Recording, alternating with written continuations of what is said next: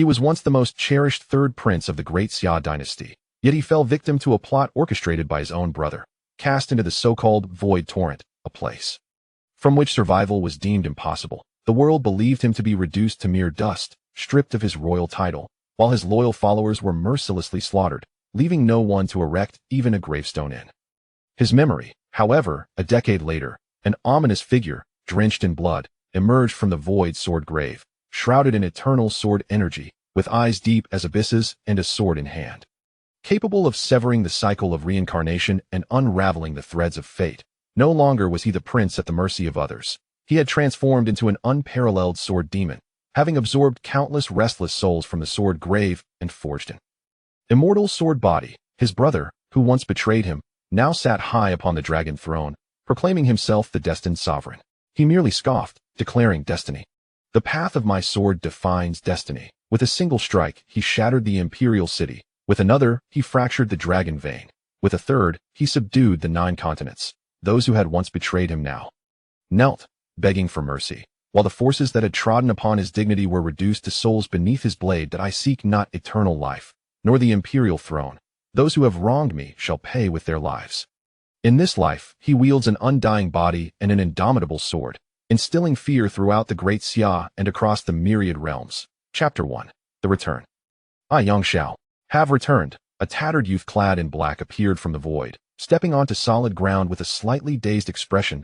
He was Yang Xiao, the third prince of the Great Xia Dynasty, endowed with exceptional martial talent, praised by numerous elders of the royal family, and celebrated as the first super genius in history to reach the martial king realm at the tender age of 18. Before the age of 30, my son will surely attain the martial emperor realm, a feat unmatched in history. Such were the words of his father. Without unforeseen events, the throne of the Great Xia Dynasty was destined for Yang Xiao. Yet, fate had other plans, emerging from the 2 individuals he trusted most. The first was his fiancée, Zhao Qingyu, daughter of the prime minister. The second was his elder brother, Yang Xian, the first prince. One fateful night, Zhao Qingyu and Yang Xian conspired to lure him into the forbidden area of the Great Xia Dynasty, the Void Torrent, and, taking advantage of his moment of inattention, pushed him into its depths at a place from which no one had ever returned alive. He still vividly recalls that scene.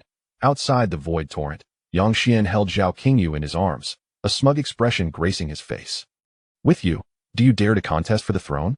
My dear brother, how naive. From this day forth, Yang Xiao shall cease to exist. Only I, Yang Xian, shall rule the Great Xia. Zhao Qingyu nestled against him, her eyes sparkling with mischief. I have long belonged to brother Xian. How could that old man betroth me to you, Yang Xiao? It's truly vexing. From now on, I belong solely to brother Xian. Yang Xiao watched them embrace. Feeling himself being consumed by the void torrent, he felt hatred, a heart-wrenching, soul-crushing hatred. But the searing pain coursing through his body made him realize he was doomed, as the void torrent tore him apart. Even with his martial king prowess, he could not resist the void's encroachment. Yet, just as despair threatened to engulf him, a woman in white emerged from the void torrent. This woman could traverse the void torrent with ease. Soon, she led Yang Xiao to a place known as the Void Sword Grave. Here, he was free from the void's corruption, surrounded only by myriad sword techniques and souls. A grave for countless sword spirits. He was safe, for the moment. Just as he intended to express his gratitude to the woman in white, she vanished, leaving behind a single phrase. When you master the supreme sword path, the void sword grave shall deliver you to freedom. Her melodious voice resonated, enchanting and ethereal. Yet, he had not even glimpsed her visage. He knew neither her identity nor her motives for saving him, but all he could do now was one thing: to cultivate. From that moment onward, driven by vengeance, Yang Xiao fervently practiced the sword techniques inscribed within the void sword grave. He became utterly immersed in the realm of swordsmanship. 500 years later, having achieved mastery in the sword path, he was expelled from the void sword grave. Now, he had long surpassed his past self as a martial king, capable of easily defeating even martial emperors, having entered a higher echelon. He felt the passage of time, and the once burning hatred seemed to have faded. After all, even a martial emperor had a lifespan of only 200 to 300 years, and most of his past adversaries had likely turned to dust. Yet, I wonder, what year is this? Yang Xiao surveyed his surroundings, finding himself in a desolate wilderness, far from civilization, uncertain if he was still within the Great Xia Dynasty. As he pondered, a cry for help echoed in the distance. Help! Help me. He heard a girl's desperate voice calling from the depths of the forest, causing a smirk to form on his lips. Without any apparent motion, he suddenly vanished, only to reappear a mile away. Yang Xiao looked up to see a slender girl in a green dress, fleeing in panic through the forest. The fabric of her dress had become tattered from the branches, revealing her fair and delicate skin. The girl appeared to be around 20 years old, though she wore no makeup. Her features were exquisite, her beauty surpassing even that of Zhao Qingyu, the prime minister's daughter. From Yang Xiao's memories, what a stunning beauty to find in such a wild forest. Yang Xiao squinted, listening intently, and discovered that a group of burly men was relentlessly pursuing the girl. These ruffians were brazen, whistling and jeering as they chased the girl in the green dress. Who would have thought I'd encounter such a lovely maiden today? Looks like tonight will be. Let the boss have the first turn. This little beauty came right to us. How could she think she could escape? Pretty lady, this entire mountain range belongs to our Dragon King stronghold. Where can you run to? You might as well stop. Their arrogant taunts echoed through the forest. Yang Xiao realized he had stumbled upon a band of mountain bandits, a mere swarm of ants, not worthy of concern. Having achieved mastery in the sword path, he could easily cleave even a martial emperor in two, let alone these insignificant bandits. Just as he sought someone to inquire about the situation, the girl in the green dress was perfectly suited for the task, so he stepped in front of her. The girl, in her frantic flight, was startled to see a figure blocking her path. Upon closer inspection, she noticed the youth before her, clad in tattered black clothing, covered in sword scars, appearing even more wretched than she. This appearance clearly indicated he was not part of the bandits. You must run. A group of mountain bandits is after me, and they will show no mercy if they see you. The girl's voice was crisp and urgent, her bright eyes reflecting her panic. Yang Xiao, however, remained unfazed. He smiled gently. Do not worry. If they dare to pursue and attack, I can dispatch them in an instant. At his words, the girl stared at him as though he were a fool. Those 7 bandits were all of high martial disciple rank, their strength exceeding that of ordinary individuals by at least tenfold. The tattered black-clad youth before her exuded no aura of martial prowess. How could he possibly contend with the bandits? Don't say such things. Hurry and escape. The girl's expression was fraught with anxiety, her tension palpable. She wished to flee but could not abandon the youth before her. Fear not. Please answer me a few questions. Yang Xiao shook his head, signaling her not to worry, then inquired, where is this place? The girl widened her eyes. This is Dragon King Mountain, near Qian Post. Qian Post? Yang Xiao furrowed his brow. He had never heard of this place. However, given that post referred to a small city in the Great Xia Dynasty, he asked, does Qian Post belong to the Great Xia Dynasty? Of course, it's the Great Xia Dynasty. Enough talk. Come with me. The girl in the green dress hesitated to leave him behind, particularly as he seemed to be somewhat disoriented. However, Yang Xiao remained unmoved, chuckling. Do you even know who the current emperor of the Great Xia is, and what his name is? You don't know this? It's Emperor Yang Xian, who just ascended to the throne recently. The girl in green could not help but think the young man before her was rather foolish. How could anyone be unaware of such a momentous event, celebrated nationwide? Yang Xian. Yang Xiao was momentarily taken aback. That was indeed the name of his adversary. Unable to restrain his curiosity, he inquired, what year is it in the Great Xia calendar now? 672. The girl's response struck Yang Xiao like a bolt from the blue, leaving him nearly incredulous. The year 672 in the Great Xia calendar. That date was merely 10 years after he had been cast into the turbulent void. I have cultivated in the void sword tomb for 5 centuries, and yet only a decade has passed outside. And Yang Xian, that scoundrel, has just ascended the throne. What a twist of fate. His inner hatred ignited fiercely at this revelation. For the sake of power and women, Yang Xian had actually pushed his own brother into the forbidden void, a true beast. In the 5 centuries within the void sword tomb, it was the flames of vengeance that fueled his cultivation. Every day and night, he pondered revenge, yet the profundity of the sword path had hindered his progress for 500 years. He had thought Yang Xian would have long since perished, leaving him without the chance for retribution, only to discover that he might still have the opportunity to slay his enemy. With this thought, Yang Xiao erupted into laughter, feeling as though heaven had bestowed a boon upon him. What are you laughing at?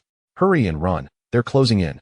A panicked voice, bright and urgent, along with the sound of hurried footsteps, jolted Yang Xiao from his reverie. Regaining his senses, he opened his eyes to see a delicate, pale-faced girl, her expression a blend of concern and urgency. What's the panic? Yang Xiao smirked, his eyes glinting with a teasing light as he regarded the 7 bandits appearing ahead. In his eyes, these bandits were akin to mere ants, easily crushed underfoot. Ah, what do we have here? A pretty boy, sneered the leader of the bandits, a burly man with a cross-shaped scar on his face, as he brandished a long knife. This little white face has no martial aura whatsoever. Do you really expect him to save you? Indeed, you'd be better off joining us brothers, enjoying the good life. The bandits, their eyes glinting with greed, began to encircle Yang Xiao and the girl in green. The martial disciple realm is divided into 9 levels. Among these 7 bandits, each was at least at the 7th level, with the leader being at the pinnacle, the 9th level. As the bandits drew nearer, the girl in green turned pale with fear, her beauty fading before their eyes. Yet, casting a glance at Yang Xiao, she did not flee. Instead, she stepped in front of him, summoning her courage to say, "If you must capture someone, take me. Spare him. He's merely passing through and hasn't provoked you." This display left Yang Xiao somewhat astonished. This girl possesses a kind heart. Furthermore, she seems to have a natural affinity for what attributes spiritual energy. Perhaps she could serve as my sword attendant. After 5 centuries in the Void Sword Tomb, while he had mastered the sword path, his own strength remained limited. Only by cultivating sword attendants to nurture his sword could he continuously elevate himself to attain true invincibility in this realm. To his surprise, he encountered a girl worthy of becoming a sword attendant right after emerging from the Void Sword Tomb, which lifted his spirits, prompting him to laugh heartily. "Today, with me, Yang Xiao present, who dares to lay a hand on you? I shall slay them." He gestured to place the girl behind him. Then, lifting his head, he smirked, his eyes glimmering with mischief, showing no regard for the 7 bandits before him. "What are you babbling about?" The girl in green, exasperated, was distressed by his bravado. She had tried to save this hapless youth only for him to seek heroism and court danger.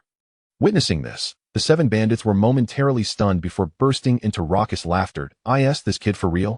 Old 7, this one's yours. I want to see his head roll within 3 breaths." The bandit leader, amused, regarded Yang Xiao with a smirk, convinced he had encountered a fool today. That "Don't worry," bossed at a gangly bandit, brandishing a long sword, licked his lips, eyes glinting with bloodlust as he advanced step by step towards Yang Xiao. The girl in green watched in terror as the bandit approached, feeling a depth of despair she had never known before. Yet, in the next moment, her fear was eclipsed by shock. She witnessed an astonishing scene that left her in disbelief. "Do you even deserve to wield a sword?" With a disdainful snort from Yang Xiao, an extraordinary occurrence unfolded. The long sword in the hand of the gangly bandit, Old 7, suddenly flew from his grasp as if it were no longer under his control, soaring through the air. Just as Old 7 was bewildered, the sword, in an instant, flew back and severed his own head.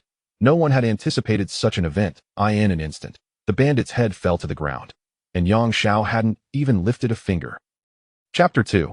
The sword's servant. As the head of the 7th bandit rolled to the ground, the remaining 6 robbers awakened from their stupor, trembling in disbelief.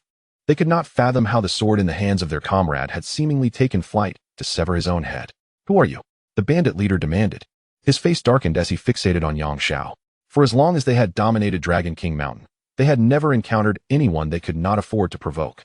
After all, those worthy of fear would never venture into such a desolate and remote locale. "My identity is of no concern to you," Yang Xiao replied, casting a casual glance at the bandits, his eyes twinkling with mirth. "What is the matter? Are you not leaving? Do you intend to join him?" Despite his playful demeanor, the bandits discerned a chilling intent in his gaze. This young man regarded them with utter disdain, displaying a merciless disposition akin to that of a devil. "Let us go?" Quickly, the bandit leader, maintaining a stoic expression, glanced at the headless corpse of his comrade and hastily retreated with his men, vanishing swiftly into the forest.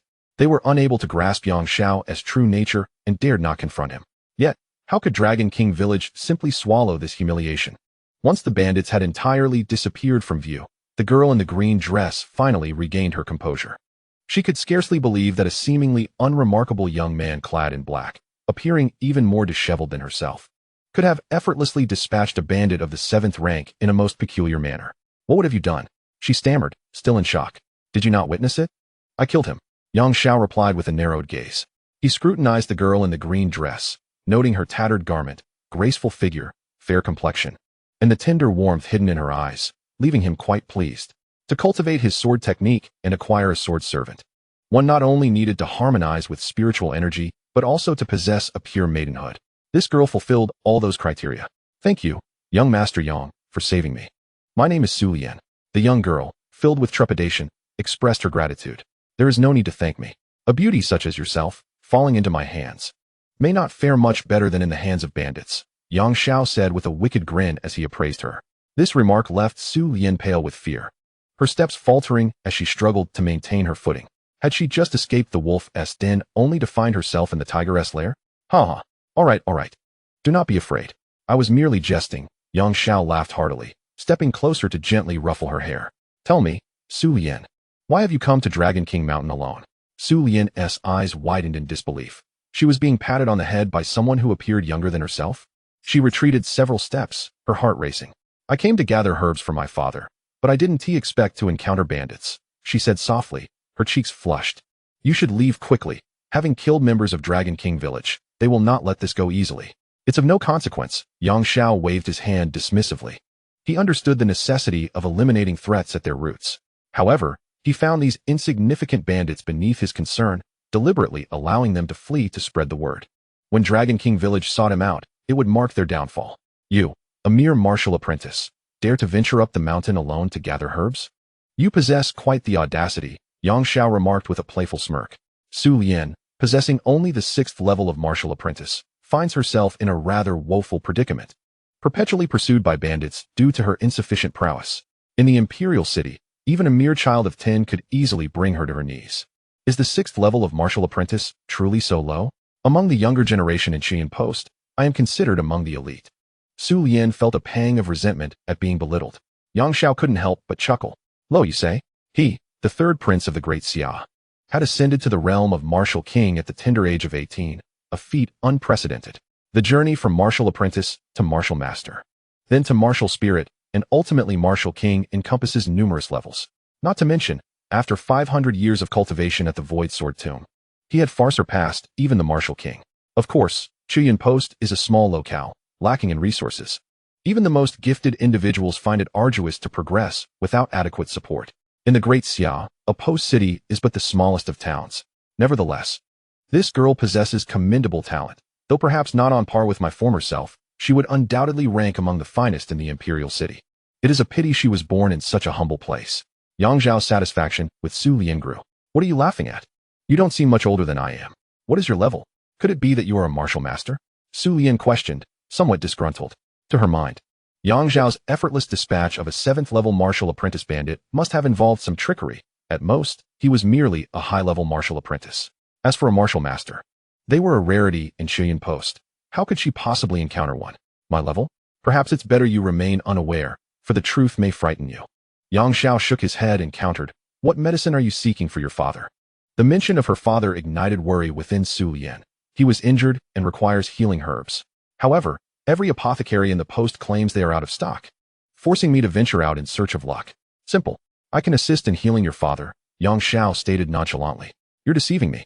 Healing is far more challenging than killing. The old physicians in the post are all at least 50 or 60. How could someone as young as you possibly heal? Su Lian was understandably skeptical.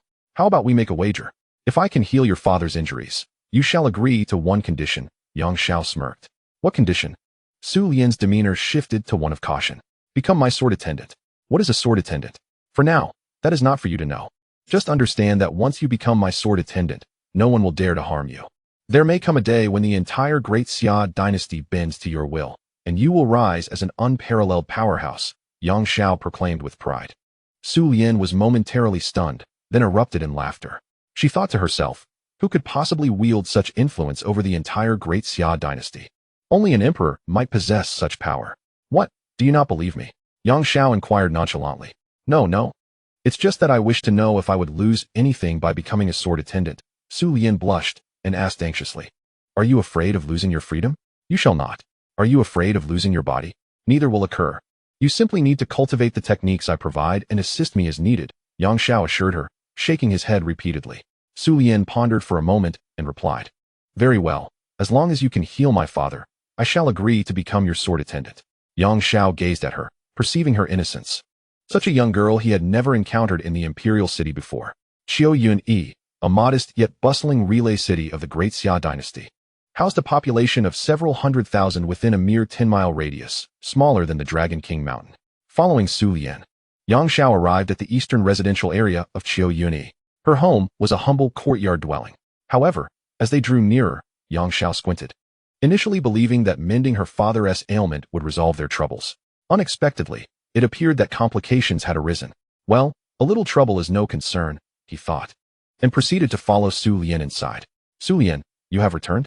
A youthful voice resonated as the door swung open, filled with joy.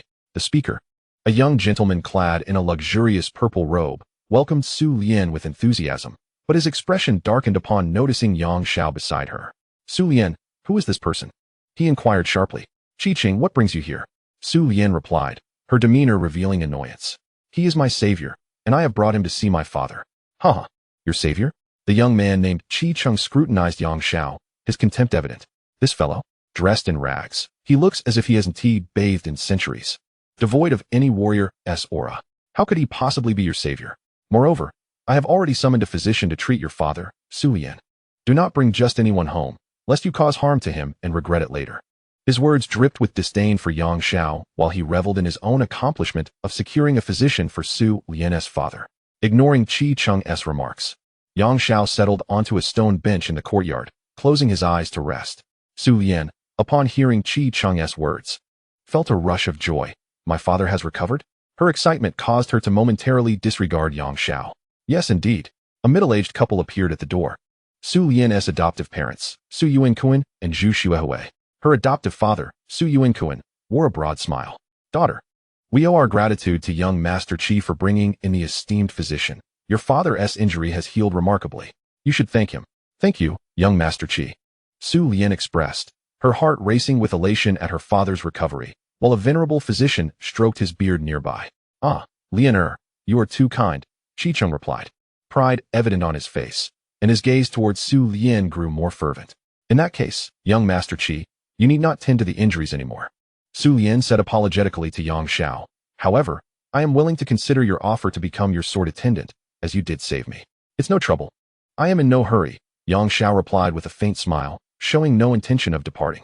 He was well aware that the unfolding drama held great promise. What is this? Sword attendant? Qi exclaimed, as if a cat's tail had been stepped upon, abruptly rising and scoffing. What on earth is that nonsense? Lian, your innocence is truly remarkable. Be wary of being deceived by others. You claim that this beggar saved you. How exactly did he do so? Young Master Qi, please exhibit some decorum. Su Lian shot him a glare and proceeded to recount the events that transpired on Dragon King Mountain. As she reached the part where the sword in the hands of the bandit, the seventh of the mountain thieves, inexplicably flew up and severed his own head, the assembly erupted in laughter. My dear girl, is this not a clear case of being misled? Her adoptive father, Su Yuankuan, gazed at her with disdain. Such martial prowess is non-existent. Who can manipulate another's weapon to commit murder? Moreover, he is merely a beggar devoid of any warrior's aura. It is entirely plausible that he is in league with the bandits of Dragon King's stronghold, conspiring to deceive you. Her adoptive mother, Zhu Xuehui, cast a disapproving glance at Yang Xiao, her expression equally contemptuous. Su Lian, why don't you hasten to expel this fellow, dressed in such a filthy and disheveled manner? What decorum does he bring to our home? The young maiden found herself in a dilemma. She could not possibly dismiss Yang Xiao. With a smirk, Yang Xiao showed no inclination to leave. Instead, he commanded, Su Lian, fetch me a cup of tea. You expect me to leave? On the contrary, I shall remain. The words sent shockwaves through the crowd, leaving them incredulous. This fellow, in such a disheveled state, displayed no awareness of his situation, even when asked to depart. He insisted on staying for tea. Chapter 3. The forced marriage. Just as everyone anticipated that Su Lian would firmly reject Yang Xiao, she nodded without hesitation and retreated to the room to prepare tea. This left the spectators in disbelief. What kind of enchantment had this beggar cast upon Su Lian to render her so compliant? Especially Qi, who had long sought to win Su Lian's affection and make her his concubine. Alas, Su Lian rarely acknowledged him, and now, seeing her cater to Yang Xiao, he was consumed with envy. In truth, Su Lian felt a sense of obligation to Yang Xiao, who had saved her life, and she couldn't bear the thought of him being mocked upon his arrival in her home. As she brewed the tea, several individuals in the courtyard began to criticize Yang Xiao with disdain. The elderly physician invited by Qi scrutinized Yang Xiao with contempt. I cannot fathom how some young people today are so oblivious to their own limitations, resorting to deceit at such a tender age. Healing wounds? Huh. One would think he is merely boasting without a shred of credibility. Indeed, Su Yuankuan chimed in. Even physician Tian exerted himself to heal my grievous injuries. How could this beggar possibly accomplish such a feat? He, belonging to an ordinary family, found himself at the lowest rung in Qiuyun post. Had it not been for his daughter Su Lian, he would likely have awaited death in bed due to his injuries. Moreover, the fact that young Master Qi had presented them with 100 gold coins as a bridal dowry was astonishing. This sum was a fortune. The couple's annual earnings barely amounted to 3 or 4 gold coins. Such a windfall would secure their livelihood for the rest of their days, leaving them ecstatic. And all of this, Yang Xiao had sensed during his approach. This group was conspiring to force Su Lian into a marriage. With a faint smile, Yang Xiao thought to himself. He was eager to observe how this group intended to compel such a union. Su Lian prepared the tea swiftly. She respectfully served Yang Xiao, then turned to the crowd and said, "If there is anything to discuss, now is the time. Young Master Yang saved me. It is utterly impossible to drive him away." Although an annoying beggar was present, Qi Sheng, Su Yuanquan, and Zhu Shuahui all recognized the urgency of the situation. Since Su Lian had spoken, they had little inclination to regard Yang Xiao any further. Su Yuanquan spoke straightforwardly. It is as follows.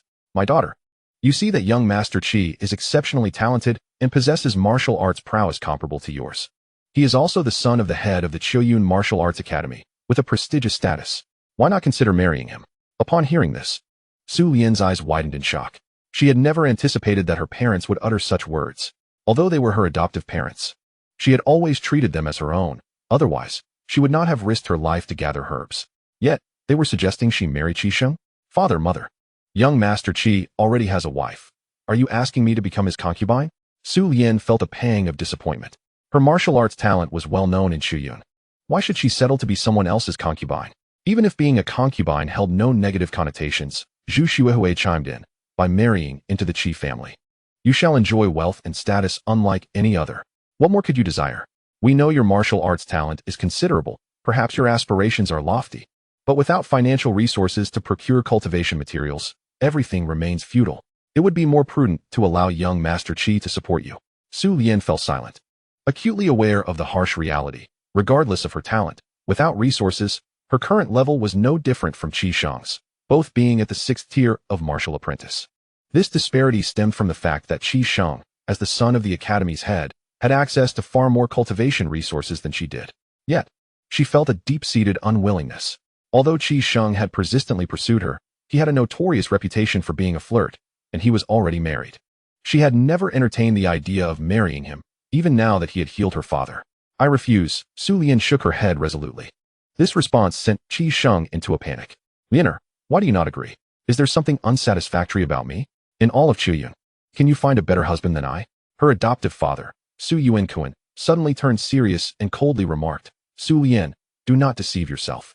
Young Master Qi's kindness cannot be disregarded. We have even accepted the betrothal gifts. You must marry him, or how shall we continue to live?" Indeed, Zhu Shuahui leaned closer to Su Lian and whispered, "If you do not agree to young Master Qi, our lives in Qiuyun will become untenable. Do you not understand? You should promptly accept and express gratitude to young Master Qi for his willingness to marry you. This is indeed your fortune. You accepted the betrothal gifts?" Su Lian was taken aback. She was not even present, and her parents had accepted the gifts, fully aware of her reluctance to marry Qi Sheng as a concubine. This felt like coercion. Indeed, 100 gold coins. This is wealth we could never earn in a lifetime. You must realize how wealthy and sincere young Master Qi truly is. Su Yuanquan let out a light snort, his expression stern. "We have raised you with great effort. You should understand our plight and show us some gratitude." Su Lian found herself at a loss. She glanced at Qi Cheng and coldly inquired, "Does Sister Lin know about your actions? Would she permit you to take a concubine?" Naturally, Qi Cheng replied with a cheerful smile. "Lin Meisher has a good relationship with you." When I mentioned this matter to her, she readily agreed. "I don't believe it," Su Lian retorted, skeptical. Lin Meisher hailed from the Lin family of Qiuyun Post, another prominent family besides the Qi family. How could she possibly allow Qi Cheng to take a concubine? "Oh, my dear Su sister, what is there to doubt?" At that moment, an exaggerated feminine voice echoed from outside, followed by the entrance of a flamboyantly dressed woman, none other than Qi Cheng's wife, Lin Meisher. No one expected her to arrive. She looked at Su Lian and exclaimed, "Su sister, how wonderful it would be if you could marry into our family and become my sister. Why do you refuse? We had a good rapport during our training at the Qiuyun Martial Arts Academy, did we not? Rest assured, once you marry in, I shall not mistreat you. You will simply be regarded as my sister." In reality, Lin Meisher saw Su Lian as a non-threat, considering her lack of background and gentle disposition. Having her as a concubine was far preferable to Qi Chung marrying someone else. To Lin Meisher, Su Lian posed no danger. She could easily dominate her once she became part of the Qi family. Su Lian was taken aback by Lin Meisher's personal arrival. Lin Meisher represented the Lin family, while Qi Chung belonged to the Qi family, two dominant forces in Qiuyun Post. How unexpected that they would join forces to pressure her into marriage. Su Lian felt somewhat dazed, unable to fathom this turn of events. The arrival of Lin Meisher significantly heightened her stress. Even Su Yuanquan and Zhu Xuehui now refrained from speaking, fearful of inciting Lin Meisher's ire. After all, she was the eldest daughter of the Lin family, and a single displeased word from her could spell disaster for the couple. You must find this amusing, young Master Yang, Su Lian said, glancing at Yang Xiao with a bitter smile. Please take your leave. I am grateful for your rescue. But I fear I cannot fulfill my promise regarding the sword attendant. Although she was unaware of what a sword attendant entailed, she valued gratitude. However, with both the Lin and Qi families pressuring her into marriage, she had no means of escape. To prevent Yang Xiao from being embroiled in her troubles, she chose to urge him to leave promptly. Yet, Yang Xiao leisurely sipped the tea she had brewed, showing no intention of departing. Your skills are admirable, but this tea is rather subpar, he remarked, shaking his head. He had remained silent until now, and his comment drew the attention of those around him. What nonsense are you spouting? Su Yuanquan scoffed. This is the divine wood Longjing gifted by young Master Qi, worth half a tael for a single gold coin. To offer it to you is a waste, and you dare to speak frivolously. Divine wood Longjing? Yang Xiao chuckled lightly, dismissing it entirely. Although he had not tasted tea in 5 centuries, during his time in the imperial city, he had savored teas far superior to this divine wood Longjing. The tea consumed by the imperial family of the Great Xia cannot be purchased with mere gold coins. You, the beggar, should remain here in gratitude, burning incense and praying to the heavens for this young master's benevolence. How dare you speak such nonsense? I see you have a death wish. A glint of malice flashed in Qi Sheng's eyes as he commanded, bring this brat to me. Give him a sound beating and then dismember him, tossing the pieces to the wolves on Dragon King Mountain. Immediately, 2 enforcers from the Qi family stormed in from the courtyard.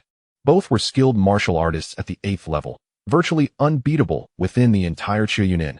Stop. He has nothing to do with this. Su Lian exclaimed anxiously. She knew all too well the lengths Qi Sheng would go, and he was indeed capable of throwing dismembered bodies to the wolves. Daughter, just watch closely, Su Yuanquan interjected, positioning himself protectively in front of Su Lian. With a cold snort, he remarked, this brat is too ignorant to recognize the gravity of his situation. It's best for you to witness Qi Gongzi's power. It's beyond our reach, so it's wiser to accept your fate early. Exactly, chimed in Lin Meisher, the newly arrived enchanting woman, her expression disdainful as she glanced at Yang Xiao. Though I am unaware of who this beggar is, he is simply too much of an eyesore here. Tossing him to the wolves would be for the best, though I fear even the pups may find him unpalatable. The head of the Qi family, Qi Baitian, is the master of the Qiuyun Martial Arts Academy and is regarded as the strongest in Qiuyun Post, standing at the pinnacle of martial prowess. The chasm between a martial master and a martial apprentice is as vast as the sky is from the earth. Even the weakest martial master could effortlessly dispatch the strongest martial apprentice with a mere flick of their wrist. Qi Sheng, in his arrogance, relies heavily on his father, Qi Baitian. The mere mention of Qi Baitian's name seemed to bolster Qi Sheng's confidence and ease his demeanor, while those around him appeared somewhat reassured. Indeed, as long as Qi Baitian were to arrive, no matter how formidable this young man might be, he would surely meet a bitter end. In Qiuyun Post, who would dare to oppose the Qi family? This young man was practically courting death. Su Yuanquan and Zhu Xuehui exchanged glances, urging Su Lian to approach Qi Sheng, believing that this would deter Yang Xiao from making a move against her. However, before they could react, Qi Sheng was suddenly hurled through the air and crashed heavily to the ground. You talk too much, Yang Xiao remarked nonchalantly. The sight that met the onlookers was one that sent shivers down their spines. Qi Sheng lay on the ground, blood gushing from his chest, his eyes wide open in death, having been struck fatally by a mere teacup. You, how dare you kill Qi Sheng? Lin Meisher, Su Yuanquan, and Zhu Xuehui could scarcely believe why the rugged attire of these men appeared incongruous with the inhabitants of Qiuyunicheng. They seemed more akin to the bandits of Longwang Mountain. The leader, a burly figure with bare arms and a face adorned with coarse flesh, bore a long scar across his shoulder that instilled a sense of fear. Witnessing this scene, Su Lian swiftly grasped the situation. The bandits from Longwang Zhai were seeking retribution. Meanwhile, the strikingly beautiful Lin Meisher remained oblivious to the unfolding events, perplexed by the sudden intrusion of these marauders and their intentions. Particularly, The imposing figure of the leader exuded a presence that rivaled that of Qi Jiabian, the head of the Qi family, undoubtedly a master of martial arts. Rascal! Did you slay our brethren from Longwang Zhai? The burly leader glared fiercely at Yang Xiao, malice evident in his eyes. With the mention of Longwang Zhai, Su Yuanquan and Zhu Shuhui began to comprehend the gravity of the situation. Su Lian's words rang true, indeed. Yang Xiao had rescued her from the clutches of danger on Longwang Mountain. Are you the leader of Longwang Zhai? Yang Xiao inquired nonchalantly, his gaze betraying no surprise. He had anticipated their arrival. Indeed, I am Wang Jingshan. State your name, rascal. I, Wang Jingshan, do not slay nameless wretches. The burly man scoffed. As he uttered these words, the bandits behind him erupted into raucous cheers, their shouts echoing through the air. All but Yang Xiao were gripped by trepidation. They were all too familiar with the name Wang Jingshan, a figure of greater might than Qi Jiabian, although both were masters of martial arts. A fierce battle had previously transpired between them, resulting in Qi Jiabian's retreat, injured, while Wang Jingshan continued to dominate Longwang Mountain. It was astonishing that Wang Jingshan himself had descended the mountain to pursue a mere beggar. Lin Meisher, too frightened to breathe, felt a silent relief. It seemed Wang Jingshan was indeed here for that young man, suggesting that her husband's vengeance might soon be fulfilled, even though Qi Jiabian was not present. Wang Jingshan's prowess eclipsed his. With a martial artist of Wang Jingshan's caliber in attendance, where could this young man possibly escape? Su Yuanquan and Zhu Shuhui had never encountered such formidable figures before, their minds rendered blank with fear. Meanwhile, Su Lian's face had turned ashen. She had not anticipated that the men from Longwang Zhai would catch up, leaving her in a desperate predicament. Wang Jingshan's strength was formidable, surpassing even Qi Jiabian's. Was her savior destined to perish before her eyes? An insignificant martial artist is unworthy of knowing my name. As Su Lian fretted, Yang Xiao smirked, his interest waning. I had presumed Longwang Zhai to be a place of renown, only to find that even its leader is merely a martial artist. How disappointing. Since you have arrived, you shall remain here. What? Wang Jingshan's flesh quivered in disbelief. He had never encountered a youth bold enough to speak to him in such a manner, especially one who bore no palpable aura of a martial artist. His fury ignited, and he drew a long blade from his waist, unleashing his martial prowess. To perish beneath my fiery blade technique shall be your honor. As the true energy within Wang Jingshan coalesced upon the long blade, it ignited into a roaring inferno, causing the temperature in the vicinity to soar dramatically. This was the elemental martial skill that could only be unleashed after achieving the rank of a martial master. With the execution of his blazing sword technique, Lin Meisher, Su Yuanquan, and Zhu Shuhui all breathed a sigh of relief. With such a formidable figure dispatched to deal with Yang Xiao, his demise appeared inevitable. One could only hope that the head of the Qi family would not vent his wrath upon them for Qi Sheng's death. However, the aspirations of that day were destined to be in vain, for Yang Xiao was an existence beyond their wildest imagination. As the fiery sword technique was unleashed, the bandits of Longwang Zhai erupted in jubilant cheers, for their leader's fiery sword technique had claimed the lives of many martial masters, let alone this seemingly young and disheveled boy. The vengeance for Old Seven would surely be exacted. The cheers reverberated through the air, resonating loudly. Yet, soon they were rendered speechless. They beheld their leader, who had once exuded an overwhelming aura, suddenly being sent flying as though struck by an unseen force. The flaming long sword in his grasp shattered instantaneously, and blood sprayed from his mouth, staining the ground. They hadn't even witnessed Yang Xiao make a move, and Wang Jingshan was already sent reeling, his internal organs thoroughly shattered. Lifeless upon the ground. Bang! Wang Jingshan's robust body crashed to the earth, his eyes wide open, oblivious even in death to the manner of his demise. The surrounding bandits of Longwang Zhai abruptly halted their clamor, terror seizing their hearts. They had come seeking vengeance, never anticipating such a catastrophic outcome. It must be noted that Wang Jingshan was a martial master, renowned for decades. Who could have conceived that he would perish at the hands of an inconspicuous youth? The bandits of Longwang Zhai fled in panic, scattering towards the exit of the courtyard. To be able to slay their leader Wang Jingshan in a single blow, this youth's strength was unfathomable. Remaining there would be tantamount to courting death. Yang Xiao made no attempt to pursue. They were but ants in his eyes.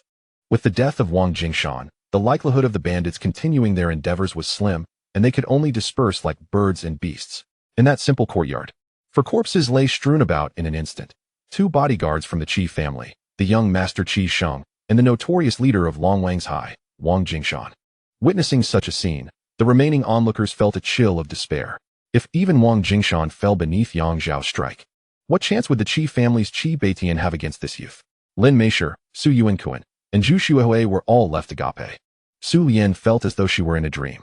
She finally recalled Yang Zhao's earlier words. In this world, martial prowess reigns supreme. Strength is everything. If she possessed the ability to annihilate Wang Jingshan in an instant, what need would she have to fear the likes of Qi Sheng?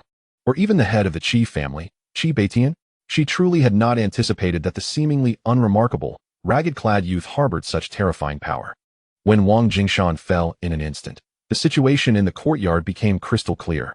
No one dared to underestimate Yang Xiao any longer. Qi Beitian was indeed the most formidable martial master at Shiyan Post. Before him, the young man effortlessly dispatched Wang Jingshan, instilling in him a profound sense of confidence that rendered him unperturbed by the likes of Qi Beitian. In the entirety of Shiyan Post, who could possibly rival this young prodigy? Martial masters? Mere insects, to be sure. Yang Xiao stood resolutely in place, making no movement whatsoever, as if crushing an ant beneath his heel was a task of utmost simplicity. As she listened to his nonchalant words, a flicker of envy glimmered in Lin Meisher's eyes. This young man possessed such formidable strength. What did it matter if his attire was somewhat tattered? Could it be that Su Lian had the chance to become his sword attendant?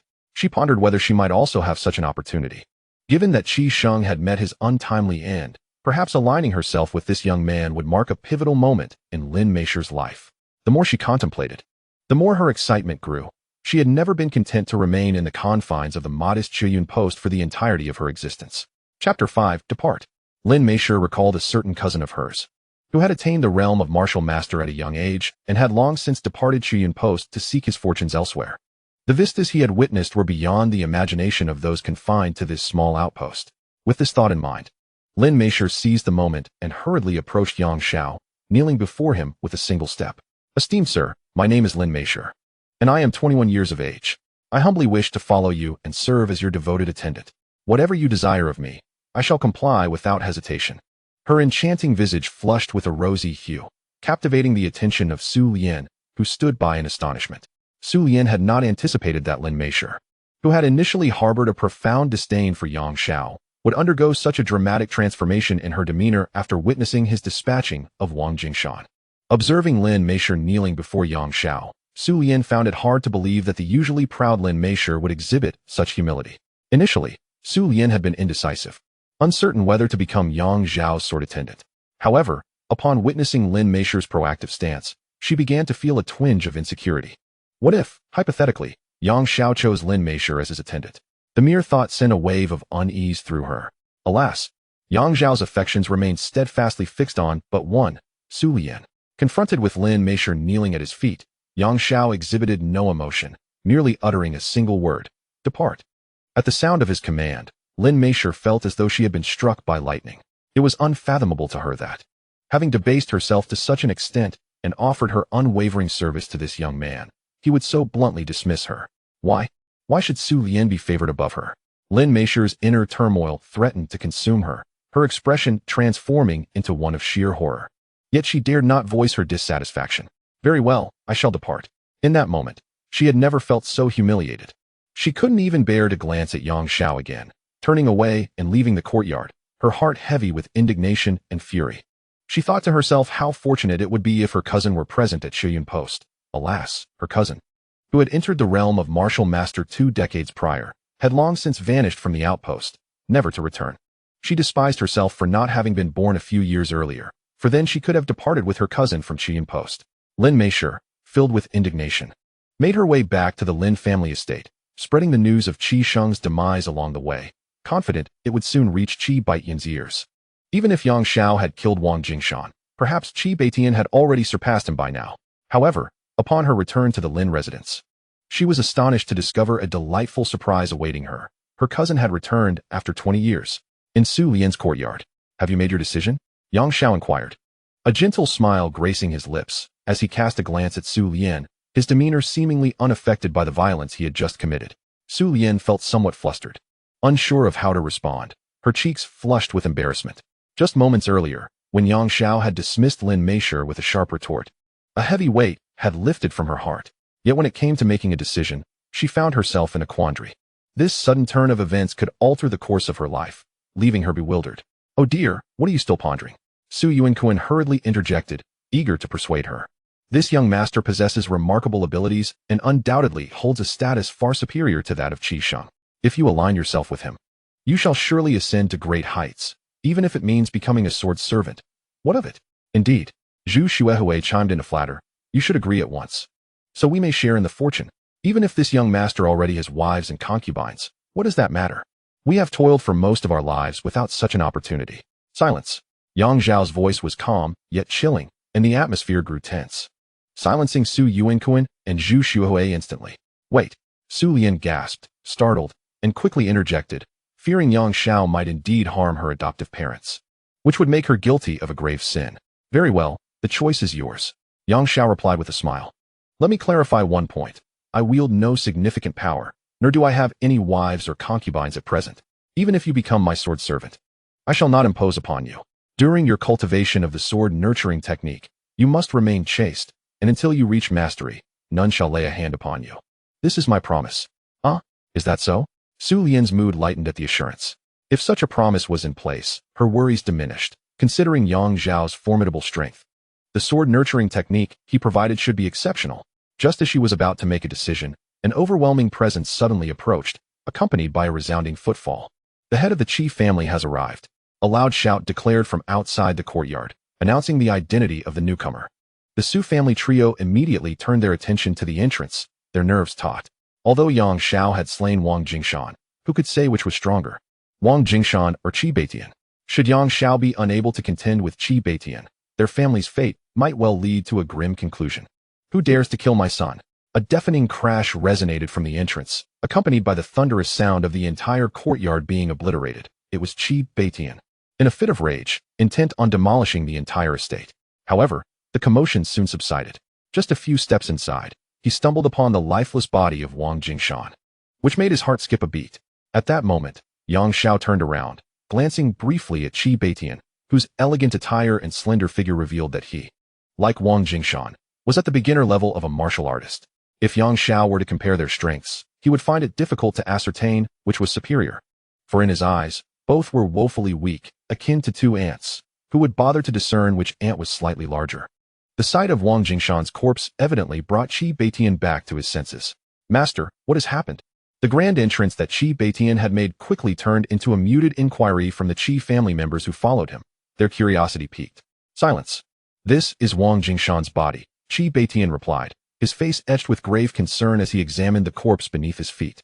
He could not determine the cause of death, only that the internal organs had been shattered. It was clear that the assailant's strength far exceeded that of Wang Jingshan. It had been some time since he had sparred with Wang Jingshan, but he estimated that they were evenly matched. An existence capable of killing Wang Jingshan. Young man.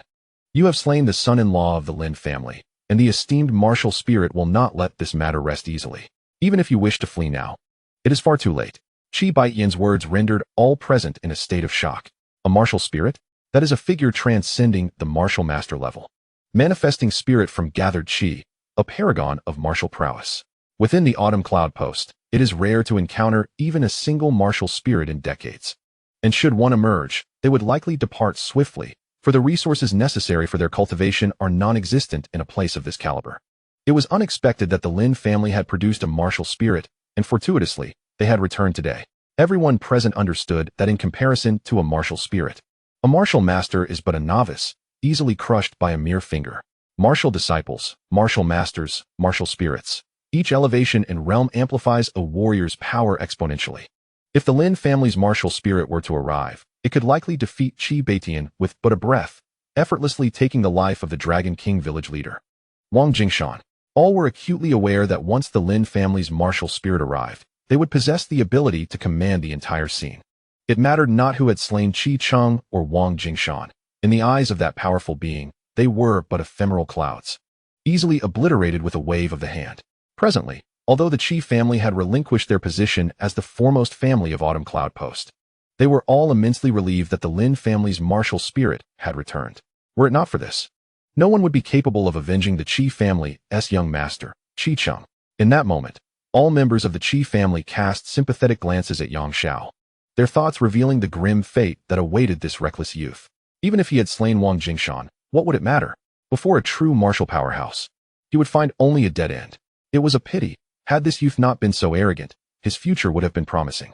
Judging by his age, he could have embarked on the path of martial master even before the Lin family's martial spirit. Alas, he had slain our young master. Moreover, the Qi and Lin families are bound by a marriage alliance. Whispers began to circulate among the crowd. Some lamented the tragedy, while others felt that Yang Xiao had brought this upon himself. Upon hearing the term martial spirit, the faces of Su Lian's family shifted dramatically. Initially, Su Yuanquan and Zhu Xuehui were brimming with pride, believing they would rise to prominence through their adopted daughter. Little did they anticipate the emergence of a martial spirit. Su Yuanquan and Zhu Xuehui had scarcely encountered a martial master in their lifetimes, let alone a martial spirit. A being of such exalted status that even a mere glance could lead to their ruin, without the need for direct confrontation. How could they have provoked a martial spirit? Just moments ago, they had been urging Su Lian to swiftly align herself with Yang Xiao, but now their stance had shifted entirely. To pursue Yang Xiao now would be tantamount to courting death. Master Qi, our family has no connection to this young man. We know nothing of young Master Qi's demise. Please, speak a kind word on our behalf before that esteemed individual. Zhu Xuehui's face was etched with terror as she hurriedly began to plead for mercy. However, at present, Qi Beitian is engulfed in the profound sorrow of losing a child. How could he possibly pay heed to Zhu Xuehui? With his son gone, Qi Beitian's grief is so overwhelming that his heart feels as though it has ceased to exist. All he yearns for now is to witness the demise of the murderer. Observing that Qi Beitian remains unresponsive, the members of the Qi family cast indifferent glances in his direction. Su Yuanquan and Zhu Xuehui are instantly filled with despair. Trapped in such a dire predicament, how can they possibly survive? Just moments ago, they had harbored hopes of support from Yang Xiao, only to find themselves plummeting from paradise into the depths of hell. Yang Xiao, observing their expressions, feels a faint amusement. He glances at the middle-aged couple and remarks, "While the so-called martial spirit has yet to arrive, you would do well to depart swiftly. I shall not impede your escape." Upon hearing this, Su Yuanquan and Zhu Xuehui feel as though they have been granted a reprieve, realizing that the Qi family will not come to their aid. Had it not been for Yang Xiao's presence, they would have fled long ago, potentially securing a chance for survival. With Yang Xiao encouraging their departure, they waste no time in complying. Yet, as they turn to leave, Su Lian remains rooted in place. "My daughter, why do you not flee? Are you waiting for the martial spirit to come and slay you?" Su Yuanquan exclaims, stamping his foot in frustration. "Lian, hurry and go. Do not hesitate. Soon it may be too late to escape." Zhu Xuehui, too, is anxious. If something were to befall Su Lian, they might not feel the emotional loss, but they would certainly miss the golden opportunity she represents. "You may go. I shall not." Su Lian resolutely shakes her head, her voice imbued with determination. "I have decided to become your sword attendant." Upon hearing this declaration, Yang Xiao finally reveals a smile of satisfaction, for this is the moment he has awaited. In truth, he could have taken Su Lian away without addressing the chaos at hand. However, he needed her to truly grasp the significance of strength, for only then would she strive diligently in her training as his sword attendant. Yang Xiao is not one to provide sustenance without purpose. The techniques he imparts are meant to elevate her to her zenith, thereby enhancing his own capabilities in the process. "Are you out of your mind?" Su Yuanquan's eyes widen in disbelief, unable to comprehend how his daughter could refuse to flee when the situation was more favorable. Now, with the martial spirit on the horizon, she chooses to stay. Has she lost her senses? She may be mad, but we are not. We must leave at once. Zhu Xuehui exclaims, grasping Su Yuanquan's arm and turning to flee without a moment's thought. She has no desire to perish alongside Su Lian at this autumn cloud post. Once life is extinguished, all is lost. If they escape now, they might still carry away 100 gold coins, ensuring they need not worry about sustenance for the rest of their lives. Watching her foster parents retreat, Su Lian feels a twinge of disappointment. She never anticipated that, when faced with life and death, they would choose to abandon her. In light of this, she feels no lingering attachment to the autumn cloud post. "Are you not afraid of the martial spirit?" Yang Xiao inquires with a calm smile. "If you are unafraid, then neither shall I be. If we are to perish, let us meet our end together. Without you, I would have long since fallen into the hands of bandits, and my fate would likely be far worse than death," Su Lian replies, shaking her head. She recalls the peril she undertook to gather herbs on Dragon King Mountain for her father, Su Yuanquan, as she faced the formidable warriors of the Lin family. Her adoptive parents unexpectedly abandoned her, fleeing without a backward glance. Now, with Qi Cheng dead and her parents in flight, her sole reliance was on Yang Xiao. Whether at the mercy of bandits or forced into becoming a concubine for Qi Cheng, she believed that perhaps her current predicament was the best outcome. If death was inevitable, they would face it together. If survival was an option, she would strive to ascend the martial path and pursue the pinnacle of power. Ha! Trust in me, and I shall not disappoint you. Amid Yang Zhao's boisterous laughter, a new group arrived, unmistakably the powerful members of the Lin family. In this ordinary courtyard of Chiyin Post, the mightiest individuals of the entire city had gathered, hailing from the Qi and Lin families, the two most influential clans in Chiyin Post. Presently, both families were united under one leader, Lin Yueqin. A warrior of the martial spirit level, he returned to Chiyin Post after a 20-year absence. Akin to a king reclaiming his throne, poised to command everything in this small town. Like stars surrounding the moon, a vibrant middle-aged man, dressed in simple martial robes, strode forward amidst the throng, his countenance radiating authority without a hint of anger, reminiscent of Lin Meisher. His gaze sparkled with the brilliance of stars, his aura imposing like a mountain, making those around him feel breathless in his presence. This was the essence of a martial spirit. In comparison to martial apprentices, the martial spirit represented a true mastery over the forces of heaven and earth. Lin Yueqin had arrived with the members of the Lin family. Lin Meisher, seething with rage, trailed closely behind him. She would never forget how Yang Xiao had dismissed her just moments ago, reducing her to a state of utter humiliation. Yet now, accompanying her martial spirit cousin, she felt as proud as a peacock. Is it you who killed my nephew-in-law, Qicheng? Lin Yueqin stepped forward, halting a short distance from Yang Xiao, his gaze firm and icy, demanding an answer. The overwhelming presence of a martial spirit radiated from him, unsettling even the members of both the Lin and Qi families, who found themselves unsteady in his formidable aura. This was a terrifying entity capable of crushing their entire clan with a single hand, an existence beyond the realms of martial apprentices and masters, incomparable, akin to streams versus oceans, or meteors versus the sun. Cousin, it is him, Lin Meisher exclaimed through gritted teeth, her eyes fixed on Yang Xiao. You dared to tell me to leave just moments ago. Did you ever anticipate that retribution would come so swiftly? Before my cousin, are you not trembling and speechless? A martial spirit is beyond the comprehension of a mere mortal like you. Her words flowed with a sense of satisfaction, an outlet for her pent-up frustration. Just moments before, Yang Xiao had dismissed her. Now, with her cousin's arrival, she envisioned him groveling in fear. However, the scene she had imagined of Yang Xiao begging for mercy did not materialize. Instead, he responded with a calm remark. I already told you to leave. If you had done so properly, you would be unharmed. Yet here you are, rushing back with company. I have never seen anyone so eager to court their own demise. Upon the utterance of those words, a profound silence enveloped the arena.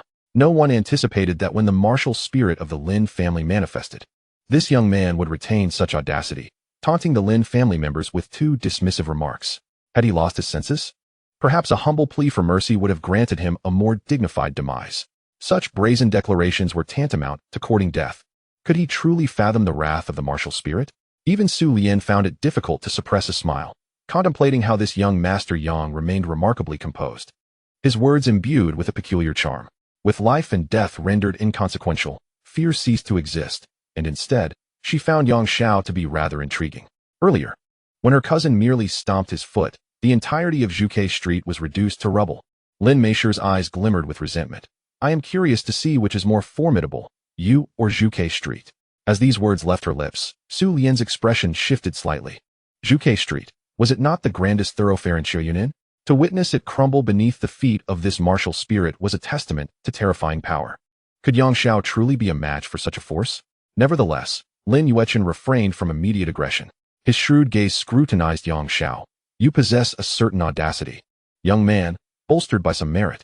Yet, before a martial spirit such as myself, your chances of victory are non-existent. However, considering your potential, should you choose to follow me as my subordinate, I might spare your life. What say you? If you perform commendably, I may even grant you the opportunity to join our Lin family by marrying my niece. At this proclamation, Qi Baiqian's expression darkened instantly. He had anticipated that the martial spirit of the Lin family would effortlessly dispatch Yang Xiao, avenging his son Qi Sheng. To his astonishment, Lin Yueqin seemed to have taken a liking to Yang Xiao. The members of the Qi family exchanged glances, their faces etched with dismay. Even Lin Meisher appeared momentarily taken aback, but she quickly regained her composure, proudly asserting, Cousin, that depends on my willingness. Unless he is prepared to kneel before me daily for an entire month and address me as noble Aunt 999 times, I shall not entertain the thought. It was evident that the enchanting Lin Meisher held a certain fondness for Yang Xiao, drawn to his strength and audacious character. Yet, his earlier command for her to leave had humiliated her. She felt compelled to reclaim her dignity before she could entertain the notion of accepting him. Furthermore, she added, I intend to marry other men in the future, and he must have no objections. This remark elicited laughter from the Lin family members. In this world, where martial prowess reigns supreme, it is commonplace for strong individuals to take as many wives as they desire, and even female warriors often find themselves surrounded by male admirers. Now, with Lin Yuechen as the stalwart guardian of the Lin family, as the family's sole treasured jewel, Lin Meisher truly believed she could shape her own destiny. Who could possibly stand in her way? Su Lian, listening to their banter, felt a pang of concern. If Yang Xiao were to accept the terms set forth, her situation would undoubtedly deteriorate. Yet, for reasons unknown, she was inclined to trust that Yang Xiao would never abandon her. Nor would he acquiesce to the demands laid out before him, even when confronted with the formidable being of the martial spirit realm, who had just reduced the entire Zhuke street to rubble in a fit of rage. Yang Xiao appeared utterly unperturbed. After listening to his opponent's words, Yang Xiao shook his head in disappointment. A mere martial spirit, truly a frog at the bottom of the well, blind to the vastness of the sky. Chapter 7. Sword Technique. The Birth and Extinction of 10,000 Trees. Yang Xiao found the situation laughable. Lin Yuancheng, nothing more than a novice martial spirit, was putting on such airs as if he were invincible. And Lin Meisher, relying on her status as a beginner martial spirit, dared to behave so arrogantly. Even mocking Yang Xiao, had she forgotten her own humiliating posture before him moments ago? To Yang Xiao, a mere martial spirit was hardly worth consideration. However, the others present were turning pale. The Qi family, led by Qi Beitian, could only sneer internally. They had expected this young man to seize the opportunity to become a subordinate to the senior martial spirit. Who would have thought he would be so brazen, remaining defiant even when death loomed near? Had Yang Xiao agreed to serve Lin Yuancheng, Qi Beitian would not have dared to act against him, as he could never avenge his son Qi Cheng's demise. Yet, Yang Xiao's arrogance in the face of a martial spirit, calling him a frog at the bottom of the well, was truly laughable. Qi Beitian could almost envision Yang Xiao meeting a tragic end. Meanwhile, the striking Lin Meisher, following closely behind Lin Yuancheng, was wide-eyed with fury. She had anticipated that with her cousin's return, she would reign as the princess of Qian Station, with everyone, including Yang Xiao, bowing to her in reverence. Yet, here was Yang Xiao, seemingly unafraid of a martial spirit. Was this young man a fool to show such disrespect to her cousin? Lin Meisher's face twisted in anger. When Yang Xiao's words escaped his lips, an atmosphere akin to an impending storm enveloped the scene. Dust and leaves swirled around the powerful martial spirit Lin Yuancheng, his martial robe billowing without wind. A chilling aura of murderous intent rapidly spreading to engulf the entire area. The once eager gaze of Lin Yuancheng transformed into one as frigid as the depths of hell. His entourage shuddered involuntarily, overwhelmed by the terrifying pressure. Under such might, they dared not entertain even a flicker of rebellion. With a mere thought, Lin Yuancheng could consign them to oblivion. The fury of a martial spirit was indeed a fearsome force. I grant you this opportunity out of respect. Yet, you choose to court death. Allow me to show you what it means to be a martial spirit. With each word Lin Yuancheng spoke, he advanced a step closer. By the time he finished 3 sentences, he stood directly before Yang Xiao. His eyes blazed with an inferno of rage. The ground beneath him crumbling as if an earthquake had struck, shaking the entire courtyard. Martial technique, rock explosion. As Lin Yuancheng's foot descended, a torrent of power surged from within him into the ground, swiftly cascading towards Yang Xiao's feet. Even the surrounding crowd could sense the ground beneath Yang Xiao's feet was on the verge of an explosive eruption, not merely a boy. But even a mountain would be utterly shattered by such power. They were all struck with terror. Was this the might of the spiritual martial arts that only the martial spirits were deemed worthy to cultivate? Such a cataclysmic force, who could possibly withstand it? He was doomed. Lin Meisher's face contorted as she fixed her gaze on Yang Xiao, eager to witness the spectacle of his disintegration. Yet, only Su Lian, standing behind Yang Xiao, felt an inexplicable calm. She sensed the tremors shaking the ground, the terrifying power concealed beneath, and imagined the horrifying scene that would unfold upon its eruption. Yet, merely gazing at Yang Xiao's silhouette brought her tranquility, a fact she found puzzling. Spiritual martial arts, indeed? In the face of such world-shattering martial prowess, Yang Xiao merely curled his lips in a faint smile. He raised his right hand and made a subtle gesture. Royal martial technique. Earthbound spirit suppression. At that moment, everyone froze, for they felt the trembling world suddenly calm. The once boiling ground transformed into a stable surface as if Lin Yuechen had never unleashed that spiritual martial technique. What? Lin Yuechen, deeply affected, wore an expression of disbelief. The rock explosion technique was his most potent skill, intended not only to defeat Yang Xiao but also to establish his authority, facilitating the Lin family's ascent. Yet, in an instant, he lost control over his own power. As an earth attribute martial spirit, the earth had always been his ally, granting him a sense of dominion whenever he employed his spiritual martial arts. But now, he found himself cut off from the earth. It was as if the power that once belonged to him was suddenly snatched away, and the ground beneath his feet seemed to have fallen under the opponent's control. Royal martial technique. Earthbound spirit suppression? Almost everyone present heard Yang Xiao's simple words, but those seemingly uncomplicated phrases struck their hearts with unimaginable force.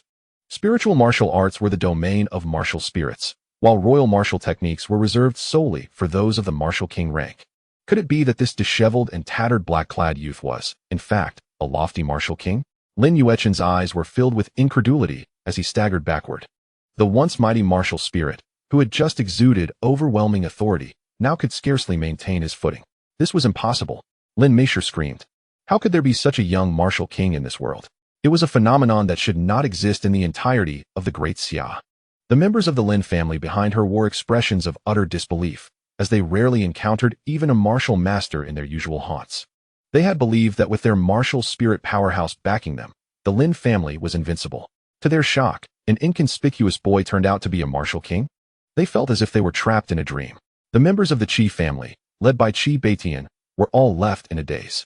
If even the Lin family's martial spirit powerhouse was shaken to the core, perhaps their young master Qi Sheng's death was not in vain after all. Qi Beitian suddenly appeared to age several decades. The enemy responsible for his son's death turned out to be a youthful martial king. How could he exact vengeance? For the first time in his life, Qi Beitian, the tyrant who had dominated Qiyin Station for decades, found himself in such despair. Young Master Yang, I never imagined you would be a martial king, Su Lian exclaimed, her surprise palpable. The ground trembled, mountains quaked. Yet Yang Xiao merely applied slight pressure with his right hand, and all disturbances ceased. Who besides a martial king could possess such poise? However, the term martial king felt so distant. Yang Xiao chuckled softly, a glint of weariness in his eyes. After a long period of disuse, he found himself out of practice. He could once command the earth within a 10-mile radius, yet now he could only manage 9. As he spoke, he shook his head. Lin Yuechen and the members of the Lin and Qi families exchanged glances, astonished. With just a gentle press of his hand, he subdued Lin Yuechen's martial techniques. And this youth still seemed unsatisfied? Furthermore, his tone suggested he held even the martial king in disdain. Lin Meisher felt numb. Since her first encounter with Yang Xiao, each revelation of his power had been more terrifying than the last. Reflecting on it now, even if a youthful martial king commanded her to leave, what could she say? Yet, she was unwilling to accept it. Why did Su Lian deserve the favor of this martial king? Lin Meisher glared at Su Lian, her nails digging into her flesh, wishing to tear her apart. This sentiment, however, she dared not express. Martial kings were scarce, not only in Qiyin Station but throughout the entire Sangtian County and Jiani City. She had never even heard of such a young martial king, and she could not even dare to contemplate Yang Xiao's background. Martial king, Lin Yuechen, having witnessed Yang Xiao's prowess, did not dare to show any disrespect. He immediately bowed, cold sweat streaming down his back. I am Lin Yuechen, the hall master of the nearby Qinha sect. I apologize for any disrespect shown earlier, please forgive me. The Qinha sect is a mid-tier sect sanctioned by the Great Xia Dynasty, with its master already a martial king. Lin Yuechen feared for his life.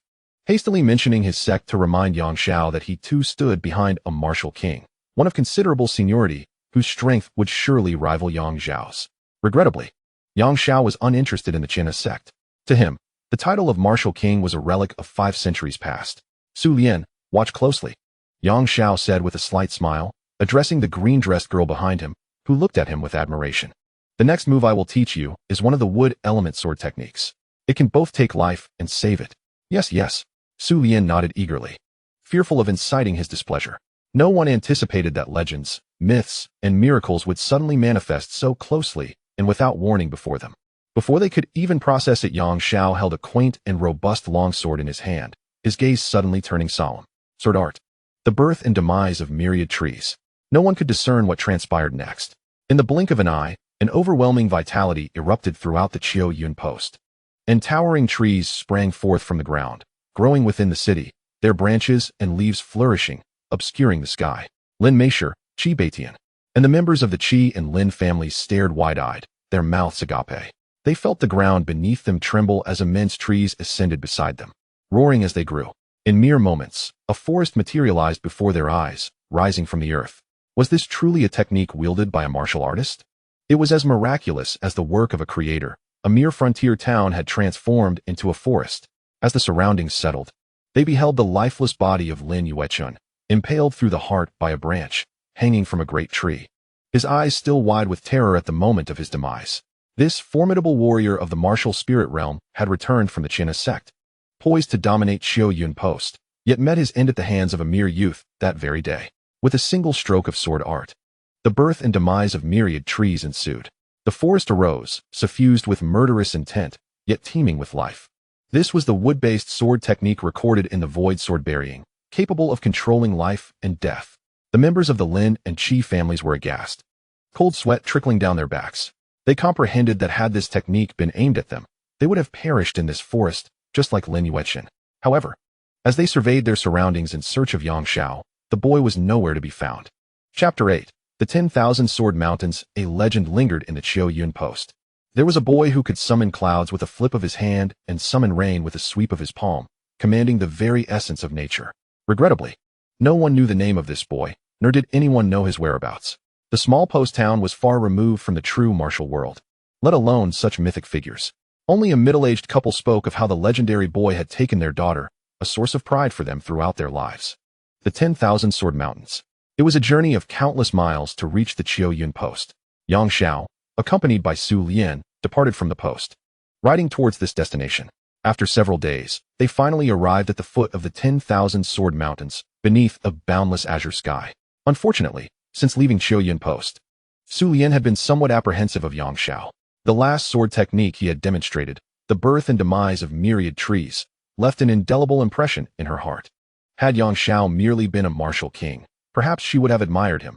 However, his extraordinary prowess was unlike anything she had ever heard of, instilling fear within her. We have arrived, let us stop here. Yang Xiao glanced at the endless mountain range ahead, noticing the desolate surroundings, then dismounted with a smirk. Su Lian cautiously descended from her horse as well. Come here, do not be afraid, he beckoned gently to the girl.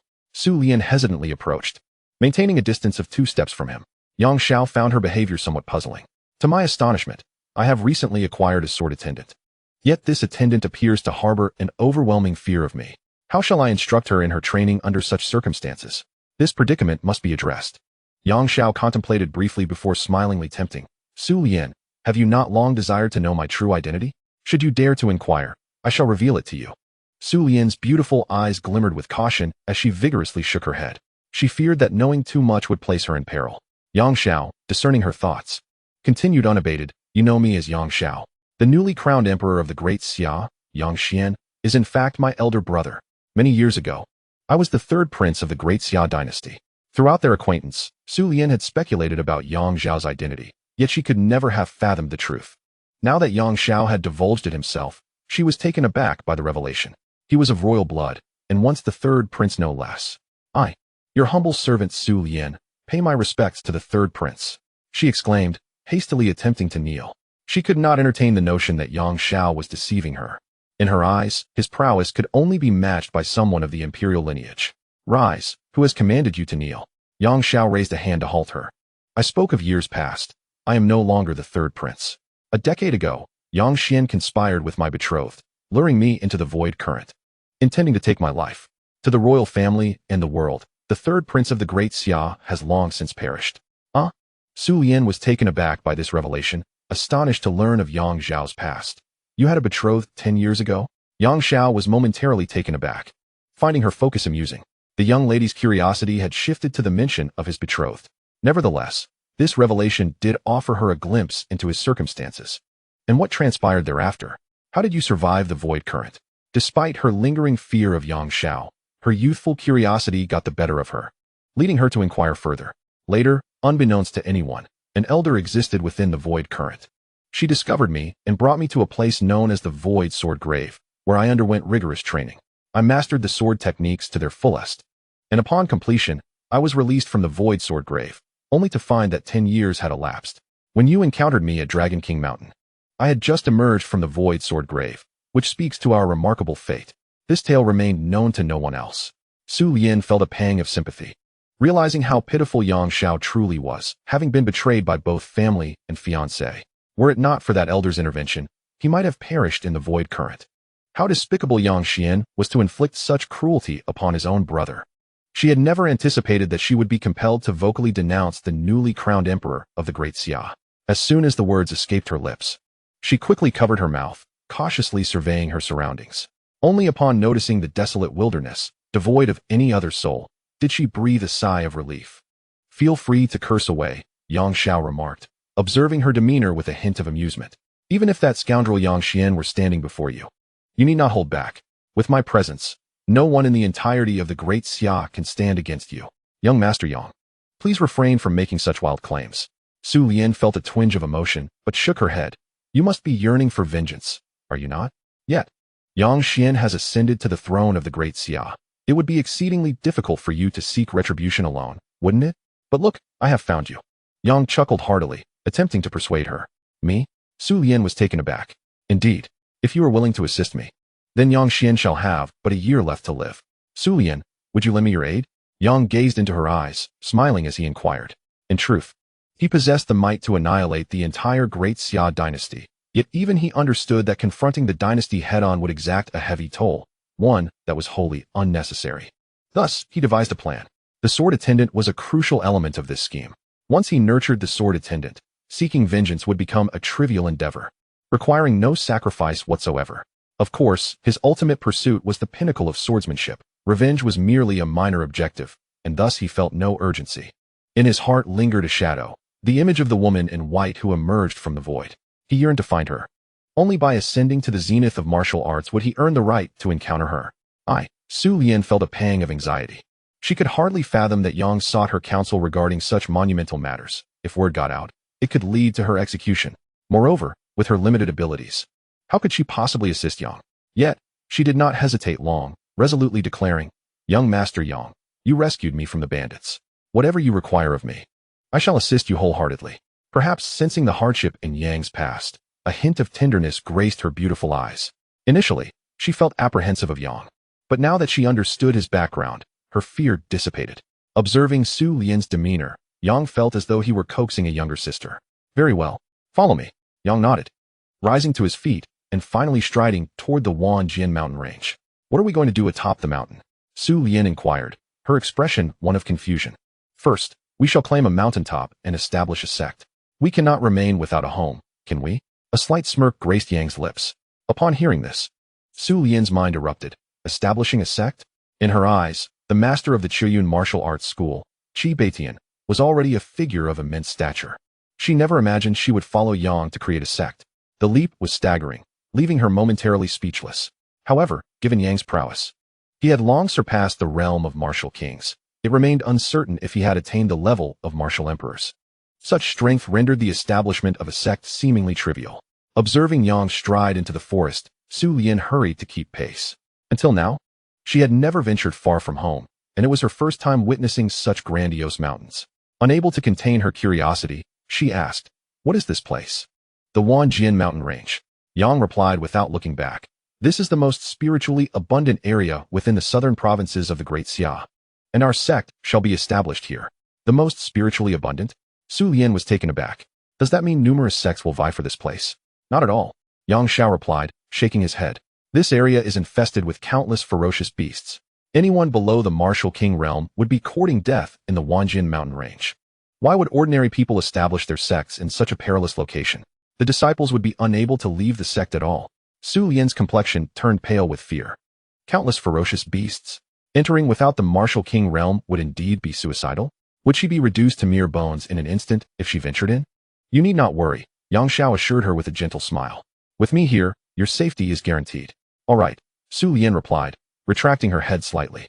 Though she wished to trust Yang Xiao, trepidation lingered.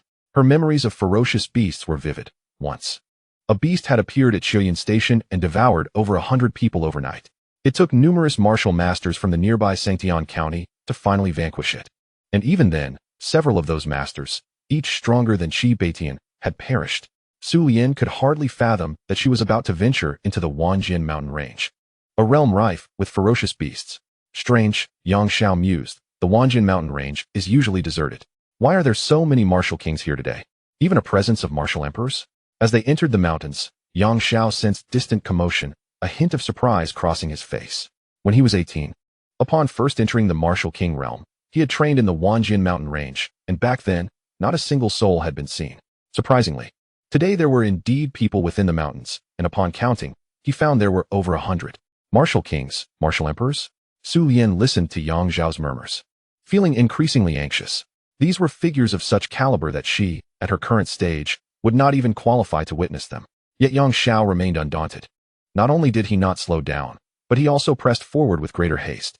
As they drew nearer, Yang Xiao finally gleaned some news and realized, there are 2 martial emperors here preparing for a duel. Martial emperors dueling. Su Lian's heart raced, her complexion growing even paler. Young Master Yang, should we not come back another day? Come back another day? Yang Xiao frowned. With the might of the martial emperors, their full-force battles could easily obliterate several mountain peaks. Of the mountains in the Wanjian mountain range that I find appealing, there are hardly a few. If they were to level them all, where would my sect establish itself? What shall we do? Su Lian exclaimed, startled. Follow me. We must drive them out of the Wanjian mountain range. Yang Xiao declared with a cold laugh, striding forward. Drive them out of the Wanjian mountain range. Su Lian's mind buzzed, unable to comprehend. The 2 duelists were martial emperors, and young Master Yang was actually saying he would expel them from the Wanjian mountain range? Chapter 9. The Duel of Martial Emperors at this moment. Within the Wanjian mountain range, atop the peak of the Divine Sword Mountain, 2 powerful martial emperors faced off, while nearly 100 martial kings surrounded the area, eagerly awaiting the commencement of this epic battle. These martial kings kept their distance from one another to avoid any conflicts that might disrupt their observation of the duel between the martial emperors. Grandfather, who do you think is stronger, Sect Master Qian or that one Xian? An elderly warrior, known as King Wu, accompanied by his granddaughter, arrived to observe the battle. The young maiden, named Yu Xiaoxua, was captivated by the 2 formidable martial emperors atop the Divine Sword Peak. At the tender age of 18, she had already reached the pinnacle of the 9th rank of martial masters, just a step away from entering the realm of martial spirits, a prodigy esteemed within 100 miles. However, in the vast expanse of the 10,000 Sword Mountain range, she appeared rather unremarkable. Even her grandfather, revered as Elder Yu in Lingnan province, tread cautiously, wary of inciting the displeasure of the martial emperors. Shu, lower your voice. We mustn't disturb the martial emperors, Elder Yu urged, quickly hushing his granddaughter. Clad in a simple white robe, he bore the unassuming identity of an ordinary martial king, lacking powerful connections. Even attending a martial emperor-esque contest required utmost caution.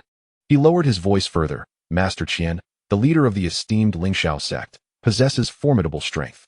Yet, Wan Xian is no ordinary foe. It is said that he was once defeated by Master Qian, who severed his arm.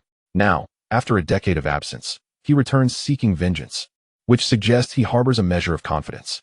The might of the martial emperors is truly awe-inspiring. How exhilarating it would be to reach such heights one day. Yu Xiaoxua, donned in a pink gown, clenched her delicate fists in admiration. Her innocent, charming face sparkled with reverence. Tales of the martial emperors were abundant in her ears. Despite her grandfather's prowess as a peak martial king, the chasm between them and the martial emperors was akin to the distance between heaven and earth. In the presence of Qian Yizhou and Wan Xian, her grandfather would likely struggle to withstand even a single blow. In the entire Lingnan province, martial emperors were considered the pinnacle of power. Qian Yizhou, the leader of the Lingxiao sect, commanded a vast influence throughout the region, with his sect's enterprises deeply embedded in the province. Even the lords of major cities would respectfully refer to him as Elder Qian. 3 months prior, a challenge had been issued to Qian Yizhou in the 10,000 Sword Mountain range, stirring considerable excitement. The challenger was none other than Wan Xian, a former subordinate of Qian Yizhou, returning after a decade to reclaim his honor. As the duel approached, nearly 100 martial kings flocked to the 10,000 Sword Mountain range to witness this extraordinary clash of martial emperors, an event that was a rare opportunity for enlightenment, potentially allowing them to break through their own limitations. Even the subordinates of Qian Yizhou, the martial kings of the Lingxiao sect present, refrained from speaking loudly, fearing they might provoke the 2 martial emperors, individuals of near-legendary stature within Lingnan province. Suddenly, Elder Yu sensed an unusual presence and turned to glance behind him, only to be taken aback. A pair of young figures approached, one a boy devoid of any martial aura, while the girl exhibited a faint cultivation at the intermediate martial disciple level. In any other circumstance, Elder Yu would have dismissed them entirely. But here, in the 10,000 sword mountain range, such a sight was anything but ordinary. Such frail youths daring to venture into the sword mountain range and arriving at the site of the Imperial Martial Emperor's duel is indeed quite beyond comprehension. This pair of youngsters is none other than Yang Xiao and Su Lian. To the assembled martial emperors and martial kings present, Yang Xiao appears utterly indifferent, as if they do not exist. His gaze is solely fixed upon the majestic sword peak that pierces the heavens ahead. Upon first glance, Yang Xiao finds himself rather pleased with this sword peak, deeming it a suitable location for his sect. As he contemplates moving closer for a more detailed observation of the peak, a youthful voice, laced with a hint of authority, calls out, "Hey, you two little ones over there, are you seeking death? Who permitted you to roam freely in the Sword Mountain range?" Su Lian, upon sensing the tense atmosphere of impending battle among the martial emperors, is already so anxious that she can scarcely breathe. The sudden sound of the youthful voice startles her, prompting her to shrink behind Yang Xiao, daring not to show her face. Yang Xiao glances in the direction of the voice, observing an elderly martial king alongside a young girl at the peak of the martial master realm. His expression remains calm, and he shows no inclination to engage in conversation. However, the charming and innocent young girl huffs slightly and continues, "Do you have any idea how perilous this place is? Were it not for the Imperial Martial Emperor's duel today, the ferocious beasts would have driven you away long before, and you would have been devoured. You two young ones should leave at once, lest you find yourselves in grave danger." The elder scrutinizes Yang Xiao with concern, lowering his voice to counsel him. "Is that so?" Yang Xiao replies with a faint smile, showing no signs of retreat. Instead, he takes a couple of steps forward.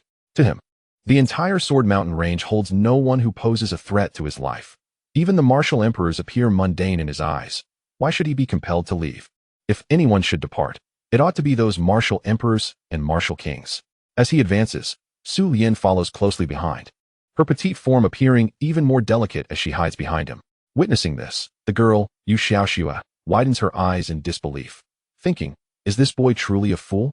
If he seeks death, that is one matter, but to drag this young lady along with him into peril is utterly irresponsible. Yu Xiaoxua's frustration mounts, particularly as she struggles to understand why the boy, devoid of any martial aura, seems to inspire fear in the mid-level martial apprentice girl who hides behind him. "Young man, you must leave." Yu Lao exhales deeply, trying once more to persuade him. "Do you comprehend the terror of an imperial martial emperor, capable of obliterating the heavens with a mere gesture, summoning thunder with their gaze? Ahead, two imperial martial emperors are poised for battle. Should you inadvertently disturb them, you would be reduced to ashes before you even have a chance to explain." Yu Xiaoxua interjects. "Even a martial king could bring about your instant demise. Have you not heard of my grandfather Yu Lao?" "I have not," Yang Xiao replies nonchalantly, his attention still surveying the surroundings in preparation for establishing his sect.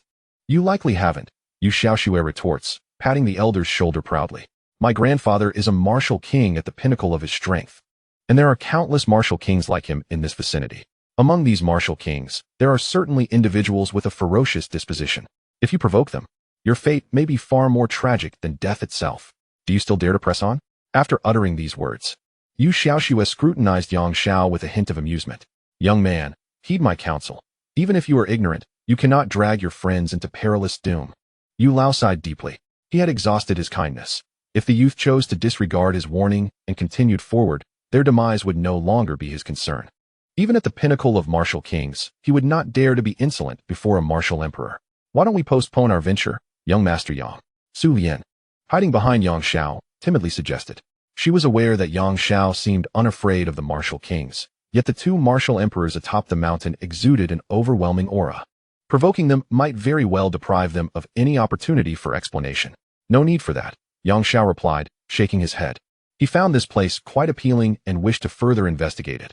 If it proved satisfactory, he would consider establishing his sect here. As for the two martial emperors, he deemed them unworthy of concern. Just then, a fierce and menacing aura suddenly emanated from the nearby forest, capturing Yang Xiao's attention. Both Yu Lao and Yu Xiaoxua's expressions shifted as they glanced toward the source of the aura, where they beheld a brawny man, broad-shouldered and armed with a long knife. Approaching, the man wore a fierce expression and cast a glance at Su Lian, licking his crimson tongue. He was a martial king. Yu Lao and Yu Xiaoxua instantly recognized the man's rank, their demeanor turning serious. "Well, I didn't expect such a delightful young lady to present herself today." Just what I needed to satisfy my cravings. The fierce man leered at Su Lian, his gaze suggesting an intent to undress her, clearly fixated on her. His intimidating demeanor startled Su Lian, prompting her to instinctively cling to Yang Xiao's arm. Do not be alarmed. He is merely a martial king, Yang Xiao reassured her, gently patting her shoulder, signaling her to relax. Merely a martial king? Yu Xiaoxue, overhearing, was tempted to exclaim in disbelief. This fool seemed utterly oblivious to the threat. Underestimating the martial king.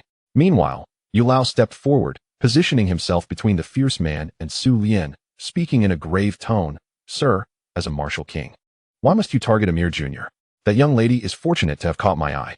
The fierce man replied, licking his lips as he menacingly declared, Old man, step aside. Do you truly believe you can thwart me? Do you dare to cause trouble here? If you disturb the two martial emperors, you will not escape unscathed. Yu Lao warned firmly. Oh, trying to leverage old man want to intimidate me? The fierce man paused momentarily, then burst into laughter. Old man, you are rather naive. Have you lost your wits? If your mind is failing, it would be best to lie down in your coffin and spare yourself the embarrassment. At these words, Yu Lao's pupils contracted. Old man won. That title suddenly triggered a memory. This fierce man was indeed the very same who had arrived with the martial emperor 2 days prior, a subordinate of martial emperor Wanxian, whose name appeared to be Xiong Liping. This identity is decidedly different from that of a wandering martial king. With a martial emperor as his backing, Xiong Liping need not fear anything. The crux of the matter lies in this fellow's apparent confidence in Wanxian, as he shows no concern that Wanxian might lose to Qian Yizhou. Old Yu's spirits plummeted to despair. He had intended to rescue Yang Xiao and Su Lian, but now he had entangled himself with such a character. Things were bound to go awry. Chapter 10. The boastful fiend having stepped forward, there was no turning back. Old Yu understood that he was not yet at a dead end. After all, the decisive battle between Wanxian and Qian Yizhou had yet to commence, and everything remained uncertain. Should Wanxian perish in the clash, Xiong Liping, as Wanxian's subordinate, would certainly not escape Qian Yizhou's wrath. Conversely, if Wanxian triumphed, this mere martial king would be unable to evade the consequences of offending Xiong Liping. Old Yu resolved to go all in. Xiong Liping. The two martial emperors have been at a standoff for 3 days and nights, and the battle is imminent. He cried out sternly. If we were to engage in conflict now, it would serve no benefit to you. Why not withdraw swiftly?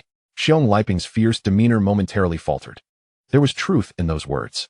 Although he was a subordinate of Wanxian, Wanxian surely would not wish for his men to cause chaos at such a critical juncture. How about I spare you for now? A ruthless glint appeared in Xiong Liping's eyes. But as long as I, Xiong Dai, am here, do not think you can escape. Once Wan Laoda deals with that old thief Qian, it will be your turn to meet your demise. As he spoke, a sinister gleam crossed his gaze as he appraised Yu Xiaoxue. Old man, is this your granddaughter? She is quite lovely. When the time comes, she shall join me in my bed, and I, Xiong Dai, will ensure her utmost pleasure. Ha ha. Yu Xiaoxue's face blanched in horror. She could scarcely fathom the grim fate that awaited her should she fall into Xiong Liping's clutches. After making his proclamation, Xiong Liping retreated, vanishing into the thicket. Yet Old Yu remained vigilant, sensing that Xiong Liping had not strayed far. Should he attempt to flee with his granddaughter, the adversary would undoubtedly intervene. Alas, Old Yu sighed deeply. At this juncture, even if that youth wished to escape, it was no longer feasible. Xiong Liping had effectively cut off their retreat. Yu Xiaoxue's complexion was ashen. Turning back, she shot a resentful glare at Yang Xiao. See? This is the calamity you have summoned. Now, not only are we in peril ourselves, but you have also implicated us. Do you not feel any shame? Xiaoxue, do not cast blame upon them. Old Yu shook his head. Grandfather, why did you impulsively step forward? Yu Xiaoxue implored, her eyes brimming with tears. That's Xiong Liping. Did he not capture a female martial king just a few days ago and violate her against her will? What will happen if I fall into his hands? My dear granddaughter, do not fret. The two martial emperor elders have yet to begin their battle. Old Yu consoled her, patting her shoulder. Your comfort is of little use now. I can see it clearly, Yu Xiaoxue replied, her eyes glistening with tears. Xiong Liping is confident in Wanxian. Since he dares to return to confront Master Qian, he must possess assurance. After this decisive battle, we are bound to face dire consequences. Wu. Yang Xiao observed the scene with a hint of fondness for the elderly man. However, he couldn't help but think that his granddaughter was rather easily frightened. How could a mere martial king induce such tears from her? Fear not, Yang Xiao spoke calmly. Since you wish to assist me, I will ensure your safety. The moment those words escaped his lips, both Yu Xiaoxue and the old man were momentarily taken aback. Old man, who was this youth addressing? Do you possess any sense of decorum? Yu Xiaoxue, incensed, momentarily forgot her tears, her countenance darkening. My grandfather risked everything to save you. And yet you dare to be disrespectful? You truly are an ingrate. Had I known, I would have let your woman be captured by that brute Xiong Liping. She scoffed. That fellow could never harm my kin. Yang Xiao dismissed Xiong Liping entirely from his thoughts. What? Yu Xiaoxue was utterly exasperated. Did this young man truly lack understanding? Or was he merely feigning ignorance? The opponent was a martial king, and even her grandfather approached him with caution. How dare he utter such words? It was as if he had lost his wits. Yu Lao, too, was momentarily stunned, shaking his head in silence. He discerned that this young lad seemed somewhat dim-witted. Further discourse appeared futile. Please, do not be angry. At that moment, Su Lian, her gentle visage peeking through, timidly interjected, since young Master Yang assures us of our safety. I choose to believe him. Dear sister, what good is your belief? Yu Xiaoxue retorted. In this world, strength reigns supreme. She felt a pang of pity for Su Lian, who seemed to place her trust in this shabby, black-clad youth devoid of any martial prowess. I fear you have been deceived. You, a mere intermediate martial apprentice, likely have not encountered a martial king before. That fierce individual could crush you as easily as one would an ant. Yu Xiaoxue advised. If we are fortunate enough to survive, you should accompany my grandfather. After all, he is a martial king and can offer you protection for a time. It's dangerous for someone as beautiful as you to wander alone. Surely, a host of ill-intentioned individuals lurk about. Upon hearing this, Su Lian shook her head vigorously. Do not underestimate young Master Yang. He is formidable. He has slain a martial spirit in our post city. Even a martial king should not be his match. Post city? Martial spirit? Yu Xiaoxue's eyes widened in disbelief. How could such a small place as Post City possibly harbor a martial spirit? I am convinced you have been duped by this lad. He must have employed some trickery. Yu Lao's interest was piqued as well. He mused. Given the cultivation resources in Post City, even nurturing a martial artist is exceedingly challenging. This maiden appears no older than 20. Yet she has already reached the 6th level of martial apprenticeship. Her talent must be extraordinary. Young lady, should we survive this ordeal, I invite you to accompany me. Yu Lao confidently proclaimed. Rest assured, within 5 years of following me, you shall undoubtedly attain the realm of martial spirit. He hailed from Sword-Intent City and possessed ample cultivation resources. In merely 5 years, ascending from a martial apprentice to a martial spirit is quite an impressive pace, particularly given Su Lian's solid foundation, which facilitates her rapid advancement. Su Lian opened her eyes, uncertain of how to decline. Old man, do not set your sights on her. Yang Xiao cast a casual glance at the elder. She is mine. In just 1 year, even the martial kings will look up to her. What does being a martial spirit matter? What he intended to impart to Su Lian was a supreme sword technique from the Void Sword Tomb, far surpassing the realm of the entire Great Xia. Provided that the resources for cultivation were ample, transcending the martial king rank within a year would be quite manageable. He spoke the truth. Unfortunately, for Elder Yu and Yu Xiaoxue, it sounded like a tale from a fantasy. To suggest that even the martial kings could only look up to her, wasn't that a level only attainable by the martial emperors? To elevate someone from a mid-level martial apprentice to a martial emperor in just a year? Such boasting was absurd. In Yu Xiaoxue's eyes, Yang Xiao had already been branded a braggart, a grand deceiver, and even Elder Yu was left speechless, thoroughly disillusioned by Yang Xiao's words. Had he inadvertently aided a charlatan? The thought made Elder Yu feel as if he could vomit blood. Yet, gazing at Su Lian's innocent demeanor, Elder Yu felt it was all worthwhile. At least to rescue the girl from the clutches of a fraud. Alas, it was too early to ponder such matters. Elder Yu raised his gaze towards the 2 martial emperors at the peak of the Divine Sword Mountain. Our fates lie in the hands of these 2 martial emperors. If Master Qian emerges victorious, we may yet have a chance to survive. Otherwise, Xiong Liping will undoubtedly spare no mercy. Yang Xiao paid little heed to this. In his view, the outcome of the 2 martial emperors was of no consequence. As long as the mountain he favored remained intact, he had no desire to intervene.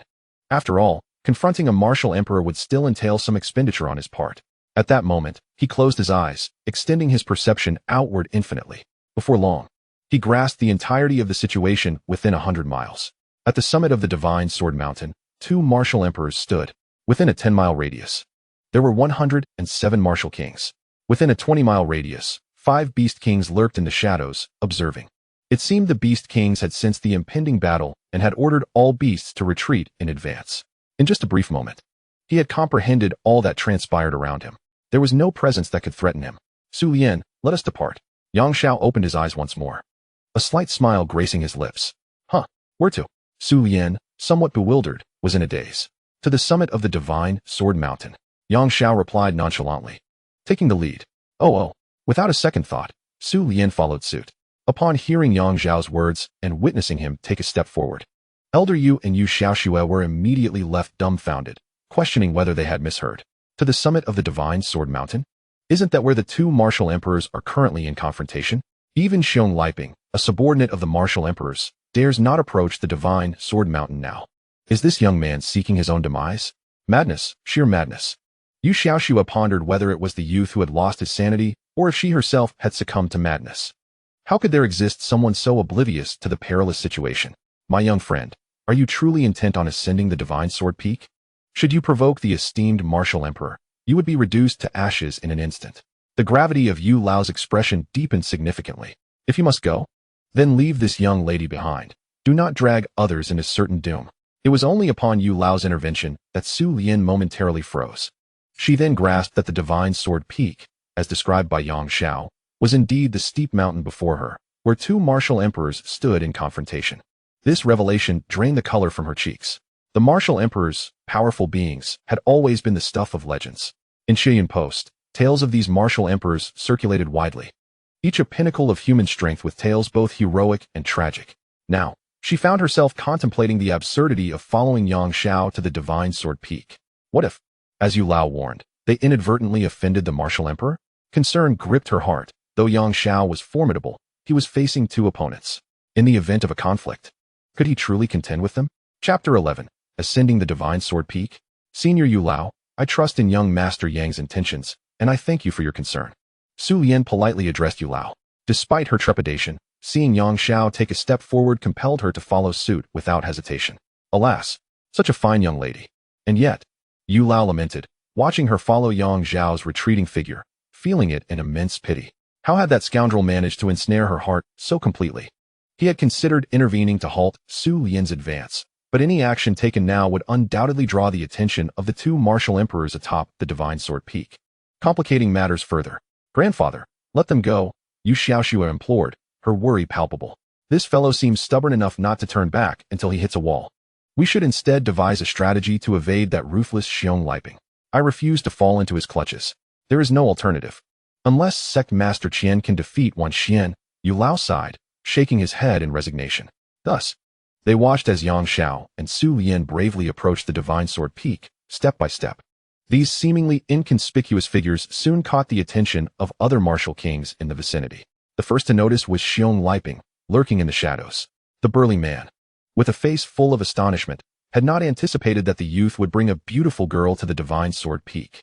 Could it be that he sought aid from Qian Yizhou? This thought crossed Xiong Liping's mind. However, Qian Yizhou was the sect master of Lingxiao sect, and if the youth were connected to him, he would not lack the aura of a martial artist. I shall see what this youth is up to. I fear that if that girl climbs the mountain, she may catch the eye of Wan Laoda, leaving me with one less beauty to enjoy. Remaining hidden, he fixated his gaze intently on Su Lian's graceful silhouette, consumed by an insatiable desire for the young maiden. He reminisced about the enchanting beauty of the martial king he had captured a couple of days prior in this vicinity. The experience was truly intoxicating. However, after his indulgence, he shattered her meridians, rendering her a mere shell of her former self, a helpless wretch that even the lowliest of martial apprentices could easily overpower. Such matters brought him immense satisfaction. Now, his sights were set on Su Lian and the enigmatic Yu Xiaoxue, who stood behind the elder Yu. Step by step, Yang Xiao guided Su Lian towards the peak of the divine sword mountain. The ascent was steep, requiring considerable time to reach the summit. Particularly as Yang Xiao had to pause to accommodate Su Lian. Had he been alone, he could have scaled the heights in an instant. The pair appeared utterly inconspicuous, one a sixth-tier martial apprentice, the other devoid of any martial aura, rendering them as insignificant as ants amidst the formidable presence of martial kings and emperors. Yet, it was precisely their frailty that rendered them peculiar. Who would be so feeble as to choose this moment to ascend the divine sword mountain, intruding upon the fierce duel between two martial emperors? Nearby, the martial kings gathered to spectate cast their disdainful gazes upon them, their eyes brimming with scorn, contempt, and derision, each seemingly reveling in the anticipated misfortune of the duo. As martial kings themselves, they dared not interrupt the clash of the two emperors. Yet, these two ants had the audacity to approach the divine sword mountain. Was this not a death wish? Many martial kings eagerly awaited the spectacle of the emperors unleashing their wrath upon these intruders.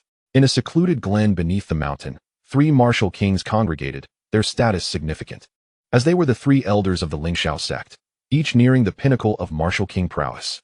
The eldest among them, a middle-aged man clad in gray robes named Liao Wuwei, was the most formidable force in the Lingxiao sect, second only to the sect leader, standing above all others.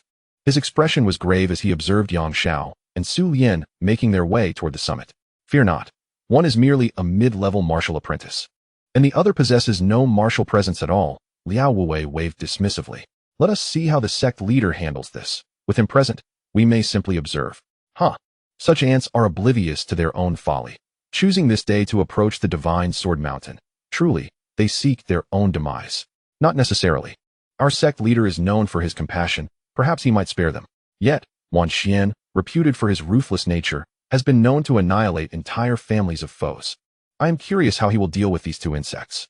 The 2 elder Lingxiao sect members, both grizzled with age, stroked their white beards, engaging in light-hearted banter. In their eyes, Yang Xiao and Su Lian were no more than lost flies attempting to ascend, entirely inconsequential. The 2 martial emperors could dispose of them as they saw fit. Do not underestimate the situation, Liao Wuwei cautioned, his demeanor shifting to one of gravity. Wan Xian's return surely comes with a strategy. Our sect leader faces a formidable challenge. Even if he triumphs over Wan Xian, he will undoubtedly sustain injuries. At that point, we must act to ensure our leader's safety. We cannot allow malevolent forces to prevail. Understood, elder, the 2 elder gentlemen responded promptly.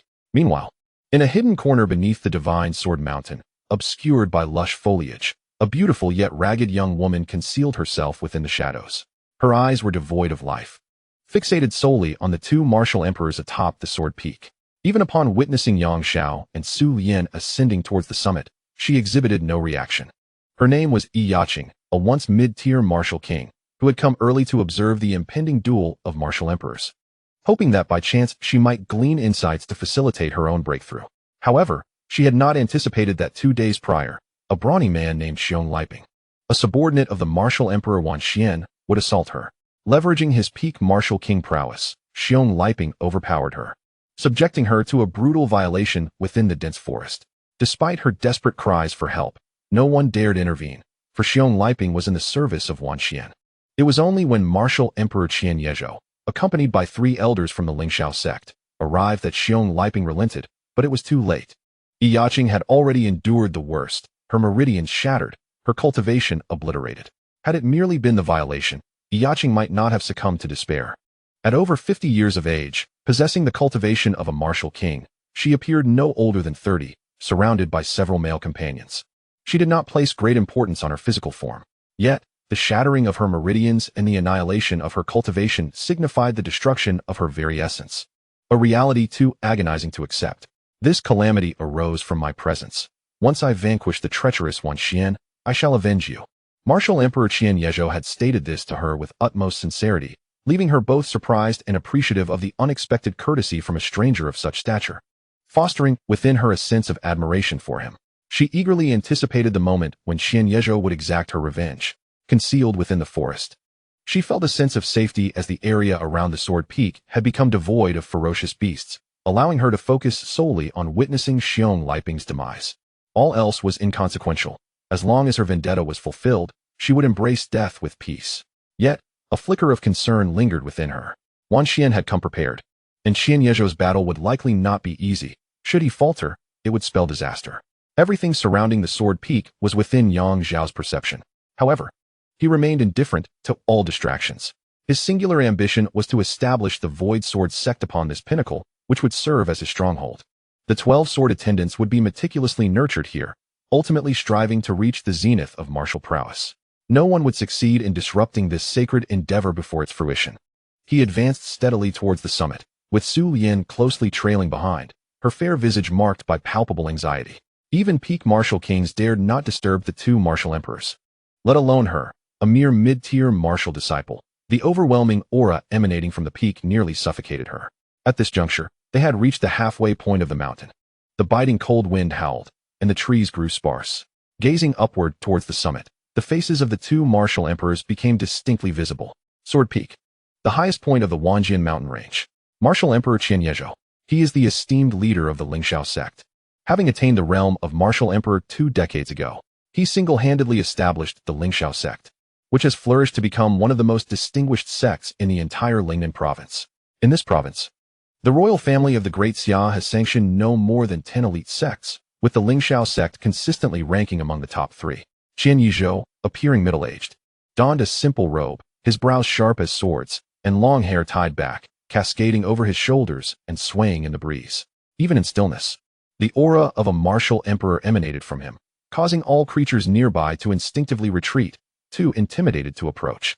He had been meditating atop the peak, but with a mere quarter of an hour remaining until the decisive battle, he suddenly opened his eyes, sensing the approach of 2 youngsters ascending from the foot of the mountain. These 2 youngsters, one a female martial apprentice of the 6th realm, and the other a boy devoid of any martial essence, prompted Qian Yezhou to furrow his brow. The Lingxiao sect has always enjoyed a commendable reputation, largely due to his benevolence as its leader, having saved numerous martial artists during his travels and earning great favor. Despite their insignificance, he harbored no desire to harm these 2. Could they be aiming for the peak? Qian Yezhou found the situation somewhat troublesome. The confrontation with Wan Xian was imminent, and should these 2 remain nearby, their presence could potentially endanger them. The might of a martial emperor in battle was beyond their capacity to endure. Chapter 12. Wan Xian. You truly seek your own demise. Qian Yezhou had no intention of causing innocent harm. After a moment's contemplation, he stepped forward and spoke with a calm demeanor. The time is nigh. Wan Xian, a decade ago, you were defeated by me and lost an arm. Now that you have returned, you must possess some form of support. Do not disappoint me. At the opposite end of the Divine Sword Peak, a stooped elder clad in black robes, the sleeve of his severed arm fluttering in the wind, bore a chilling expression, his eyes gleaming with frost. Since I, Wan Xian, dare to return, it is undoubtedly your death knell. If you wish to kill me, then come forth. Qian Yezhou let out a hearty laugh, suddenly soaring into the air, propelling himself beyond the confines of the Divine Sword Peak. The flight of a martial emperor appeared as effortless as that of a bird or a goose. Observing Qian Yezhou's departure from the peak, Wan Xian snorted disdainfully. He too sensed the 2 insignificant beings climbing below and understood Qian Yezhou's intention to avoid involving innocent lives. However, he remained unconcerned, for his sole purpose was to avenge himself against Qian Yezhou, disregarding all else.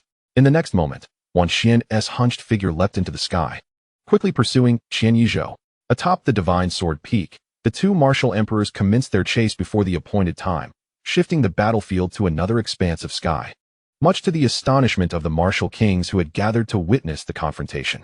The decisive battle had begun prematurely. Was it due to those 2 insignificant beings? Surely, it was Qian Yezhou's desire to shield them. Alas, Qian Yezhou is simply too compassionate. Indeed, it is said that his mercy in the past allowed Wan Xian to escape, only for Wan Xian to audaciously return seeking vengeance. Truly shameless. The kings of martial arts found themselves somewhat grateful to Yang Xiao and Su Lian. Were it not for the 2 of them, the decisive battle of the martial emperor would have likely been delayed for another quarter of an hour. Soon, a thunderous roar echoed across the heavens. The clash between the martial emperors sent shockwaves through the firmament, creating an immense commotion. Royal martial techniques. Inferno of heaven. Royal martial techniques. 9 nether thunder. Both sides unleashed terrifying royal martial techniques, with the fierce flames engulfing half the sky, while the chilling 9 nether thunder extended for miles. The sheer might of the 2 martial emperors divided the heavens above the 10,000 sword mountains into realms of fire and thunder. Beneath the Divine Sword Peak, numerous martial kings watched in rapt fascination. The mastery of celestial power and the control over the flow of spiritual energy within their bodies exhibited by the martial emperors reached unparalleled heights. Witnessing such a battle, even once, would bestow immeasurable benefits upon them. As the battle of the martial emperors commenced, Su Lian was so taken aback that she halted in her tracks, staring in awe at the sky. Above, one side was ablaze with crimson flames, while the other crackled with purple lightning. In her 20 years at Qian Post, she had never beheld such a magnificent sight. For a moment, she found herself entranced. Is this the power of a martial emperor? Su Lian, come, Yang Xiao called back. Noticing her daze, he glanced at the movements of the 2 martial emperors above and shook his head inwardly. Both were merely at the initial level of martial emperor, their strengths ranking among the weakest. Yang Xiao felt little interest in such a battle. However, he was somewhat surprised that Qian Yezhou, the leader of Lingxiao sect, had chosen to avoid confrontation with him, which suited his intentions perfectly. were the divine sword peak to be destroyed. Where would he find such a place to establish his sect? Oh, Su Lian finally regained her senses and hurried to catch up with Yang Xiao. Young Master Yang, we are quite fortunate. Who would have thought the esteemed martial emperors would engage in battle just as we arrived, and they even avoided this mountain? It is they who are fortunate, Yang Xiao replied, shaking his head. Had they battled on the divine sword peak, both would already be corpses. Su Lian was momentarily stunned, not expecting Yang Xiao to hold such contempt for the martial emperors. Nevertheless, she chose to place her trust in him. So, does this mean young Master Yang is also at the level of martial emperor, and even stronger than these two seniors? She mused. Unbeknownst to her, she was mistaken once again. As the two martial emperors clashed, the surrounding martial kings became agitated and tense. Hidden in the shadows, the burly man Xiong Liping watched the fierce battle in the sky, a cruel smile creeping onto his lips. He harbored no concerns about the potential defeat of his leader. Wan Laodai, he had long been prepared for this day. His attention was completely focused on the nearby Yu Xiaoxue and the approaching Su Lian. Once Wan Laodai defeated Qian Yezhou, these two young ladies would become his playthings. Xiong Liping could hardly wait to indulge in their company. Meanwhile, the other martial kings around him mostly hoped for Qian Yezhou, the sect leader, to triumph over Wan Xian. Concealed among the leaves, the enchanting martial monarch, Yaqing, found her once vacant eyes now brimming with anxiety. She feared that the sect leader, Qian Yezhou, might falter if he were to lose. No one would be able to avenge her grievances. Once a mid-level martial king, she was surrounded by countless warriors, with suitors aplenty, living a life of unbounded joy. However, her meridians were now shattered, leaving her a mere shell of her former self. Even if she were to survive, enemies would inevitably seek her out, leaving her with no chance of survival. Thus, she resolved to witness the demise of Xiong Liping before taking her own life. Elder Yu and his granddaughter, Yu Xiaoxue, gazed up at the celestial clash between the martial emperors, their hearts racing with trepidation. Initially, they had come merely to observe, but after provoking Xiong Liping, the outcome of this duel had now entwined with their fates. Would they perish at the hands of Xiong Liping's scorn, or would they be rescued by Qian Yezhou and escape with their lives? Worry clouded Yu Xiaoxue's large eyes, while Elder Yu clenched his fists, struggling to remain composed. As for Yang Xiao and Su Lian, who had just ascended to the peak of the Divine Sword Mountain, they were already forgotten in the turmoil of the moment. Qian Yezhou, you have lost. A sharp cry echoed through the sky, as crimson flames were consumed by the ominous nine nether thunder. In the next instant, a figure enveloped in a swirl of purple lightning plummeted from the heavens. What? All the martial kings present felt their pupils constrict. In that fleeting moment, the balance had tipped decisively in favor of one combatant. Qian Yezhou, who had once exuded an awe-inspiring aura, was now engulfed by the purple thunder, descending like a meteor, forcefully struck down by the spiraling tempest. With a resounding crash, Qian Yezhou's body struck the summit of Divine Sword Mountain, creating a massive crater upon impact. You consumed the 9 nether burning chi pill, his agonized voice echoed. The martial kings at the foot of the mountain were left dumbfounded, exchanging incredulous glances. The 9 nether burning chi pill was a forbidden substance in the Great Xia, known to enhance strength at the cost of severely damaging one's vitality. Upon consumption, regardless of a warrior's realm, their power would double for a brief period, but the price would be a devastating depletion of their vitality, taking at least 5 years to recover fully. To their astonishment, Wan Xian had resorted to this forbidden pill for the sake of vengeance today. The crucial question remained, from where had he procured the 9 nether burning chi pill, which was unavailable in the Great Xia? Qian Yezhou had been defeated. At the base of the mountain, countless martial kings appeared ashen-faced, particularly Yaqing, Elder Yu, Yu Xiaoxue, and the 3 elders from Lingxiao sect, including Liao Wuwei. The outcome of this battle was inextricably linked to their fates. It was a disaster. Yu Xiaoxue's complexion turned pale as she recalled the burly figure of Xiong Liping. Could it be that she was truly destined to fall into the hands of that brute, subjected to his humiliation? Elder Yu's clenched fists trembled. Despite having lived for over half a century, he had never encountered such a dire situation. If it were merely Xiong Liping, he would not be so fearful. However, behind him stands the formidable Wuhuang Wan Xian, who has recently defeated the master of Lingxiao sect, Qian Yezhou. With such a powerful figure backing Xiong Liping, what resistance could an old Wang-level warrior possibly muster? Under Wan Xuan's hand, he would likely falter in an instant, lacking even the opportunity to delay for his granddaughter. Concealed within the forest, the Wang-level warrior Yaqing, upon witnessing Qian Yezhou's defeat, despairingly closed her eyes, tears streaming down her cheeks. She never anticipated that in her final moments, Her singular wish to witness her enemy's demise would remain unfulfilled. Regardless of the outcome, she would ultimately take her own life. Yet in this state, she could not find peace even in death. But what could she do? She picked up a sharp dagger beside her and slowly brought it to her neck. Just as she prepared to end her life, a cold voice interrupted her. Wan Xian, is it? You truly seek your own death? Yaqing was taken aback. If even Qian Yezhou had fallen to Wan Xian, who would dare to provoke him? The stakes of Wan Xuan's life and death compelled her to open her eyes once more, seeking the source of the voice. There, atop the peak of the Divine Sword Mountain, stood a young man clad in black, accompanied by a girl in a green dress. As Qian Yezhou's body fell before them, it created a deep crater in the ground. Was it him? Yaqing recognized them. Prior to the final confrontation, they had attempted to ascend the peak. Yet one was merely a 6th-level martial apprentice, and the other lacked even the aura of a warrior, daring to challenge the Wuhuang Wan Xian, who had just consumed the 9 nether-burning chi pill. Such folly was akin to seeking death. Disappointed, Yaqing shook her head. This boy had no hope of avenging her. Atop the Divine Sword Mountain, Yang Zhao's expression darkened. He had assumed that the two Wuhuang would engage in their battle far from him, but ultimately, Wan Xian had hurled Qian Yezhou's body toward the peak, creating a deep pit right before him. It must be noted that this Divine Sword Mountain was the very site he aspired to establish as his sect's domain. Now, with a crater formed, filling it would require considerable effort. What an inconvenience. The crucial aspect was that the terrain at the summit had been disrupted, which would adversely affect the flow of spiritual energy. Even if it were restored later, the spiritual essence of this place would never return to its former richness. This filled Yang Xiao with fury and intense rage. Chapter 13, Kneel before me. Wan Xian, is it? You truly seek your own demise. This chilling proclamation escaped Yang Zhao's lips. Not only did this statement halt Yaqing's suicide, but it also drew the attention of all Wang-level warriors nearby to him. Atop the Divine Sword Mountain, the young man in black stood resolute against the wind. Anyone could discern the fury etched upon his face.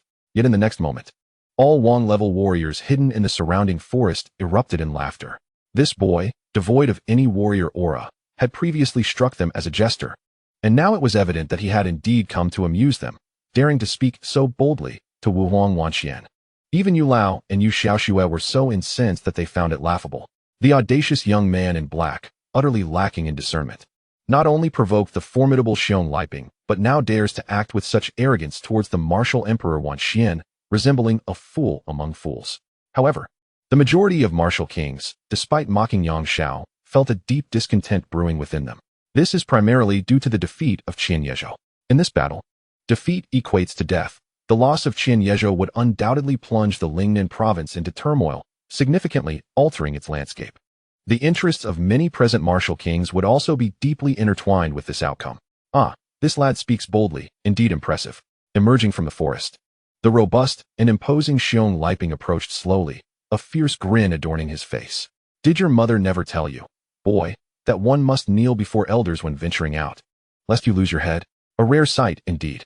The hunchbacked elder in black robes, the martial emperor Wan Xian, floated in the air, casting a cruel gaze upon Yang Xiao. Boy, what is your relation to Qian Yezhou? I have nearly beaten him to death. Do you have an objection? In this moment, Wan Xian felt a sense of relief after avenging his grievances. With a sinister chuckle, he relished the prospect of toying with Yang Xiao. If this youth happened to be a kin of Qian Yezhou, it would be all the more delightful to slaughter him before Qian Yezhou's very eyes. Wouldn't he? Young man, you must flee. The injured martial emperor Qian Yezhou lay helplessly in the pit, struggling to rise, blood spilling from his mouth. As he implored Yang Xiao to escape, stop with the nonsense. Yang Xiao, filled with anger, found it ridiculous that this weakling would suggest he leave. He had no intention of departing without exacting vengeance upon the true instigator. Upon hearing Yang Zhao's 4 words, Qian Yezhou's eyes widened in disbelief. Could it be that this black-clad youth had lost his mind? Listen well. Yang Xiao fixed his gaze on Wan Xian, his tone icy. This place is the sacred gate of my Void Sword sect. You shall pay a price for desecrating my sanctum. What? Wan Xian was momentarily taken aback, questioning whether he had misheard. In his century of existence, he had never encountered such a fool who would address him in such a manner. The Void Sword sect? Sacred gate? Pay a price? Ha ha ha. Wan Xian could no longer contain his laughter, throwing his head back in mirth. Boy, have you been lost in dreams? If you are not related to Qian Yezhou, then you are truly a fool. I have no need to waste time on you. I leave this brat to you. Old Xiong. Indeed, Master Wan. Xiong Liping, unable to contain his eagerness, rushed towards the summit of the Divine Sword Peak. As a peak martial king, The distance was but a few strides for him. In his eyes, only the gentle and delicate Su Lian behind Yang Xiao captured his attention. Overcome by an impulse to vent, he ascended the peak in mere moments. Stop! At that instant, a sharp voice resounded from the opposite side. It was 3 elders from the Lingxiao sect, led by Liao Wuwei, who had reached the summit of the Divine Sword Peak, with Qian Yezhou gravely injured. Even Xiong Liping could easily bring him to his demise. The 3 accompanying elders naturally could not allow Xiong Liping to approach Qian Yezhou. The 4 martial kings swiftly ascended to the summit of the Divine Sword Peak. Grandfather, should we make a hasty retreat? Yu Xiaoxiu urgently whispered to Elder Yu, her heart racing with anxiety. Yes, let us leave quickly. Elder Yu nodded gravely. Recognizing that the black-clad youth's diversion of attention from Wan Xian and Xiong Liping presented their only opportunity to escape, albeit fleeting. Yet, before they could turn away, the situation atop the peak shifted dramatically, halting the duo in their tracks. They beheld Xiong Liping and Liao Wuwei, among other martial kings, stepping forward. Get out of my way. I only wish to deal with this fool. Xiong Liping barked at Liao Wuwei and the others, reaching out towards Yang Xiao. In an instant, as Liao Wuwei and the others attempted to intercept, a haughty cold laugh echoed. Still wish to act? Kneel before me. Kneel. As these words resounded, the 4 martial kings atop the Divine Sword Peak simultaneously felt an overwhelming force descend upon them, pinning them to the ground as they faced the black-clad youth at the center. A gentle breeze swept through, and silence enveloped the mountain. At the summit of the Divine Sword Peak, the martial kings knelt, while the black-clad youth stood proudly.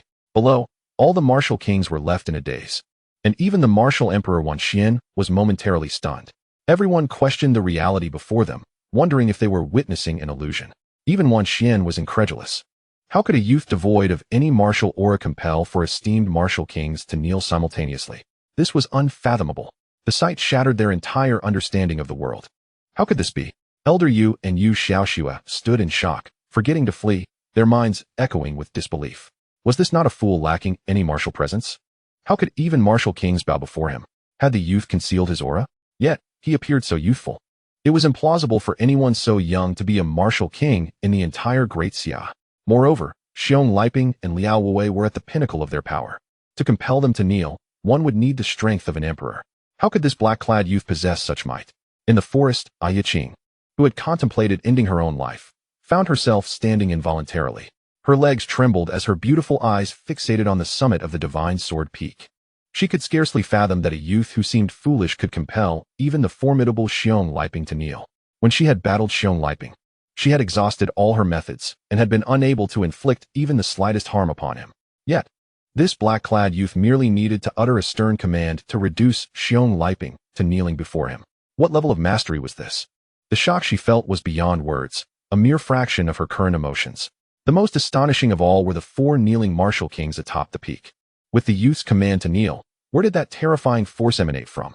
This force compelled the 4 martial kings to kneel, their heads bowed so low that they could barely glimpse the worn cloth shoes of the young man in black. Xiong Liping, Liao Wuwei, and the other 2 elders of the Lingxiao sect trembled uncontrollably. Even the sect master Qian Yezhou and Xiong Liping's esteemed elder had never instilled such a sense of dread in them. Cold sweat streamed down their cheeks. I shall reiterate. Yang Zhao's voice echoed once more, colder than before. This place is the sacred entrance of my Void Sword sect. To desecrate my gate is to incur dire consequences. As he spoke, Yang Xiao lifted his gaze towards the martial emperor Wan Xian in the sky. The stooped elder in black was taken aback by the sudden submission of the 4 martial kings. Yet, upon hearing Yang Zhao's voice again, he quickly regained his composure. Ha! Wan Xian chuckled, finding amusement in the situation. Initially, he had thought that avenging himself today would be too effortless, bordering on dull. But he had not anticipated the emergence of such a youth. Void Sword sect?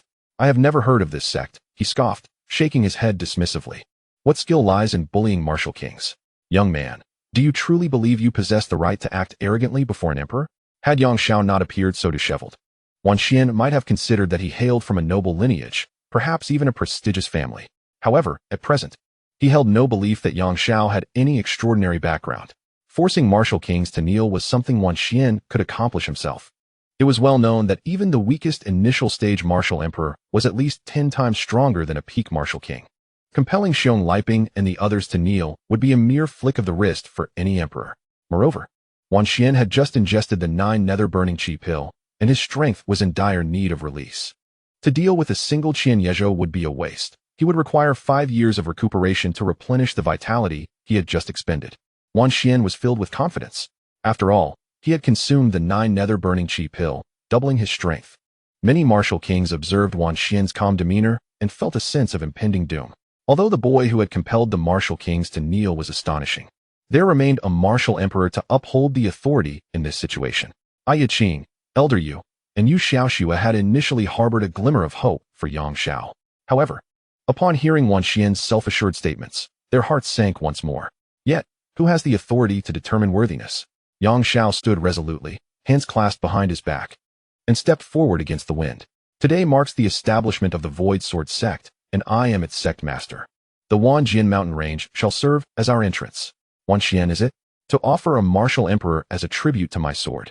The establishment ceremony of the Void Sword sect shall indeed be grand. As his words fell, Yang Xiao raised his chin, and an ancient, broad sword appeared in his hand. The girl beside him, Su Lian, gazed at him with admiration, her eyes lighting up at the sight of the sword. She recalled how Yang Xiao had wielded this very blade when demonstrating the sword technique The Life and Death of 10,000 Trees at Qian Station. The sword was named Guardian of the Grave, the Guardian of the Grave sword, to vanquish martial emperors, and to safeguard the mountain gate. As the name Yang Xiao escaped his lips, the heavens above erupted with blinding lightning and thunderous roars, the clouds swirling ominously. The entire Wanjian mountain range was transformed. Chapter 14, Thunder of the 9 Heavens. The air vibrated with the sound of thunder, and flashes of lightning illuminated the sky. The clouds nearly pressed down upon the peak of the divine sword, where a young man in black stood with his sword pointed skyward, the blade seemingly piercing the very heavens. Such an overwhelming presence left all who witnessed it in a state of bewildered fear. What manner of being was this young man? Even the martial emperor did not possess such might. The hunchbacked elder in black robes, martial emperor Wan Xian, felt beads of cold sweat trickling down his brow. Yet, he remained unyielding. Over the past decade of traveling through various nations, he had obtained the 9 nether-burning chi pill from realms beyond the Great Xia. Not once in 10 years had he heard of a martial emperor so young. Die. A glimmer of icy malice flashed in Wan Xian's eyes as he resolved to strike first, eager to uncover the secrets of this boy. However, Yang Xiao was swifter in action. Sword soul, thunder of the 9 heavens. A torrent of lightning coiled around the tomb-guarding sword in Yang Xiao's grasp, summoning the thunder from the celestial vault to crash down upon Wan Xian. A streak of lightning-infused sword energy descended from the sky, landing squarely atop Wan Xian's head. In an instant, the dignified martial emperor's eyes widened in horror as he was utterly obliterated by the lightning sword energy. His entire being was charred black, and the techniques he sought to unleash never saw the light of day. With a resounding thud, Wan Xian's lifeless, blackened body fell to the ground. The skies then cleared, the dark clouds dissipating, revealing a bright and serene blue. The entirety of the Wanjian mountain range fell into a profound silence. All gazes were fixed in shock upon the young man atop the divine sword peak, disbelief etched across their faces. The martial emperor Wan Xian, who had vanquished the leader of the Lingxiao sect, lay dead at the hands of this boy. The world fell silent. No one dared to utter a sound, their eyes wide with astonishment, breaths quickening in trepidation. The image of that lightning sword energy crashing down from the heavens lingered in their minds, a display of unfathomable power. Elder Yu and his granddaughter, Yu Xiaoxue, stared in disbelief, questioning the reality of their situation. How could this young man in black possess such terrifying strength? When Su Lian had mentioned he had slain a martial spirit and could rival a martial king, they had been skeptical. Yet now, it was evident that this youth transcended both the martial spirit and martial king realms, existing on an entirely different plane. No wonder he remained so composed throughout. They had mistaken his calmness for foolishness, when in truth, he was the true embodiment of strength, gazing down upon the world, unafraid. Yu Xiaoxue's eyes sparkled with admiration, her heart swelling with certainty that she had been saved. With Wan Xian's demise, what turmoil could Xiong Liping possibly incite? Moreover, that man had previously sought to harm the boy's woman, a reckless endeavor that now appeared to be a death wish. For Elder Yu, it was perhaps merely shock. Yet for Yu Xiaoxue, her youthful heart would forever be captivated by the image of this young man in black, a memory destined to linger until the end of her days. Atop the peak of the divine sword, still lying in the pit, the leader of Lingxiao sect, Qian Yezhou, coughed incessantly. Severely injured, he struggled to rise and unexpectedly knelt partially before Yang Xiao, expressing his heartfelt gratitude. Junior Qian Yezhou is profoundly thankful for your life-saving grace. Esteemed senior, In this realm, strength reigns supreme. Although over a century old, he dared not assume superiority in the presence of Yang Xiao, his demeanor exceedingly respectful. While appearing composed, turmoil raged within him. Initially, he had presumed this youth to be devoid of martial prowess, merely an ordinary person, and even changed the battlefield to avoid confrontation. He believed he faced certain death at the hands of the ruthless Wan Xian, who would never let him escape. He even anticipated that the arrival and rise of Wan Xian would reshape the landscape of Lingnan province. To his astonishment, the martial emperor Wan Xian, who had consumed the 9 nether flame pill, was vanquished by a mere boy wielding the thunder sword technique, shocking all present. "No need to thank me." He sought his own demise, Yang Xiao remarked, sheathing his sword with indifference. His intervention stemmed solely from Wan Xian's destruction of the divine sword peak, which left a significant crater. Otherwise, he would not have meddled in today's affairs. However, this battle did take a toll on Yang Xiao, albeit slight, causing him considerable distress. Within the void sword tomb, he had absorbed a multitude of sword souls, all of which could be harnessed, including the 9 heavens thunder sword, capable of cleaving even a martial emperor. The issue lay in the fact that these sword souls, having existed for countless ages, were exceedingly fragile and could only be utilized a few times before dissipating. This fragility was the source of Yang Xiao's concern. A portion of the 9 heavens thunder sword soul had already begun to disperse within him. Should he employ it a few more times, it would likely vanish entirely. Against those below the martial emperor level, he could easily triumph with a mere gesture. Yet, to confront a martial emperor, he must rely on the sword souls. For during his 5 centuries within the void sword tomb, he devoted himself entirely to sword cultivation, neglecting martial arts. The foundation of this inheritance lies with the sword attendants. If nurtured properly, they would eliminate his current passivity. Each sword attendant equates to a permanently usable sword soul, which is precisely why Yang Xiao seeks to cultivate them. Gold, wood, water, fire, earth, wind, thunder, ice, light, darkness, and time and space. If he could find and nurture one sword attendant for each of these 12 attributes, Yang Xiao would truly become invincible. It can be said that his current strength is constrained by the sword souls. However, once he cultivates the sword attendants, he would wield complete freedom. Thus, should he seek vengeance against the Emperor Yang Xian at this moment, while he could achieve revenge, the cost would be exorbitant, likely depleting a significant portion of his sword souls. Yet, once he cultivates the sword attendants, he would no longer need to expend sword souls to exact his revenge. There is no need to rush. "Young Master Yang, you have slain a martial emperor." Su Lian's gentle eyes sparkled with surprise. She never anticipated that the youth she had encountered by chance would surpass even a martial emperor. It seems she has unwittingly stepped into an exalted realm, one she could never have envisioned, nor dared to imagine, during her time at Qian Post. "Before long, you shall too," Yang Xiao remarked lightly. "Me? I am merely a mid-level martial apprentice. The chasm between me and the martial emperor appears rather vast," Su Lian responded, a hint of trepidation lacing her words. "Haha." Yang Xiao laughed heartily, but offered no further commentary. The sword techniques inherited from the Void Sword Tomb are unparalleled methods of cultivation, albeit demanding in terms of innate talent and affinity for spiritual energy. With Su Lian's capabilities, mastering the wood attribute sword technique would require only 3 months to attain the level of a martial king. To reach the martial emperor rank would take merely a year. At this moment, the 4 martial kings, including Xiong Liping and Liao Wuwei, kneeling before him, had abandoned all hope of resistance. The young man clad in black could effortlessly slay a martial emperor, even one under the influence of the 9 nether-burning chi pill. Their struggles were futile. It was far better to remain submissively kneeling. Liao Wuwei and his companions felt somewhat reassured, believing they had not provoked the esteemed young Master Yang, and thus might escape with their lives. However, Xiong Liping was already trembling in fear. What had he done? To offend such a formidable youth capable of dispatching a martial emperor, all for the sake of coveting his woman. Such was a monumental folly.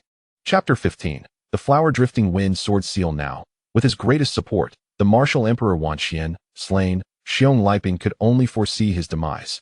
Regret gnawing at him as he pondered his hasty actions. Why had he been so eager to seize a woman at first sight?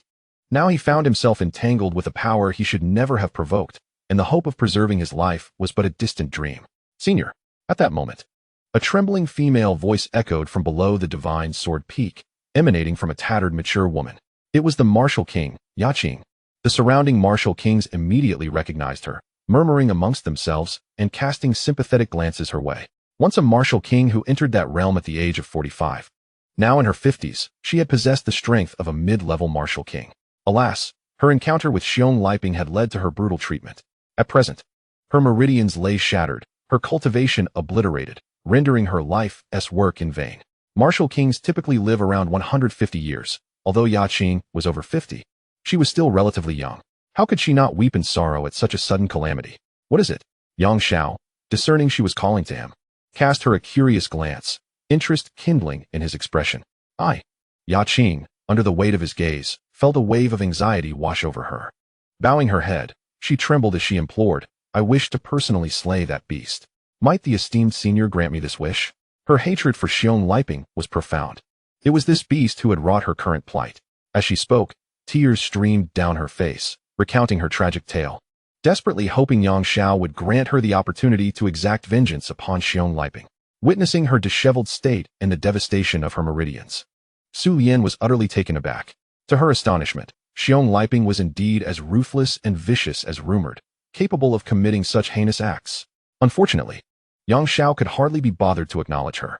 Casting a glance at Yaqing, he smirked slightly, expressing his disdain. It is regrettable that your meridians are utterly shattered. Even if this brute stood still, allowing you to strike, you would be incapable of harming him. What use is your plea for assistance? Yaqing was momentarily taken aback. Despair flickered in her eyes. Indeed, even if Xiong Liping stood idly by, what could she possibly do? Stripped of all her cultivation, she found herself in such a pitiful state. Just as Yang Xiao contemplated ending Xiong Liping's life right then and there, Su Lian, behind him, suddenly tugged at his sleeve and whispered cautiously, Young Master Yang, that sister is truly pitiable. Would you consider helping her just this once? Think of it as a humble request from me.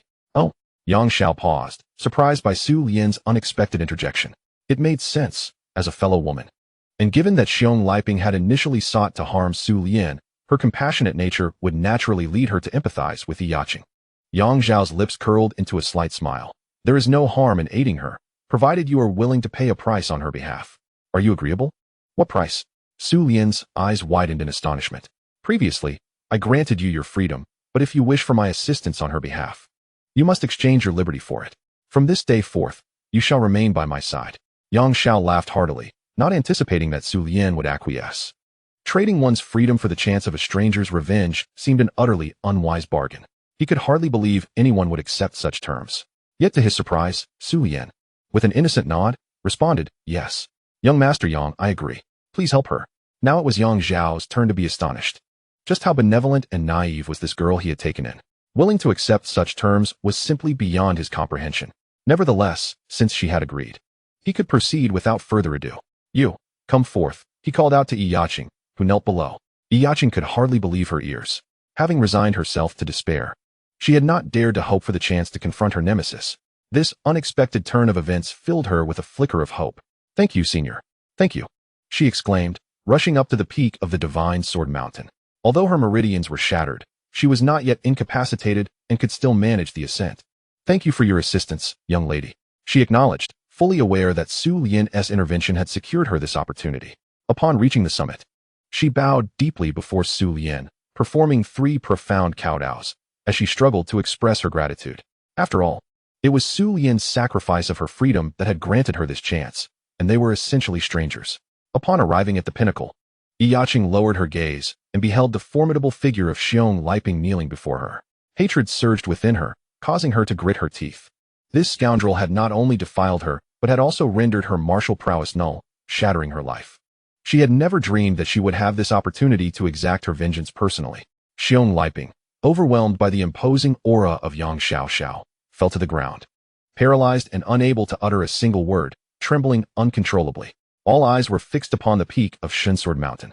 To the onlookers, it seemed that Yang Xiao intended to allow Yaqing to exact her revenge personally, and the only way to facilitate this was to severely injure Xiong Liping, leaving him on the brink of death before allowing Yaqing to deliver the final blow. Senior, please act first and shatter his meridians. I shall take care of the rest, Yaqing implored with hopeful anticipation. Yang Xiao had promised her that he would enable her to avenge herself, and she firmly believed that a person of his caliber would not go back on his word. Who said anything about shattering his meridians? Yang Xiao slowly shook his head. Injuring him without killing him is indeed too troublesome. It would be far more efficient to heal you, allowing you to take action yourself. As these words fell, The many martial kings, who had yet to recover from their astonishment, were once again rendered speechless. Given the youth's prowess in slaying Wan Xian, was he truly finding it troublesome to merely injure Xiong Liping? The only conceivable reason was that he feared to strike too hard and inadvertently kill him. Even so, wouldn't healing Yaching prove to be a greater challenge? Xiong Liping had shattered all of her meridians, rendering her a mere shadow of her former self. Restoring her was no simple feat unless one could procure a healing elixir of 5th rank or above. A complete recovery was virtually impossible. Such sacred medicines were exceedingly rare and priceless, treasured even by the martial emperors. It was implausible that this cloaked youth would bestow such a precious item upon a stranger. Before the surrounding martial kings could fully grasp the situation, Yang Xiaoxiao had already made his move. Flowering Wind Sword Seal. With a mere lift of his hand, he conjured a verdant sword seal of wood attribute and infused it directly into Yaching's body. This was a 5th rank sword technique recorded within the Void Sword Burial, and its healing effects were equivalent to that of a 5th rank sacred medicine. Utilizing the sword technique did not require the expenditure of his sword soul. Sword techniques ranged from 1st to 7th rank. The Wanmu Shengmixin he had previously executed at Xian Station was the pinnacle 7th rank sword technique, possessing vast capabilities for both combat and healing. In contrast, the Flowering Wind Sword Seal was purely a healing technique, capable of restoring a significant portion of even someone like Yaching, whose meridians had been shattered. Yaching was initially taken aback. However, as the green sword seal penetrated her body, she felt her shattered meridians gradually mending under the influence of a pure wood energy coursing through her. Furthermore, the aura of a martial king that had been lost was slowly returning. Yaching was overcome with emotion, her eyes brimming with tears. Chapter 16. The Void Sword Sect. Though Yaching had been rendered a cripple, the foundation of a mid-level martial king still remained within her. As the Flowering Wind Sword Seal gradually repaired her meridians, her strength began to recover slowly. While she could not hope to regain her previous pinnacle state, reaching the level of a junior martial king was still within her grasp. Though this meant a regression from mid-level martial king to junior martial king, for Yaching, this was a result for which she was profoundly grateful. Thank you, senior," Yaching exclaimed, her cheeks flushed with excitement, as she bowed repeatedly to Yang Xiaoxiao. It felt as though he had granted her a second chance at life. She found it hard to fathom that this seemingly youthful boy not only possessed the formidable power to slay a martial emperor, but also wielded the miraculous ability to heal, leaving her astounded. Where did this boy come from? What was his true identity? Perhaps even the most distinguished members of the Great Xia royal family could not compare to him. As her injuries healed, the aura of the martial king emanated once more. And in that moment, the despair in her eyes dissipated, as if she were reborn, filled with newfound hope for the world. Xiong Liping, did you ever imagine this day would come? She coldly admonished, as fierce winds swirled around her, countless blades of wind coalescing above her head, hurtling towards the kneeling, motionless Xiong Liping. He had no strength to resist. In the next instant, the burly man was cleaved by the wind blades, blood splattering as he collapsed into a pool of crimson, unable to utter a single word until his last breath. I have avenged myself. Yaching gazed upon Xiong Liping's lifeless form, her expression a mixture of complexity. She had never anticipated that events would unfold so favorably. Initially, she had thought that merely achieving revenge would suffice, yet here she was, with the chance to exact it herself. Furthermore, her injuries had healed significantly, and with a period of recuperation supplemented by medicinal pills, regaining her standing as a mid-level martial king was now within reach. All of this was due to the arrival of one individual. Senior, from this day forth, I, Yaching, wish to follow in your footsteps to repay your kindness.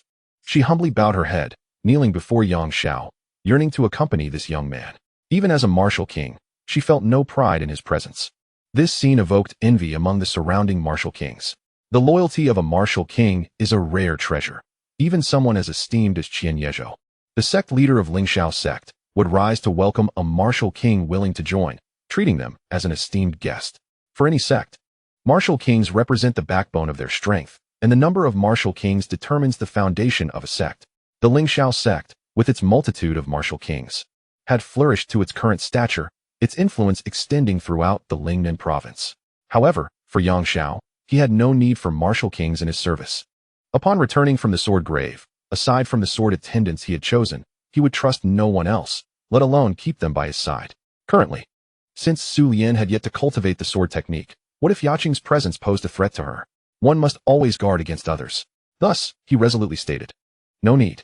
You may leave, and remember to clean up this place. Yaqing could hardly believe it. She had voluntarily offered to follow him, only to be rejected by this boy. She had no ulterior motives. Her only desire was to repay him, yet he denied her even that opportunity. No need to say more. I have told you that my assistance this time was earned through Su Lian's sacrifice of her freedom. Yang Xiao observed her inclination to speak further and shook his head. If you wish to express gratitude, direct it towards her. Su Lian. So this young lady's name was Su Lian. Yaqing, along with the other martial kings present, etched this name in their memories. But they were even more curious about Yang Xiao's name. Regrettably, Yang Xiao did not afford them the opportunity to learn his name. Begone, you three. Take your sect leader away. From this day forth, this place shall serve as the entrance to the Void Sword sect, and no one is permitted to enter. Furthermore, the events of today must remain confidential. Otherwise, should the tranquility of the Void Sword sect be disturbed, I will pursue the matter relentlessly. I assure you, anyone who dares to divulge information will meet a fate far worse than that of the so-called martial emperor Wan Xian. As his words echoed, the martial kings stood on high alert. Each of them, having ascended to the realm of martial kings, had no desire for self-destruction. Thus, they buried the day's events deep within their hearts, refraining from uttering a word. From that moment onward, the four characters Void Sword sect were indelibly etched into the minds of the martial kings present. This was undeniably an entity not to be trifled with. Elder Liao Wuwei and two other elders from the Lingxiao sect assisted the gravely injured sect leader, Qian Yizhou, down from the Divine Sword Peak. After disposing of the body of Xiong Liping, Yaqing reluctantly descended from the peak. All the martial kings gathered at the foot of the Divine Sword Peak, gazing up at the youth. Void Sword sect. With sword energy cascading forth, Yang Xiao inscribed the four characters upon the Divine Sword Peak, their momentum soaring, signifying the official establishment of the Void Sword sect. Simultaneously, 7 brilliant sword lights shot forth from the peak's summit, scattering towards the surrounding mountains, enveloping even the 12 peaks behind the Divine Sword Peak, thus forming an immense protective sword formation.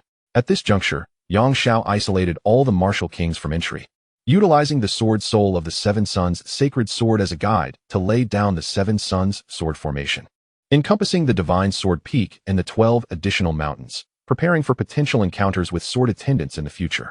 The presence of this Seven Suns sword formation ensured that even beings of martial emperor caliber could not breach the Void Sword sect. Even if Su Lian were to remain here alone, she would be completely safe, untouched by anyone. Any individual daring to force their way into this Seven Suns sword formation would face the wrath of the Seven Suns sacred sword, suffering grievous injuries even if they were a martial emperor. Yang Xiao surveyed the Seven Suns sword formation, which enveloped 13 peaks, feeling a profound sense of satisfaction. The Seven Suns sacred sword, being the pinnacle sword soul within him, was far more precious than the 9 heavens thunder sword expended in dealing with Wan Xian, granting him peace of mind that the entrance to the Void Sword sect would be genuinely inviolable. Void Sword sect. Outside the sword formation, the martial kings murmured. Before them, the 7-colored sword light formed an impenetrable wall of light, completely isolating the 13 peaks of the Void Sword sect from the outside world. Through that 7-colored radiance, they sensed a terrifying power. Any martial king attempting to breach it would meet a swift and utter demise. Yu Xiaoxue appeared somewhat disheartened. Initially, she had intended to ascend the Divine Sword Peak to inquire whether the young gentleman Yang would accept disciples. She was eager to become his pupil. However, upon witnessing even the martial king, Yaqing, being reprimanded and sent down the mountain, her courage waned. Now, with the 7-colored sword light separating her from the Divine Sword Peak, her heart felt hollow, as though she had lost something precious. Alas, my granddaughter, let us depart, sighed Elder Yu, recognizing the thoughts lingering in his granddaughter's mind, likely leaving her with an impression of that young man. However, in such a state of existence, she would never be able to reach it again in her lifetime. Even if she had developed feelings for that young man, what could it change? Grandfather, wait. There is something. Yu Xiaoxue tugged at her grandfather, her heart suddenly racing as she gazed into the radiant 7-colored sword light. A streak of green light surged forth from within the vibrant hues, darting directly towards the direction of the grandfather and granddaughter. Chapter 17. Kanglan City. Under the watchful eyes of several martial kings around them, the green light came to a halt before Yu Lao. Both Yu Lao and Yu Xiaoxue focused their gaze and discovered that it was a small, turquoise wooden sword, exquisitely crafted like a toy, shimmering with a green radiance and inscribed with the characters Emu. What is this? Yu Xiaoxue inquired, her curiosity piqued. After all, it had emerged from the peak of the Divine Sword Mountain, igniting a flutter of excitement within her, causing a nervous expression to bloom on her innocent, youthful face. Before they could even reach out to touch the turquoise wooden sword, a voice echoed from the summit of the divine sword mountain. In recognition of Yu Lao's kind heart, the Imu sword command is bestowed upon you. This Imu sword command can be exchanged for a single opportunity for Su Lian to take action. Guard it well. The voice belonged to Yang Xiao. However, the content of his words left Yu Lao and Yu Xiaoxue exchanging bewildered glances. Imu sword command? An opportunity for Su Lian to act? They had just learned that Su Lian was the name of the girl in the green dress accompanying Yang Xiao. But wasn't she merely a 6th-tier martial apprentice? What use would her assistance provide? Despite being astonished by Yang Xiao's prowess, they held a somewhat dismissive attitude towards Su Lian. Thank you, Master Yang, Yu Lao said, though he felt the gift to be of little value. Nonetheless, as it was a present from a powerful figure who had slain a martial emperor, he dared not refuse it. Recognizing that the young man's surname was Yang, and that he had just founded the Void Sword sect, referring to him as Master Yang seemed appropriate. After that, no further sounds emanated from the peak of the divine sword mountain, save for the swirling 7-colored sword light, proclaiming that this place now belonged to the Void Sword sect. Many around were curious about the Imu sword command. However, with the explanation provided, interest waned as it merely allowed a mid-tier martial apprentice to act once, causing many to lose interest. Otherwise, with so many martial kings present, there might have been a genuine attempt to seize it. Yet, not long after, they found themselves filled with regret, for by that time, the price of a Imu sword command in the black market had soared to over 1 million gold coins. Aside from the Daxiao royal family and top-tier factions, anyone wishing to acquire a Imu sword command would find themselves facing ruin. Yang Xiao released the Imu sword command partly because he found Yu Lao to possess a kind heart, and partly to train Su Lian. After all, it was impractical for her to remain sequestered in her cultivation. The wooden sword technique could both harm and heal, demanding precise control over spiritual power from sword practitioners, necessitating frequent practice. Young Master Yang, is our sect truly established like this? At the peak of the divine sword mountain, Su Lian felt as though she were in a dream. Establishing a sect and founding a school was astonishingly effortless in Yang Xiao's hands. She gazed at the swirling 7-colored sword radiance surrounding the divine sword peak, finding it somewhat incredulous that such prowess truly belonged to the sovereigns of this world. Whether it be a martial king or a martial emperor, all could only retreat in the face of such absolute strength.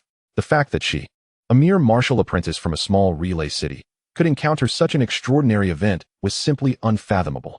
Of course, there was no denying it. Yang Xiao shook his head, observing the divine sword peak alongside the other 12 mountain ranges, seemingly deep in contemplation. Although he had marked the territory of the Void Sword sect, these 13 peaks were devoid of any structures. The lush forests between the mountains did not resemble the proper appearance of a sect, at the very least. Several palaces should be constructed to provide a place for rest and habitation. Otherwise, what manner of conduct would it be to endure the elements without shelter? It was indeed time to summon some skilled artisans. However, before that, there were matters to attend to. Yang Xiao pondered his next course of action. Currently, he had a wood element sword attendant, Su Lian. Seeking more sword attendants would largely depend on luck. It was not a matter of simply finding one at will. After all, they needed to possess exceptional talent, be in harmony with a certain elemental aura, and ideally, be relatively young and untouched, with all 3 conditions being indispensable. Thus, it was quite challenging for Yang Xiao to actively search for sword attendants. On the other hand, in the Kanglan city of the Lingnan province, General Yin seemed to have been demoted to this place. After a decade, he wondered how the general was faring. A pang of guilt stirred within him as he recalled a certain individual, the right general of the Great Xia Yanhuang Legion, Yun Taizhan. Once a servant of the Great Xia royal family, he had valiantly rescued the young Yang Xiao and his mother during a perilous mission, earning Yang Xiao's profound respect as a heroic elder. However, during that rescue, Yun Taizhan sustained severe injuries, causing his cultivation to plummet from the martial emperor realm to that of merely a martial king. Following this, he fell victim to a conspiracy orchestrated by the Prime Minister Zhao Yu, resulting in his expulsion from the Yanhuang Legion and his demotion to Kanglan City in the Lingnan province, from which he had since disappeared without a trace. When Yun Taizhan was demoted, Yang Xiao had just entered the martial king realm, a mere prince unable to offer assistance. He had hoped to repay Yun Tieshan's kindness after ascending the throne, but unexpectedly, he too fell victim to the machinations of Zhao Yu's daughter, Zhao Qingwei, and was cast into the void's turbulent flow until this day. Now, General Yun Taizhan should still be in Kanglan City. He could only wonder how he was holding up. It was time to pay a visit. Without Yun Taizhan, there would be no current Yang Xiao. Indeed, he might have perished outside at the tender age of 10. If there was anything Yun Taizhan required, Yang Xiao would certainly lend his aid. For the following 3 days and nights, Yang Xiao remained atop the Divine Sword Peak, embedding one of the 12 sword souls, the wood sword soul, into Su Lian's body, assisting her in cultivating the wood sword technique. With the initiation of her training in the wood sword technique, Su Lian officially became Yang Xiao's sword attendant. Should Yang Xiao withdraw the wood sword soul from her being, she would instantly be left with nothing. Thus, he held complete control over his sword attendants. With the support of the wood sword soul, Su Lian remarkably succeeded in mastering the wood sword technique, reaching the first level of its realm within just 3 days. Coupled with several foundational sword techniques imparted by Yang Xiao, the results astonished her beyond belief. Having merely mastered the first level of the Imu sword technique, Su Lian felt as though she had nearly reached the pinnacle of martial discipleship, standing unrivaled beneath the martial masters, all within just 3 days. Unlike her previous experiences of breaking through the martial disciple realm, she felt no such sensation this time. However, her aura and strength undeniably reflected the essence of a martial disciple at its zenith. Even without a sword in hand, the Imu sword technique allowed her to wield branches like a sword, executing the wood-based sword arts. Even if Qi Beitian were to stand before her now, she would not be without a fighting chance. Su Lian was astonished. Such rapid advancement in a brief span was beyond her imagination, transcending all her previous understanding of martial arts. This was not merely martial prowess, it was the path of the sword. If she continued to cultivate, even the emperor of martial arts might not prove her equal. Yang Xiao was quite pleased with Su Lian's performance. The path of the sword was something Su Lian grasped only partially. Follow me, Yang Xiao beckoned as he descended the mountain. Where are we going? Su Lian inquired with curiosity. To Kanglan City, Yang Xiao replied, sweeping down the mountain. The geographical hierarchy of the Great Xia Dynasty included various levels: postal cities, prefectural cities, and provincial cities. Kanglan City was a prefectural city within the jurisdiction of Lingnan Province. Su Lian felt a surge of anticipation. She had initially thought she would be confined to the Void Sword sect for some time, but Yang Xiao was departing so soon. Coming from Qian Post, the smallest postal city, spanning merely 10 miles with a population of only a few 100,000, she had now set her sights on Kanglan City. It was said to be the largest city in Lingnan Province, aside from the provincial capital, covering an area of at least several hundred miles with a population exceeding 10 million, half of whom were martial masters, including hundreds of martial kings. As they approached Lingnan Province, Kanglan City gradually came into view. They had traveled from the Wanjian mountain range, not on horseback this time, but with Yang Xiao guiding Su Lian as they soared above the clouds on their swords, traversing thousands of miles without encountering a single soul. Only as they neared Kanglan City did Yang Xiao descend amidst a grove of trees outside the city, bringing Su Lian along. This journey, which would have taken at least 3 days by horse, was accomplished in merely 1 hour. Even the mightiest martial emperors could not match such astonishing speed. From a distance, Kanglan City resembled a serene, slumbering dragon sprawled across the plains, its expanse seemingly endless. Su Lian was still in a daze. Yang Xiao's sword flight was astonishingly swift. In the blink of an eye, the magnificent Kanglan City lay before her, prompting her to gaze in awe at the grand city. Let us proceed into the city, Yang Xiao announced, satisfied with the effectiveness of his sword flight. Having practiced the sword technique for flying within the void sword grave, he had never had the opportunity to utilize it until today, and the experience was indeed extraordinary. As they approached Kanglan City, the thoroughfare was bustling with merchants, and horse-drawn carriages were plentiful, a scene of flourishing prosperity. The closer they drew to the city gates, the more Su Lian felt a surge of nerves, for she realized that every individual traversing Kanglan City was of a higher realm than herself, with even martial kings occasionally in sight. What a spectacle! As Su Lian arrived at the city gate, she gazed upward and couldn't help but exclaim. The city wall towered at an impressive height of 20 zhang, akin to a 20-story building, reaching skyward and nearly obscured by the clouds. To Su Lian, it was the most magnificent structure she had ever beheld in her lifetime. However, for Yang Xiao, the Kanglan City held no particular significance. When compared to the walls of the Great Xia Imperial City, the fortifications of Kanglan City seemed merely like small mounds of earth, and when juxtaposed with the Void Sword Tomb, where he had resided for 5 centuries, even the most modest sword spirit's grave was far more spectacular than the entirety of Kanglan City. Thus, Yang Xiao shook his head and remarked nonchalantly, Su Lian, broaden your horizons. Kanglan City is but this. Su Lian quickly nodded in agreement. What manner of little beggar is this, who dares to claim that Kanglan City is so trivial? At that moment, a youthful and haughty voice called out from behind them, drawing the attention of many onlookers. Chapter 18. The Xiang family and Xiang Shuayu. Yang Xiao did not need to turn around to know that 4 young riders were trailing behind him and Su Lian. The one who spoke was the handsome leader of the group, a novice martial spirit. Su Lian instinctively jumped in surprise and hurriedly stepped aside, fearing she had obstructed their path. Yet, Yang Xiao paid no heed to the group. There is no need to pay them any mind, Su Lian. Let us proceed into the city.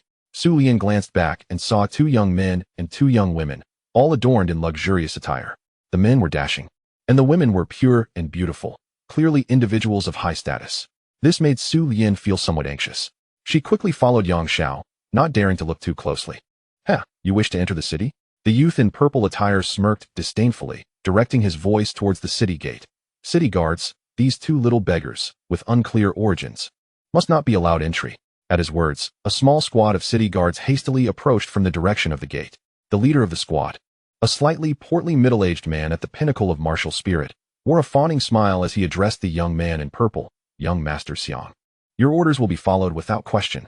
Turning his gaze toward Yang Xiao and Su Lian, the plump squad leader immediately adopted a look of contempt. What beggar dares to seek entry into Kanglan City?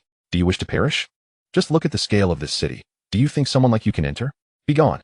With his words, the guards swiftly surrounded Yang Xiao and Su Lian, creating a tense atmosphere. The commotion quickly attracted the attention of others nearby.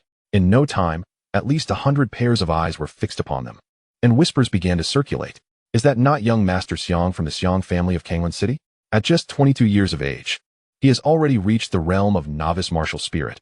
He is surely destined to inherit the position of head of the Xiang family. And the 3 accompanying him are not all from the younger generation of the 4 prominent families in Kanglan City.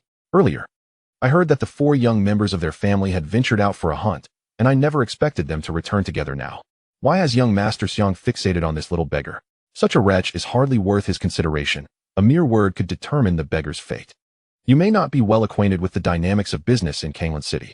The Xiang family boasts 2 legitimate young masters. Aside from Xiang Shuayu, there is also Xiang Shuayu, his elder brother, who unfortunately is a fool.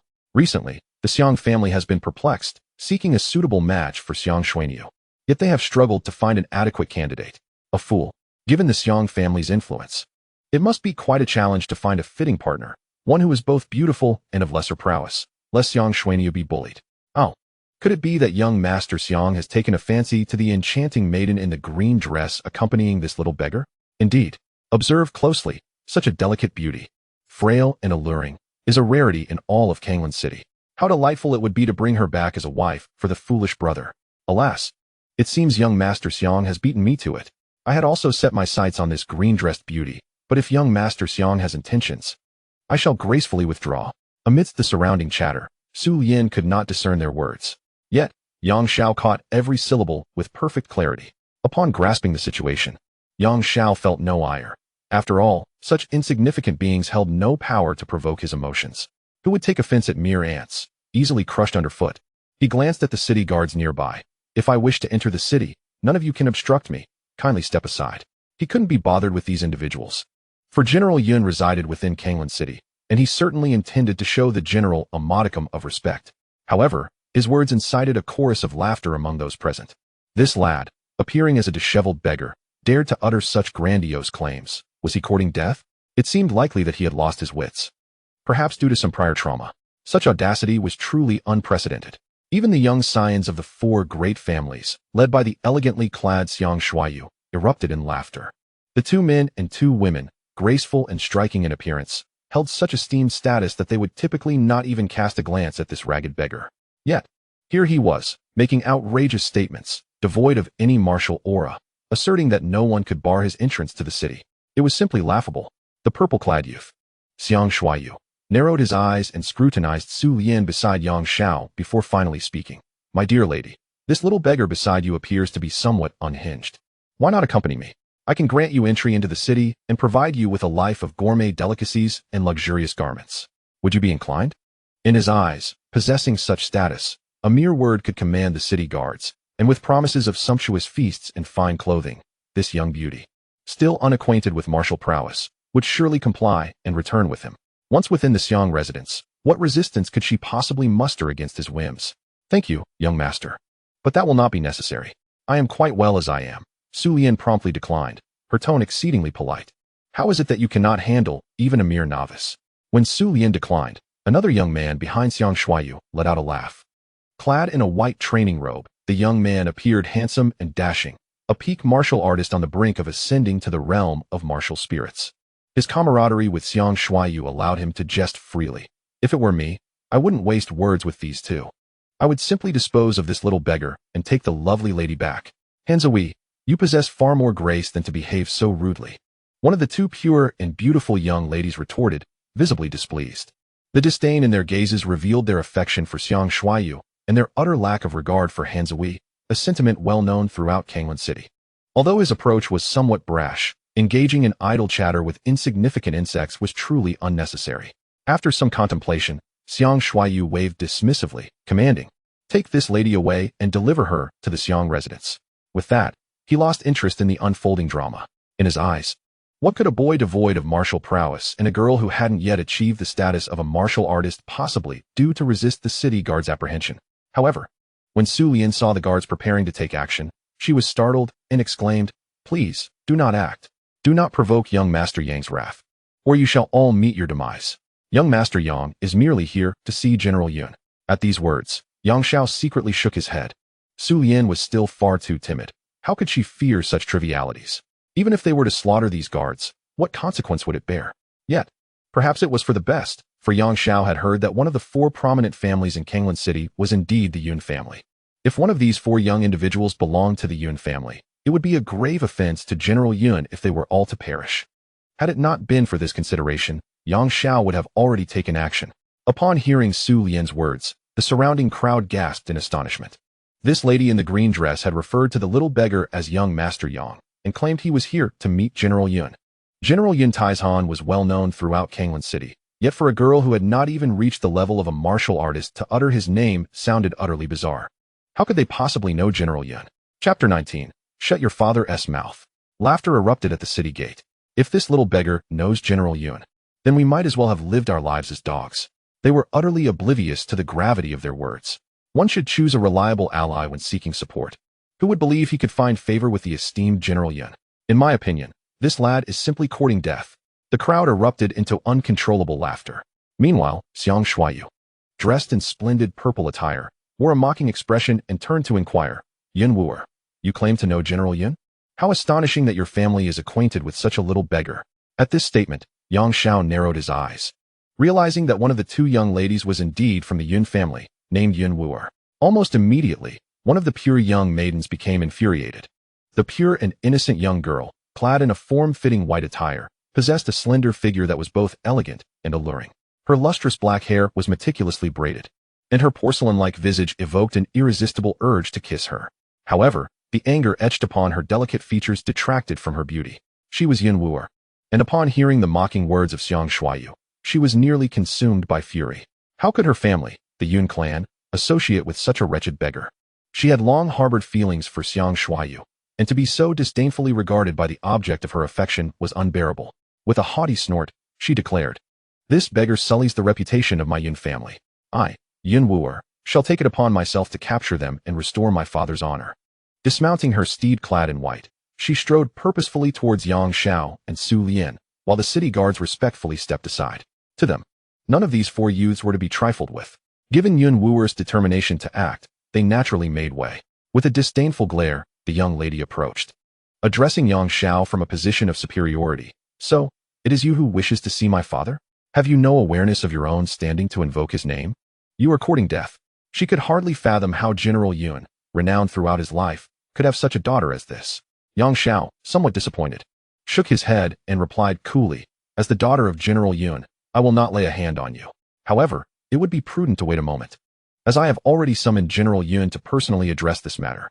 Given his prowess, locating Yun Taizhan within Kanglan City and notifying him would not pose a challenge. Yet to others, this seemed a fanciful notion. Had he truly summoned General Yun?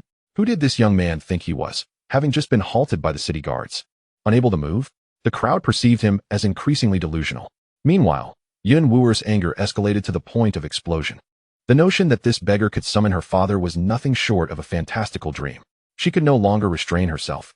feeling as though she heard the mocking laughter of Xiang Shuaiyu and his companions behind her. If this continued, the illustrious reputation of the Yun family would surely be tarnished. Prepare to meet your end. With a fierce gesture, Yun Wu'er unleashed a powerful strike towards Yang Zhao's chest, channeling the full might of her peak martial artist prowess. Wishing to shatter the beggar before her into oblivion, her advanced technique, the thunderclap palm, could crush even a massive boulder, let alone an unassuming youth devoid of any martial aura. The atmosphere grew tense as onlookers became acutely aware of the impending violence. Blood was destined to stain the gates of Kanglan City, while others might hesitate to act so recklessly, fearing retribution from the city lord. Yun Wu'er was exempt from such concerns, for her father was none other than Yun Taizhan, the head of one of the 4 prominent families in Kanglan City. The entire affair resembled a farcical performance, with spectators shaking their heads in disbelief, lamenting the young man's apparent folly and self-destructive path. They felt this spectacle should have reached its conclusion. Yet the next moment, as Yun Wu'er's palm struck forcefully against Yang Zhao's chest, the crowd fell into a stunned silence.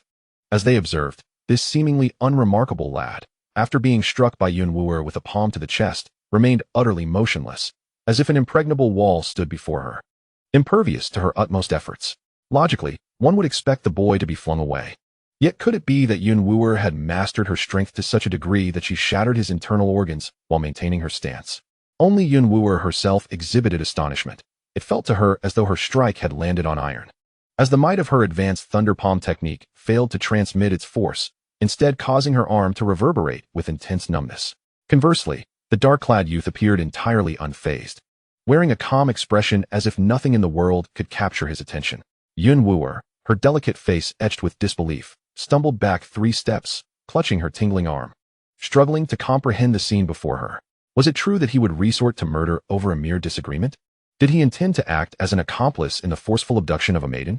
Yang Zhao, with an impassive countenance, cast a glance at Yun Wu'er, and without any visible motion, a crisp slap resonated throughout the arena. Instantly, Yun Wu'er staggered back several steps, her face a portrait of incredulity. "This mouth of yours. I shall repay your father with a slap." As his words fell, the onlookers finally grasped the situation, standing in stunned silence, struggling to believe that the illustrious daughter of General Yun had been struck by this ragged boy. This urchin bore no trace of martial prowess. Despite Yun Wu'er being at the pinnacle of martial arts, her thunder palm technique had utterly failed to harm him. Instead, he had struck her, marking this event as perhaps the most astonishing occurrence in Kanglan City for an entire year. The slightly portly middle-aged commander of the city guard, along with Xiang Shuaiyu, Han Zihui, and the esteemed daughter of the Nalan family, Nalan Xinxin, were rendered speechless by the spectacle. Not only had he struck Yun Wu'er, but they also failed to catch a glimpse of Yang Zhao's movements. This was the most terrifying aspect, causing even Xiang Shuaiyu to wear a grave expression. This boy likely concealed his true capabilities, yet his identity remained a mystery. How could he dare to strike Yun Wu'er? Even if he were merely a novice martial spirit, he evoked trepidation in Yang Zhao, who speculated that this dark-clad urchin might very well be a high-level martial spirit.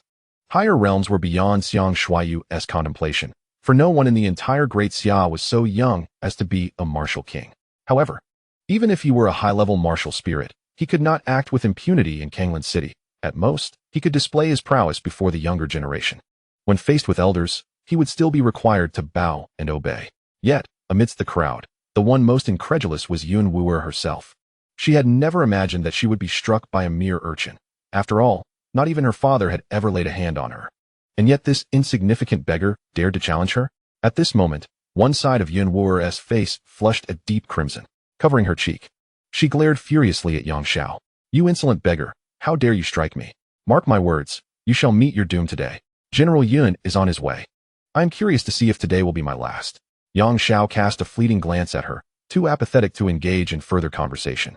Meanwhile, Su Lian had already positioned herself obediently behind him, well aware that when Yang Zhao took action, her role was merely to observe from the rear. What commotion arises at the city gate? As a voice of considerable authority resonated from within the city, all present seemed to awaken from a stupor. They gazed at Yang Zhao as one might regard a corpse.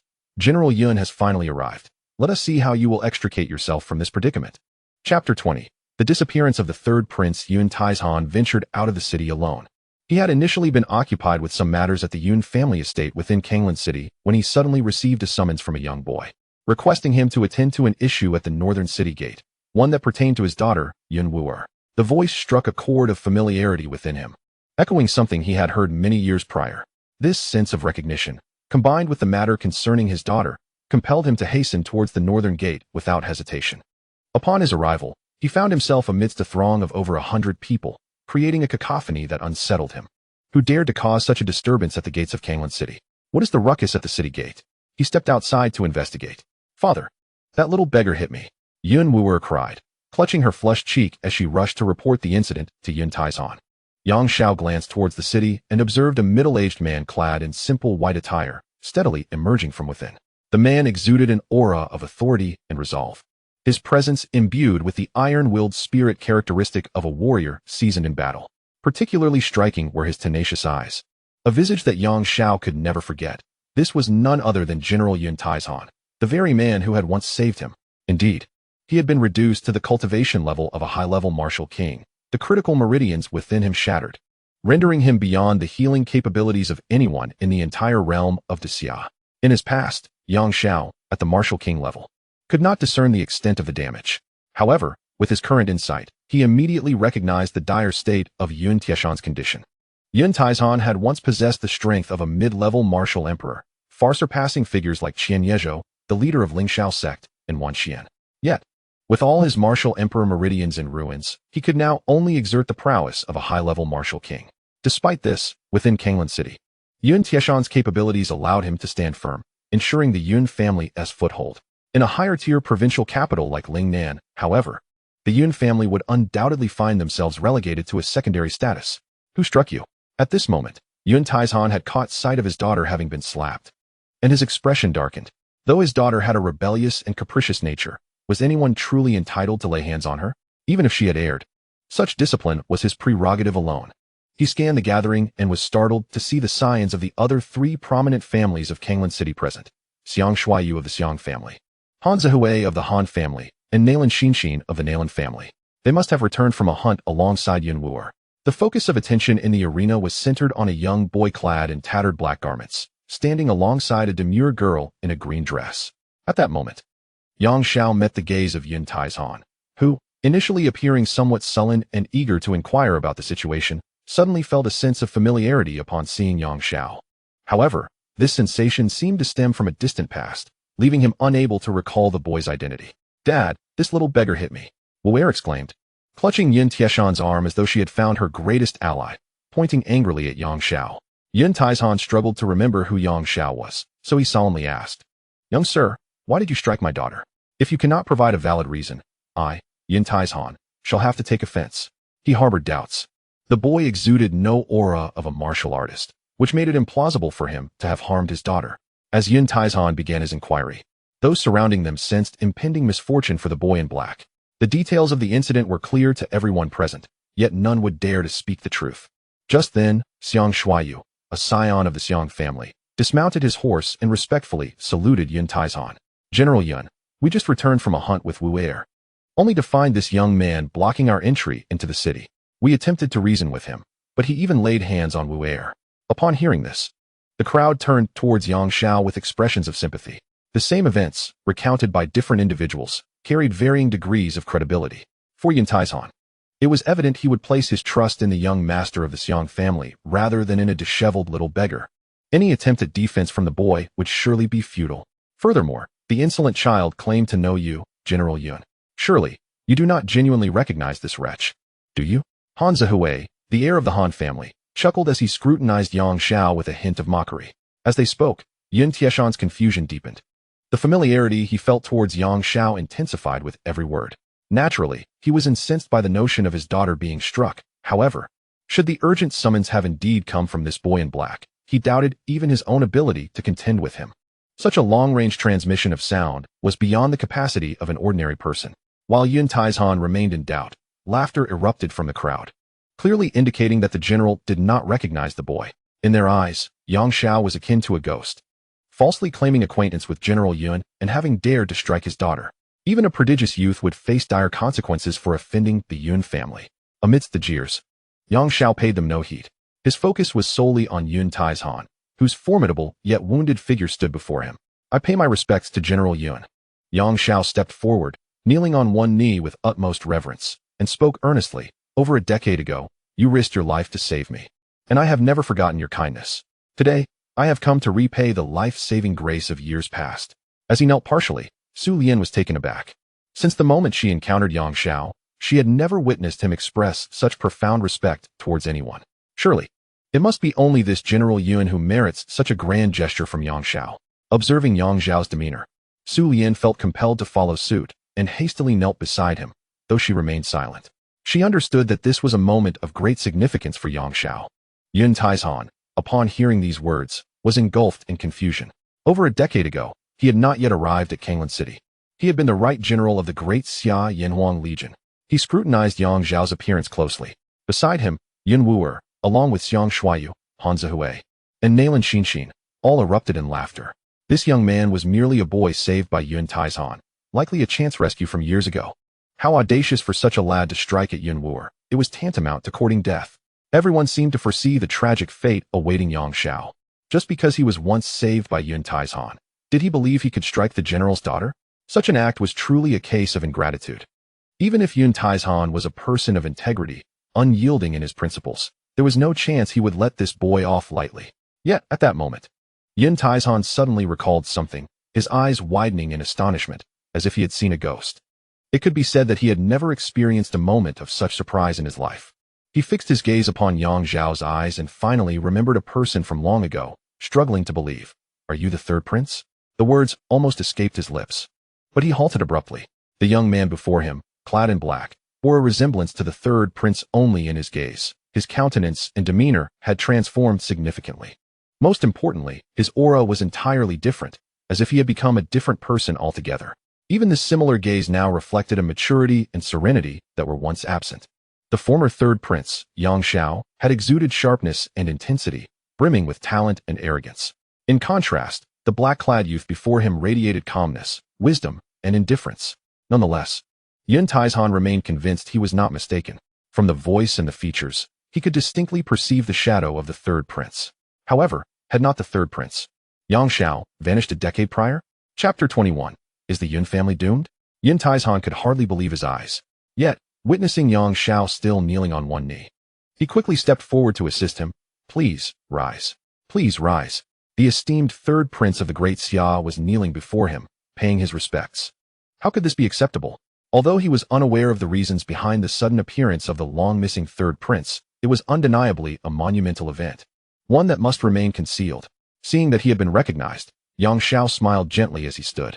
"General Yuan, I had originally intended to enter the city to see you directly. However, I was halted outside the city by some who sought to forcibly take Su Lian, intending to make her a bride for a fool. Your daughter, in her arrogance, aided these brigands in their unscrupulous endeavor. So I took it upon myself to teach them a lesson on your behalf. I hope you will not hold it against me." As the words fell from their lips, every individual present stood in stunned silence.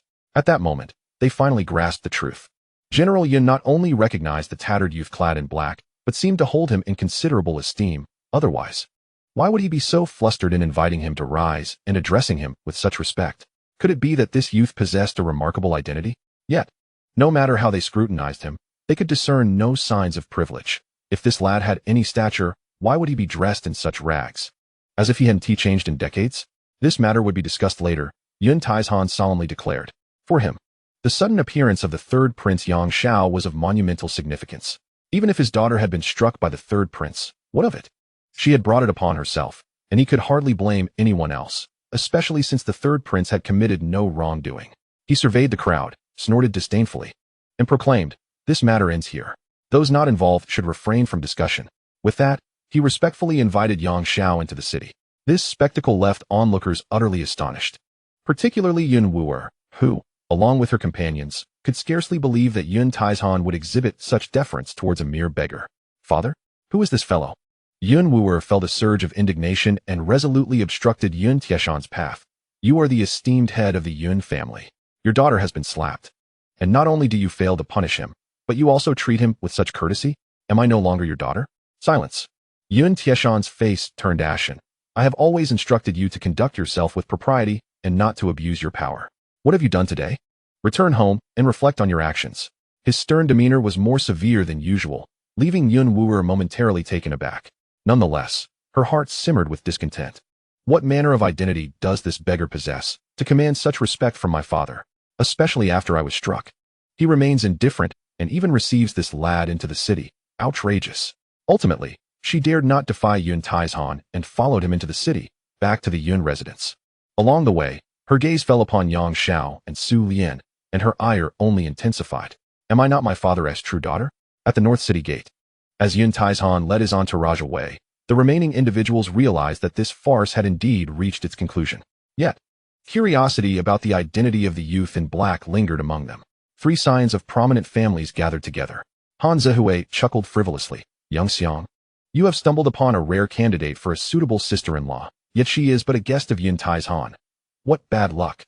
Xiang Shuayu responded with a cold laugh. What is there to fret about? Perhaps you remain unaware that the Yun family is set to fall tonight. By then, not only will that girl I have my eye on be mine, but even Yun Wuer shall be within my grasp. The pure maiden in pink, Nalan Xinshin, was somewhat puzzled. The Yun family is to perish? Young Xiang, who have you heard this from? At this juncture, Xiang Shuayu grew somewhat smug. You have yet to reach the martial spirit realm. Thus, it is only natural that your families have not informed you of such significant matters. Do you know why our family hastily summoned us back today? Han Zihui expressed some curiosity and inquired. I have heard that a prominent figure is to arrive in our Kanglan city to engage in business discussions with the 4 great families. Xiang Xiao, do you possess any insider knowledge? Do share with us. It is an elder from the Lingxiao sect who is coming to Kanglan city to negotiate business, Xiang Shuayu replied, a glint of coldness flashing in his eyes. Moreover, it is not with the 4 great families, but rather a collaboration with the 3 families, excluding the Yun family. After tonight, the Yun family's standing in Kanglan city will undoubtedly plummet. The elder of the Lingxiao sect, Nalan Xinshin, was instantly taken aback. Han Zihui was equally astonished. The Lingxiao sect is one of the top 3 prestigious sects in the entire Lingnan province. They have cooperated with us in the past. So why would they exclude the Yun family this time? Is it not due to that stubborn old man, Yun Taizhan? Xiang Shuayu shook his head and replied calmly. This business is of great significance to our family, and naturally, the elder from the Lingxiao sect must be offered some benefits. Before Elder Mu's arrival, he stated that for cooperation, each family must present a gift of 10,000 gold coins. Those who agree to this condition may proceed with cooperation tonight. Otherwise, discussions are off the table. Unfortunately, that obstinate old man, Yun Taizhan, is unwilling to part with the gold, thereby forfeiting the opportunity for collaboration. 10,000 gold coins?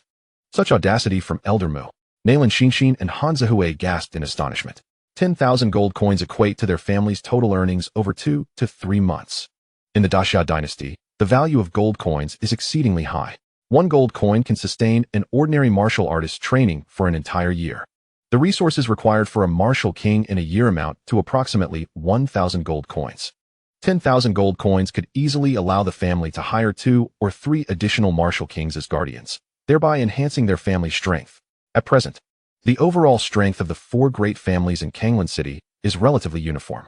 The Xiang family, Han family, and Nalan family each possess around 10 martial kings, alongside 5 hired martial kings as guardians, with each martial king receiving an annual remuneration of about 3,000 gold coins. Conversely, the Yun family's martial kings are primarily former subordinates of Yun Taizhan from his military days, requiring only the necessary resources for training without substantial remuneration. In summary, despite the numerous enterprises owned by the 4 great families in Kanglan City, their net annual profit hovers around 50 to 60,000 gold coins, with numerous expenditures to account for. For a young master like Xiang Shuayu, even with the potential to inherit the family leadership, his annual allowance amounts to merely 2 to 3,000 gold coins. That elder is from the Lingxiao sect, reputed to hold a respectable position in the Elder Council. Xiang Shuayu lowered his voice. Moreover, this business opportunity is significant. If a single family were to cooperate with the Lingxiao sect, they could garner several tens of thousands of gold coins in returns each year. Naturally, if our 3 families share the cooperation, each family would still receive at least an additional 10,000 gold coins annually, recouping the investment in less than a year. After we collaborate with the Lingxiao sect, the Yun family's business will inevitably decline, with revenues plummeting by at least half, making it impossible to sustain even the martial kings within their family. What do you think? Will they endure? At this juncture, Nalan Xinshin and Han Zihui finally nodded in agreement, fully acknowledging the gravity of the situation. Such an extraordinary occurrence has transpired, leading the Yun family to the brink of decline, rendering them unable to be compared with the 3 prominent families any longer. In due time, with a little maneuvering. Even Yun Wuer could be coerced into marrying into their clan. The three esteemed families, satisfied with their own affairs, returned to their respective homes. While the plight of the Yun family seemed inconsequential compared to the recent incident involving that beggar. Chapter 22. Is it not just the Lingxiao sect? Within Kanglan City, Yang Xiao and Su Lian accompanied Yun Taizhan back to the residence of the Yun family. This estate, situated in the northern part of the city, was not as opulent as others, yet it exuded a commanding presence, imbued with a martial spirit that greeted one upon entry. Stepping into the Yun residence felt akin to entering a military camp, instilling a profound sense of gravity and solemnity. Upon returning, Yun Wuer stormed off in indignation, not sparing a glance at Yang Xiao and the others. Ah, this girl. Observing her demeanor, Yun Taizhan sighed in exasperation, spoiled by her mother since childhood. She has grown unruly. I never anticipated she would act so brazenly today, offending you. Not to worry, Yang Xiao replied, shaking his head dismissively. Since she is the daughter of Yun Taizhan, I shall not pursue the matter further. That slap has served as a lesson. I hope she learns something from it. Yun Taizhan sighed again. At least my eldest daughter is a source of comfort. Yang Xiao, taken aback, inquired, You have an eldest daughter, General? Indeed, Yun Taizhan replied. Her name is Yun Yinggu, and she is now 23 years old, already a primary martial king. She serves as the captain of the Thunder Guard in the southern border town of Yulei, and I never need to worry about her. Yun Taizhan reminisced. Unfortunately, she returns only once a year, as she is preoccupied with military duties at the border. Yang Xiao nodded, refraining from further inquiries. His visit was merely to express gratitude, not to scrutinize the family. The number of Yun Tieshan's daughters was of little concern to him. However, it must be noted that a 23-year-old primary martial king is indeed a prodigy within the realm of the Great Xia, and Yun Yinggu is quite likely to ascend to the martial emperor realm in the future. By the way, this young lady accompanying you is named Su Lian, correct? Yun Taizhan scrutinized the obedient Su Lian following Yang Xiao, a hint of caution in his gaze. Understanding his intent, Yang Xiao nodded reassuringly. Rest assured, General. She is my sword attendant, aware of my identity and trustworthy. A sword attendant? That is reassuring. Yun Taizhan sighed in relief. He scrutinized Yang Xiao once more, shaking his head in astonishment. Your Highness has changed so drastically. I almost failed to recognize you. Yang Xiao smiled enigmatically, remaining silent. Though only a decade had passed in the outside world, he had endured 5 centuries within the Void Sword tomb. These 5 centuries did not age him, but his constant companionship with the sword had significantly altered his appearance, particularly his aura, rendering him nearly unrecognizable to Yun Taizhan. In truth, had they encountered each other under different circumstances, Yun Taizhan would have overlooked him entirely. At this moment, Yang Xiao blended seamlessly into the crowd, exuding an ethereal grace that concealed his former arrogance. It is truly remarkable. After all these years, His Highness appears as youthful as ever. However, the news from the Imperial City indicates that you went missing a decade ago. Where have you been all these years? Yun Taizhan inquired with great curiosity. Yang Xiao replied nonchalantly. 10 years ago, Yang Xian and Zhao Qingwei conspired to cast me into the Void Torrent. The Void Torrent? Yun Tieshan's expression immediately shifted. Yang Xian? Zhao Qingwei. So it was indeed them. It is utterly shocking that Yang Xian, having just ascended the throne, would conspire to harm the third prince a decade prior. This revelation would undoubtedly stir the entire Great Xia into chaos. The once extraordinarily talented third prince was not merely missing, but had been betrayed and harmed by Yang Xian and Zhao Qingwei. By sheer coincidence, I managed to emerge alive from the Void Torrent. Yang Xiao couldn't help but feel a sense of nostalgia regarding this.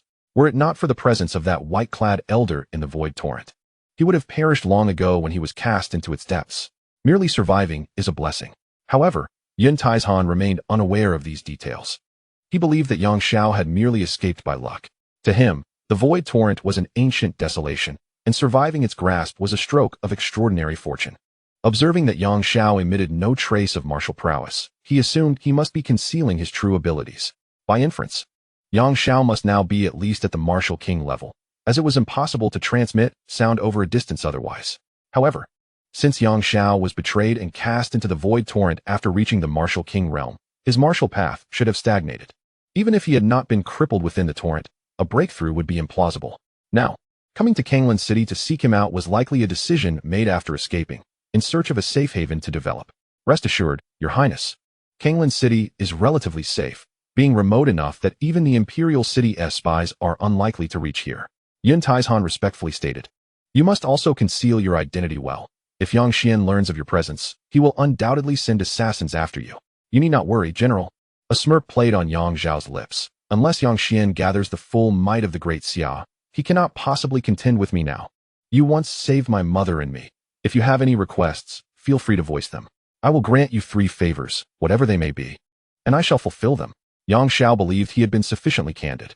Regarding his own realm and strength, he felt uncertain about how to articulate it. So he opted for a brief mention. Yet, how could Yun Taizhan possibly believe such a claim? Unless the full strength of Great Xia was assembled, he could not be harmed. Having lived for 50 or 60 years, Yun Taizhan had never heard of such a figure emerging in Great Xia. So he assumed Yang Xiao was merely speaking out of pride. He mused. Although the third prince's demeanor has become more reserved, he still values his pride. After all, he is the greatest prodigy of Great Xia. It seems that the prince has nowhere to go now and wishes to stay with me. With this thought, he nodded and said earnestly, speaking of requests, there is indeed one concerning Yun Wu'er. I am currently quite worried about her. If the prince could offer her some guidance in martial arts, it would be greatly appreciated. Very well. Yang Xiao readily agreed to this first request. If it pertains to martial arts above the emperor level, he truly lacks the ability to impart such knowledge, as his own training revolves around the sword path. However, that Yun Wu'er is merely at the pinnacle of the martial master stage. As long as she is willing to heed advice, instructing her would be effortlessly rewarding. A few casual pointers could yield immense benefits for her. Moreover, Yang Xiao possesses certain sword techniques that can assist in unblocking martial veins, greatly aiding her cultivation. Yun Taizhan chuckled and nodded. It does not require grand results. If she can reach the martial spirit stage within a year, I would be immensely grateful. Presently, she is at the peak of the martial master stage, and if she complies, breaking through to martial spirit should only take a month, not a year. Yang Xiao shook his head and inquired, by the way, General, you seem to be preoccupied with something? Regarding Yang Zhao's assertion that Yun Wu'er could break through to martial spirit within a month, Yun Taizhan naturally found it hard to believe. Breakthroughs in martial arts are rarely so facile. However, having been prompted about his concerns, he sighed. Indeed. Recently, the prominent sect Lingxiao from the Lingnan province is set to sell a batch of exceptional martial equipment in Kanglan City. Naturally, our 4 great families wish to collaborate with Lingxiao. But the elder who has come from their sect insists on a bribe of 10,000 gold coins before considering our partnership. At this point, Yang Xiao grasped the gist of the situation. Martial equipment, including weapons, armor, and helmets, serves as the arsenal for martial practitioners, primarily aimed at those below the martial spirit level, who have yet to harness the forces of heaven and earth, and thus rely heavily on these tools in combat. For instance, the leader of Dragon King Village, Wang Jingshan, wielded a flame blade, which exemplifies such martial equipment. Once one attains the martial spirit level and progresses to martial king or martial emperor, martial equipment becomes unnecessary, replaced by a different category known as spiritual equipment, which enhances a practitioner's influence over the forces of nature and augments martial techniques. Even so, the trade of martial equipment remains exceedingly lucrative in Kanglan City. Not only do ordinary individuals require such gear, but esteemed families, such as the Yun family, also seek top-tier martial equipment to empower their younger generation, ensuring their prowess surpasses that of their peers. In Kanglan City, whoever secures the right to sell high-performance martial equipment can dominate the market and potentially influence the rise or fall of great families. For Yun Taizhan, this presents a dilemma. He is reluctant to compromise his integrity by paying the 10,000 gold coins as a bribe, yet the alternative is dire. Should Lingxiao decide to collaborate with the other 3 great families, the Yun family's position would become exceedingly precarious. In such a scenario, market shares would be monopolized, relegating the Yun family to at least a second-tier status, if not worse. Thus, Yun Taizhan wrestles with the moral quandary of whether to surrender his principles and pay the 10,000 gold coins. At this moment, Yang Zhao's lips curled into a subtle smile. General, there is no need for you to pay that sum. Is it merely Lingxiao? Regardless of who they send, I shall ensure that this business remains exclusively yours. For him, this task could not be simpler. Back in the Wanjian mountain range, he had already reprimanded the sect master Qian Yezhou of Lingxiao. Regardless of which elder from the Lingxiao sect has arrived, would Yang Xiao truly feel intimidated? However, as soon as his words fell, a woman's scornful laughter echoed from behind. To monopolize the business of the Lingxiao sect? Who do you think you are to utter such grandiose claims? Yun Tieshan's expression shifted as he turned, for he beheld his wife, Yu Shujun, accompanied by their daughter, Yun Wu'er, gracefully approaching. Yu Shujun, what brings you here? The old general felt a sudden headache. Chapter 23. The Yun family matriarch and daughter Yu Shujun was Yun Tieshan's second wife and the mother of Yun Wu'er. As her derisive remarks resonated, both Yang Xiao and Su Lian turned to see a middle-aged beauty clad in splendid attire, her long hair elegantly styled into an updo adorned with a luxurious purple-gold hairpin. Her complexion radiant, she epitomized the image of a refined matron. Following closely behind was the previously innocent-looking Yun Wu'er, now seething with anger, her cheek flushed, evidently having just been struck by Yang Xiao. Why shouldn't I come? The noblewoman, Yu Shujun, cast a cold glance at Yun Taizhan. If I had not arrived, would my daughter not be in danger of being beaten to death? And you, how can you show such deference to those who harm your own child? Inviting them into our home, truly unheard of and unseen. Yu Shujun herself was no ordinary woman, possessing considerable strength, having attained the intermediate martial king realm. Yet, to Yang Xiao, this posed little threat. After all, even the intermediate martial king, Yaching, revered him in the Wanjian mountain range, seeking to follow him, which he had declined. Silence. What do you know? Yun Taizhan, trembling with anger, retorted, look at you. You indulge this girl daily, spoiling her to no end. She actively provoked Xiang Shuaiyu and his companions outside the city, intending not only to abduct their young lady, but also to resort to violence. How does that differ from a bandit? He had already clarified the situation. As for the version presented by Xiang Shuaiyu, Yun Taizhan dismissed it outright. How could the esteemed third Prince Yang Xiao lack the leisure to obstruct others at the city gates? Nonetheless, he could not disclose Yang Xiao's identity, not even to his own wife and daughter. Yun Taizhan, do you believe you have any grounds to argue? The noblewoman, Yu Shujun, began to throw a fit. Young Master Xiang is from the Xiang family of Kanglan City, having reached the martial spirit realm at the tender age of 22. What extraordinary talent. Are you dissatisfied that our wooer spends time with young Master Xiang? It is far better than you, the head of the Yun family, showing such respect to a mere beggar. What would others think if they knew? As she spoke, her gaze scrutinized Yang Xiao and Su Lian, her disdain for Yang Xiao growing more pronounced. It was evident to her that this beggar had no significant background. Yun Tieshan's respect for him was utterly incomprehensible. Enough. Yun Tieshan's countenance darkened. Young Master Yang possesses a noble status. Do not act recklessly. From this day forth, young Master Yang shall guide wooer in her cultivation daily, and she shall not leave the city until she reaches the martial spirit realm. Martial spirit? Yun Wooer's eyes widened in disbelief. But father, I am only 18. To tread the path of martial spirits, one must be at least 22 or 23, correct? Are you suggesting that I remain confined within the city for the next 4 or 5 years? What is wrong with being 18? Your sister had already reached the intermediate martial spirit level at that age. Look at yourself. Yun Tieshan's disappointment was palpable. Stop comparing my daughter to that wretched woman's offspring.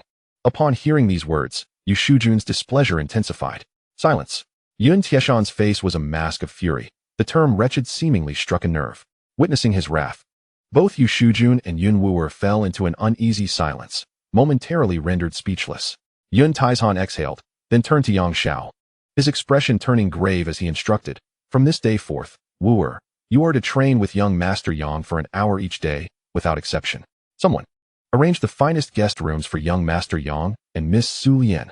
Thank you, General Yun. Yang Xiao expressed his gratitude. He cast a glance at Yu Shujun and Yun Wu'er, but chose not to comment, instead following Su Lian as they departed with a maid who had come to guide them away from this place. Let Yun Taizhan manage his family matters. After their departure, Yu Shujun's resentment boiled over as she scornfully remarked, Yun Taizhan, why on earth did you assign the finest guest room to that little beggar? He even struck our daughter. And you remain indifferent? What is his identity that warrants such treatment from you? His identity is not for you to know. Yun Taizhan replied sternly. You only need to understand that his former status is something we cannot afford to provoke. He is merely down on his luck and has come to seek refuge with us. One day, he shall soar like a dragon, becoming someone we can only look up to. In his eyes, this was an undeniable truth, devoid of any deceit. However, this statement led Yu Shujun and Yun Wu'er to misconstrue Yang Xiao's identity, believing him to be the fallen individual seeking sanctuary with the Yun family. A moment of misfortune? Observing his disheveled appearance and the absence of any martial aura, the notion of his future rise seemed utterly fanciful. Yu Shujun bluntly stated, regardless of his former nobility, he is now merely a little beggar. Is it fitting to have a beggar instructing our wooer in her martial training? Indeed, what if he strikes me again? I refuse to train with him. Yun Wu'er gritted her teeth. The fact that he could strike you indicates his martial prowess surpasses yours. How old could he possibly be? Yun Taizhan, nearly speechless with anger, retorted, just go back, and do not disturb me at such a time. He was still preoccupied with concerns regarding the Lingxiao sect. I warned you. Yu Shujun, displeased by his demeanor, replied, I told you to pay 1,000 gold coins back then, but you refused. Now you see the trouble it has caused, don't you? We must make amends to Elder Mu Qingsong during the evening banquet, or our Yun family may find it untenable to remain in Kanglan City. Young Master Yang has stated that this sum need not be paid, and I share that sentiment. Yun Taizhan sneered. I shall see how our Yun family could possibly fall at the hands of an elder from the Lingxiao sect. Young Master Yang, Young Master Yang. All you ever speak of is this young Master Yang. I am eager to discover what benefits he brings to the Yun family.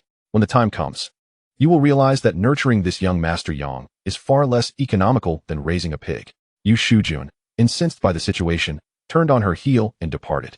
Faced with the obstinate nature of Yun Taizhan, she found herself powerless. However, she was determined to seek an opportunity to regain her dignity after her daughter was struck by Yang Xiao. Yun Wuer also stormed off in anger. Although she was unaware of the matters concerning the Lingxiao sect, whenever her father mentioned young Master Yang, her temper would flare. After all, she had never been slapped in her life, and to think that today she was struck by a mere beggar, while her father treated him with such honor. Furthermore, he even insisted that she train alongside this little beggar. It was utterly unimaginable, and she could hardly believe her father had lost his senses. Yang Xiao paid no heed to these events. The Yun estate was quite expansive, and a maid named Shishir guided Yang Xiao and Su Lian through numerous twists and turns until they finally arrived at the guest courtyard. Standing before the most exquisite guest room, young Master Yang, this is the finest guest room in the Yun residence, the Yun Tian Pavilion. The maid, Shishir, possessed delicate features, particularly her bright, memorable eyes.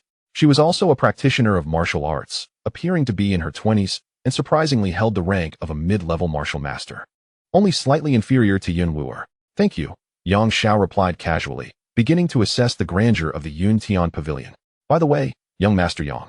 Shishir hesitated for a moment before deciding to offer a cautionary note, lowering her voice. It seems you have offended Madame Yu. Do be wary of her potential retaliation. If possible, it would be wise to remain within the Yun Tian Pavilion. You need not worry about that. In this Kanglan City, there is no one capable of dealing with me, Yang Xiao said with a gentle shake of his head, leading Su Lian toward the Yun Tian Pavilion. Observing his unwavering confidence, Shishir could not help but feel a tinge of irritation. She had kindly warned him, yet he seemed ungrateful. I hope you won't suffer too greatly at the hands of Madame Yu, she sighed, shaking her head before turning to leave. Upon entering the Yun Tian Pavilion, Su Lian was momentarily taken aback. While the pavilion was lavishly adorned, complete with bathing and dining facilities, the critical detail was that it contained only one bedroom. The young girl's thoughts wandered, and her cheeks flushed like blooming peonies. Chapter 24, Jiangshan Manor. In truth, Yang Xiao harbored no peculiar thoughts. By the time he emerged from his bath, it was already dusk. He donned a set of elegant black robes, shedding the disheveled beggar persona. With striking brows and bright eyes that exuded an air of otherworldly charm, Su Lian was diligently practicing her sword techniques within the room, making rapid progress. Yang Xiao was quite pleased with her talent. As for the solitary bedroom, he had no need for it, and naturally relinquished it to Su Lian. Having spent 5 centuries in the Void Sword Tomb, he had no requirement for a bedroom. To expedite his cultivation of the Emu sword technique, he needed to find a location rich in wood-type spiritual energy or possess wood-type treasures. Since members of the Lingxiao sect were present, he might as well enlist their assistance in acquiring such items. Yang Xiao contemplated as he observed Su Lian's training. He greeted the young maiden and prepared to embark on his journey. This evening marked the occasion when Elder Mu Qingsong of the Lingxiao sect would arrive to discuss a potential collaboration, the venue being the Jiangshan Manor, to which all 4 prominent families would be summoned. Jiangshan Manor served as the residence of the martial Lord Jiang Cheng, the official title bestowed by the Great Xia Dynasty, a position unassailable by any. Yet, faced with an elder from the formidable Lingxiao sect, even Lord Jiang must make an appearance to extend his welcome. For the overall strength of a high-ranking sect far surpassed that of Kanglan City. Upon witnessing Yang Xiao's imminent departure, Su Lian promptly ceased her training and fell into step beside him. At this moment, Yun Taizhan was also preparing to set forth, accompanied by his wife, Yu Shujun, his daughter, Yun Wuer, for martial kings from his estate, and a maid named Shishir, who could be summoned should the need arise. This gathered a total of 8 individuals. The 4 martial kings were formerly commanders of the Yanhuang Legion, having departed alongside Yun Taizhan to cultivate their fortunes in Kanglan City after his demotion. Over the past decade, their united efforts had transformed the Yun family from obscurity into one of the 4 great families of Kanglan City. As they stood before the Yun residence ready to depart, they noticed Yang Xiao and Su Lian approaching. Young Master Yang, your journey must have been arduous. It would be prudent to rest at the estate tonight, Yun Taizhan remarked, his expression betraying a hint of concern. He understood that this evening presented a significant challenge for the Yun family, and it was unnecessary for the third prince to become entangled in their affairs. Should anything go awry, it would spell disaster. Is this the lad the general has invited to instruct Wu in her training? He seems devoid of any martial presence. A burly man with a prominent beard cast a glance at Yang Xiao, grinning with curiosity, yet devoid of contempt. The other three martial kings shared a similar sentiment. Having followed Yun Taizhan for many years, they recognized his reliability. If he had entrusted Yang Xiao with Wu's training, the lad must possess exceptional qualities. Uft, Yun Wu pouted, clearly disinterested in Yang Xiao's presence. The middle-aged beauty, Yu Shujun, cast a fleeting glance at him, remaining silent. Not to worry, Yang Xiao replied, acknowledging Yun Tieshan's counsel with a wave of his hand as he pressed onward. Let us proceed. Since an elder from the Lingxiao sect is coming, I happen to have a task for him. His words, uttered with nonchalance, belied the gravity of the situation. To him, the Lingxiao sect was hardly a concern. Assigning them a task seemed trivial. However, to the ears of others, such a statement was alarming.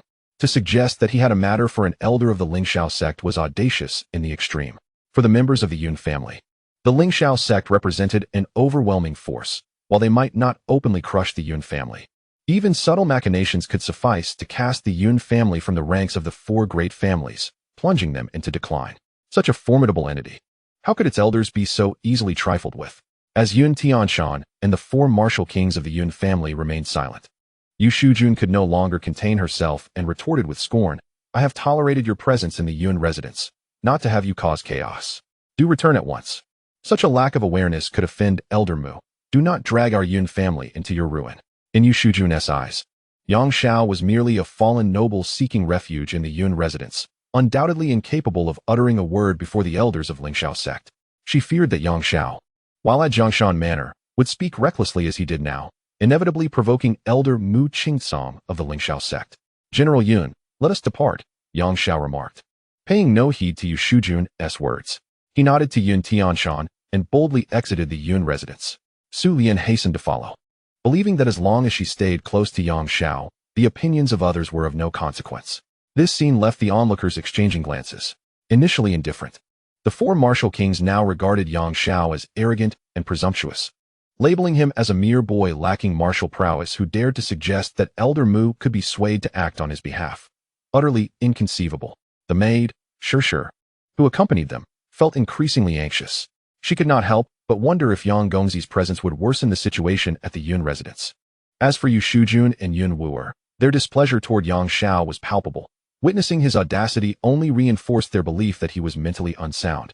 Perhaps a pawn sent by another family to undermine the Yun family. You may go if you wish, Yu Shujun scoffed, but do not associate with our Yun family. At Zhongshan Manor, do not claim to know us. Yun Tianshan was at a loss. Yang Xiao's astonishing remarks had left him bewildered. By the time he gathered his wits, Yang Xiao had already taken Su Lian far ahead. Let us proceed, bringing young Master Yang along. Yun Tianshan finally resolved, shaking his head. He could not prevent Yang Xiao from accompanying them, nor could he resort to violence against the third prince. Yu Shujun and Yun Wu were infuriated by Yun Tianshan's decision. How could this insignificant boy possibly be allowed to accompany them to Zhongshan Manor? Yet, with Yun Tianshan's resolution unyielding, they could only watch as events unfolded. Deep down, they had already begun to disdain Yang Xiao, viewing him as an arrogant interloper taking advantage of their hospitality. Unbeknownst to them, Yang Xiao had come to the Yun residence solely to repay a debt of gratitude. In the entire Yun residence, indeed in all of Kanglan City, only Yun Tianshan was of concern to him. He had no interest in anyone else. Once he fulfilled the 3 requests of Yun Tianshan and repaid his debt, he would depart without a trace of longing. At Zhongshan Manor, Yun Tianshan led the members of the Yun family, including Yang Xiao and Su Lian, to the entrance. Along the way, the others from the Yun family maintained a consistently sour demeanor towards Yang Xiao, including the 4 martial kings, Yu Shujun, Yun Wu, and maid Sure, all convinced that this boy was not quite right in the head.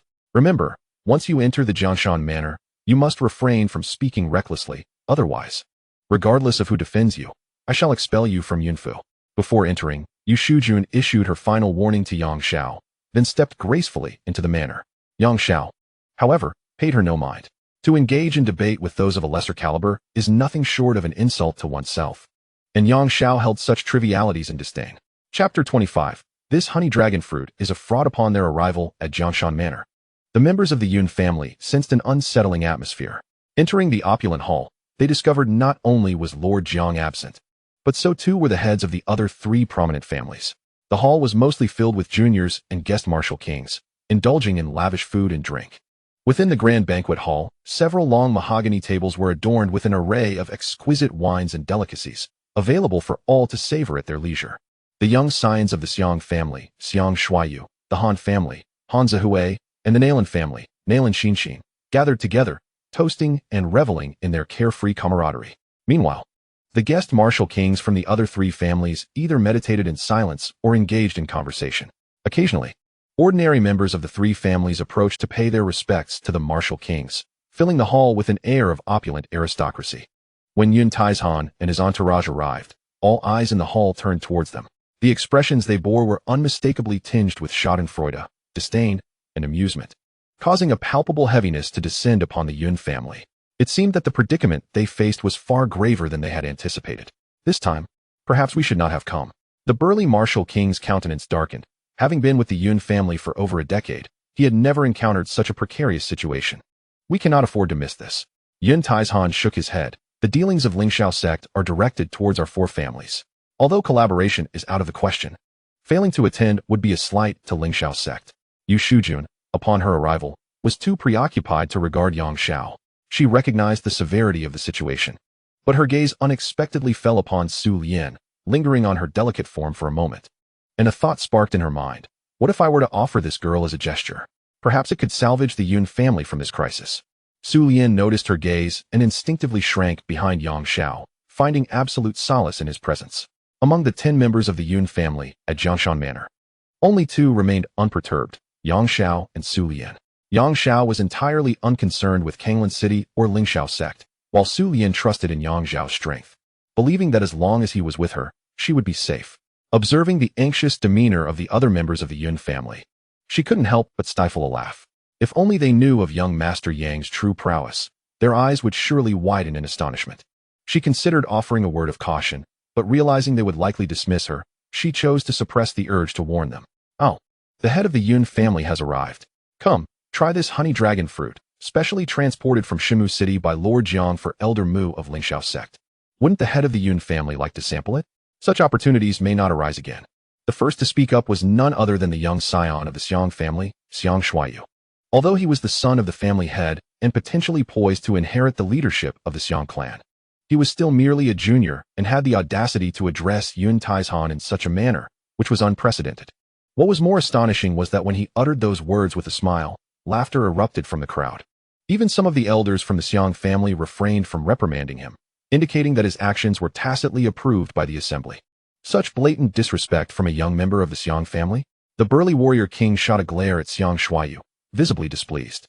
Yun Taizhan was someone he held in the highest regard. To see him insulted by a mere juvenile in Kanglan City was intolerable. Am I not speaking the truth? Xiang Shuayu chuckled, showing no fear of the burly warrior king. Including Yun Taizhan, there were a total of 6 warrior kings present from the Yun family. However, combined, the 3 major families amounted to nearly 20 warrior kings in attendance, making it clear that the Yun family would not dare to retaliate. Meanwhile, the elegantly attired maiden Nalan Xinxin, clad in a pink gown and half leaning against Xiang Shuayu, blushed charmingly as she cast a glance at the Yun family members. After tonight, the Yun family will surely descend to the ranks of second-rate families in Kanglan City. In such circumstances, is young Master Xiang truly mistaken? This scene infuriated Yun Wuer to no end. It was worth noting that she and Nalan Xinxin had previously vied for Xiang Shuayu's affections. Yet now, he had the audacity to hold Nalan Xinxin so closely. Moreover, it seemed that the Yun family was on the brink of disaster tonight, leaving her bewildered, particularly as Yu Shujun had overly indulged her without informing her of the dire situation facing the family. Despite sensing something amiss, Yun Wuer's temper flared as she stood up, declaring, Nalan Xinxin, cease your empty chatter. Do you think that because you've gotten close to Xiang Shuayu, you can gloat? Let me tell you, I, Yun Wuer, would never stoop to covet such a mere Xiang Shuayu. Nalan Xinxin, upon receiving such a rebuke, could not help but laugh mockingly. Oh, weren't you always trailing behind young Master Xiang? Oh, I see now. It's because a little beggar has come to your family that you've set your sights on him, right? Haha, truly laughable. Her words ignited a wave of laughter throughout the banquet hall. Yun Wuer's face flushed crimson with indignation. To suggest that she had taken a liking to a beggar was the most egregious insult she had ever faced. She opened her mouth to retort, but was interrupted as Yu Shujun stepped in front of her, smiling as she apologized to Nalan Xinshin. Nalan Xinshin, Wuer is just joking. Please don't take it to heart. Internally, Yu Shujun cursed several times. At such a critical juncture, was it wise to sow discord with Nalan Xinshin, thereby pushing the Yun family into a deeper pit? As she spoke, Yin Wuer felt tears welling up. During the day, Yang Xiao had slapped her, and her father treated Yang Xiao as an esteemed guest, rendering her slap meaningless. Now, she had been verbally humiliated by her longtime rival, Nalan Xinshin, and her own mother was apologizing to her adversary? This entire day marked the most lamentable episode in Yun Wuer's life. There was no need for apologies. What was there to apologize for? Yun Taizhan, unable to bear it any longer, sternly rebuked Yu Shujun. Do you truly believe that a mere apology will persuade the 3 prominent families to spare our Yun family? Yu Shujun retorted with bitterness. Surely that is preferable to escalating our conflict? Her apology only served to embolden the young members from Nalan Xinshin's side, who erupted into laughter. Yang Xiao, however, displayed no interest in such matters. His presence tonight was primarily to meet with an elder from Lingxiao sect, seeking assistance in procuring some wood-attributed treasures.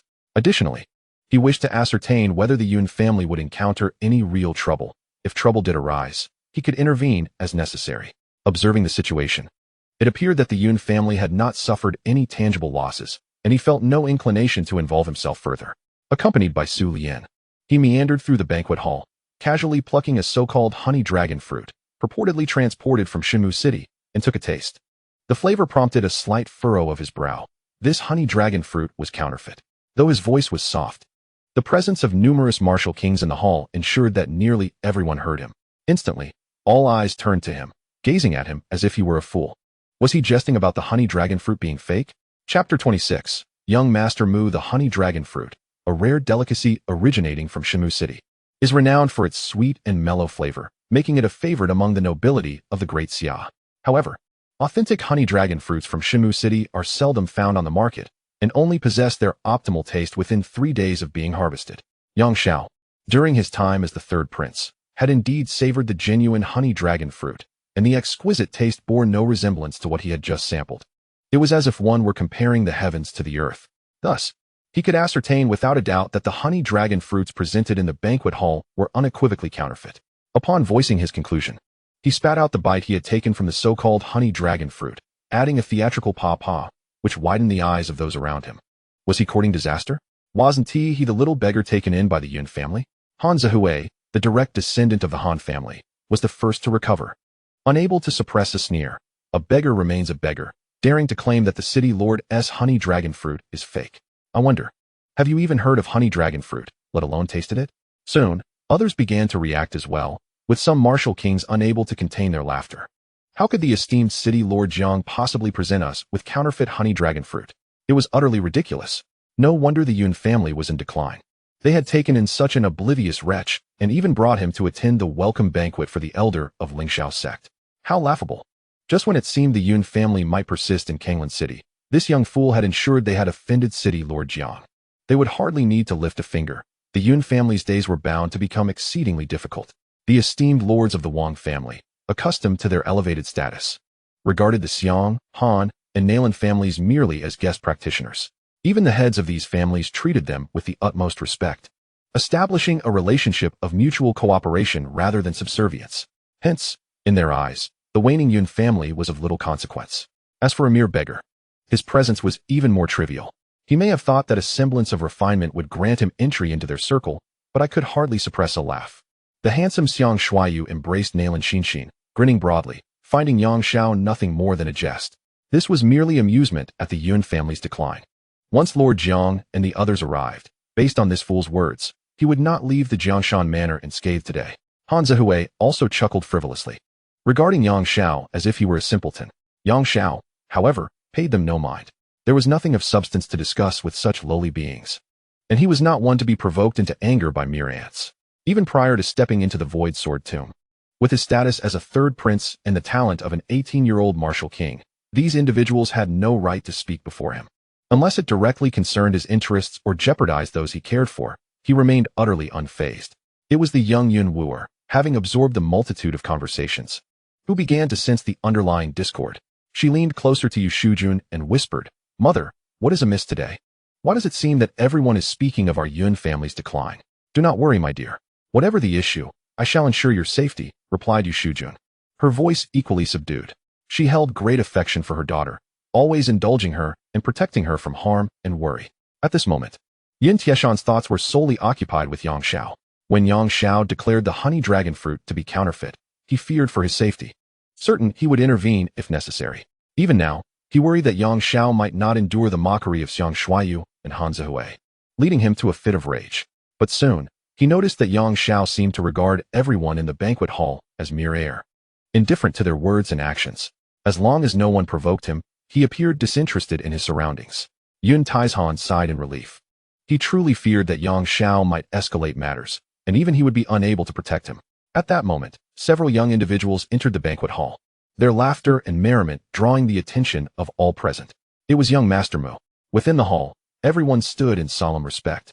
Even the guest martial kings rose to their feet. Initially, Han Zihui, Xiang Shuaiyu, and Nalin Xinxin had intended to further ridicule the Yun family, but upon seeing the newcomers, they too adopted a serious demeanor, recognizing the distinguished identity of their visitors. Yang Xiao cast a glance towards the doorway, where a young man clad in white satin entered amidst a throng of admirers, his face adorned with a brazen smile. This individual, a mid-level martial spirit in his 20s, possessed a talent that far surpassed many of the younger generation in Kanglan City. Even Xiang Shuaiyu, the foremost among the youth of Kanglan City, appeared inferior in comparison. This young man was none other than young Master Mu, the son of elder Mu Qingtsong from the Lingxiao sect. With the authority of the Lingxiao sect under his father's command, he had come to collaborate with the prominent families of Kanglan City. To provoke elder Mu Qingtsong's displeasure could lead any of the three great families to suffer the same fate as the Yun family. The repercussions of losing this business deal would be catastrophic for their family enterprises. Thus, even the martial kings present were compelled to show respect towards young Master Mu. While they need not resort to flattery, etiquette was paramount. "Xiang Shuaiyu, your brother is quite amusing and certainly to my taste," young Master Mu exclaimed as he entered, erupting into laughter and playfully patting a rotund man beside him on the shoulder. Though Shuaiyu may not be the brightest, his capacity for drink is remarkable. "Tonight, let him assist me in toasting 8 wine maidens. Truly impressive, ha ha ha." It was indeed a privilege for the lesser brother to be of service to young Master Mu. Upon hearing this, Xiang Shuaiyu felt a surge of joy. He had not anticipated that his foolish brother would serve a purpose and win young Master Mu's favor. This was indeed a fortuitous development. "By the way, I heard you sought a bride for Shuaiyu today, but she refused. Is this true?" young Master Mu inquired, his expression turning stern. "I wish to see who dares to defy my brother Shuaiyu. Xiang Shuaiyu, take me to find that girl. I want to see if she has the audacity to go against my wishes." "Young Master Mu, if that is the case, there is no need to go far. That girl is both distant and near," Xiang Shuaiyu replied with a smile, gesturing towards Yang Xiao and Su Lian. Instantly, many in the hall became animated. Although City Lord Jiang had yet to arrive, young Master Mu's attention had shifted to the maidservant beside the beggar child. One could only imagine how the beggar would maintain his arrogance now. Chapter 27. Have your father come. In an instant, all eyes in the banquet hall turned towards Su Lian. Was she the young woman that young Master Xiang had admired during the day? She was indeed quite lovely. Moreover, with her cultivation level below that of a martial master, she was perfectly suited to be the wife of the eldest young master. It was a rare opportunity to find such a fitting match. It would be a pity if young Master Xiang did not seize it. Was there any need for further discussion? With young Master Mu's favor, the girl was surely destined to be within reach. The assembly of martial kings began to converse and laugh among themselves. For them, securing a girl of Su Lian's caliber, given her current level, was exceedingly simple, especially for young Master Mu. Even if the Yun family wished to intervene, they would find it utterly futile.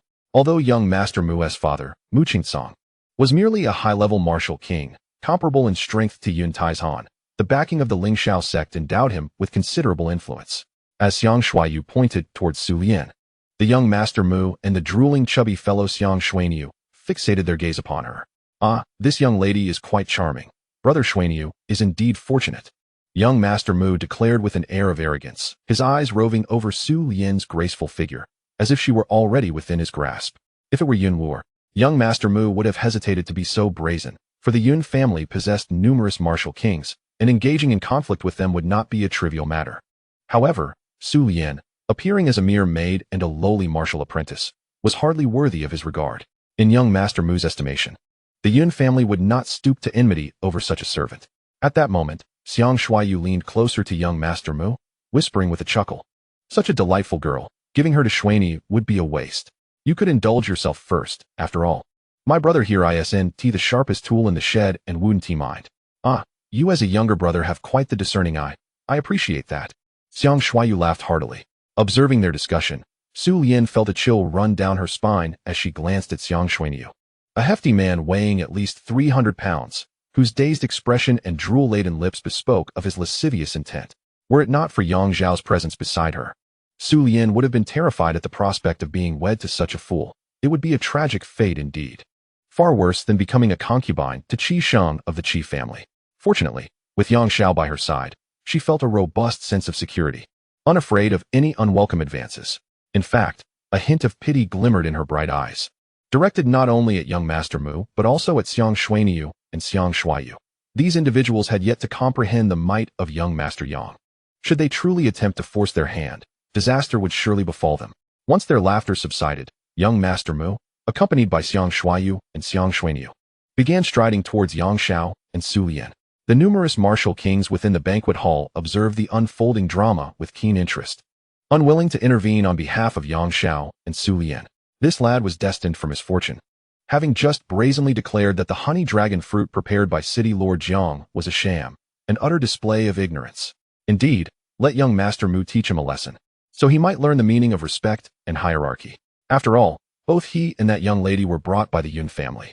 It was indeed a disgrace for the Yun family to have such a person among them, and one could only wonder if Yun Taizhan would come forth to protect them. The younger generations from the Xiang, Han, and Nailan families, along with the martial kings present, cast their curious glances towards Yun Taizhan, seemingly intrigued by whether he would rise to defend Su Lian. Based on their understanding of Yun Taizhan, it was inconceivable that he would stand idly by in such a situation. Yet, the Yun family faced a precarious fate, teetering on the brink of decline.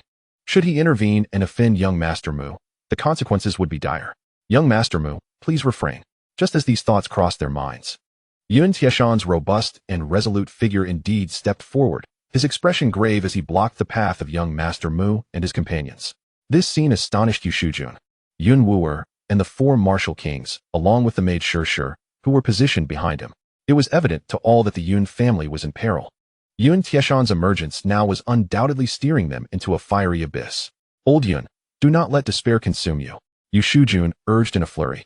If we can please young Master Mu, perhaps there remains hope for the entire Yun family. By standing out like this, are you not merely adding to our misfortunes? Enough with your words, Yun Taizhan retorted with a cold snort. Today, I shall ensure young Master Yang's safety. If need be, we shall depart from this Kanglan city and seek refuge elsewhere. Where else can you go beyond Kanglan city? No matter where you flee in the Lingnan province, the Lingxiao sect will surely find you. Yu Shujun's frustration grew. She lamented the misfortune that had befallen them with Yang Zhao's arrival. Within the Yun family, a rift had emerged, yet Yun Taizhan remained steadfast before young Master Mu, his stance unyielding as a mountain. Old fellow, do you truly intend to obstruct me? Young Master Mu halted, narrowing his eyes, his tone chilling. Faced with a martial king of Yun Tieshan's caliber, he felt no fear. For behind him stood two high-level martial kings, powerful protectors from the Lingxiao sect. Young Master Yang and Miss Su Lian are my friends. I implore you, young Master Mu, to exercise restraint. Yun Taizhan asserted with unyielding resolve. Must I require guidance from you, old man? Young Master Mu replied with an arrogant smile. You should focus on the plight of your own family. After today, the decline of the Yun family is inevitable. Is it not inappropriate for you to meddle in my affairs at this juncture? His words dripped with disdain for Yun Taizhan. Though Yun Taizhan was at the pinnacle of martial kings, the decline of the Yun family meant a decrease in power. Many of their martial kings could scarcely afford to cultivate, their strength diminishing by the day. In due time, the other three families of Kanglan City would easily crush the Yun family, and should they join forces, it would be a mere formality to obliterate them. In such circumstances, young Master Mu indeed held Yun Taizhan in contempt. What did it matter if Yun Taizhan possessed the might of a high-level martial king? Other families had such power too. General Yun, please step aside, a voice unexpectedly interjected. Everyone in the banquet hall turned to the source of the voice.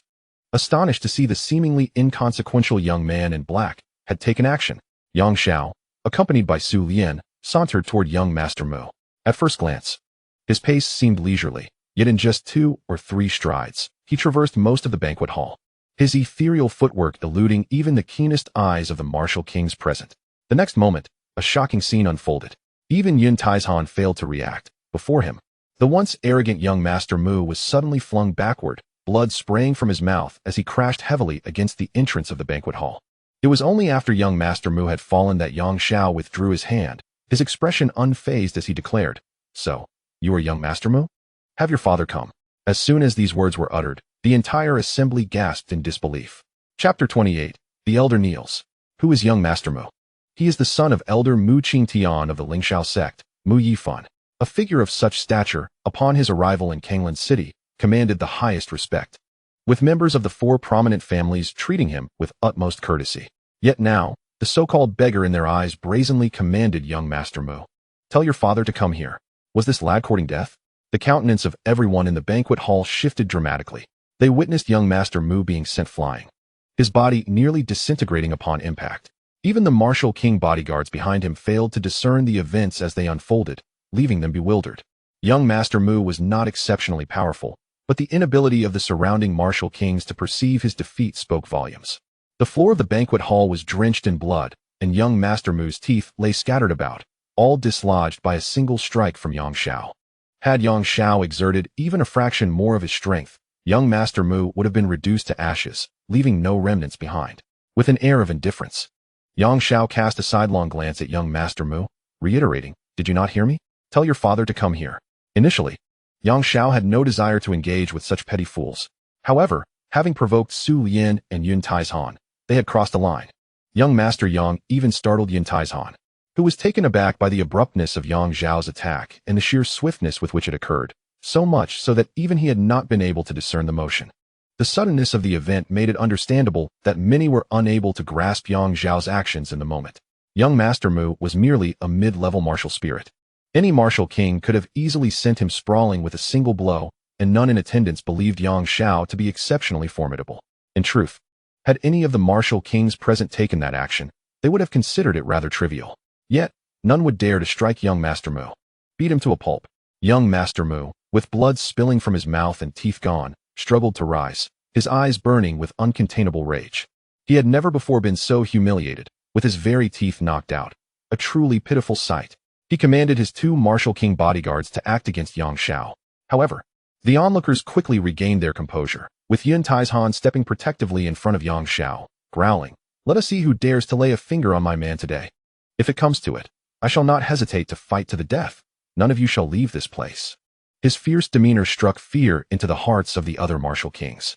The 2 middle-aged martial king bodyguards of young Master Mu exchanged wary glances, recognizing the danger in each other's eyes.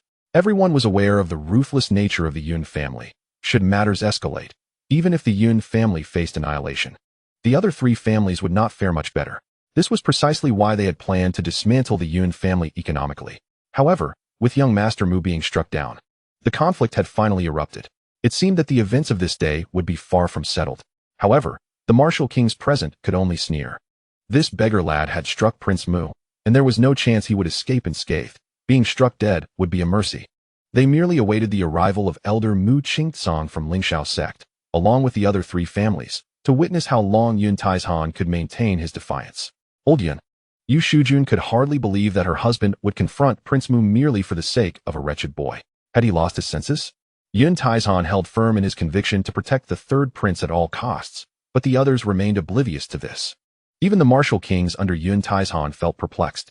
Who was this lad named Yang, deserving of such loyalty from General Yun, even at the expense of the entire Yun family? Old Yun, you must step aside or seize this young lad and present him respectfully to Prince Mu. Perhaps then our Yun family might find a glimmer of hope. Otherwise, I, Yu Shujun, shall announce my departure from the Yun family this very moment. Unable to contain herself any longer, Yu Shujun erupted in frustration. Given the imminent decline of the Yun family, she saw no future for herself there and thought it best to seize this opportunity to break free. You may leave, but Wu must stay. Yun Taizhan responded without a hint of hesitation, his tone grave. I refuse. If mother departs, I shall leave the Yun family as well. Yun Wuer stepped forward, standing resolutely beside Yu Shujun. She understood that her mother had always treated her with the utmost care, and if her mother left, her standing within the Yun family would pale in comparison to that of her sister. Moreover, she had come to realize the precarious situation they faced. The other three families were conspiring against them. To make matters worse, her father was recklessly pushing the Yun family deeper into peril, exacerbating their plight. What use was it to remain in such a family? In Yun Wuer's eyes, all of this turmoil was instigated by Yang Xiao. It was he who had struck Prince Mu, so why should the Yun family bear the consequences for his actions? Yun Taizhan was nearly beside himself with rage. He held little affection for Yu Shujun, as her ambitions clouded her judgment, but he could not abandon his daughter. Young Master Yang, we must depart at once. Given the current circumstances, Yun Taizhan understood the urgency. They needed to leave immediately. Otherwise, when Mu Qingcang and the heads of the other three families arrived, not even he could guarantee Yang Zhao's safety. Leaving now and planning for the future might still yield a favorable outcome. At the very least, he could lead the entire Yun family away from Kanglan City. However, at this juncture, how could Yang Xiao simply leave without resolving the matter at hand? He shook his head gently, his gaze serene. General Yun, you may step aside. I still require the elder from Lingxiao sect to assist with a few matters. There is no need for you to worry about me. Once again, this phrase incited fury among Yu Shujun and the rest of the Yun family. Have the audacity to think that the elder from Lingxiao sect would assist you? How foolish, given his status. It would be a mercy if he did not strike you down, let alone provide aid. The younger members of the other families and the martial kings present exchanged bewildered glances before bursting into laughter. Xiang Shuayu scoffed, even at this juncture. You continue to indulge in your grand delusions? You are fortunate to have the old man of the Yun family supporting you. It will be too late for regrets when Elder Mu and the others arrive. Han Zihui, fanning himself lightly, chuckled with a frivolous demeanor. Does this lad truly believe he can provoke the Lingxiao sect and remain unscathed? How utterly laughable. Nailan Xinshin, nestled against Shuai Yu, cast a disdainful glance. Yun Wuer, is this the beggar you fancy? He seems rather dim-witted, even inferior to Xiang Shuainyo, who at least understands the nobility of young Master Mu. Your choice in this beggar is a uniquely reckless one, indeed. Her words nearly sent Yun Wuer into a fit of rage. What did she mean by saying she fancied a beggar? Yun Taizhan, observing Yang Xiao with no intention of leaving, was nearly beside himself with anxiety. At that moment, a cacophony of footsteps echoed from the entrance of the banquet hall, accompanied by a formidable aura surging forth, imbued with murderous intent. Who dares seek death by laying hands on this elder's son? As the voice rang out, a throng of individuals burst into the banquet hall, led by the venerable white-haired, white-robed peak martial king, Mu Qingcang. Following him were the heads of the Xiang, Han, and Nailan families, all bearing expressions of fury as they entered the hall, drawing the attention of everyone present squarely onto Yang Xiao. What manner of person is Mu Qingcang? A senior member of the Lingxiao sect Elder Council, he oversees numerous business affairs of the sect and is among the most esteemed martial kings in the entire Lingnan province. Young Master Mu Yifan, is his son. Everyone could sense the seething fury within him. How could he endure the sight of his beloved son, who had lost all his teeth, with blood staining the floor? When Mu Qingcang arrived, a chill coursed through the hearts of Yun Taizhan and the rest of the Yun family, for they knew the situation had spiraled beyond control. If Yang Xiao fell into the hands of Mu Qingcang, he would undoubtedly face a fate worse than death. Should Yun Taizhan dare to intervene, it would surely unleash a storm of bloodshed, leading to the swift demise of the entire Yun family. After all, the Yun family alone could not contend against the united forces of the other three powerful families, bolstered by Elder Mu Qingcang's might. The mood among the Yun family was heavy. While the younger members and martial kings of the other three families regarded Yang Xiao and the Yun family with the same morbid curiosity reserved for the deceased. However, they failed to notice that when Mu Qingcang raised his gaze and recognized Yang Xiao's visage, the anger in his eyes vanished in an instant, replaced by an unmistakable fear. Indeed, fear. For this elder Mu Qingcang was one of those who had witnessed Yang Xiao unleash a thunderous sword strike that annihilated martial emperor Wan Xian atop the Wanjian mountain range. At that time, he had followed Elder Liao Wuwei to the peak of the divine sword, intending to prevent Xiong Liping from harming the sect leader. Yet, the four martial kings had knelt before this young man with a mere word, utterly devoid of the ability to resist. Is this not the esteemed leader of the Void Sword sect, Master Yang? How could he possibly be here? Mu Qingcang realized that he had stumbled into a grave predicament. However, it is unfortunate that he was so overwhelmed with shock that he could not suppress the murderous intent within him. causing the others in the banquet hall to remain oblivious to the change in his gaze for a brief moment. Elder Mu, this has nothing to do with our Yun family.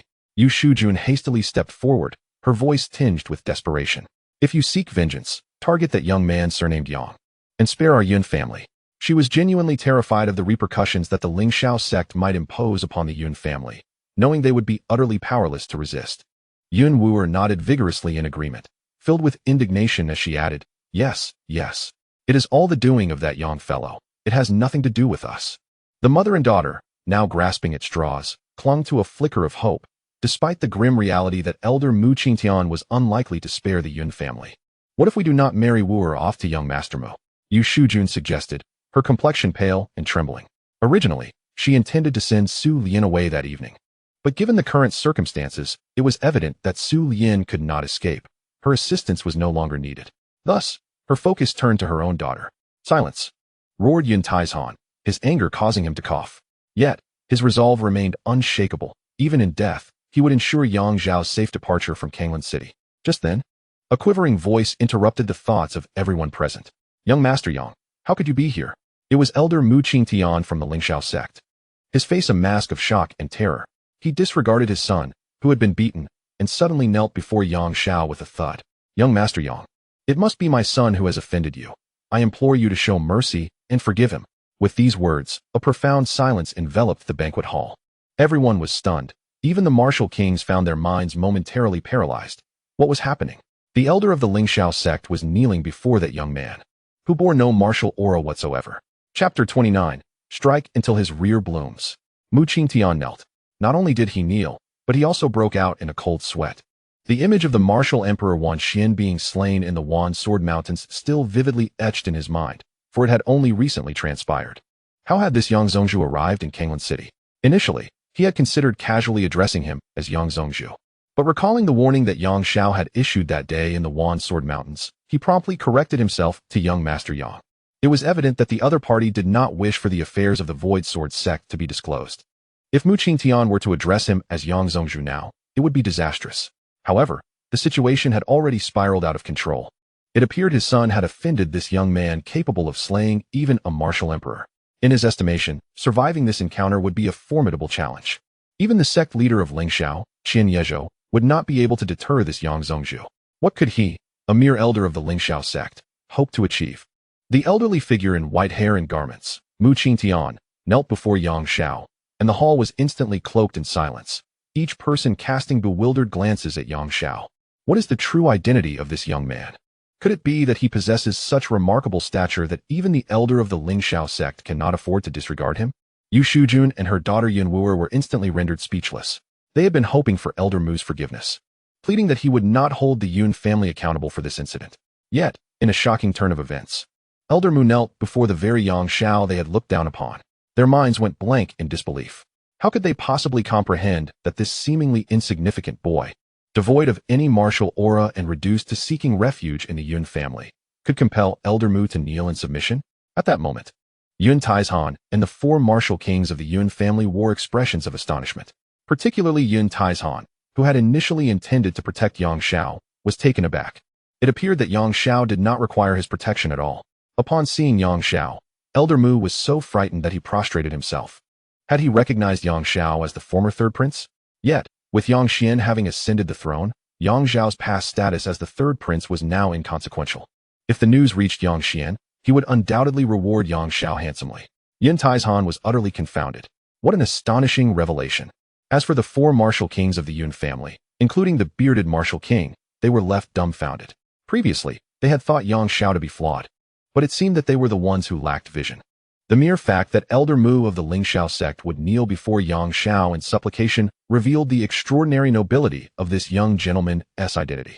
Yet, they had dismissed him as nothing more than a freeloader, which was indeed a source of great embarrassment. Unbeknownst to them, Elder Mu's fear of Yang Xiao did not stem from his noble lineage, but rather from his formidable strength.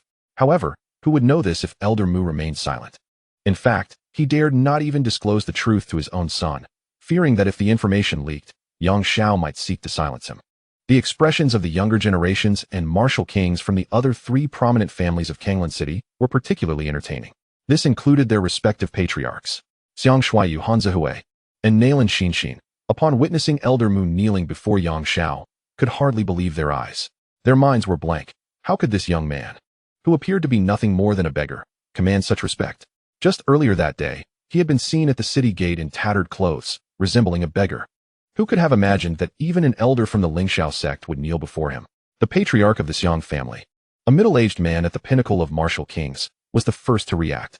Although he was not inferior to Elder Mu, he relied on Elder Mu to forge a partnership with the Lingxiao sect for the benefit of the Xiong family. Observing Elder Mu kneel, his heart was filled with profound confusion. Elder Mu, have you perhaps mistaken the person? This young man possesses no martial aura. Why must you kneel? The patriarch of the Xiong family wished to voice this inquiry, but before he could finish, Elder Mu scoffed coldly. Patriarch Xiong, do not blame this elder for not forewarning you. In the presence of young Master Yang, even the sovereign of our Lingxiao sect must pay homage. Your lack of respect may lead to consequences for which I shall bear no responsibility. Upon uttering those words, a veritable bombshell was dropped, causing everyone in the banquet hall to gasp in astonishment. Even the leader of the Lingxiao sect was compelled to pay homage to this youth? Such a figure he must be. In an instant, the countenance of the head of the Xiong family turned ashen. He regretted his earlier impulsiveness in speaking out so recklessly. If Mu Qingcang had knelt, it was a clear indication of the gravity of the matter, and yet he dared to question Mu Qingcang's judgment? That was nothing short of courting disaster. Young Master Yang, we have been remiss. Please do not take offense. The head of the Xiong family hastily clasped his fists in apology.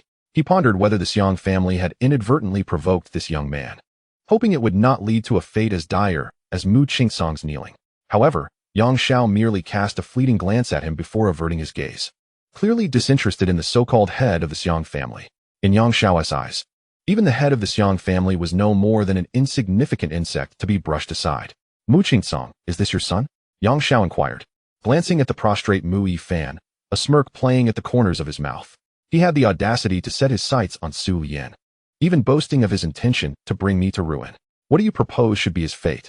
Mu Qingcang was well aware that Su Lian was the young lady in the green dress standing behind Yang Shao, undoubtedly one of his closest companions. To think that his own son would dare entertain designs against Su Lian. Mu Yifan, you possess an extraordinary amount of audacity. Mu Qingcang's face contorted with rage. Do you have any notion of what became of the last individual who intended harm upon Miss Su Lian? He was a high-ranking martial king, and now his very corpse remains unfound. Your lack of diligence in your studies is one thing, but to behave so arrogantly and cause trouble. Do you truly believe the Lingxiao sect is invincible? Guards, punish this young man with 100 strikes, until his rear is bruised and swollen. Though it appeared he was punishing Mu Yifan, his true intent was to safeguard his own son. He feared that if he did not handle this matter appropriately, Yang sect leader might very well extinguish his son with a mere gesture, leading to a truly lamentable outcome. As these words left his mouth, Mu Yifan was rendered speechless, his face drained of color. Yang Shao remained noncommittal regarding Mu Qingcang's decree. After all, he had merely spoken in passing. How the matter was resolved was up to the other party, as long as it brought him satisfaction. Subsequently, the two martial king bodyguards who were initially meant to protect Mu Yifan exchanged glances before dragging him out of the banquet hall. Moments later, the wails of Mu Yifan, akin to a pig being slaughtered, echoed through the air. This truly marked the most harrowing experience of his life thus far. He had never anticipated that he would be so thoroughly bested by his own bodyguards. Within the banquet hall, all present shuddered at the sound of Mu Yifan's cries. How ruthless Mu Qingcang was to inflict such punishment upon his own son. Yet, they remained oblivious to the fact that Mu Qingcang had witnessed Yang Shao eliminate a martial emperor firsthand. The fear that arose from that memory was one no one else could comprehend. At that moment, it became clear to all in the banquet hall why Yang Shao had remained so composed. It was not due to any deficiency of intellect, but rather a profound confidence, a mastery that instilled courage beyond measure. Do not presume that one can act with impunity in Kanglan City, even in any city within the Lingnan province. Who would dare to challenge him? The young ones, Xiang Shuayu, Han Zihui, and Nalan, all lowered their heads, too fearful to meet Yang Zhao's gaze once more. They reflected on their earlier insolence towards Yang Shao, Su Lian, and the Yun family, a wave of trepidation washing over them, their bodies trembling with the dread that Yang Shao might seek retribution, rendering their plight even more lamentable than that of Gongzi Mu. Yet, they had gravely overestimated themselves. To Yang Shao, these individuals were scarcely more significant than dust, wholly unworthy of his attention. As for Yu Shujun and Yun Wuer, their faces were etched with astonishment. Their previously disdainful and contemptuous looks towards Yang Xiao now transformed into expressions of deference and respect. After all, with Yun Taizhan mediating on their behalf, they felt secure against any potential repercussions from Yang Xiao. In fact, the predicament facing the Yun family appeared to be on the verge of resolution. Indeed, upon grasping the situation, Elder Mu Qingtsang remarked with solemnity, "Since young Master Yang is a friend of General Yun, let the Lingxiao sect collaborate with the Yun family on this occasion. I believe even our sect master would arrive at the same conclusion." This decision, which profoundly impacted the overall dynamics of Kanglan City, saw the Yun family monopolizing a significant business venture, leaving the members of the other three families pale and disheartened. Consequently, the Yun family was poised to dominate Kanglan City entirely. Alas, even if they held dissenting opinions, they dared not voice them, fearful of incurring Yang Zhao's wrath and invoking his lasting enmity. "Very well, there is a matter I would like you to attend to," Yang Xiao said casually. "In the Lingxiao sect, do you possess any treasures with elemental attributes? If so, procure some for me." Currently, he had only Su Lian, a sword attendant of the wood element, but if there were other elemental treasures, he would require them as well, preparing for future sword attendants. Elemental treasures? Mu Qingtsang furrowed his brow. "There are 7 grades of elemental treasures. We do have some stock of those below the 3rd grade in the Lingxiao sect, but I imagine young Master Yang would not find those satisfactory. Indeed, I seek only the highest grade, preferably of the 7th tier." Yang Xiao asserted with a sense of entitlement.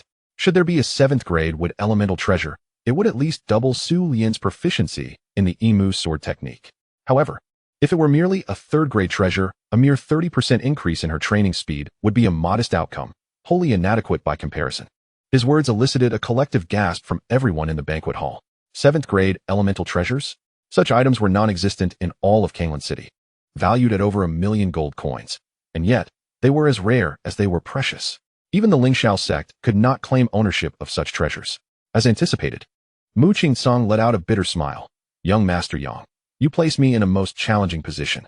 7th grade treasures are exceedingly rare throughout the entire Lingnan province. Even our sect master possesses only a 6th grade treasure. However, I have heard that the Chiyue sect intends to sell a 6th grade wood elemental treasure." Young Master Yang expressed his willingness to negotiate on behalf of the Lingxiao sect with the Chiyue sect to procure the desired item for himself. "Very well. I entrust this matter to you," he acknowledged with a nod, as though it were a trivial affair. However, for the Lingxiao sect, this was indeed a significant matter. A 6th-tier treasure, albeit not of the highest grade, held a value exceeding 100,000 gold coins. The families of Kanglan City were undoubtedly unable to afford such a sum. Even the Lingxiao sect would need to make considerable sacrifices to acquire a 6th-tier treasure. Nonetheless, should Qian Yezhou be present, he would undoubtedly exert every effort to assist in fulfilling Yang Xiao's request, for in a certain sense, Yang Xiao had once saved his life, even if Yang Xiao himself had not given it much thought. "Now, I shall return to make the necessary preparations," Mu Qingtsang suggested tentatively. "I will send someone from the Yun family to discuss the details further." "Enough, let us depart," Yang Xiao waved dismissively. With that, Mu Qingtsang truly exhaled in relief, turning to leave the banquet hall while muttering about his son. Once the elder of the Lingxiao sect exited, a profound silence enveloped the banquet hall. The once commanding heads of various families now appeared bewildered, unsure of how to navigate this unexpected scenario. They remained oblivious to Yang Zhao's true identity, which had instilled such fear in elder Mu Qingtsang that he had knelt before him. The head of the Xiang family, who had just been reprimanded by Mu Qingtsang, was now even more hesitant to speak, fearing offense towards Yang Xiao could bring dire consequences. However, Yun Taizhan, unrestrained by caution, could not help but inquire, "Young Master Yang, what is your true identity?" He nearly blurted out the words "Your Highness, the 3rd Prince," but managed to restrain himself at the last moment. "Are you still unaware of my identity?" Yang Xiao replied, a slight smirk gracing his lips. "You merely lack knowledge of my strength. Even before a martial emperor, I could easily prevail." Though this assertion was factual, it was met with disbelief. How could a martial emperor, a figure of such prestige, possibly be outmatched by this youth? In the entire Daxiao Empire, it was inconceivable that one so young could possess the power to vanquish a martial emperor, even if such an anomaly existed. It could not possibly manifest in the form of this boy. No one in the assembly believed Yang Zhao's words to be truthful, yet none dared to refute him, given his stature. After all, even Mu Qingtsang had knelt before him, and the heads of the other 3 prominent families were equally reluctant to provoke him. Thus, the head of the Xiang family stepped forward, weighing his words carefully, and bowed respectfully, saying, "Young Master Yang, since there is nothing further to discuss here. We of the Xiang family shall take our leave. What say you? Yang Xiao, disinterested, merely glanced at him and waved his hand nonchalantly, signaling their departure. Consequently, the Xiang, Han, and Nalan families, the three major clans of Kanglan City, felt compelled to vacate the banquet hall, each escorting their families away. Only after leaving the hall did the younger generation, Xiang Shuayu, Han Zihui, and Nalan Xinshin, finally manage to catch their breath. The pressure within the banquet hall was overwhelming for them, as they feared that any misstep could lead to Yang Xiao exposing them as examples. Even Mu Qingsong's son, young Master Mu, was directly incapacitated by Yang Xiao, let alone their own fates. However, once they exited the hall, the members of the three prominent families felt a sense of incredulity. How could the little beggar taken in by the Yun family possess such a shocking identity? Yet, the fear and respect displayed by Mu Qingsong towards that youth were undoubtedly genuine. Without a clear understanding of the situation, the heads of the three families exercised caution and refrained from further provoking Yang Xiao. Once outside the banquet hall, the family heads and the martial kings among the guests breathed a sigh of relief and began to voice their inner doubts. The head of the Xiang family frowned, expressing concern. This young man's identity seems extraordinary. We should investigate further to ensure he isn't someone of significant standing. The head of the Nalan family, a middle-aged man with an academic demeanor, warned, if you openly declare your intent to investigate him, are you not worried he might overhear and subsequently cause you trouble? A martial emperor's perception is exceedingly sharp. Humph. Do you truly believe what he claims, that he can casually annihilate martial emperors? Scoffed the head of the Han family, displaying a dismissive attitude towards Yang Zhao's purported power. Are you all willing to watch the Yun family seize our business? I, Han Tianjue, will never allow this young man to slip away easily. Oh, do you have a plan, head Han? The heads of the Xiang and Nalan families turned their curious gazes towards him, intrigued at the prospect of Han Tianjue taking the initiative to confront the youth, which they would welcome. Indeed, Han Tianjue replied fiercely, as long as this young man is eliminated, the Yun family will have no justification to compete with us for this business. However, I must make it clear that should this deal come to fruition, the Han family will claim 80% of the profits. This proposition left the heads of the Xiang and Nalan families exchanging glances, their apprehensions resurfacing. What if that young man proved to be easily dealt with? Would that not allow the Han family to reap substantial rewards? Nonetheless, each of them harbored their own plans. The Han family's willingness to concede 20% was still considered fair. Very well, I, Xiang family, agree, declared the robust head of the Xiang family, nodding decisively. But I wonder, who does head Han intend to send to handle that young man? No need for us to intervene. Han Tianjue shook his head, a fierce glint in his eyes. Isn't this young man renowned for being able to extinguish martial emperors at will? I am eager to witness the expression on his face when faced with a genuine martial emperor. Upon hearing this, the heads of the Xiang and Nalan families immediately thought of a certain place, the Chiyue sect. This was the very sect that had recently put up for sale a 6th grade wood attribute treasure, a prestigious sect in the Lingnan province, ranked just below the Lingxiao sect. Holding the 4th position overall, the sect master of Chiyue, known as Lady Chiyue, was a nearly 100-year-old female martial emperor. Her age coinciding with the peak of vitality for martial emperors, who typically live beyond 200 years. She appeared remarkably youthful, resembling a beautiful young woman. It was said that Han Tianjue's eldest son, Han Zerong, was a disciple of the Chiyue sect, and more importantly, one of Lady Chiyue's favored companions. Han Zerong, favored by Madame Qiuyu, has recently been thriving in Kanglan City, reportedly enjoying considerable favor. Observing the expressions of the heads of the other two prominent families, Han Tianjue could not help but display a hint of satisfaction. Perhaps you two are unaware, but Madame Qiuyu will be arriving in Kanglan City tonight, initially to celebrate our Han family's achievements. It seems we must allow her to take action this time. Upon hearing this, both the head of the Xiang family and the head of the Nalan family were taken aback. They had not anticipated that the eldest son of the Han family wielded such influence, capable of inviting Madame Qiuyu herself. It appeared that young Master Yang would find himself in perilous circumstances. Moreover, with the Han family aligning with the Qiuyu sect, they would likely rise rapidly. In that moment, both heads of the Xiang and Nalan families were filled with trepidation. For them, the ascendancy of either the Yun or Han families posed a significant threat. However, the fact that they were so apprehensive of a mere junior was somewhat embarrassing. For them, it would be far more palatable to resolve matters with Yang Xiao than to concede to the illustrious Madame Qiuyu. Regrettably, while they conspired, they were entirely unaware that Yang Xiao was listening intently. After 500 years of cultivation in the Void Sword Tomb, his senses had become extraordinarily acute. Even conversations from miles away were easily discernible to him. At that moment, Yang Xiao remained in the banquet hall of Jiangshan Manor, having overheard Han Tianjue's intentions, and a faint smile crept upon his lips. He had surmised that the three prominent families would not easily relent, and indeed, it appeared to be the case. Madame Qiuyu, as the leader of the Qiuyu sect, her presence was fortuitous. He could directly request the 6th grade would attribute treasure from her. Yang Xiao found himself rather looking forward to her arrival. In the banquet hall, only the members of the Yun family remained, accompanied by a slick-looking middle-aged Mayor Jiang, as well as several guards and maidservants of Jiangshan Manor. Mayor Jiang, feeling fortunate to encounter a young talent like Yang Xiao in his lifetime, exclaimed, "What a rare honor it is to meet you, young Master Yang. I am Jiang, currently serving as the mayor of Kanglan City. Let us become acquainted." He rubbed his hands together, a smile of flattery adorning his face. In his position, one typically engages in pleasantries, and despite Yang Xiao's seemingly unremarkable youth, the fact that Mu Qingsong had bowed to him was sufficient to attest to Yang Xiao's extraordinary status. Unfortunately, Yang Xiao merely glanced at him, offering a slight nod, his demeanor cool and detached. For him, there was no necessity to forge a connection with Mayor Jiang. The nod was merely a courtesy given the Yun family's future endeavors in Kanglan City. Seeing this, Mayor Jiang was unfazed, understanding that Yang Xiao's demeanor was far more cordial than that directed toward the heads of the three prominent families. That was sufficient for him. As for the remaining members of the Yun family, they still struggled to comprehend the situation. Yu Shujun, Yun Wuer, maidservant Shishir, and the 4 martial kings, including Yun Taizhan, all gazed at Yang Xiao with eyes full of astonishment. The entire collaboration incident involving the Lingxiao sect seemed to be altered merely by the presence of Yang Xiao at Jiangshan Manor. Remarkably, Yang Xiao did nothing but stand there. And yet elder Mu Qingsong of the Lingxiao sect took the initiative to resolve matters for the Yun family. What is true power? This is true power. Initially, one might have thought Yang Xiao was merely a beggar. Yet who could have anticipated that he possessed the ability to compel even the elder of the Lingxiao sect to kneel? Yu Shujun felt no embarrassment whatsoever.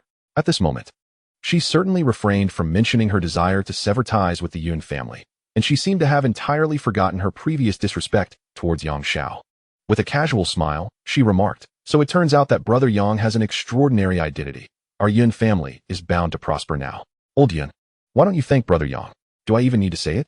Yun Taizhan was particularly vexed, primarily due to Yu Shujun and his daughter Yun Wuer. Were it not for the recent debacle caused by the 2 women, the outcome for the Yun family would have been one of universal joy.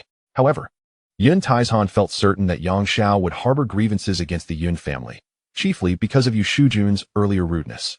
Yet, he could hardly fathom that Yang Xiao completely disregarded the 2 women. To him, ensuring Yun Tieshan's safety was sufficient. As for the others, they were of no concern. Subsequently, Yang Xiao paid no heed to Yu Shujun and Yun Wuer. Instead, he confidently took a seat in the banquet hall and began to eat. Observing this, Yun Taizhan inquired, "Young Master Yang, since the matter is settled, shouldn't we return?" He was still in a state of confusion, unable to comprehend why Mu Qingsong was so intimidated by Yang Xiao, particularly when he claimed that even the sect leader of Lingxiao would bow to him. Yang Xiao attributed this to his strength surpassing that of a martial emperor, yet Yun Taizhan naturally dismissed such a notion. To obliterate a martial emperor with a mere flick of the wrist required at least reaching the martial sovereign level. And the youngest martial sovereign in the history of the Great Xia Dynasty was over 100 years old. Let us wait for someone. Once she arrives, we can conclude our business and return to rest, Yang Xiao said leisurely. The crowd was filled with curiosity, prompting Yun Taizhan to instinctively ask, "Who are we waiting for?" "Lady Qiuyu," Yang Xiao replied casually, taking a sip of fruit wine and grimacing slightly at its excessive sweetness. The mere mention of her name left everyone in the room utterly stunned. Chapter 31. Come back to Qiuyu sect with me, Lady Qiuyu? The sect leader of Qiuyu sect? The astute and shrewd Mayor Zhang's expression changed instantly. Lady Qiuyu was indeed a significant figure. In Kanglan City, any martial emperor was worthy of great respect, and as the leader of the Qiuyu sect, her presence would necessitate his rising to greet her and provide her with the utmost hospitality. Upon hearing Yang Xiao's words, did this mean that Lady Qiuyu intended to visit Jiangshan Manor tonight?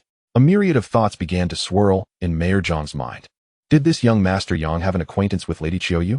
However, wasn't it rumored that Han Zhirong, the eldest son of the Han family, had recently become Lady Qiuyu's favored companion? Without delving into the thoughts of Lord Jiang, the members of the Yun family were engulfed in confusion regarding how Yang Xiao had foreseen the arrival of Madame Qiuyu this evening. The astonishment he had brought upon them was profound. Initially, With elder Mu Qingcong kneeling before Yang Xiao, the Yun family's predicament seemed to dissipate, granting a sense of relief among them. However, tensions soon returned. Although Elder Mu represented the Lingxiao sect, he was merely an elder. And when compared to a martial emperor such as Madame Qiuyue, he was of an entirely different echelon. Should Madame Qiuyue personally arrive, all in Kanglan City would rise to greet her with utmost reverence, daring not to show even the slightest neglect. Moreover, it was questionable whether Elder Mu even needed to kneel before Madame Qiuyue. The burly martial king of the Yun family whispered to those around him, his gaze towards Yang Xiao growing increasingly curious. Indeed, the true identity of young Master Yang remained a mystery. General Yun seemed to possess knowledge, yet he appeared reluctant to disclose it. Yet, if young Master Yang were acquainted with Madame Qiuyue, there would be no need for Elder Mu to handle the 6th grade would attribute treasure, would there? Could it be that young Master Yang anticipated Madame Qiuyue's arrival and intended to directly request the wood attribute treasure from her? As the martial kings of the Yun family exchanged glances, their discussions led to a troubling conclusion. Given the various hints, the likelihood of Yang Xiao harboring such intentions seemed exceedingly high. This was indeed alarming. Recently, Madame Qiuyue had taken a liking to Han Zerong, the eldest son of the Han family. Should she arrive, it would undoubtedly place her in opposition to the Yun family, potentially igniting yet another conflict. The 4 martial kings of the Yun family felt a sense of unease. Elder Mu was one matter, but a martial emperor was another entirely. Could young Master Yang truly emerge unscathed from a confrontation with a martial emperor? Meanwhile, Yu Shujun and Yun Wuer, mother and daughter, had fallen silent. They were still reeling from the shock Yang Xiao had delivered, leaving them momentarily disoriented. Yu Shujun longed to befriend Yang Xiao, but was at a loss as to how to approach him. With Yang Xiao now stating he would await Madame Qiuyue's arrival, it felt as though something significant was about to transpire, prompting her to refrain from making any hasty moves. At that moment, a chilling aura suddenly swept in from beyond the banquet hall. Upon its emergence, every individual within the hall felt its presence. The members of the Yun family, including Yun Taizhan, were immediately drenched in cold sweat, as they sensed this icy aura belonged unmistakably to a martial emperor and was accompanied by hostility, devoid of friendliness. A hostile martial emperor posed a potentially devastating threat to the Yun family. Inside the banquet hall, the maidservants under Lord Jiang hastily knelt at the entrance. Such an aura was rarely encountered by them. Upon experiencing it, they understood the necessity to bow, for a martial emperor was far beyond their station, leaving no room for any semblance of disrespect. Even Lord Jiang found himself momentarily paralyzed. He had just been speculating whether Yang Xiao was acquainted with Madame Qiuyue, and now, amidst the tension, only Su Lian managed to maintain her composure, though even she trembled under the weight of that frigid presence. Hiding behind Yang Xiao, Su Lian felt an unsettling anxiety creeping into her heart, her breath becoming increasingly labored. In stark contrast, Yang Xiao remained the sole individual in the gathering unaffected by the palpable tension. Earlier, he had been leisurely sipping wine and enjoying fruits. And now he continued the same indulgence, a subtle smile gracing his lips as he cast an expectant glance toward the entrance of the banquet hall. Moments later, a striking figure entered, captivating the attention of all present. This resplendent figure was a young and beautiful matron, appearing to be merely in her 20s, yet in reality, she was nearly a century old, a formidable female martial emperor.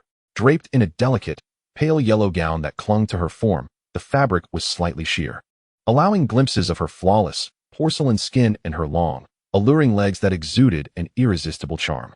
This was Lady Qiuyue, the esteemed leader of the prestigious Qiuyue sect. Her exquisitely delicate features bore a hint of annoyance, yet her eyes sparkled with a seductive allure. Those lacking strong willpower would likely find themselves quickly captivated and drawn into her embrace. Upon her entrance, a throng of individuals followed closely behind, none other than the members of the Han family from Kanglan City. Among them was the family patriarch, Han Tianjue, accompanied by his eldest son, Han Ziring, and his younger son, Han Zihue, all trailing in the wake of the enchanting Lady Qiuyue, along with several formidable martial kings from the Han family, creating an imposing spectacle. However, the collective presence of the Han family paled in comparison to the overwhelming aura exuded by Lady Qiuyue alone. So, you are young Master Yang? Upon catching sight of Yang Xiao, Lady Qiuyue's demeanor shifted, her eyes lighting up as if she had discovered an intriguing plaything, a delightful glimmer of joy appearing in her enchanting gaze. And you must be Lady Qiuyue? Yang Xiao tossed a piece of fruit into his mouth, surveying her with a discerning eye. He could not deny her allure, yet it had no effect on him.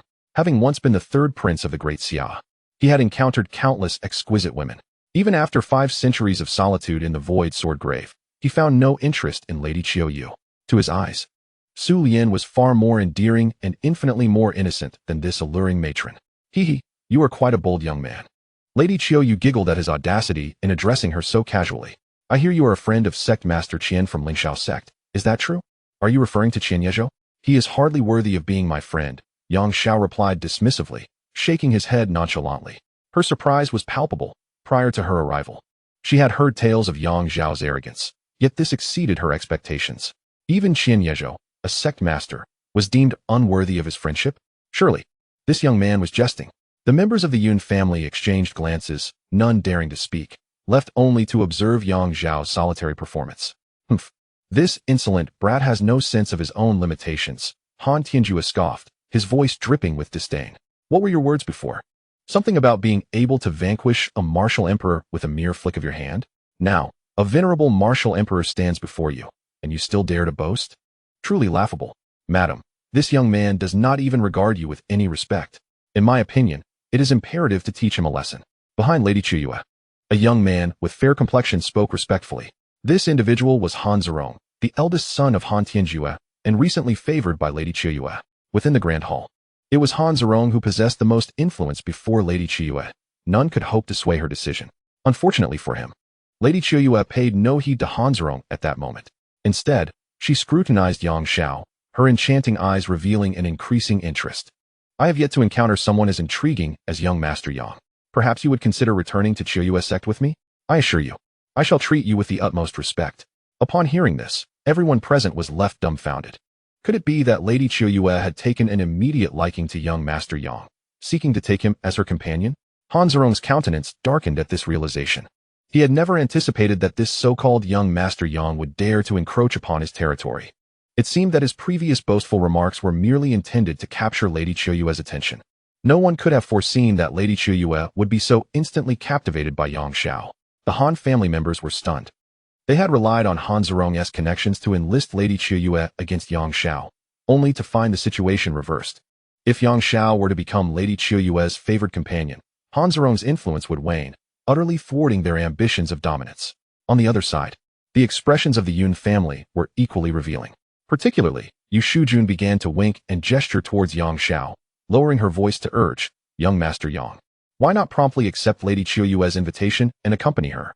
Once accomplished, our Yun family shall not let you down. To her, Lady Qiuyu undoubtedly surpassed Mu Qingsong in strength. By aligning with Lady Qiuyu, the Yun family could truly establish supremacy in Kanglan City. She believed that if Yang Xiao could become the favored companion of Lady Qiuyu, it would be advantageous for both him and the Yun family. Furthermore, being the man of a martial emperor would be an honor beyond compare. Alas, for Yang Xiao, such considerations were unnecessary.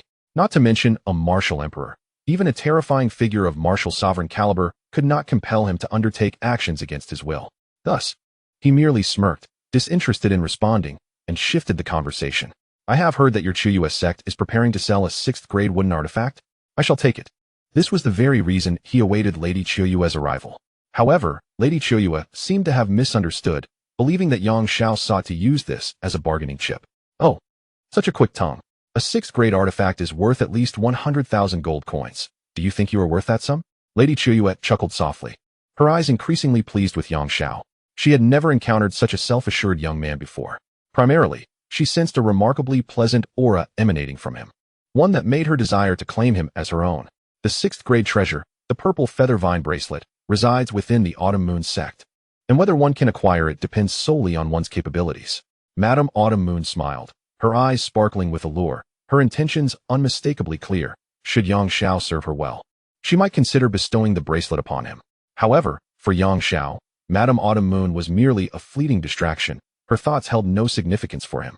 Now that he was aware of the treasure's location, retrieving it from the Autumn Moon sect was but a matter of time. Naturally, he was no thief.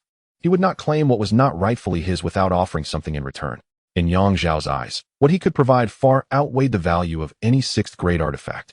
With that resolute decision, he rose, adopting a nonchalant demeanor as he made his way toward the banquet hall's exit. A wise choice indeed. Madame Autumn Moon, casting a flirtatious glance, also turned to leave. This scene left the onlookers in a state of astonishment. Su Lian, why are you still lingering? Yang Xiao called back after a short distance, noticing her frozen in place. Oh, Su Lian finally came to her senses and hurriedly followed, her cheeks flushing. She had assumed Yang Xiao intended to indulge in an intimate encounter with Madame Autumn Moon and thought her presence unnecessary. Meanwhile, everyone in the hall, be it from the Han or Yun families, or even the city Lord Jiang, misinterpreted the situation, believing Yang Xiao was set to serve Madame Autumn Moon. After all, having the opportunity to attend to a martial sovereign was indeed considered an honor. Once Yang Xiao, along with Su Lian and Madame Autumn Moon, departed the banquet hall, the remaining guests felt a surge of freedom in the absence of a martial sovereign. Zerong, what are your thoughts? Han Tianjue, head of the Han family, inquired of his eldest son, his brow furrowed with concern. Han Zerong, pale of complexion, scoffed derisively, huh? This brat has overreached himself, daring to seek the purple feather vine bracelet. He's merely dreaming. Here, Madame is still somewhat lenient towards Lingxiao sect, but at Autumn Moon sect, he will have no such privileges. It's laughable that he intends to bring his maid along to serve Madame Autumn Moon. His younger brother, Han Zihue, chuckled frivolously, but really, with Madame Autumn Moon's figure, serving her would indeed make anyone envious. Brother, honestly, how does it feel? It must be quite exhilarating. Mind your words. A woman of her stature is not one we can casually discuss. Han Zerong shot him a disdainful glance, his expression darkening. That said, she is indeed a beauty beyond compare, and having the chance to attend to her would be an honor for me, Han Zerong. It's a pity this brat might reap the benefits. He let out a cold huff, harboring a deep-seated annoyance towards Yang Xiao. Subsequently, he turned his gaze toward the Yun family, coldly asserting, "You so-called young Master Yang is full of arrogance. Upon arriving at Autumn Moon sect, he will undoubtedly offend Madame." At that point, the Yun family might find it challenging to rise alongside him, let alone maintain their current standing. With that declaration, he disdainfully glanced in the direction of the Yun family, wholly unconvinced that Yang Xiao possessed the merit to vie for Madame's favor. Soon after, the members of the Han family strutted away, exuding an air of superiority, as if the Yun family had already fallen into decline. This has caused quite a stir among the members of the Yun family. Yu Shujun is particularly anxious, fearing that if Yang Xiao were to create chaos at the Qiuyu sect and provoke Madame Qiuyu, it would spell disaster. They are bound for the Qiuyu sect, and it seems they will not return tonight. Perhaps we should disperse for now. Yin Taizhan feels somewhat dejected, realizing that he is unable to assist the third prince in any meaningful way. Once a prince of the Great Xia, his status was once exceedingly noble. Yet now he must lower himself before Madame Qiuyu. A humiliation for Yang Xiao, indeed. Yin Taizhan had assumed that Yang Xiao was compelled to leave with Madame Qiuyu, forced into servitude. Alas, he was utterly mistaken. Yang Xiao's departure with Madame Qiuyu had nothing to do with servitude. He merely sought to retrieve a 6th-grade treasure. One can only hope this young man does not stir up trouble at the Qiuyu sect, as any ill tidings would surely trouble Yu Shujun. She genuinely cannot fathom what actions Yang Xiao might take upon arriving at the Qiuyu sect. Should he falter, it would reflect poorly on the Yun family. Ultimately, the members of the Yun family had no choice but to depart. The events that transpired at Jianshan Manor were indeed tumultuous, nearly beyond belief. A seemingly unremarkable young Master Yang had brought even Elder Mu of Lingxiao sect to his knees in reverence, hinting at some undisclosed identity. However, upon Madame Qiuyu's arrival, he was forced to obediently follow her, reduced to a mere pretty face. General Yun mused that young Master Yang had indeed aided them by stabilizing the situation with Lingxiao sect, but with Madame Qiuyu taking him away, their assistance had reached its limit. On the journey back, the burly martial king wore a grim expression. It is regrettable that such a handsome young man must devote himself to serving that nearly century-old enchantress. One can only hope he exercises restraint and avoids inciting calamity. Another martial king from the Yun family echoed similar sentiments, expressing concern. After all, Madame Qiuyu is a formidable martial emperor. Should Yang Xiao refuse her, he may invite deadly peril that could implicate their family as well. May young Master Yang remain safe and sound, they all sighed. However, Yu Shujun and Yun Wuker seemed unfazed by the situation. Yu Shujun even chuckled lightly, nonchalantly remarking, "You all are quite adept at feigning concern. If you were tasked with serving Madame Qiuyu, I dare say you would be clamoring for the opportunity, wouldn't you? After all, she is a martial emperor, well-preserved, youthful, beautiful, and possesses a figure that any man would admire." Yun Wuer chimed in, "From what I see, that young man doesn't appear reluctant at all. He even smiled as he departed. I just wonder why he brought along his maid. Doesn't she seem a bit of an eyesore at the Qiuyu sect?" Silence. Yin Taizhan was on the verge of exasperation. How could he have such a wife and daughter? He couldn't help but think of his eldest daughter, Yun Yingui. How sensible she was, unlike this Yun Wuer who required his constant worry. Meanwhile, outside Kanglan City, no one could have anticipated that Madame Qiu Yu was left utterly dumbfounded by Yang Xiao. After exiting the city, she had intended to take Yang Xiao and flee into the skies, but he had unexpectedly soared into the air on his sword with Su Lian, moving at a speed 4 or 5 times faster than her. Such speed is truly astonishing, isn't it? Madame Qiu Yu nearly slapped herself to confirm she wasn't dreaming. In this world where martial prowess reigns supreme, it is universally acknowledged that only a martial emperor can traverse the skies. The fact that Yang Xiao can soar on his sword signifies that he possesses at least the realm of a martial emperor. Moreover, his speed while flying on his sword surpasses Madame Qiu Yu's by 4 to 5 times, leaving her utterly astonished.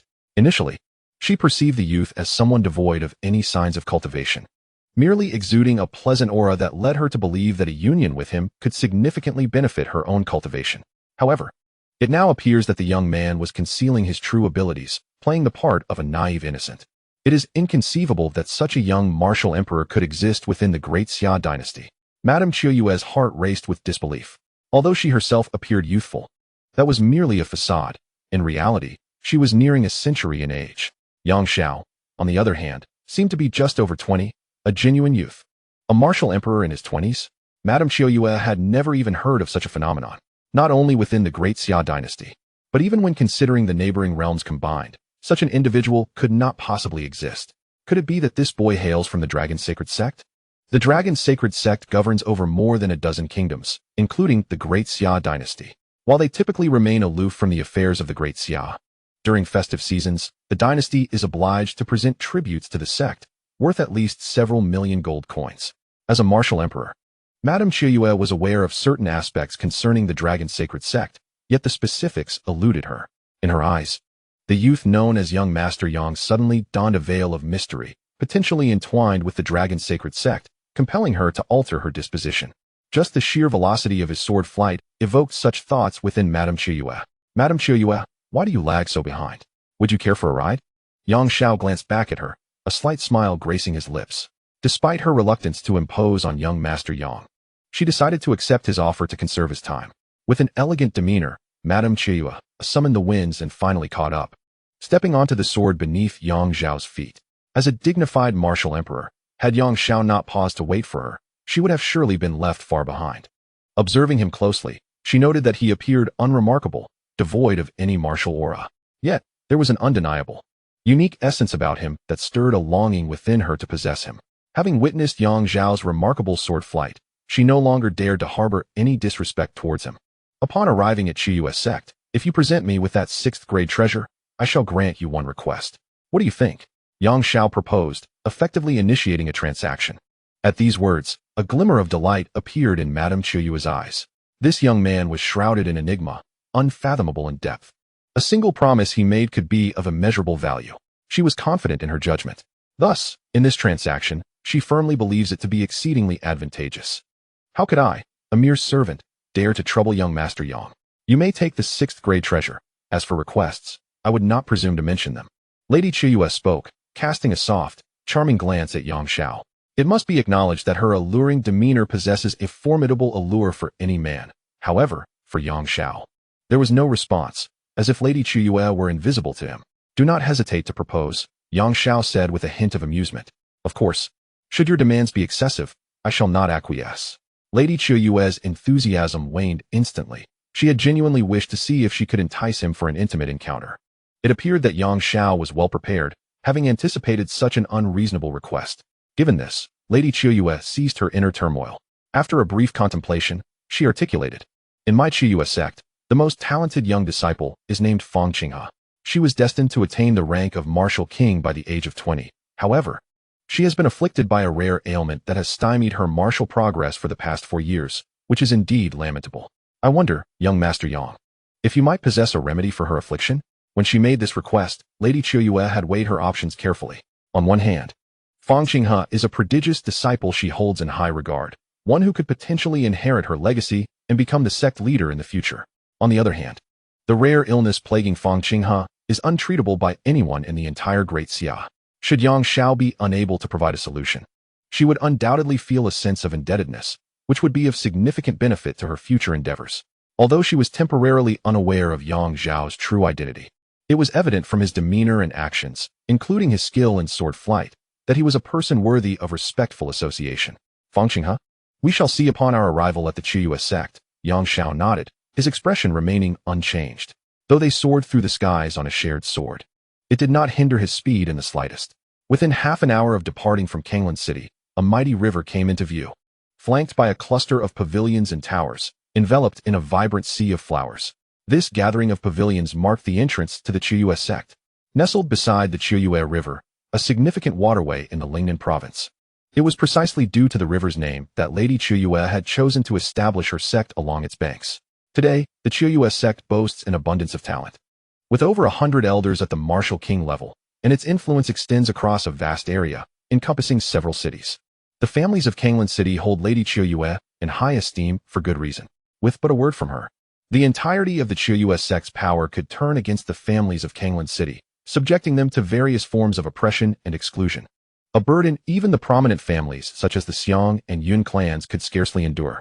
Of course, in general circumstances, cooperation between sects and families is the norm. Unless deep-seated enmity exists, the Qiyue sect would never resort to such underhanded tactics. Young Master Yang, please. Upon arriving at the Autumn Moon sect, Madame Kamun led the way, halting at the most opulent riverside pavilion. This grand structure, the river viewing pavilion, is the epitome of luxury within the Autumn Moon sect. Generally, only individuals of higher status than Madame Kamun are granted the privilege to rest here. The fact that she invited Yang Xiao directly to the pavilion underscores her regard for him. The scenery from the pavilion is breathtaking. The mighty Autumn Moon River flows majestically, its waves surging outside the window, creating a magnificent vista. Additionally, one can gaze down upon the entire Autumn Moon sect, with its illuminated pavilions and towers, all at one's fingertips, evoking a sense of dominion over the realm. As the sun sets, casting a warm glow, the night sky becomes adorned with distant stars, accentuating the melancholy beauty of autumn. Please bring over Fangqing, Yang Xiao said as he entered the pavilion, taking a seat by the window with Su Lian, leisurely admiring the distant landscapes. Please wait a moment, young Master Yang. Madame Kamun replied respectfully, her semi-translucent, pale yellow gown barely concealing her alluring figure. Regrettably, Yang Xiao feigned indifference, his gaze remaining aloof. Servants, prepare tea for young Master Yang, and bring forth our finest autumn moon brew. Madame Kamun commanded a group of maidens before departing the pavilion to summon her most favored disciple, Fangqing. With a slight smile, she mused that Fangqing's ailment was likely beyond Yang Xiao's ability to resolve, which would inadvertently forge a connection between them. Chapter 34. The melancholic maiden seated by the window in the river-viewing pavilion. Yang Xiao savored the tea brewed by the maidens, the autumn moon brew, which he found quite delightful, surpassing the so-called divine dragon, while he had previously tasted at Qiu Yunin by several degrees. Teas of this caliber are even worthy of entering the imperial palace of the Great Xia, truly befitting the status of the fourth largest sect in Lingnan province. However, Yang Xiao's thoughts were far removed from the tea. A sixth-grade wooden attribute treasure, if adorned by Su Lian, could at least double her cultivation speed for the wood sword technique. Such an enhancement would significantly accelerate her growth. Yet, he remained unsatisfied with this pace, lamenting the absence of a seventh-grade elemental attribute treasure. Otherwise, her cultivation speed could potentially double again. Of course, should an extraordinary grade treasure come into play, the results would be even more astounding, potentially tripling or even quintupling her cultivation rate. Considering Su Lian's remarkable talent as a sword attendant and her already commendable training speed, coupled with the finesse of the wood sword technique and the augmentation from an extraordinary treasure, she could rival a martial sovereign within 6 months. Alas, the entirety of Lingnan province scarcely boasted even a few 7th-grade treasures, let alone extraordinary ones. Such artifacts are revered as treasures by the royal family of Great Xia, with the total number of extraordinary treasures in the entire dynasty not exceeding 10. Yang Xiao regarded Su Lian, causing her to feel a flutter of unease. Young Master Yang, what are you gazing at? Su Lian's face flushed slightly as she sat opposite Yang Xiao, feeling nervous under his intense gaze. She could only grasp the teacup, pretending to sip tea, though she had not touched a single drop. She found it puzzling that he had not even glanced at the beautiful Lady Qiu moments ago. Yet now he was fixated on her. It's nothing, Yang Xiao remarked with keen interest. I was merely contemplating whether, once you possess strength rivaling that of the martial emperor, you will still exhibit such timidity. Although referred to as a sword attendant, Yang Xiao did not perceive Su Lian merely as a maid. The distinction between a sword attendant and a maid is considerable. A maid serves him, attending to his daily needs, while a sword attendant, upon maturation, could become Yang Zhao's right-hand ally, a reliable assistant in any circumstance. With Su Lian's current temperament, being a maid may suffice. But if tasked with missions requiring her to act independently, she might struggle. I don't know, Su Lian stammered, her face reddening further. It was strange. She had not felt this timid while at Qiu Yunan. She suspected it was merely the adjustment to a new environment, hoping that she would acclimate in due time. After a brief interlude, Lady Qiu Yu entered with someone. Young Master Yang, this is our sect's most gifted disciple, Fang Qinghe, she announced. Ushering in a young girl clad in a pink gown, Yang Zhao's attention was instantly captured. If Lady Qiu Yu embodied allure, then Fang Qinghe represented pure innocence, two stark contrasts. The young girl, with her flowing snow-white hair and pale blue eyes that shimmered with a hint of melancholy, possessed a figure that was nothing short of perfection. Her enticing curves stirring even Yang Zhao's heart. He had encountered many exquisite women in the Daxia Imperial Palace, yet none possessed the unique aura that Fang Qinghe exuded. Upon entering, Fang Qinghe cast a glance at Yang Xiao and then at Su Lian before lowering her head, a flicker of disappointment crossing her azure eyes. Perhaps she thought that given Yang Zhao's youth, he could not possibly cure her peculiar ailment. Having reached the peak of martial spirit at the tender age of 20, a breakthrough to martial king would have marked her as extraordinarily gifted, even surpassing some of the Daxia royal prodigies. However, that year, she succumbed to a bizarre illness that transformed her once pale blue hair to snow white overnight, causing her martial king-level meridians to wither, confining her to the pinnacle of martial spirit. Now, for years had passed, and despite Lady Qiu Yu's efforts to consult numerous esteemed physicians across several provinces, her condition remained unsolvable. Despair was beginning to take root within her. Little did she expect that on this night, Lady Qiu Yu would present her with a figure of noble status, rumored to hold the potential to heal her affliction, only to discover that he was a youth even younger than herself. Fang Qinghe felt a profound sense of disappointment. Master, is this esteemed elder truly the young gentleman? A voice filled with confusion arose as a youth clad in white entered the room, pointing at Yang Xiao with an expression of disbelief. Yang Xiao cast a glance at him, noting the resemblance between this young man and the maiden Fang Qinghe. Both possessed striking azure eyes and short, light blue hair. He appeared quite handsome, likely in his mid-20s, and had already attained the realm of a novice martial king. This was indeed a significant achievement, far surpassing that of Xiang Shuaiyu and Gong Zimu, yet such a level still did not warrant Yang Zhao's regard. Fang Qinghe, you are truly insufferable. This individual is young Master Yang, deserving of the utmost respect even from our sect leader, Madame Qiyu exclaimed, visibly displeased.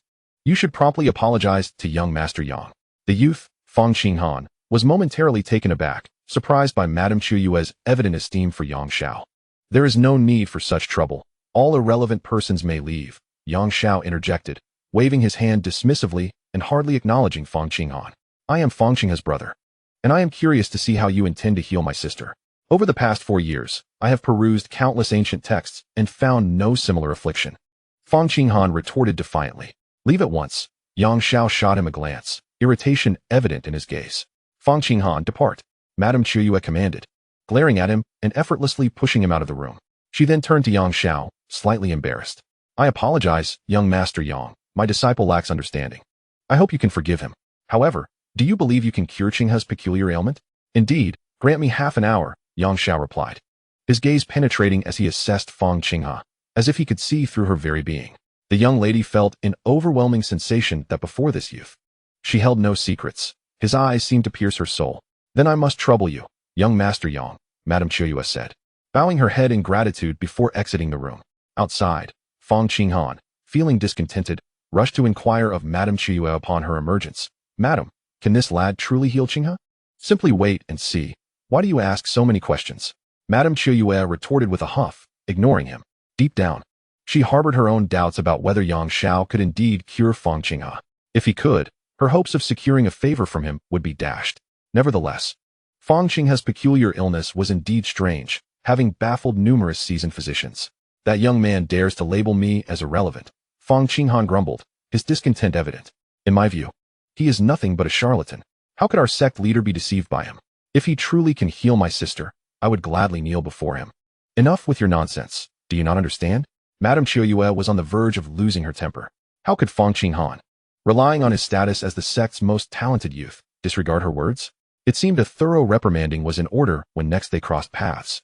As Lady Qiuyu's ire became unmistakably evident, Fang Qinghan finally ceased his protests, though skepticism and disdain lingered in his gaze. In his mind, the notion that Yang Xiao could heal his sister was utterly implausible. Within the loft of Guanjing Tower, the melancholic maiden Fang Qinghe sat cross-legged upon the floor, her long legs folded and her posture erect, as instructed by Yang Xiao. What on earth does this fellow intend? A sense of unease coursed through her, observing Yang Xiao.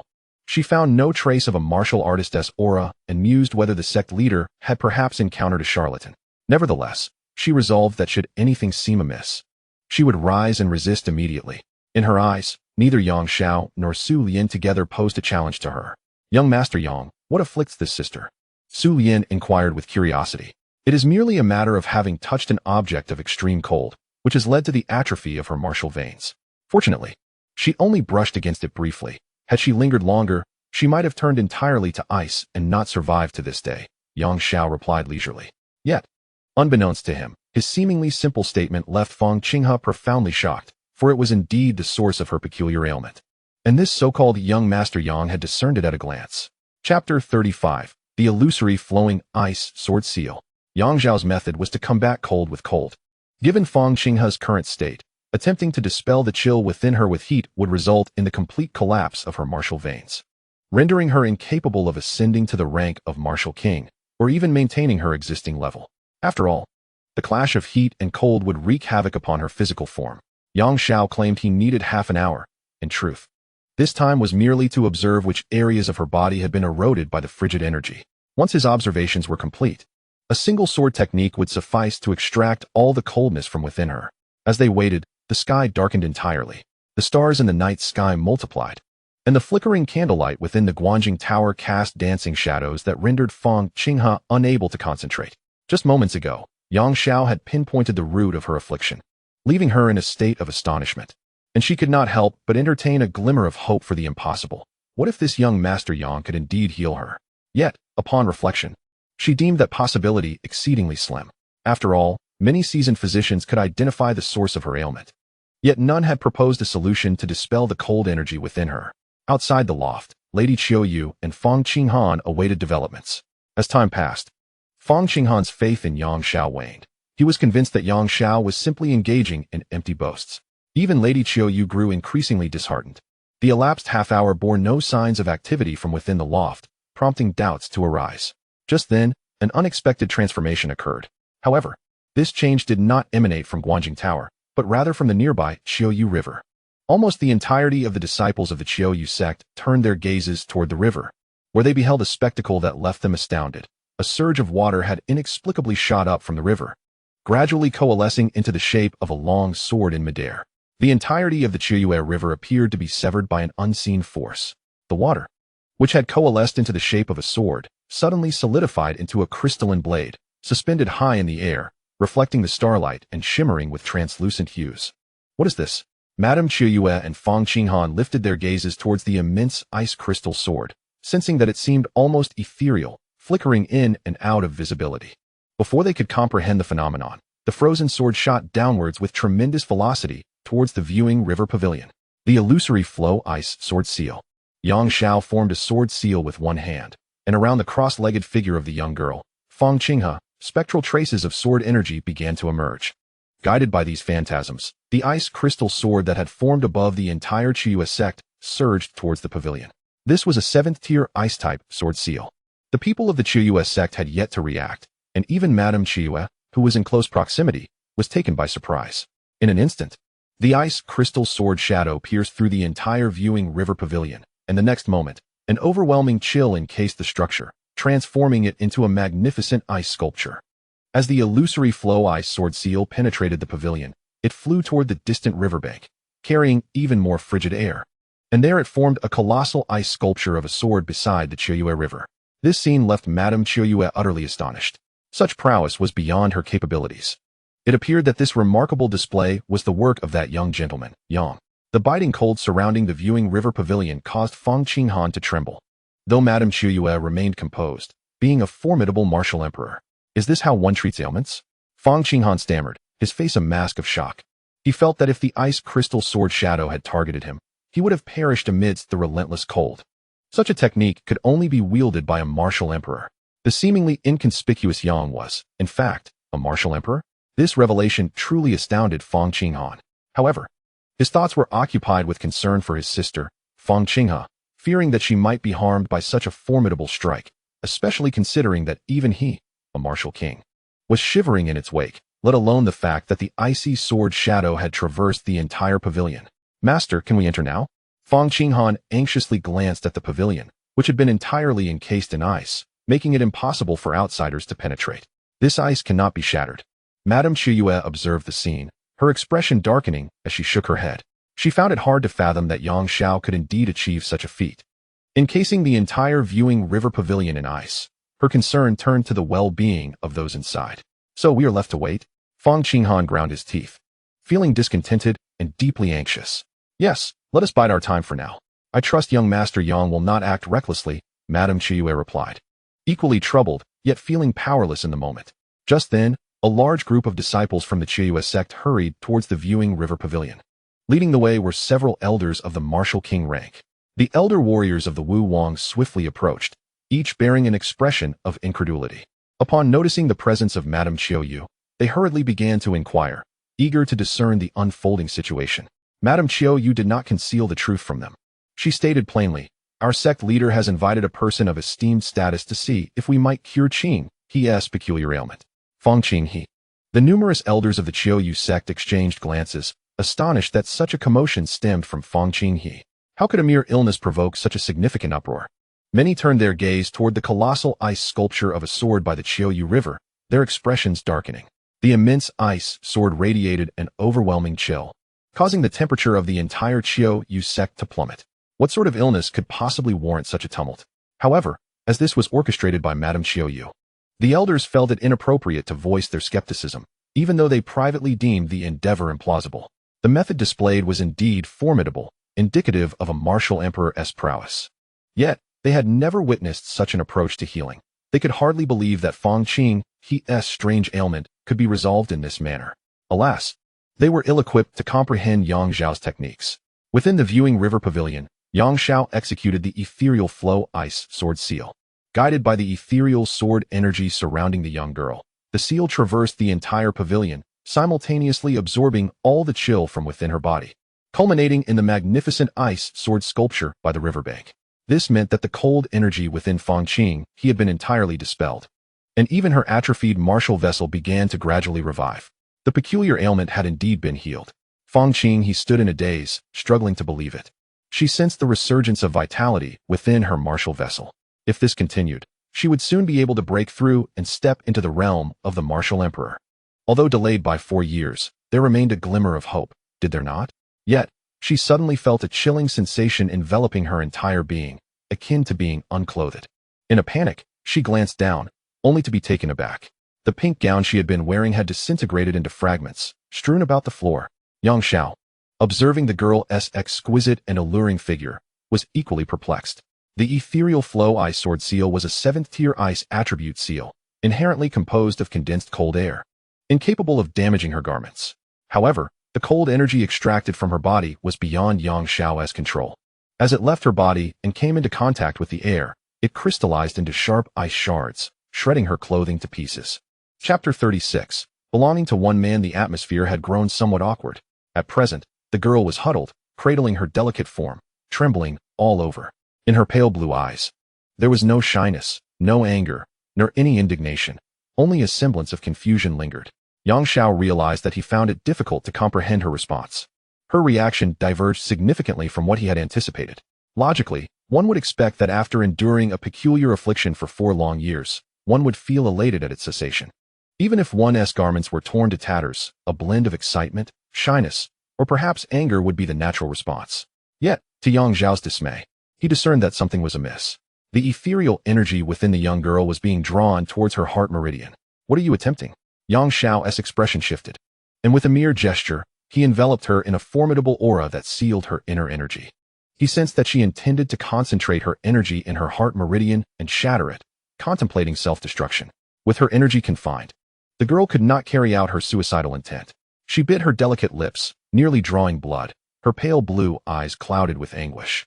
Kneeling upon the ground, She held herself tightly, trying to shield her modesty, yet how could she conceal it entirely? Su Lian. Observing this, Yang Xiao furrowed his brow and averted his gaze. He removed his black robe and offered it to Su Lian. Being a young woman herself, she understood his intention and approached to drape it over the girl, Fang Qinghe. Yang Xiao then turned back to see that Fang Qinghe clutched the robe tightly, covering her form completely, though her expression remained pained. Consider this as if it had never occurred. I shall not speak of it. Yang Xiao surmised that the girl held her physical integrity in high regard, hence her reaction. Fang Qinghe glanced at Yang Xiao, biting her lip. Young Master Yang, I am grateful for your assistance in dispelling the cold from my body. This unfortunate incident is not your fault. I merely vowed that in this lifetime, I would belong to but one man. At last, she revealed the reason behind her steadfastness. It became evident that her loyalty stemmed from a prior oath to love a singular man, and now, having exposed herself to Yang Xiao, she harbored thoughts of ending her life. Yang Xiao was taken aback. It seemed that Fang Qinghe and Madame Shuyue were indeed polar opposites. It was difficult to fathom that such an innocent and pure-hearted girl could be the most gifted disciple of Madame Shuyue's sect. Her recent suicidal thoughts were undoubtedly genuine. Yang Xiao sensed that had he not intervened, she would have shattered her heart meridian and succumbed right then and there. However, this predicament vexed him deeply. If he failed to guide this young girl properly, and she ultimately took her own life, he would bear the weight of guilt. For an ordinary person, suicide might be dismissed as a mere tragedy, but Fang Qinghe, with her striking beauty and pure spirit akin to a snow lotus, deserved far more than such a fate. What a pity! Yang Xiao realized that despite Fang Qinghe possessing exceptional martial talent, she lacked an affinity for any elemental attribute. Otherwise, he could have had a sword attendant by his side. Without elemental affinity, Fang Qinghe could not cultivate the 12-element sword technique and lacked the qualifications to become a sword attendant. It was precisely for this reason that Yang Xiao had intervened to prevent her demise. To be unable to become his sword attendant was already a great misfortune. Should she also end her life, it would be an even greater tragedy. One cannot help but wonder what kind of man could occupy the heart of such a beautiful woman for a lifetime.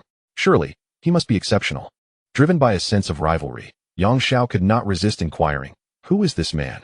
Upon hearing his question, the young lady, Fang Qinghe, revealed a hint of nostalgia in her light blue eyes. He possesses unparalleled martial talent, is valiant and handsome, and his smile radiates warmth. At just 18, he ascended to the realm of martial kings, making him the youngest martial king in the history of the Great Xia. Yang Zhao's expression turned peculiar upon this revelation. Was he not, in fact, the youngest martial king in the annals of the Great Xia? Shortly thereafter, Fang Qinghe closed her eyes, a pained expression crossing her face as she spoke. He was once the third prince of the Great Xia, though he has been missing for a decade. I have vowed that my heart belongs to him alone for this lifetime. Upon hearing this, Yang Xiao and Su Lian exchanged glances, both astonished that the man who had lingered in Fang Qinghe's heart for so long was none other than Yang Xiao himself.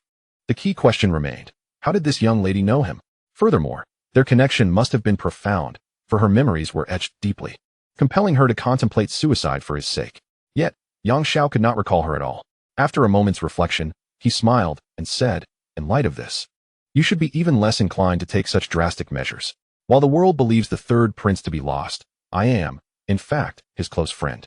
He is very much alive, albeit unable to reveal himself to the public. Would you not wish to live fully, perhaps to see him again someday? Is that truly the case? A glimmer of hope finally sparkled in Fang Qinghe's azure eyes. She had never anticipated that the young man who had healed her was a close friend of the third prince and might possess knowledge of his whereabouts. This revelation ignited her desire to continue living. Indeed, it is true. But how do you know him? Yang Xiao inquired, curiosity piqued. 12 years ago, my brother and I were orphaned when our parents perished. On our way to seek refuge with relatives, we encountered a ferocious beast. Just when our lives hung in the balance, the third prince appeared and saved us. Fang Qinghe reminisced, a sweet smile gracing her features. Su Lian, wide-eyed, glanced at Yang Xiao as if to ask, is this true? Yang Xiao remained composed, lost in thought, yet no matter how hard he tried, he could not recall the moment he had saved such a charming young lady. It dawned upon him. She mentioned 12 years ago. She would have been just over 10 at the time. How much a girl can change in 18 years? Perhaps she was not as beautiful then as she is now. Yang Xiao considered the possibility. After he turned 18 and entered the realm of martial kings, he had indeed traveled throughout the Great Xia, including a visit to the Wanjian mountain range. During that time, he had rescued many, and he vaguely remembered a pair of siblings, though he never dreamed one of them would be the enchanting Fang Qinghe before him. Young Master Yang, Could you take me to meet the third prince? Fang Qinghe's eyes brimmed with hope as she gazed at him. It is not convenient for him to meet anyone at present, Yang Xiao replied, shaking his head. However, I shall convey your sentiments to him. The young lady's expression fell, disappointment washing over her. Regarding the affairs of the third prince, you must not spread rumors carelessly, lest it jeopardize his life. Following this, Yang Xiao, with a countenance of seriousness, offered a cautionary reminder. Rest assured, I shall divulge nothing to anyone, Fang Qinghe hastily assured. That is well, Yang Xiao replied with a nod of satisfaction, and with a wave of his hand. The icy barriers surrounding the entire Guanjiang Tower shattered with a resounding crash. He, accompanied by the two women, slowly made his way out of the tower, only to be met by Madame Qiuyu and nearly all the elders of the Qiuyu sect, a multitude of warriors at the king level encircling them. Chapter 37. The Young Divine Healer. Fang Qinghan was the first to lash out, stepping forward to angrily accuse, "You wretched boy, what have you done to my sister? Is this how one treats an ailment? Creating such a commotion?" His sudden outburst caught even Madame Qiuyu off guard, who inwardly lamented the turn of events. Yet, Yang Xiao merely cast him a glance, ignoring him entirely. It was Fang Qinghe who then interjected, reproaching, "Brother, you are always so impulsive. My strange illness has been cured. The cold has been completely expelled. Within a month, I shall surely attain the rank of king." Her voice rang clear, and upon her declaration, all those present were rendered speechless. Initially, many within the Qiuyu sect had heard of this matter, but never believed anyone could remedy Fang Qinghe's peculiar ailment. However, now she stood forth proclaiming her recovery and the imminent achievement of king rank. Unbelievable, truly a young divine healer. The first to regain composure was Fang Qinghan. His expression shifted from shock to one of eager gratitude as he turned to Yang Xiao, bowing and apologizing profusely. "I am truly sorry. I misjudged you. I apologize. You are like a son to me." His rapid change of demeanor astonished even Yang Xiao. "I have no son like you," Yang Xiao replied with a stern expression. Yet, Fang Qinghan remained undeterred, his joy evident, as though he could hardly contain the urge to run up to Yang Xiao and offer him a massage. Madame Qiuyu examined Fang Qinghe's condition, her face soon alight with joy. "It is truly cured. Qinghe, how do you feel? Is there any discomfort?" "None." Fang Qinghe shook her head, her light blue eyes shimmering with happiness. Originally, she felt a deep embarrassment at the thought of being seen by others, wishing for nothing more than to vanish. However, after Yang Xiao's words, a flicker of hope reignited within her. If she could see the third prince again, how would she feel if she knew that the one who saved her was none other than her former prince? Alas, after 500 years of the sword tomb seclusion, Yang Xiao had undergone such a transformation that she could not recognize him. At this moment, Fang Qinghe experienced true joy. Her peculiar ailment had finally been resolved. Henceforth, she could continue her cultivation, break through to the rank of king, and even aspire to greater heights. With her talent, achieving the title of emperor in the future would be a mere formality. Surely, there would be an opportunity to meet the third prince once more. "Madame Qiuyu, what of the sixth grade treasure?" Yang Zhao's sole concern now rested upon the artifact, while Fang Qinghe's situation had taken him by surprise. It was merely a minor interlude in his grand narrative.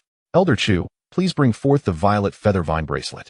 Lady Qiuyu immediately turned to an elderly man and instructed, "Our sect leader has promised young Master Yang that if he can cure Qinghe's peculiar ailment, the violet feather vine bracelet shall be bestowed upon him." Upon hearing these words, Elder Chu furrowed his brow, his expression troubled as he replied, "Sect leader, are you truly intending to defy the orders of our esteemed leader?" Lady Qiu's demeanor grew icy, and in that moment, she exuded the authority befitting a leader of her sect.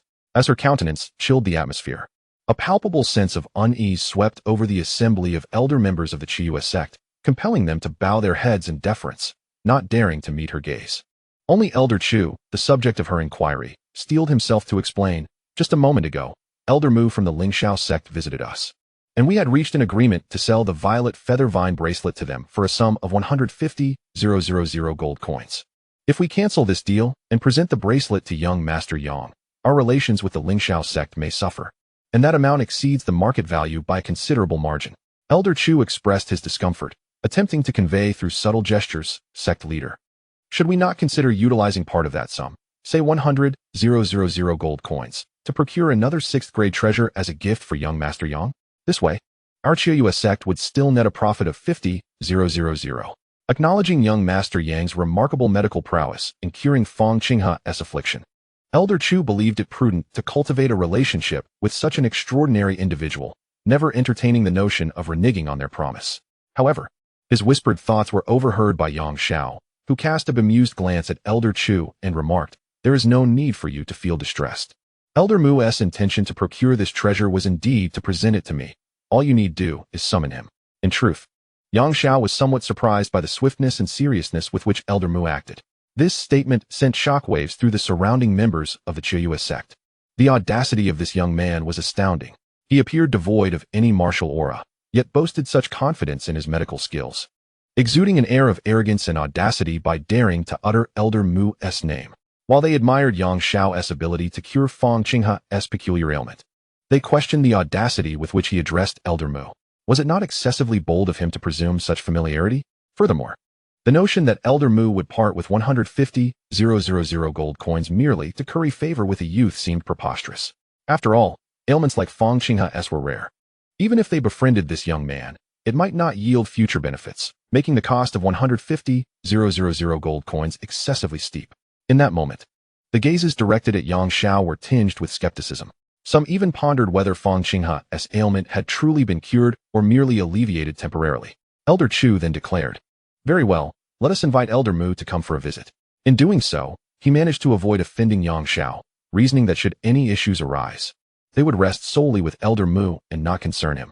He finds Yang Xiao excessively arrogant, yet as the Grand Elder of the Xia sect, he refrains from expressing such sentiments. Subsequently, Elder Chu conveyed the news down the ranks. Before long, a group arrived at the Guanjing Tower, prominently led by the elder of the Lingxiao sect, Mu Qingcang. Following him were several martial kings from the Lingxiao sect, here to assist in the matter at hand. The members and elders of the Xia sect exchanged amused glances at Yang Xiao, eager to witness whether he would still dare to speak out when Mu Qingcang arrived. However, they were soon left dumbfounded, for before Mu Qingcang even approached, his sharp eyes had already spotted Yang Xiao and Su Lian within the crowd, causing his complexion to turn ashen. How did this little ancestor come to the Xia sect? Mu Qingcang felt as if he were cursed by misfortune, encountering this young Master Yang wherever he went. He could only hope he hadn't offended this esteemed young man. He hurried forward in a few strides, bowing respectfully. "Young Master Yang, what brings you here? I was in the midst of acquiring that 6th grade treasure for you." Upon witnessing his respectful demeanor, the Xia sect members, who had initially anticipated a spectacle, were instantly taken aback. Was Mu Qingcang genuinely here to purchase the Ziyu vine bracelet for this youth? It was simply unfathomable. The efficiency of his dealings was remarkable. Yang Xiao complimented. "However, your presence is no longer required here. The sect leader of Xia has already gifted me the Ziyu vine bracelet." Mu Qingcang was momentarily stunned, struggling to comprehend. The Ziyu vine bracelet was a 6th grade treasure. He had raised the price to 150,000 gold coins to secure it, and Xia sect had only agreed to part with it under such conditions. Yet here was young Master Yang, effortlessly acquiring the treasure without any fuss. At that moment, both Mu Qingcang and the members of the Xia sect were left astonished by Yang Xiao's statement. The Xia sect members were incredulous, while Mu Qingcang, as an elder of the Lingxiao sect, exhibited a remarkable respect, even fear, towards the young man. As for Mu Qingcang, he was utterly astonished by the ease with which Yang Xiao had obtained the 6th grade treasure. Chapter 38. Ziyu Vine Bracelet. Mu Qingcang cast a glance at Madame Xia, noting her profound respect for Yang Xiao, which gave him insight into the situation. Surely, Madame Xia had also recognized the formidable nature of Yang Xiao. Indeed, the ice crystal sword shadow that had condensed in the sky must have been a masterpiece of this young master. No one else possessed such capabilities. At this juncture, although Yang Xiao indicated that Mu Qingcang could take his leave, the latter hesitated slightly before finally saying, "Ah, young Master Yang, I must apologize for any offense caused earlier in Kanglan City. I was in a hurry and missed the opportunity to express my gratitude. Our sect leader Qian wishes to invite you to the Lingxiao sect at your convenience. It's a trivial matter. There's no need for concern. I shall not be visiting the Lingxiao sect." Yang Xiao casually waved his hand, having no intention of going. Qian Yezhou merely sought to show his gratitude for being saved, offering him some gifts in return, but Yang Xiao had no need for such recompense. There is no need for material recompense, one might say. Upon hearing the dialogue between Mu Qingcang and Yang Xiao, the members of the Xia sect were left in disbelief. To their astonishment, it turned out that Yang Xiao had once saved the life of the Lingxiao sect's master. Could it be that the master had suffered from some peculiar ailment that this youth had miraculously cured? No wonder Elder Mu was willing to pay the hefty sum of 150,000 gold coins to acquire the Ziyu vine bracelet for him. The members of the Xia sect were finally enlightened. However, they remained unaware that Yang Zhao's act of saving Qian Yezhou's life was not due to curing any illness, but rather a casual act of slaying the martial emperor Wan Xian. Such matters were not something Mu Qingsong could divulge. Thus, in the eyes of the Qiuyue sect, Yang Xiao appeared to be ungrateful, having saved Qian Yezhou once yet refusing to show respect to the Lingxiao sect by declining the master's invitation. This youth certainly seemed excessively arrogant and dismissive. Very well, since that is the case, I shall take my leave. I will expedite the collaboration with the Yun family of Kanglan City, Mu Qingsong remarked before respectfully taking his leave. Yang Xiao found him somewhat agreeable and waved him off. After Mu Qingsong departed, Elder Chu reluctantly produced the Ziyu vine bracelet and handed it to Yang Xiao. This was a 6th-grade wooden attribute treasure. A bracelet woven from Ziyu vine, shimmering with a verdant glow, exuding a mystical aura brimming with vibrant life force. For an ordinary martial practitioner, possessing such a 6th-grade wooden treasure could double their cultivation speed for wooden attribute martial techniques, yielding a rather terrifying effect. Its market value was approximately 100,000 gold coins, a sum that even the 4 great families of Kanglan City would require 2 years of frugal living without any expenses to amass. For a sword attendant, the effects were even more pronounced. The Imu sword technique, which harmonizes martial skills and mental methods, when accelerated in its cultivation, correspondingly enhances the speed of ascension in realms. Given Su Lian's innate talent and affinity for the wood element, she would typically need about 3 months to cultivate the Imu sword technique to the 4th level, equivalent to that of a martial king. However, with the Ziyu vine bracelet, this time would be reduced to merely a month and a half. Such speed was indeed astonishing. Yet, the conditions to cultivate the sword techniques of a sword attendant were exceedingly stringent, making candidates exceedingly rare. Yang Xiao's fortune in encountering Su Lian right after emerging from the Void Sword Tomb was indeed remarkable. The Void Sword Tomb, even Yang Xiao remained oblivious to its creator, contained sword techniques that were utterly incomprehensible to the Great Xia Dynasty. The sole clue lay with the white-clad woman who had led Yang Xiao to the tomb. Regrettably, he had not even caught a clear glimpse of her features at the time. Young Master Yang, the hour is late. Since you have come to the Qiuyue sect, why not rest here for the night and return tomorrow? Lady Qiuyue suggested alluringly, her enchanting gaze seemingly intent on devouring Yang Xiao. Yang Xiao then realized that the other members of the Qiuyue sect had already departed, leaving only Madame Qiuyue and the siblings Fang Qinghe and Fang Qinghan. No need, he replied, shaking his head as he turned to leave with Su Lian. The Ziyu Rattan bracelet had already been placed upon Su Lian's wrist, and upon their return that night, she would be able to attempt to break through to the 2nd level of the Imu sword art. Madame Qiuyue felt a tinge of disappointment. The siblings Fang Qinghe and Fang Qinghan could only watch as Yang Zhao's figure gradually vanished from their sight. The young girl, afflicted by a severe ailment, was naturally overwhelmed with emotion. Yet, as she observed Yang Zhao's departure, an inexplicable sense of loss enveloped her. She recalled how her garments had been pierced by the icy crystal within the Guanjing Tower, knowing he must have seen everything, which caused her cheeks to flush with embarrassment. I hope he hasn't deceived me, she mused, her mind clouded with memories of the 3rd prince from years past. However, before long, Yang Zhao's figure emerged vividly in her thoughts, prompting her to shake her head in an attempt to dispel the image. Nevertheless, the impression he left that night was profoundly etched in her memory, surpassing even the traces left by the 3rd prince 12 years ago. This realization troubled her. I will seek you out once I break through to the martial king realm, she resolved, though in her heart, the images of the 3rd prince and Yang Xiao seemed to merge into one. In the city of Kanglan, at the stroke of midnight, Yang Xiao returned with Su Lian. No one knew what transpired at the Qiuyue sect. The 4 prominent families of Kanglan City mistakenly believed that Yang Xiao had been taken by Madame Qiuyue to serve her against his will. He did not disturb the Yun family, and, taking Su Lian, directly landed in the Yun Tian Pavilion, preparing to guide her training. Now that we possess a 6th-grade treasure, we must seize the moment and strive to break through to the 2nd level of the sword art, Yang Xiao instructed, allowing Su Lian to don the Ziyu Rattan bracelet as she practiced the Imu sword art within the pavilion. Previously, at the Wanjian mountain range, she had spent 3 days mastering the 1st level to its pinnacle. With such a rare and precious 6th-grade treasure, breaking through to the 2nd level was merely a matter of time. As the night passed, dawn illuminated the city of Kanglan, heralding a significant shift in the political landscape. The Qiuyue sect and the Lingxiao sect unexpectedly lent their robust support to the Yun family. Numerous industries within the city began to align themselves with the Yun family. while the other three prominent families were astounded to discover that their own enterprises had inexplicably diminished by half overnight. Moreover, this influence continued to expand, and as time progressed, the combined strength of the three families might not even rival that of the Yun family. After all, their dwindling industries had all been absorbed by the Yun family. What was once a profitable collaboration between the Lingxiao sect, Qiuyu sect, and the three families had now shifted entirely to the Yun family, leaving the managers of their shops and enterprises bewildered. Was it not said that the head of the Yun family, Yun Taizhan, had bestowed 10,000 gold coins upon the elders of the Lingxiao sect, predicting the decline of the Yun family from that point forth?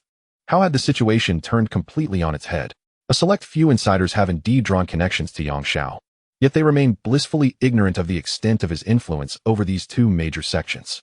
At most, they are aware that Yang Xiao's identity has instilled a sense of apprehension in Elder Mu Qingcong of the Lingxiao sect, and that he has been taken away by Lady Qiuyu to become her confidant. Beyond that, there is naught but silence. However, Yang Xiao is entirely unconcerned by such matters. He is simply within the confines of the Yuntian Pavilion, admiring the progress of the sword attendant, Su Lian, who has finally cultivated the sword art of the wood element to its second level. Beautiful, truly beautiful. Even Yang Xiao cannot help but express his admiration. The cultivation of the Imu sword art not only enhances the sword attendant's prowess, but also elevates her beauty and grace, leaving Yang Xiao utterly amazed. Chapter 39.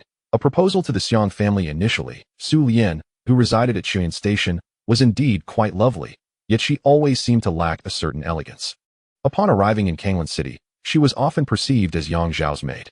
However, now that Su Lian has advanced to the second level of the Imu sword art, she possesses a strength equivalent to that of a novice martial master. Furthermore, her delicate hands have grown softer, her skin fair and smooth, and her radiant face is so enchanting that it seems almost fragile. An elemental force, unique to the wood attribute, swirls around her petite form. Though invisible to the naked eye, it elevates her entire demeanor to a new echelon. Yang Xiao cannot help but find her astonishingly beautiful, a stark contrast to her former self. If this trend continues, by the time she reaches the fourth and fifth levels of the Imu sword art, Su Lian will surely attain a beauty akin to that of a celestial being. Originally, Su Lian's presence in Kanglan City had caught the eye of Xiang Shuayu from the Xiang family, who wished to claim her as a bride for his foolish brother. It is likely that wherever she goes, she will become the center of attention. Of course, with Yang Xiao's formidable strength, he remains undaunted by any trouble that may arise. Indeed. Go take a bath and prepare to accompany me, Yang Xiao said, appraising Su Lian with a smile. Su Lian felt her cheeks flush under his gaze and hurriedly retreated to the bathing room. Yun Taizhan had spent the entire night awake, consumed by worry for Yang Xiao, fearing that after being taken by Lady Qiuyu, he might endure some unfavorable treatment. Old Yun, are you still fretting over that young man? Yushijin entered the Yun family hall, her face aglow with excitement, her steps graceful. You needn't worry any longer. Being favored by Lady Qiuyu is a blessing for him. Our Yun family is finally on the rise. Why not come out and celebrate? The Xiang family, the Han family, and the Nalan family have all seen their enterprises significantly diminished by us. At this rate, our Yun family will profit over 10,000 gold coins in a month. This figure of profit is nearly more than double what they had previously seen, explaining Yushijin's exuberance. Sighing, Yun Taizhan could only shake his head. While the crisis facing the Yun family has been resolved, the plight of the third prince weighs heavily on him. Judging by the current circumstances of the Yun family, it seems the third prince must have thoroughly pleased Lady Qiuyu last night. The dignified third prince has been reduced to serving the leader of the Qiuyu sect, causing Yun Taizhan to loathe his own lack of strength, unable to protect the third prince. Once, he possessed the cultivation of a mid-level martial emperor. Regrettably, during a fierce battle, he sustained severe injuries, causing his martial veins to wither, leaving him with only the strength of a peak martial king, which rendered him incapable of contending with Madame Qiuyu. It was not solely Yun Taizhan who was aware of this. The news had spread throughout the martial king circle of the Yun family.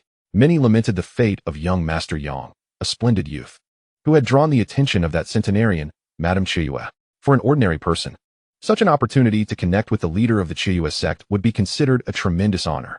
However, the martial kings of the Yun family could discern that Yang Xiao possessed a proud spirit. To serve Madame Qiuyu would undoubtedly be a significant blow to his self-esteem. Everyone expressed their regrets, yet not a single person in the Yun residence noticed that Yang Xiao had returned.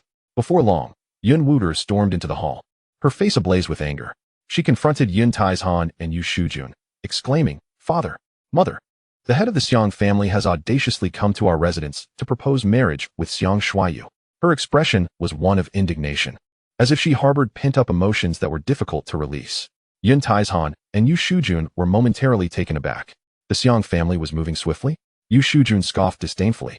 Huh, wasn't Xiang Shuaiyu just entangled with that little enchantress from the Nalan family last night?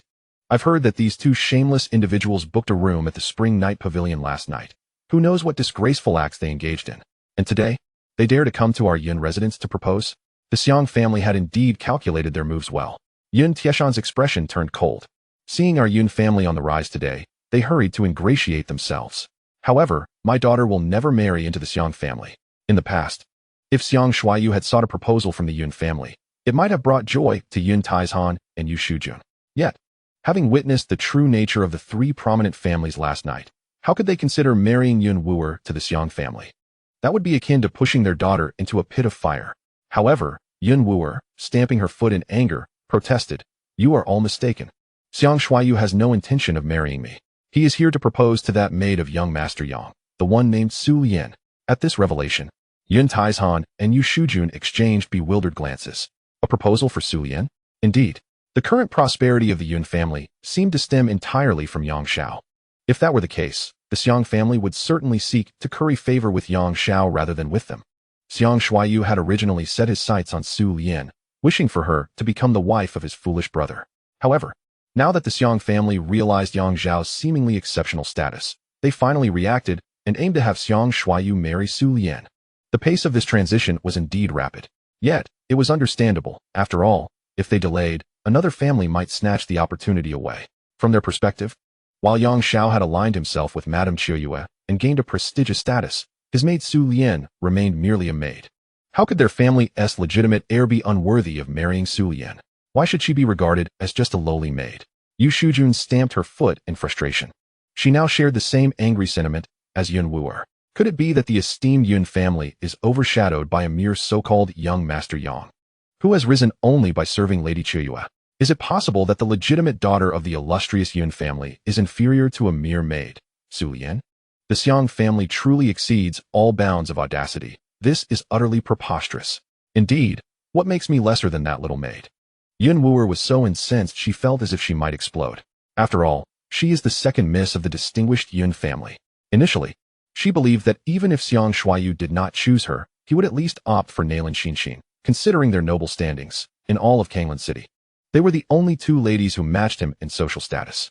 To her astonishment, early this morning, the Xiang family arrived to propose marriage, and not to her, but to that maid of young Master Yang.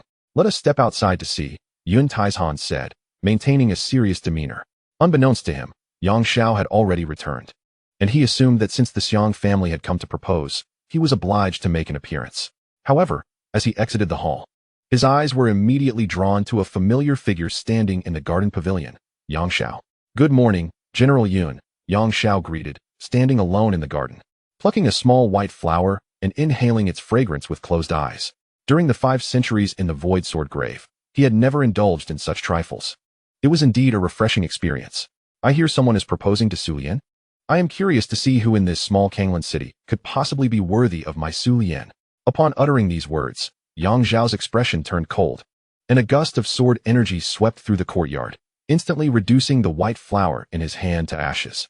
In his eyes, the Xiang family was as inconsequential as that flower, easily extinguishable, yet they dared to covet his sword maid? Yun Taizhan and the others were left in stunned silence. When did this young man return? Chapter 40. A frog aspires to eat swan meat. At the entrance of the Yun residence, Xiang Gang, the head of the Xiang family, is a robust middle-aged martial king. This time, he arrived at the Yun family accompanied by his son, Xiang Shuaiyu, and 2 elder martial kings from the Xiang family.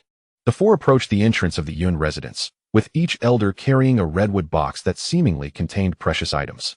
They explained their purpose to the Yun family's guards and began to wait at the entrance. Both Xiang Gang and his son, Xiang Shuaiyu, bore somber expressions for overnight. The assets of the Xiang family had diminished by nearly half, all falling into the hands of the Yun family, with their collaborations with Qiuyue sect and Lingxiao sect completely severed. This was akin to a death knell for the Xiang family. At this rate, they would not only be unable to support those guest martial kings, but even their own kin. In a moment of desperation, Xiang Shuaiyu devised a plan to propose to Yang Zhao's maid. What an esteemed position he held. As the legitimate son of the Xiang family, he was destined to inherit everything. His martial talents remarkably outstanding. At merely 22, he had already reached the level of junior martial spirit. Even though Yang Zhao's status had changed, his maid remained just a maid. Lady Qiuyue may have taken Yang Xiao to her side, but she could hardly hold any particular favor for his original maid. However, given the evident importance Yang Xiao placed on his relationship with Su Lian, Xiang Shuaiyu believed that if he could secure Su Lian, he would also forge a connection with Yang Xiao. In the eyes of her family, Su Lian was merely a lowly maid. To marry into the Xiang family as the eldest daughter-in-law was a blessing that could only be earned through several lifetimes of merit, leaving no room for refusal. They were still waiting at the entrance of Yun Mansion when a sharp, mocking voice echoed from the street behind them. "Oh, isn't that the head of the Xiang family and the eldest young master? What brings you to stand outside Yun Mansion, only to be turned away?" It was Han Tianjue. Xiang Gang turned around, and his expression changed slightly as he indeed saw Han Tianjue, the head of the Han family, approaching with his 2 sons and 2 martial kings. The Han family's situation was as dire as that of the Xiang family. One of the young masters, Han Zerong, had previously caught the eye of Madame Qiuyue and enjoyed a period of glory.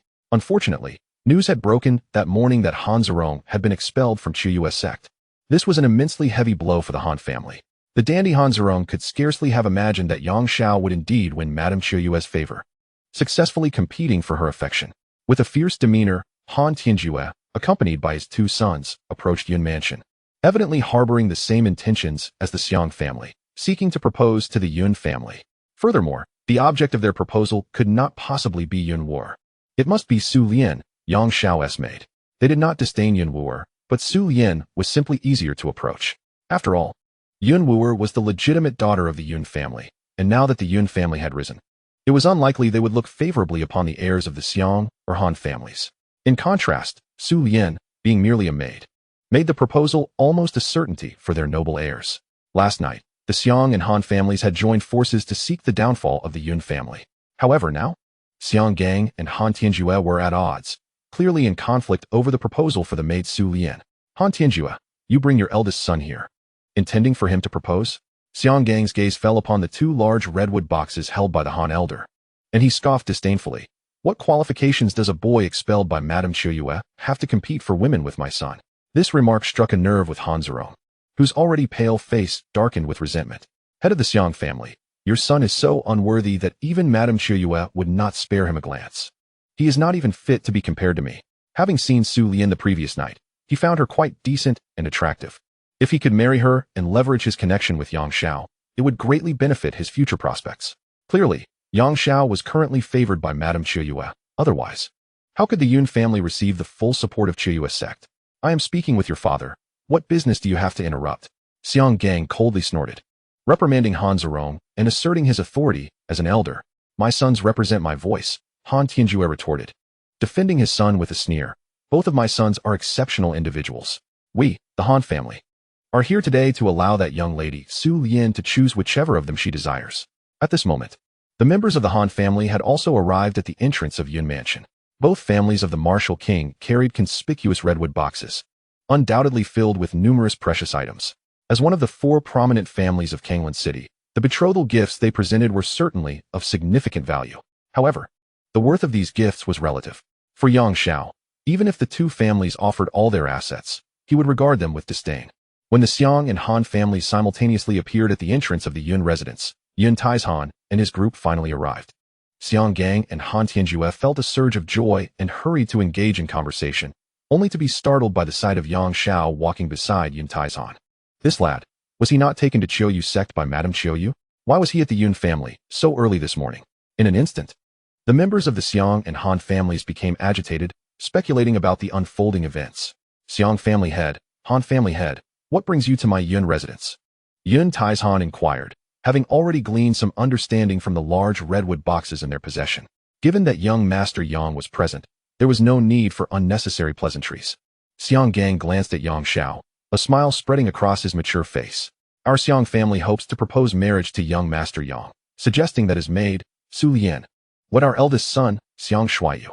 This is a betrothal gift valued at 20,000 gold coins.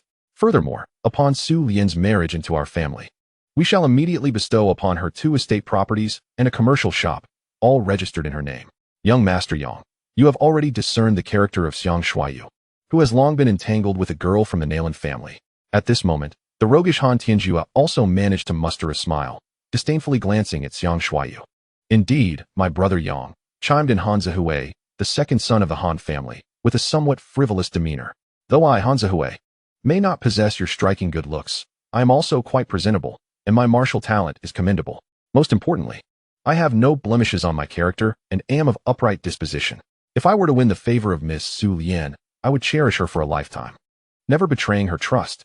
Our Han family is willing to offer 30,000 gold coins as a betrothal gift, along with 2 commercial shops and 3 estate properties, all to belong to Miss Su Lian. In this situation, Yun Tai's Han remained silent, casting a glance at Yang Xiao, evidently seeking his decision. Only then did Yang Xiao lazily survey the group of young men at the entrance, his expression akin to that of someone inspecting refuse. You dare to address me as Brother Yang? Spare me your petty disputes. With your ilk, you presume to flaunt yourselves before my sword attendant? It is utterly ludicrous. Now, begone. As these words escaped his lips, the faces of the Xiang and Han families fell, particularly the 3 young masters, their countenances turning a deep shade of anger. Refuse? Frog. Who does this so-called young Master Yang think he is, to insult us so brazenly? They had never endured such a profound humiliation, which not only insulted their personal dignity, but also tarnished the honor of their families. Chapter 41. A Warning of Annihilation. Xiang Gang and Han Tianjue were nearly driven to the brink of bloodshed by their fury. They had always taken pride in their beloved son, who was considered among the elite of his peers throughout the Lingnan province. Yet, before young Master Yang, they found themselves belittled to a mere nothing, derided as frogs and detritus. Nevertheless, despite Yang's scornful demeanor, they dared not retort. In their eyes, Yang was currently basking in the favor of Lady Qiuyu, truly at the pinnacle of his fortune. Even last night, he had the audacity to strike the son of Mu Qingcang. How brazen! They could not afford to offend him. This young man, riding on the coattails of Lady Qiuyu, displayed such arrogance that it seemed ludicrous. Were it not for the protection of the Yun family, he would have likely been beaten down to the ground. Yun Wuer, observing the ashen faces of Xiang Gang and Han Tianjue, whispered to Yu Shujun. She speculated that had they not been in the Yun family's presence, both Xiang and Han would have disregarded Lady Qiuyu's reputation and taught Yang a lesson. Little did she realize that had they truly attempted to act, Yang could swiftly annihilate them, leaving them incapable of uttering a single plea for mercy. Young Master Yang. Yu Shujun cast a sidelong glance at him and remarked, that girl Su Lian is merely your maid. To marry into a family of such talent as the Xiang or Han is a blessing for her. Are you truly severing her happiness? She still disdained Yang, believing that despite the Yun family's current prosperity being derived from him, he remained ungrateful. Regrettably, in Yang's eyes, Yu Shujun was no different from the refuse of the 2 families outside, unworthy of his attention. To engage with her would only diminish his own stature. At that moment, even Yun Tai's Han felt that Yang was somewhat overstepping the bounds of propriety. Observing the ire on Xiang Gang and Han Tianjue's faces, he understood their simmering rage. Restrained only by the presence of Lady Qiuyu and Mu Qingcang, should an opportunity arise, they would undoubtedly conspire against Yang in private, a matter of considerable gravity. To prevent the situation from escalating further, Yun Tai's Han advised the 2 family heads, Xiang family head, Han family head. Young Master Yang is unlikely to allow Su Lian to depart just yet. Let us consider this matter settled for now. I implore you to return. However, Xiang Gang and Han Tianjue were unwilling to depart so easily. Xiang Gang spoke in a low voice. Yin family head, that assertion is misguided. Even if Su Lian is a mere maid, she deserves the right to choose. Young Master Yang cannot arbitrarily refuse the Xiang family. At this moment, Han Tianjue aligned himself with Xiang Gang, nodding in agreement. Indeed, this matter should be left for Su Lian to decide. Yang's earlier tone had been excessively harsh, offering no respect to their 2 illustrious families, which left them rather displeased. Their implication was clear. Did you not label our sons as garbage and refuse? Let us see if your maid is willing to marry into our distinguished families.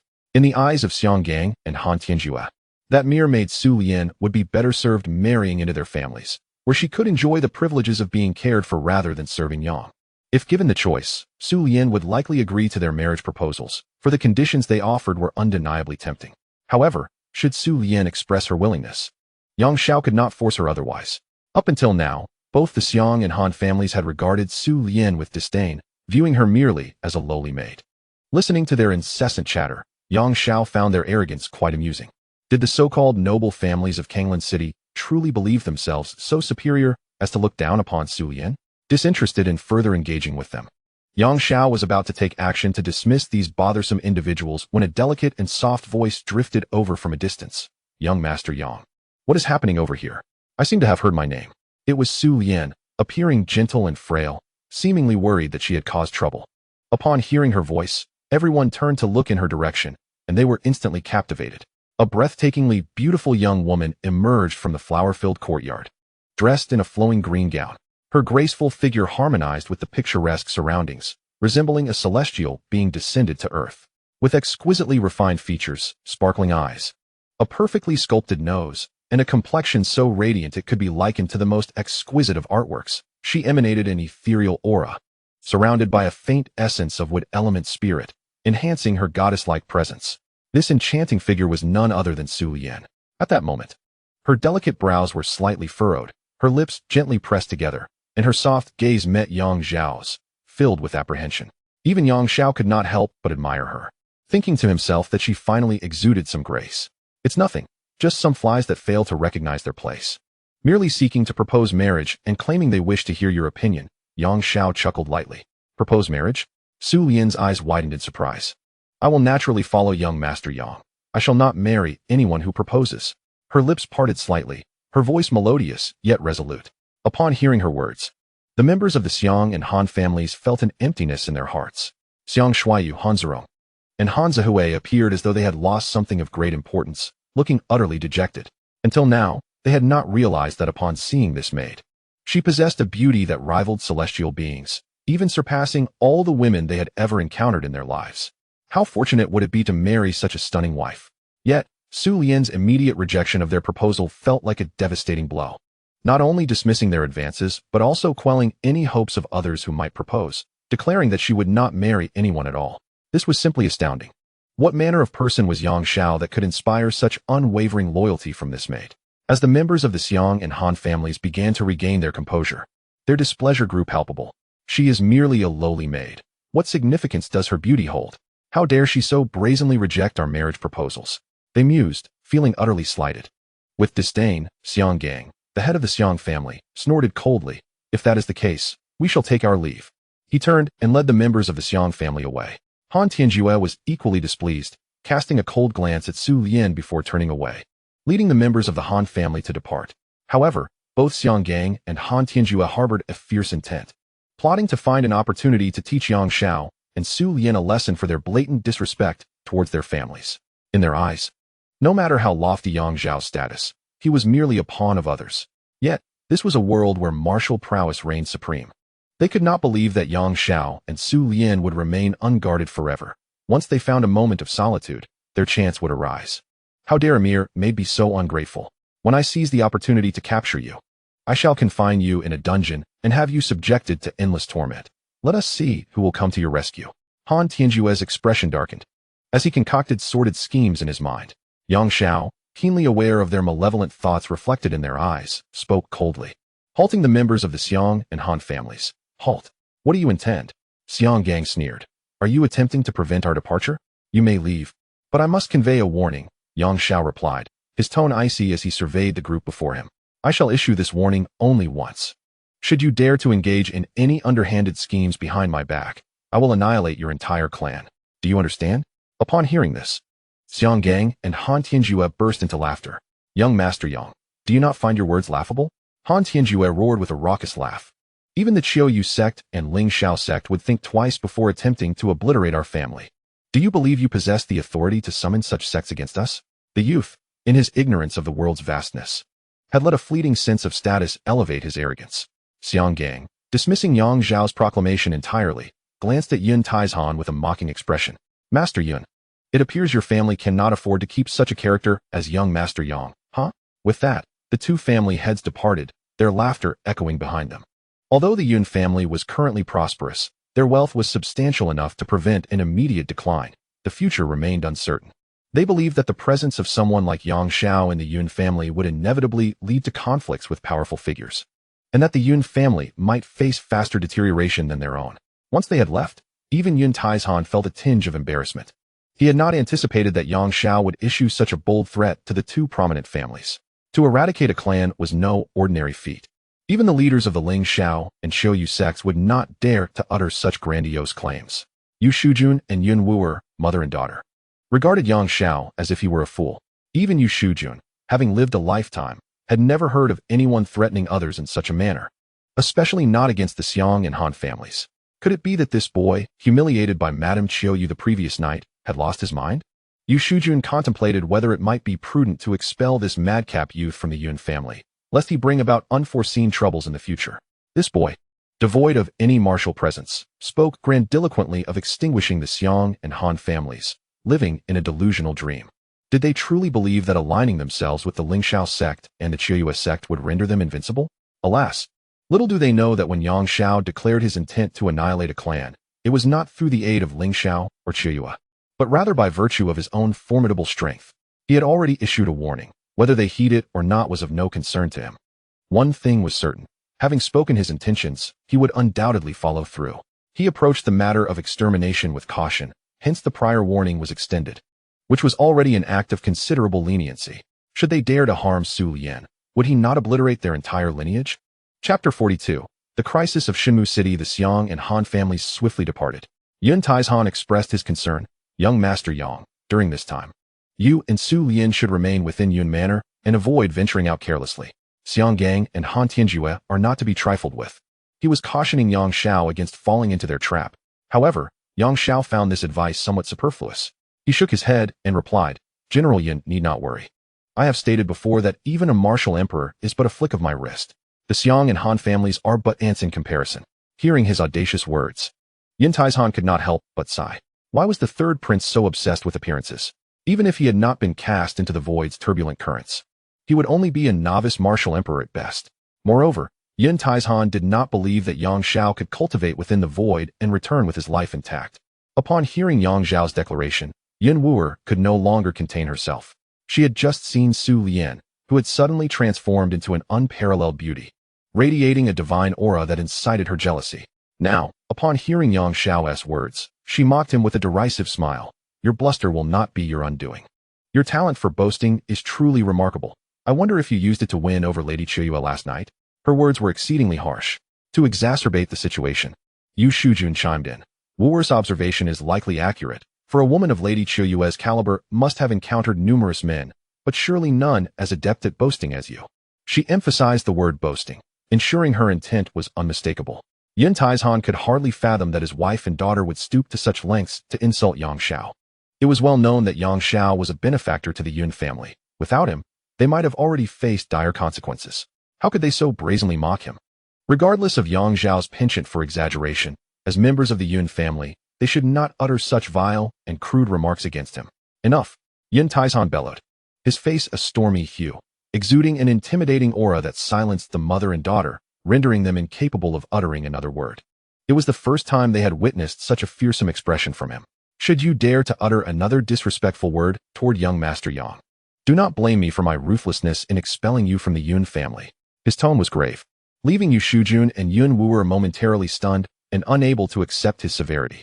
The Cloud Iron Mountain, which they had cohabited for 2 decades, would, astonishingly, consider expelling them from the family home due to an outsider?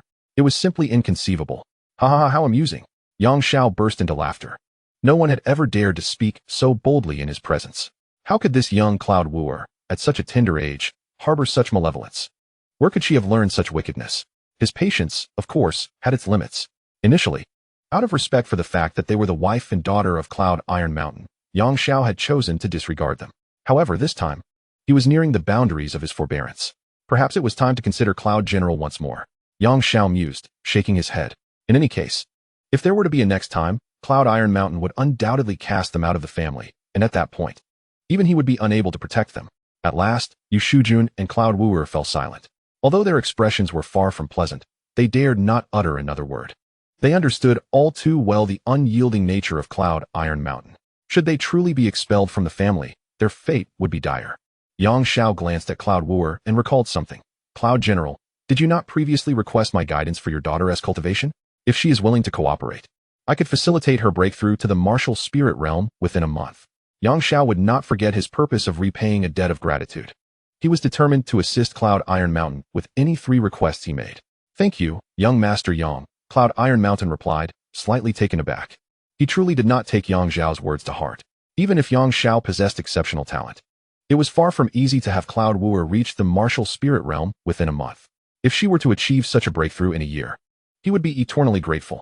However, he would not voice his skepticism, as he believed the third prince to be quite vain. Some matters were better left unspoken. Turning to his daughter, he instructed, "Did you hear that? Whenever young Master Yang is available, he will guide you in martial arts, so you must cooperate diligently." Cloud Wooer, however, wore an unwilling expression. Yu Shujun scoffed disdainfully, "Wooer's martial arts will be guided by me personally.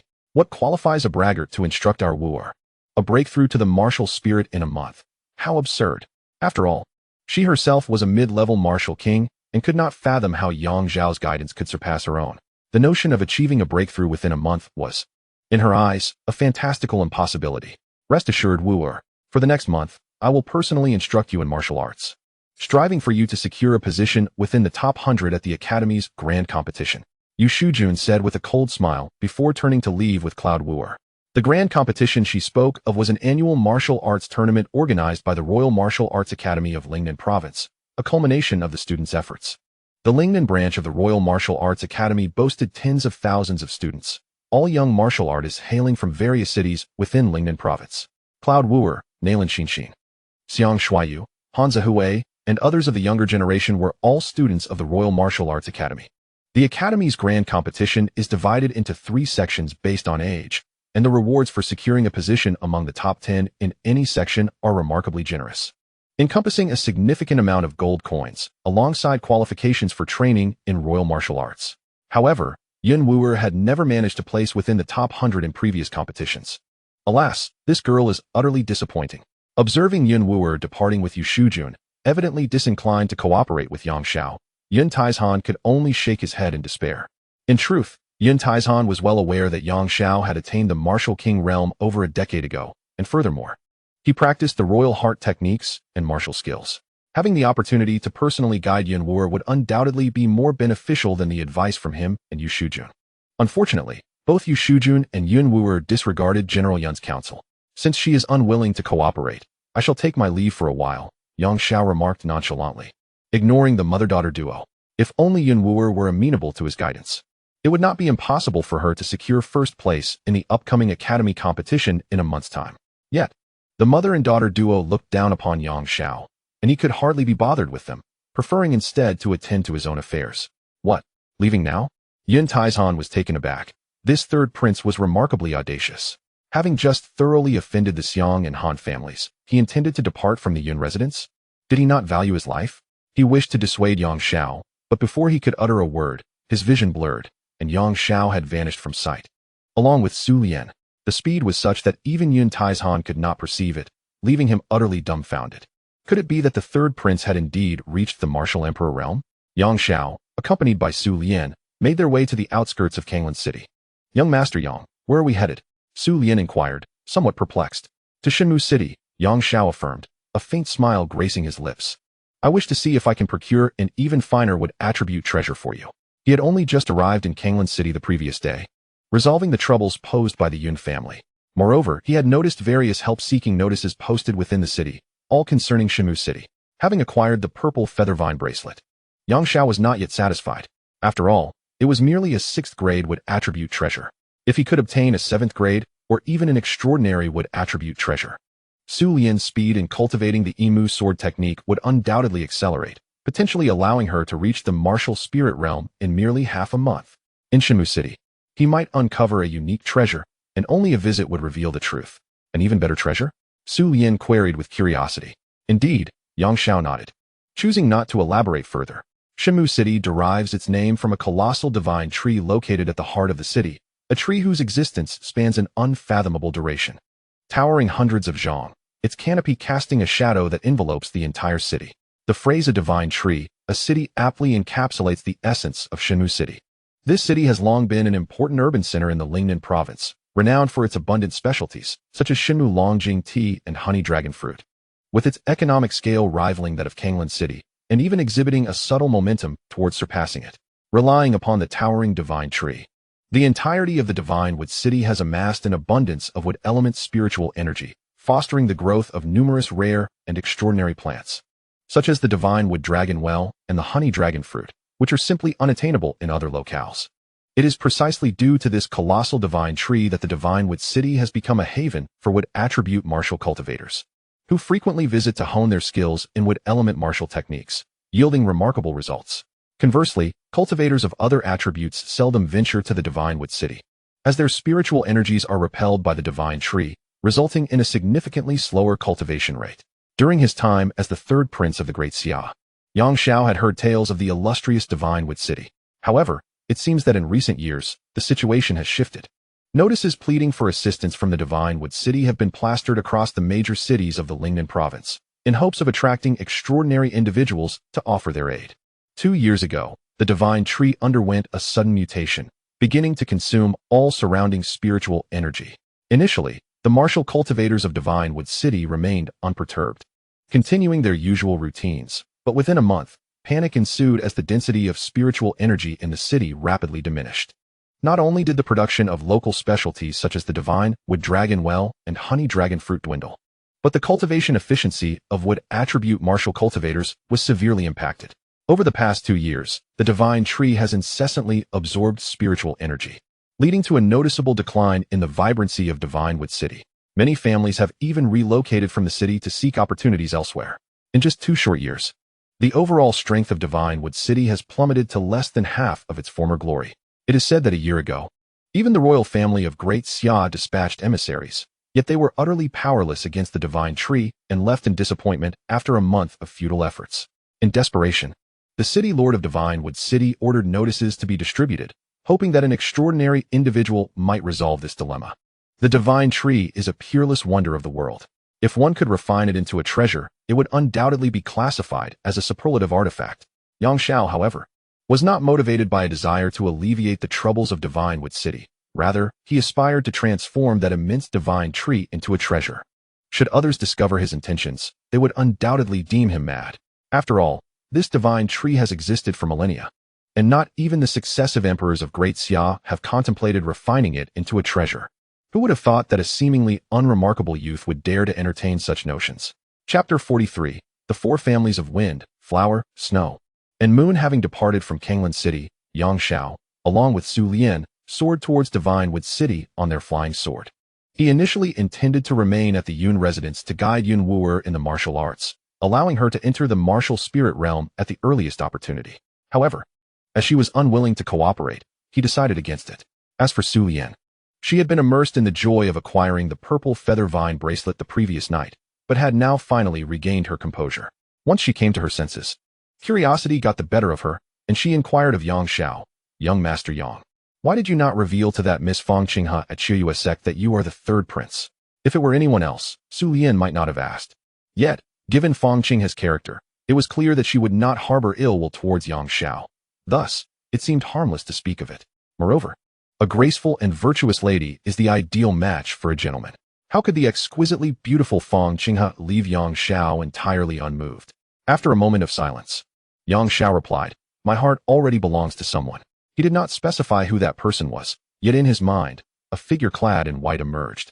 This ethereal beauty, akin to a celestial being, had only graced his vision fleetingly amidst the vast void, and though he had not fully discerned her features, her image was forever etched in his heart, irreplaceable by anyone else.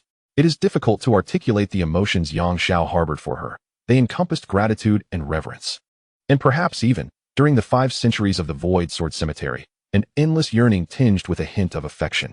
Such was Yang Xiao's pursuit in this lifetime. As for vengeance, it was but a trivial matter to him, a mere passing cloud. Thus, last night before Fang Qinghe, Yang Xiao chose to conceal his identity, unwilling to burden the young maiden with his past.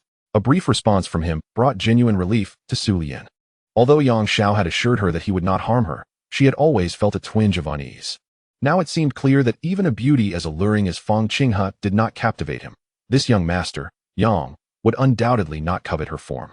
Soaring swiftly on his sword, they soon beheld a colossal umbrella-shaped tree amidst the mountains ahead. This was a true sky-covering giant, its branches extending outward for at least 100 miles, a verdant expanse that enveloped the earth, a miraculous creation of the Creator. Beneath this gigantic tree, the city of divine wood was barely discernible, Without a careful gaze, one might overlook it entirely. As they approached, the grandeur of this divine tree became increasingly apparent, and the scale of the city of divine wood gradually revealed itself. From above, it appeared as though the city was shrouded by the divine tree, yet in truth, the entirety of the city of divine wood was comparable in size to Kanglin's city, possibly even surpassing it, extending several hundred miles from the base of the giant tree. What an immense tree! Su Lian exclaimed, standing atop the flying sword, feeling somewhat acrophobic, and gripping Yang Zhao's arm as she cautiously peered down. Even from such a distance, she could sense the violent elemental essence of wood emanating from the center of the divine tree. A look of satisfaction gleamed in Yang Zhao's eyes. Should he successfully refine this divine tree into a treasure, it would undoubtedly be of exceptional quality. If Su Lian were to possess such a remarkable artifact, achieving the strength of a martial emperor would surely take her no more than a year. However, whether it could be refined would necessitate closer observation. They descended outside the city and walked along the broad, constructed mountain path towards the city of divine wood. As they approached the city's center, the spiritual energy in the air became increasingly scarce, and few figures could be seen along the way. 2 years prior, the divine tree had begun to voraciously absorb the surrounding spiritual energy, resulting in a population decline in the city of divine wood by half, and many merchants were disinclined to visit, leaving the area in a state of desolation. Nonetheless, the city of divine wood, bolstered by the 4 prominent families of wind, flower, snow, and moon, remained a formidable entity despite its challenges. Even recently, as the lord of Shinshu city ascended to the realm of martial emperor, the situation within the city has shown signs of improvement. Yang Xiao, accompanied by Su Lian, soon stepped into the heart of Shinshu city.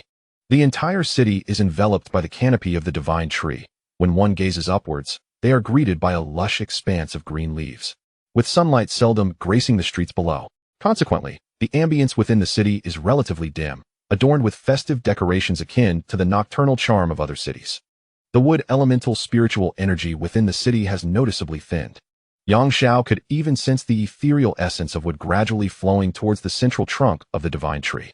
If this trend continues, it is feared that within a year, Shinshu city will become utterly desolate, devoid of any spiritual energy. Upon arriving, Yang Xiao truly felt the peril that loomed over Shinshu city. He and Su Lian made their way directly to the city's center, intent on assessing the condition of the divine tree to determine the possibility of refining it into a precious artifact.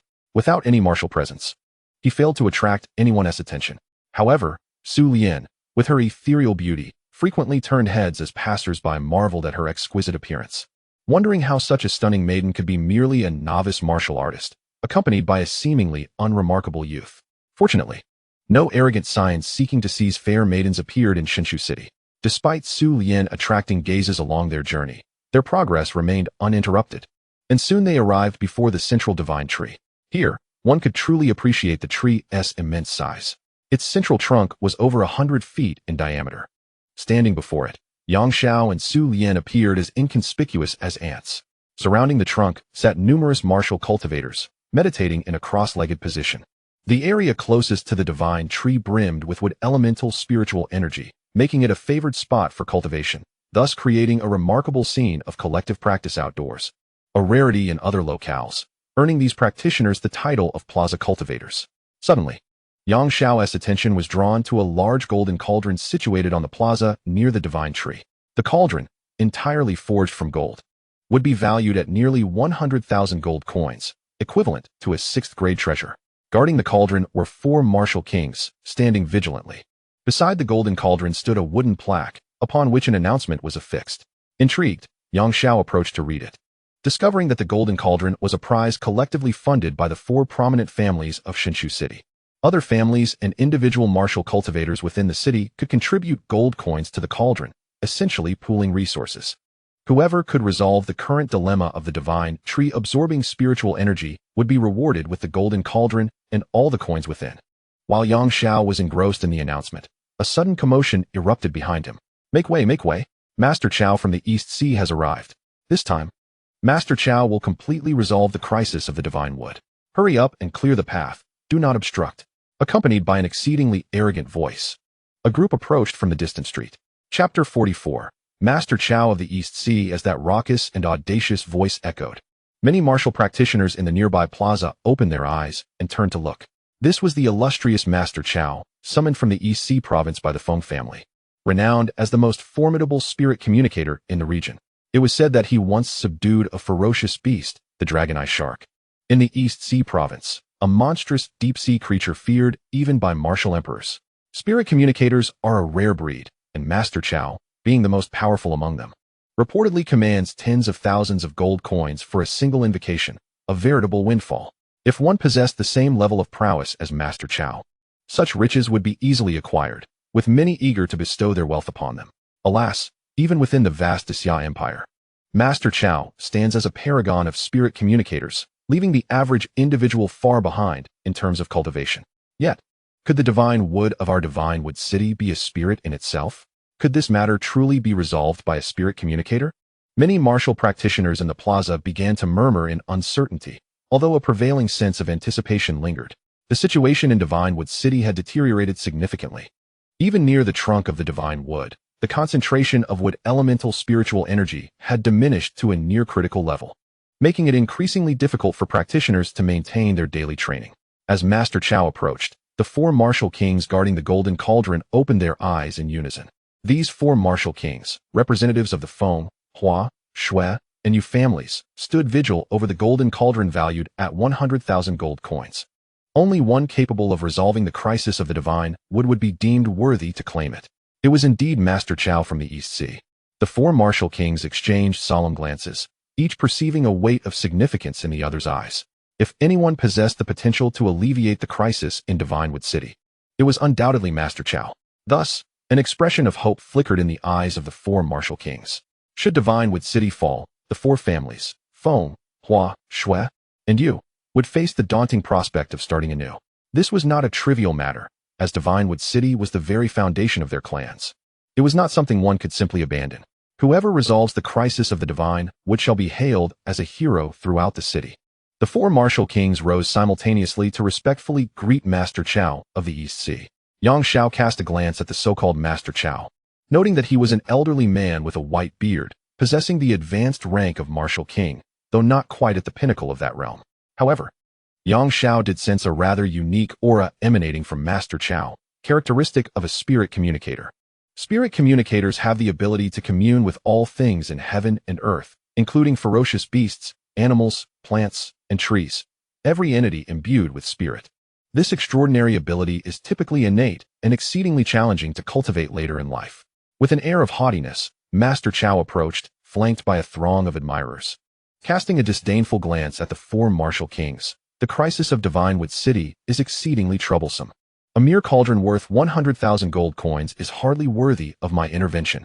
The four martial kings immediately donned smiles. Among them, the elder from the Shui family spoke first, saying, Master Chow is mistaken. Although this golden cauldron is valued at merely 100,000 gold coins, it holds over 200,000 gold coins within, totaling more than 300,000 gold coins. Should Master Chow succeed in resolving the crisis of the divine wood, all of this wealth shall belong to you. This was much more agreeable. Master Chow then revealed a smile, appearing quite satisfied with the reward. Yang Shao, observing Master Chow from the side, shook his head subtly and said to Su Lian, Yet a mere sixth-tier spirit communicator believes he can solve the crisis of the divine with spirit. It is a delusion. Let us depart. Speaking of spirit communicators, Yang Shao himself was one, albeit only attuned to the spirit of swords.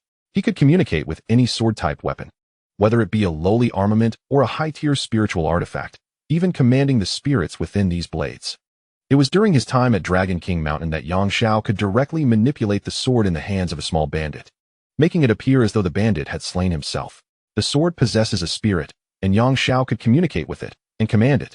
Although he lacked strong communicative abilities with other types of spirits, he could easily discern that the divine wood spirit before him was at least of the 8th or even 9th tier. Given Master Chow's humble status from the East Sea, he could only approach the divine wood spirit with utmost reverence. How could he possibly resolve the crisis? Yang Shao spoke candidly, intending to leave with Su Lian.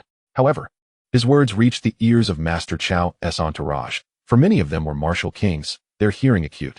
Who was this audacious young man, daring to show disrespect to Master Chow?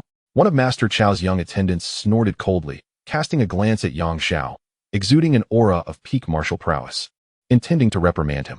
Yet Master Chow chuckled, stopping the young attendant, and glanced at Yang Shao, saying coolly, Might this young brother also be a spirit communicator? Indeed, while the divine wood spirit is of high rank, in my eyes, it remains a communicable entity. How about we wager? If I can communicate with the divine wood spirit and resolve the crisis, you shall offer your female companion to me as a maid. What do you say? He appeared intent on winning over others through virtue, believing that resorting to force would be futile. For him, the world was not short of wealth, but rather, he had taken a liking to the ethereal Su Lian, thinking she was Yang Zhao's companion and wishing to claim her as a maid. However, Yang Xiao paid him no heed. Master Chao had no standing to wager with him. Without even a glance in Master Chao's direction, he took Su Lian and walked away towards the other end of the divine wood. His actions incited fury among the gathered crowd. Who was this insolent brat? Devoid of any martial spirit, yet daring to look down upon Master Chao and even ignoring his inquiry? It was utterly outrageous. The four family martial kings, witnessing this, immediately contemplated seizing Yang Xiao. Yet Master Chao intervened, sneering, "Why stoop to the level of such an ignorant brat? Since he chooses to remain silent, I shall assume his acquiescence. Once I have communicated with the spirit of the divine tree and resolved the looming crisis, let us see where he can possibly flee." Master Chao speaks wisely. Therefore, we shall assign someone to keep a watchful eye on that young man. No matter where he ventures, he shall not escape our grasp. The martial kings of the four clans exchanged knowing smiles, refraining from taking action, and instead dispatched individuals to surveil Yang Xiao, ensuring he does not escape from the city of the divine tree. Subsequently, they began to host Master Chao, for he had traveled a considerable distance from the Eastern Sea province and deserved to rest before attending to matters, such as the hospitality of the city of the divine tree.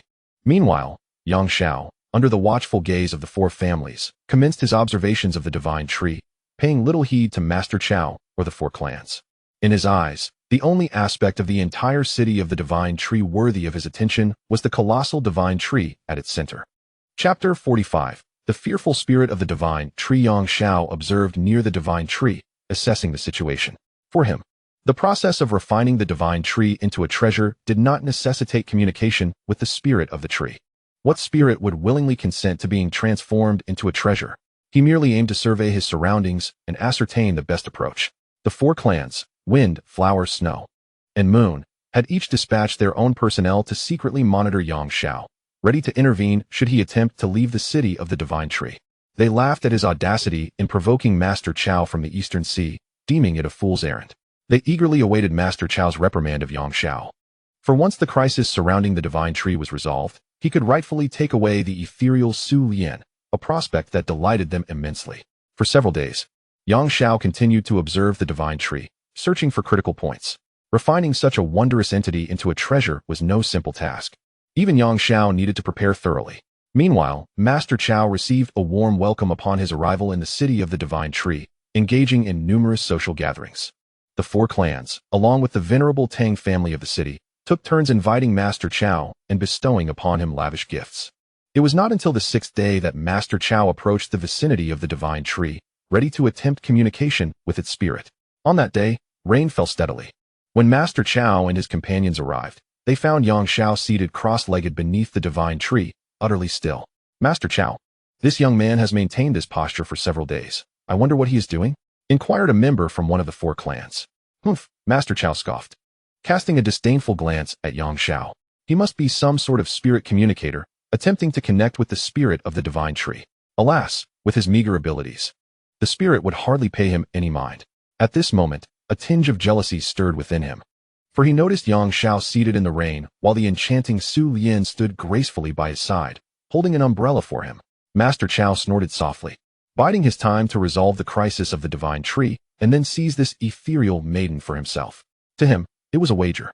Even if Yang Xiao disregarded him, he would assume Yang Xiao silently accepted the challenge. Presently, many cultivators within the city of the divine tree had gathered near the divine tree, and around the colossal trunk, thousands of onlookers had assembled. As they yearned to witness this historic moment and behold Master Chao resolving the crisis of the divine tree, the crowd's attention was captivated. Master Chao, accustomed to such scenes, strode towards the divine tree with an air of arrogance. At that instant, everyone present suddenly sensed an unusual change in the divine tree. The spiritual energy that was originally drawn towards it appeared to halt midair. In that moment, it seemed the divine tree had ceased its consumption of the surrounding spiritual energy. This left the crowd in disbelief, their spirits soaring with joy. Who would have thought that Master Chow was so formidable that merely by approaching the divine tree, it would cease its voracious appetite for energy? Truly, he was the most powerful spirit medium of the Eastern Sea. Had they summoned Master Chow earlier, their city would not have suffered for 2 years. How miraculous! Our city is saved. A fervent cheer erupted from the audience. The members of the 4 families, wind, flower, snow, and night, also displayed expressions of joy. Although puzzled, they were relieved that the problem had, at least for the moment, been resolved. Yet, amidst the throng, only Master Chow remained in profound astonishment. What was happening? His mind was a flurry of questions. I have yet to make my move, yet the divine tree has halted? Nevertheless, being a seasoned practitioner, he masked his inner turmoil and coughed lightly, saying, "Let us not rejoice too soon. The divine tree merely senses my presence and has paused its absorption of spiritual energy in preparation for my arrival. Allow me to engage in a thorough dialogue with the spirit of the tree to resolve this matter once and for all." As his words echoed, he approached the divine tree, extending his hand to rest upon its massive trunk. Upon hearing his declaration, the crowd immediately ceased their cheering, holding their breath. Indeed, Master Chow was impressive. He could elicit such a response from the divine tree. However, if the problem was not completely resolved, the people of the city would not find solace. With one hand pressed against the trunk, Master Chow, initially filled with doubt, experienced an overwhelming shock as he made contact with the divine tree. What? The divine tree was afraid? His heart raced. As he connected with the trunk, he sensed the presence of the tree's spirit, which left him in a state of disbelief. After all, this divine tree appeared to be at least an 8th or even a 9th-tier being. Given his level of expertise in spirit communication, he would typically require 3 days and nights of respectful dialogue to awaken its spirit. Yet, the communication was remarkably smooth. Furthermore, the spirit of the divine tree was quaking in fear. Could it be that my powers have grown so formidable that even the spirit of the divine tree fears me?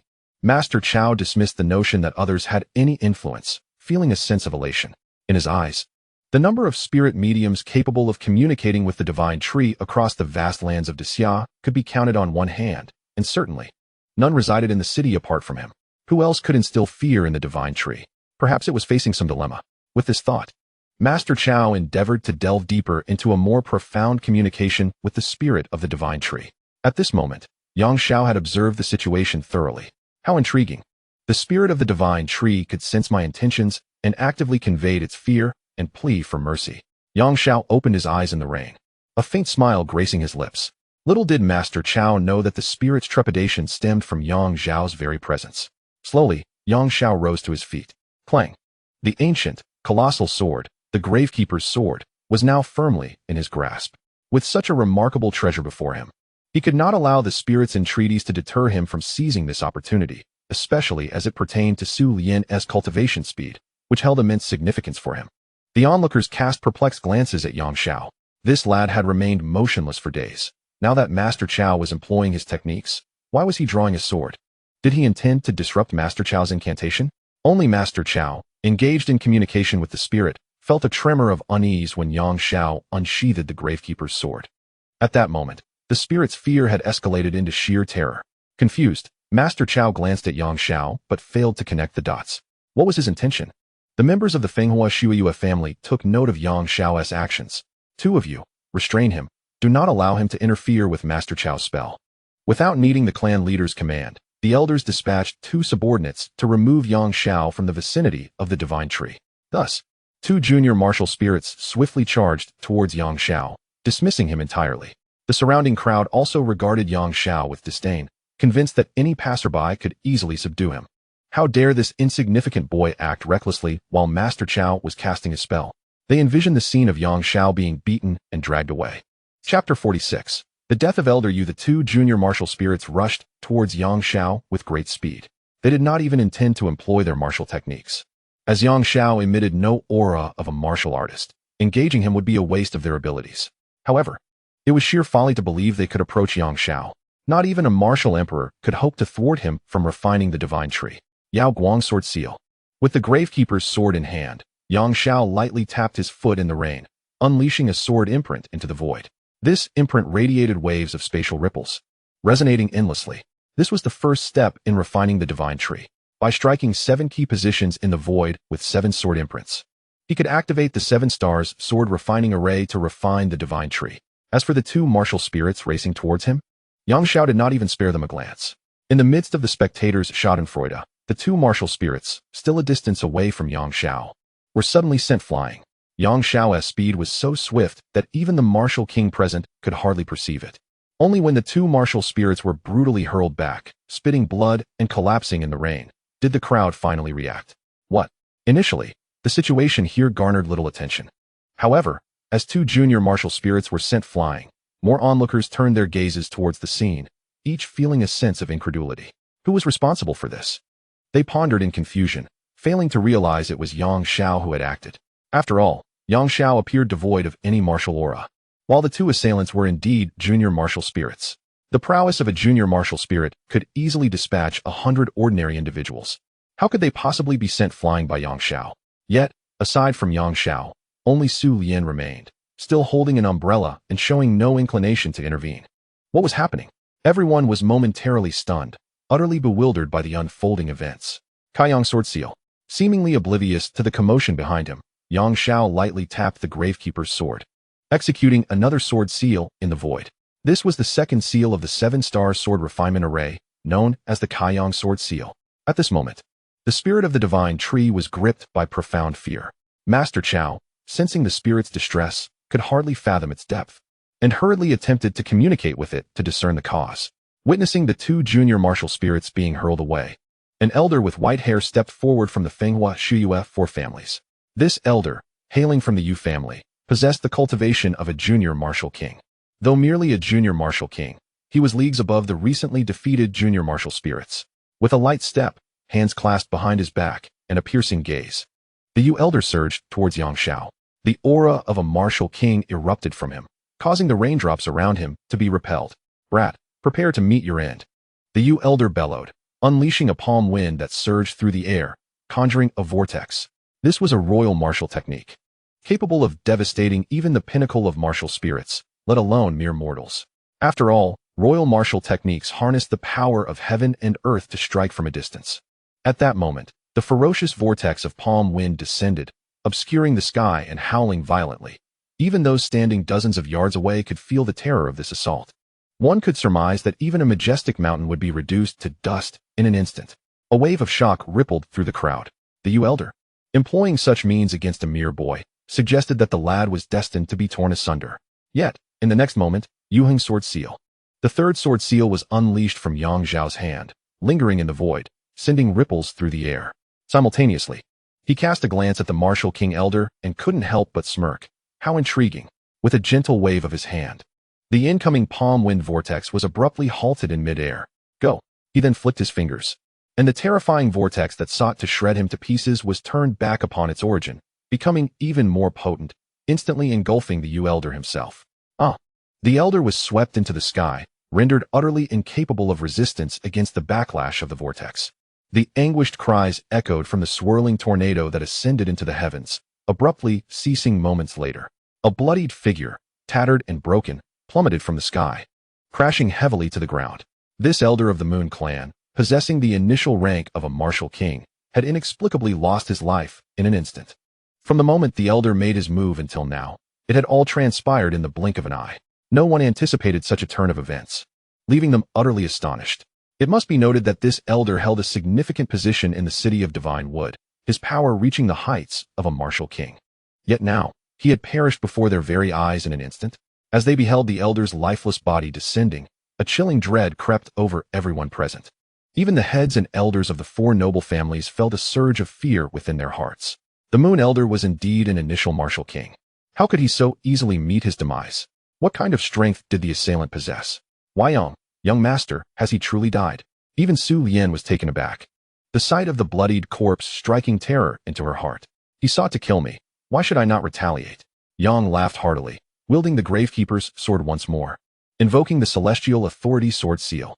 The 4th sword seal rippled through the air, subtly connecting with the previous 3 seals in the void.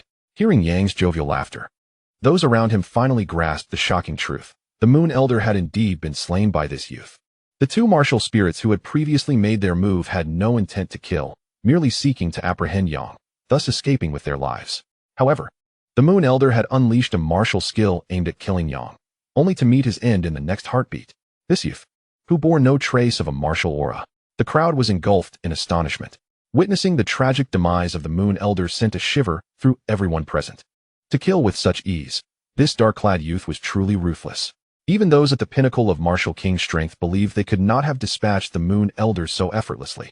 An eerie silence fell over the arena, as all eyes remained fixed on Yang as he continued his actions. The celestial pivot, sword seal. In the void, the fifth sword seal manifested, already forming the embryonic shape of the 7 stars forging sword array, just 2 more seals away from refining this divine wood into a treasure. But at that moment, Master Chao suddenly erupted into a frenzy, shouting, "Quick! Stop him! This boy has lost his mind. He intends to refine this divine wood." At last, Master Chao had established contact with the spirit of the divine wood, or rather, the spirit had reached out to him, conveying the dire situation and pleading for his aid. This dark-clad youth sought to transform this divine wood into a treasure. Witnessing Yang effortlessly slay the initial martial king Moon Elder, Master Chao finally comprehended that the fear exhibited by the spirit of the divine wood emanated from this seemingly inconspicuous youth. Upon Master Chao's revelation, the expressions of everyone in the arena shifted dramatically. Refining the divine wood? Such a feat was beyond imagination. To instantaneously slay the Moon Elder was already unfathomable. The young man dares to contemplate such an audacious endeavor, seeking to refine the divine wood. Chapter 47. The Heart-Burning Fire Sword Seal. Had anyone previously claimed to refine the divine wood, the inhabitants of Divine Wood City would have undoubtedly dismissed it as a farcical jest. This divine wood has existed for countless years, a being of unparalleled strength in the world. How could it possibly be refined into a treasure? However, at this moment, the residents of Divine Wood City find no humor in the situation. The elder Yu has just perished before their very eyes. The head of the Yu family, a venerable elder with hair as white as snow, stands at the pinnacle of the martial king realm. Overwhelmed by grief, he swiftly addresses the heads of the Feng and Hua families with a grave tone. Today, Divine Wood City faces an unprecedented crisis. We must unite as great families to repel the external threat. All peak martial kings, we must act together. The head of the Feng family, an elegant middle-aged man, is enveloped by swirling blades of wind, his eyes reflecting a serious demeanor as he gazes at Yang Shao in the center. This young man was once disregarded by them. Even when he expressed disdain towards Master Chao of the East Sea, they believed he was courting death. Yet, it now appears that this youth is an exceptionally formidable presence. To refine the divine wood? Such an aspiration is beyond even the boldest dreams of the Emperor of the Great Xia. The death of Elder Yu has instilled a profound awareness of Yang Zhao's terrifying potential among all present. The head of the Hua family, an elderly woman adorned in a colorful gown, seems to be surrounded by a blooming 7-colored lotus, the spiritual energy coalescing, poised for action. Her expression is grave, her focus solely on the young man, Yang Shao. There are 7 peak martial kings present, including the elders of the Feng, Hua, and Yu families, with the head of the Shui family yet to arrive. However, once the battle erupts, she will surely come swiftly, having just stepped into the martial emperor realm. If she can arrive in time, this youth will have no chance of survival. We need only to detain this young man until the head of the Shui family arrives, ensuring he does not have the opportunity to refine the divine wood.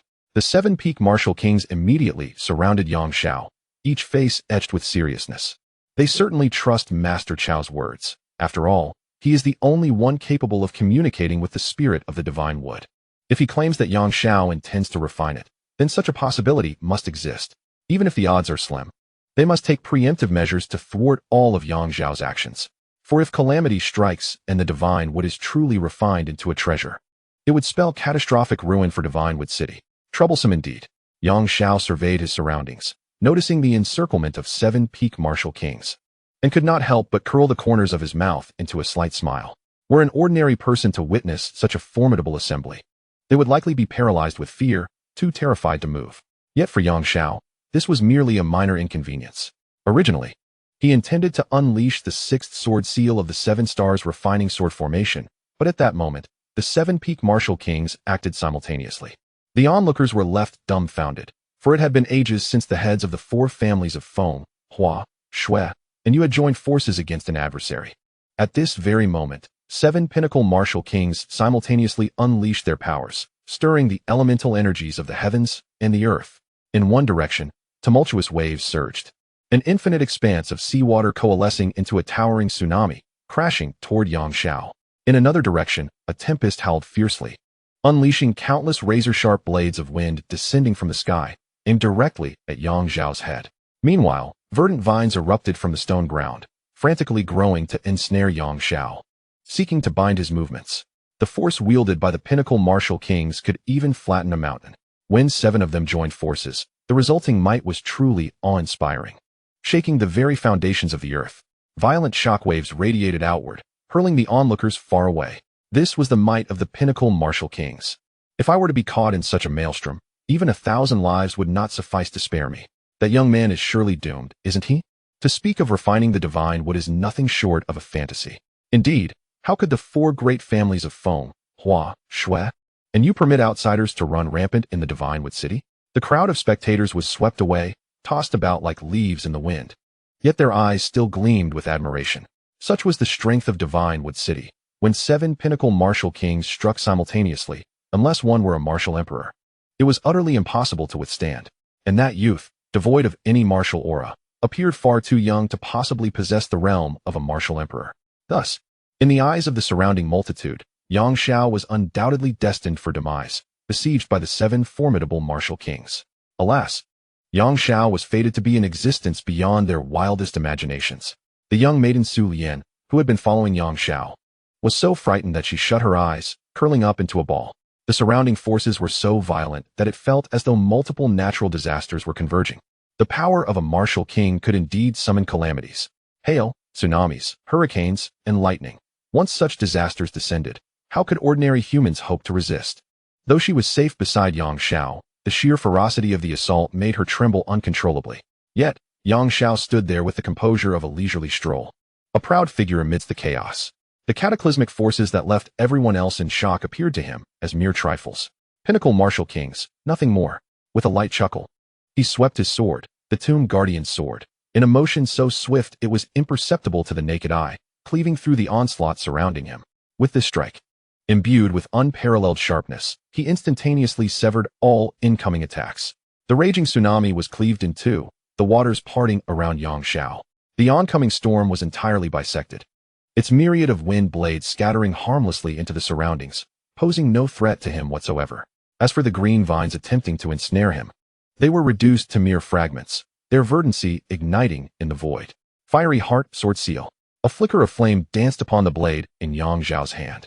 In an instant, a scorching fire ignited simultaneously upon the bodies of the 7 pinnacle martial kings. The flames appeared to ignite from within them, instantly instilling a sense of dread. Cease at once.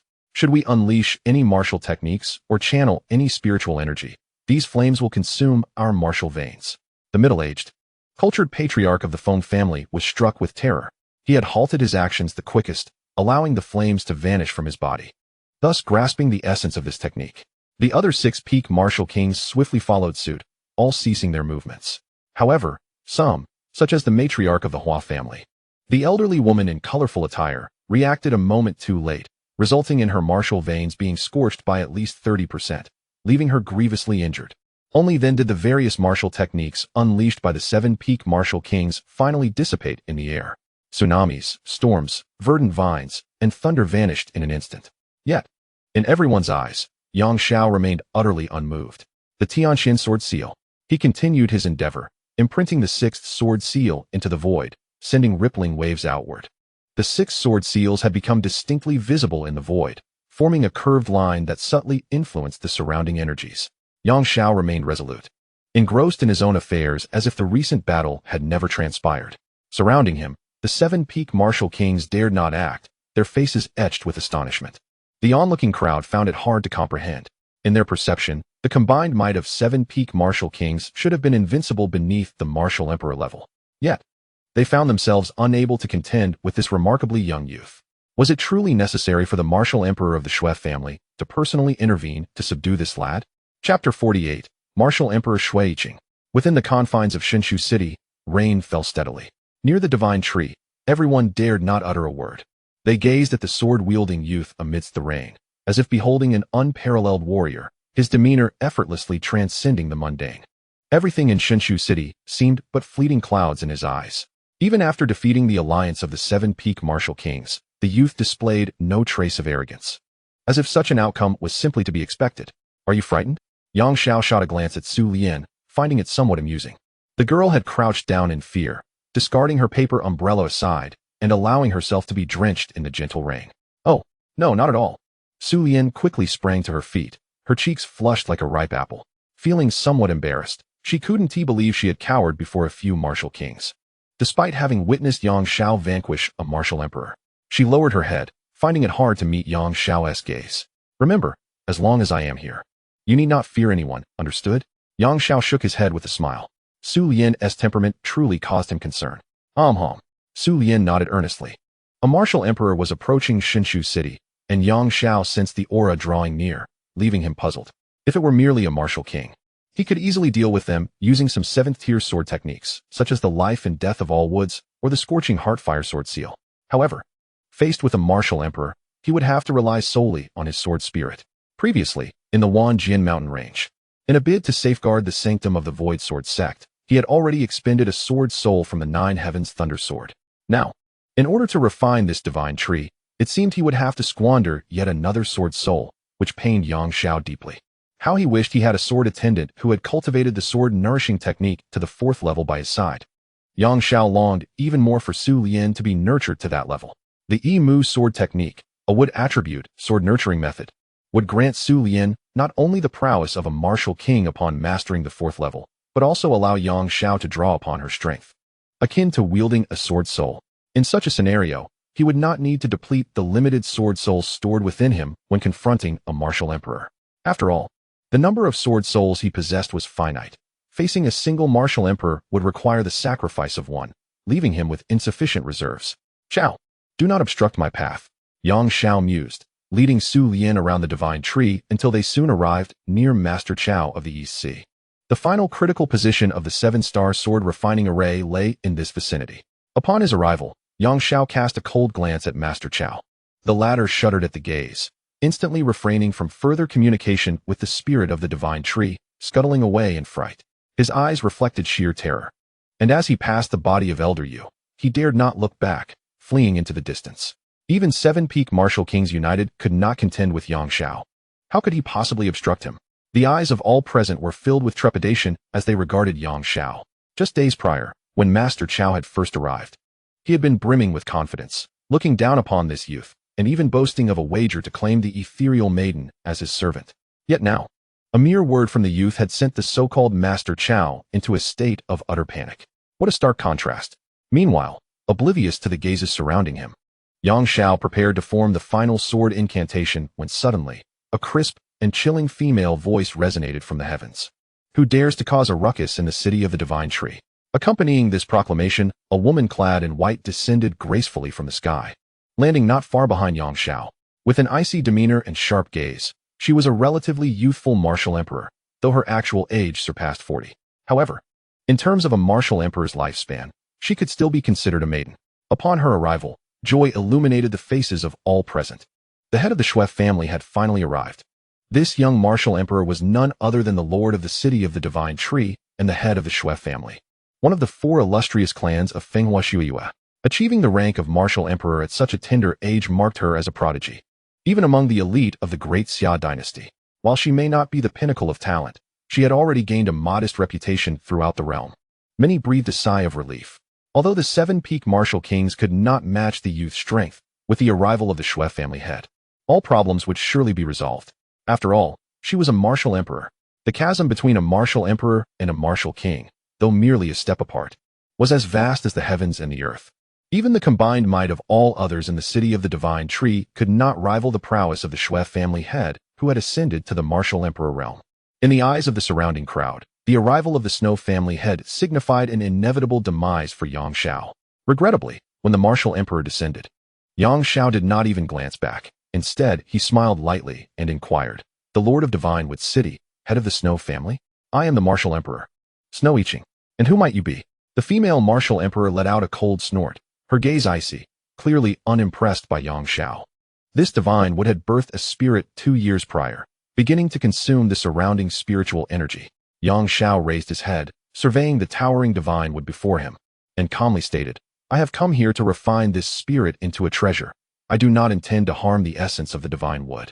On the contrary, I can assist you in resolving the issue of dwindling spiritual energy. Why do you impede my efforts?" Yang Shao's intent to refine the divine would primarily involve extracting the spirit within, while the wood itself would suffer some degree of damage. It would not affect its fundamental integrity.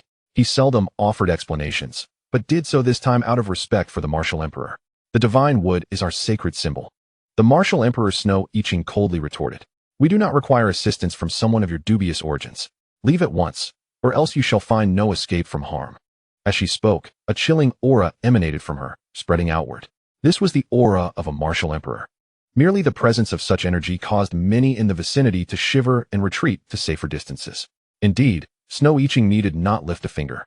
Her mere presence could bury most of Divine Wood City's inhabitants beneath a blanket of ice and snow. Such was the power of a martial emperor. However, as this frigid aura extended toward Yang Shao, it abruptly encountered an invisible barrier in midair. Annoyed, Yang Shao could no longer contain his displeasure. Did this female martial emperor truly think she could disrupt the partially constructed 7-star sword refining array with her chilling presence? He would not grant her such satisfaction. Sword Soul, Myriad Phantom Wind. Another Sword Soul finally unsheathed. As the Myriad Phantom Wind Sword Soul emerged, an eerie whirlwind swept through the surroundings of the divine wood. The expression on the martial emperor Snow Iching's face shifted slightly, as if she sensed something amiss. Unfortunately, in this world, sword souls were formless and intangible. Apart from Yang Shao, no one else could perceive the Myriad Phantom Wind Sword Soul. It was an enigmatic sword soul entwined with a peculiar wind. Previously, in the Myriad Sword Mountains, Yang Shao had obliterated martial emperor Wan Xian with the 9 Heavens Thunder Sword Soul. Even when Wan Xian had consumed the 9 Nether Burning Chi pill, doubling his strength. At this moment, Snow Iching's power was even inferior to that of Wan Xian. Since she was unwise enough to provoke him, Yang Shao decided to forego any further conversation. Myriad Phantom Wind, Array Form. As the Myriad Phantom Wind Sword Soul was unleashed, an extraordinary storm encircled Yang Shao, forming a tempestuous array. While the martial emperor Snow Iching was still puzzled, the swirling tempest rushed toward her location. In an instant, she found herself enveloped by the strange winds. What bizarre technique is this? Shui Iching focused her gaze and soon realized that her perception was entirely obstructed by the swirling demonic winds, which permeated the air with an eerie aura. Whatever the means, this martial emperor shall shatter them with sheer force. Having just stepped into the realm of the martial emperor, she lamented the absence of worthy opponents to hone her skills against. Suddenly, an explosion of icy spiritual energy enveloped her, manifesting as a tempest of snow and ice. Within this blizzard, even the air threatened to crystallize, the temperature plummeting to the extreme. Without hesitation, the icy tempest surged toward the malevolent wind formation. In her eyes, this blizzard was a royal martial technique, destined to dismantle the bizarre winds. Yet, in the next moment, before she could comprehend, her tempest vanished into thin air amidst the demonic wind formation. What? Shui Iching was utterly perplexed. She never anticipated that her power would inexplicably dissipate upon contact with the sinister wind. This was the might of the martial emperor, capable of freezing a vast expanse when unleashed within the confines of Shinshu City. How could such a formidable blizzard simply vanish without explanation? Just as this thought crossed her mind, she sensed something amiss and quickly turned to deploy her defensive martial technique, but it was too late. The very blizzard that had just vanished before her eyes re-emerged from behind, enveloping her entirely. The royal martial technique she had summoned had turned against her. Caught off guard, she had no time to resist. By the time she reacted, she found herself ensnared in a terrifying tempest of ice and snow, frozen into a statue of ice. Within this icy prison, her beautiful, serene visage bore an expression of shock and disbelief, her graceful form encased in ice, unable to move even a fraction. Sigh. What a pity, Yang Shao mused, shaking his head with a slight smirk. With a mere flick of his wrist, he dispelled the surrounding demonic wind formation. This encounter with Shui Iching was far simpler than with Wan Xian, consuming less than a fifth of the spiritual energy from the Wanxiang demonic wind sword soul. Of course, Yang Shao had moderated his power. Otherwise, Shui Iching would have been reduced to ashes within the icy tempest without a chance to transform into a statue. It was fortunate she still clung to life. He would show her mercy. Yang Shao regarded the ice sculpture of the female martial emperor, contemplating. After all, she bore him no ill will, and he had no desire to end her life. He retracted the Wanxiang demonic wind sword soul, preparing to formally refine the Shinshu. As the demonic winds dissipated, the scene finally unfolded before the eyes of all present. The 4 noble families of Fenghua, the venerable Tang family of Shinshu City, Master Chao, and others, upon witnessing Shui Iching, frozen into an ice sculpture near the sacred tree, wore expressions akin to that of encountering a ghost. Their eyes widened in disbelief, struggling to accept the spectacle before them. The pride of Shinshu City, the strongest among them, the head of the Shui family, the female martial emperor Shui Yiqing, had been turned into an ice statue right before their eyes. This scene utterly shattered their lifelong understanding of martial arts. Originally, they believed that when the martial emperor Shui Yiqing arrived to uphold the dignity of the Divine Tree City, that young man would undoubtedly meet his demise and could no longer act so arrogantly. Yet now, even the martial emperor has been transformed into an ice sculpture. One must ponder, within the entirety of Divine Tree City, who could possibly thwart that youth? The faces of the city's inhabitants turned ashen, and as the rain began to fall, their spirits plummeted further into despair. Desolation enveloped their hearts. Those peak martial kings, having lived for decades, never imagined they would witness such a scene. The martial emperor was the aspiration of their lifetime. However, at this moment, it seemed as if their dreams were shattering. Are we to simply watch him desecrate the divine tree? One elder from the Shui family lamented bitterly, with the family head defeated. Any attempt on our part would merely lead to our demise. The members of the Shui family all wore somber expressions. They gazed at the ice sculpture of the martial emperor, fixated on the ethereal beauty within. Although the sculpture radiated aesthetic charm, they felt no inclination to appreciate it. They longed to know if their enchanting martial emperor was still alive. Celestial Axis Sword Seal. 7-star sword refinement array, activate. At that moment, Yang Xiao finally unleashed the 7th sword seal into the void, the Tianquan sword seal. As ripples undulated through the air, the 7 sword seals coalesced into a unique formation, allowing Yang Xiao to command a vast expanse of the surrounding void. The entire divine tree trembled with fear. It truly did not wish to be refined into a treasure. Yet, it had no say in the matter. As the 7-star sword refinement array solidified, waves of spiritual energy surged forth, assailing the divine tree and initiating the process of refining its spirit. This procedure required time. The people of Divine Tree City observed in trepidation. With the martial emperor Shui Yiqing defeated, could this enigmatic youth truly refine the divine tree into a treasure? However, the cataclysmic scene they anticipated did not materialize. As Yang Xiao had stated, he primarily refined the spirit of the divine tree, leaving its essence unscathed. With the operation of the 7-star sword refinement array, the essence of the divine tree's spiritual energy coalesced in the center of the trunk, forming a sword embryo. During this process, the spirit of the divine tree was integrated into the sword embryo, becoming the spirit of the sword itself. After a full hour had passed, a fissure finally appeared on the massive trunk of the divine tree.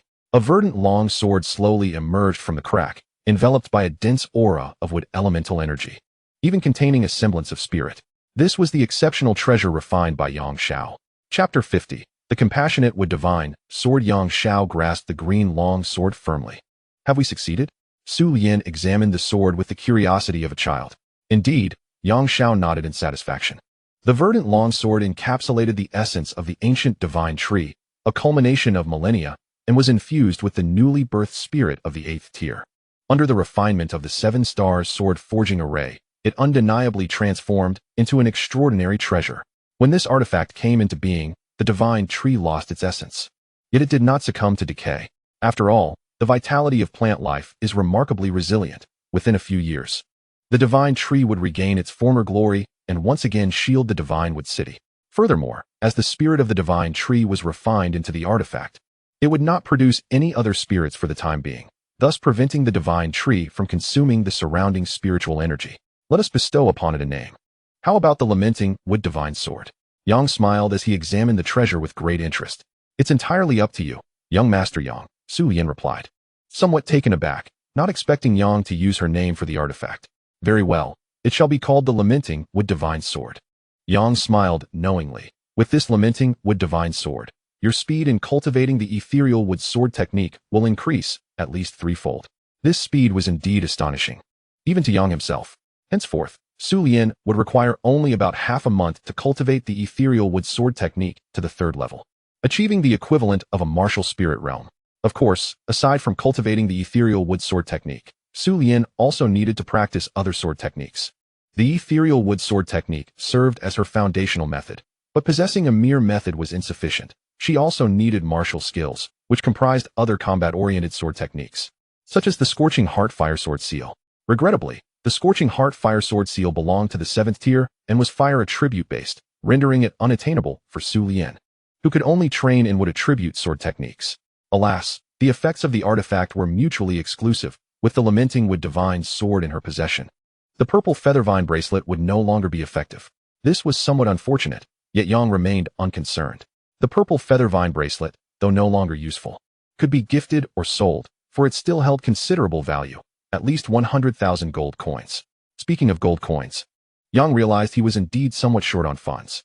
After some contemplation, he set his sights on the golden cauldron that stood beside the divine tree. He glanced around, hoping to find someone capable of conversing with him.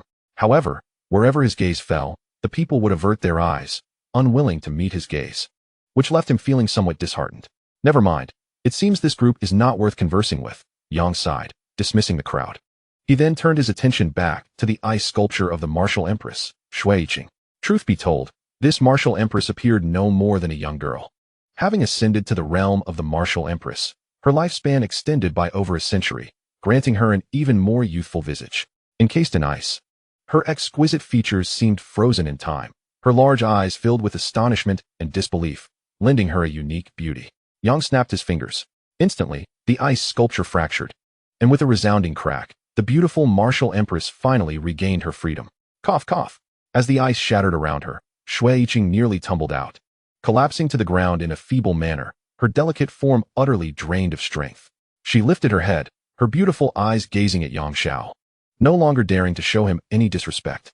Thank you, senior, for your mercy, she spoke softly, clearly shaken by Yang Xiao's prowess.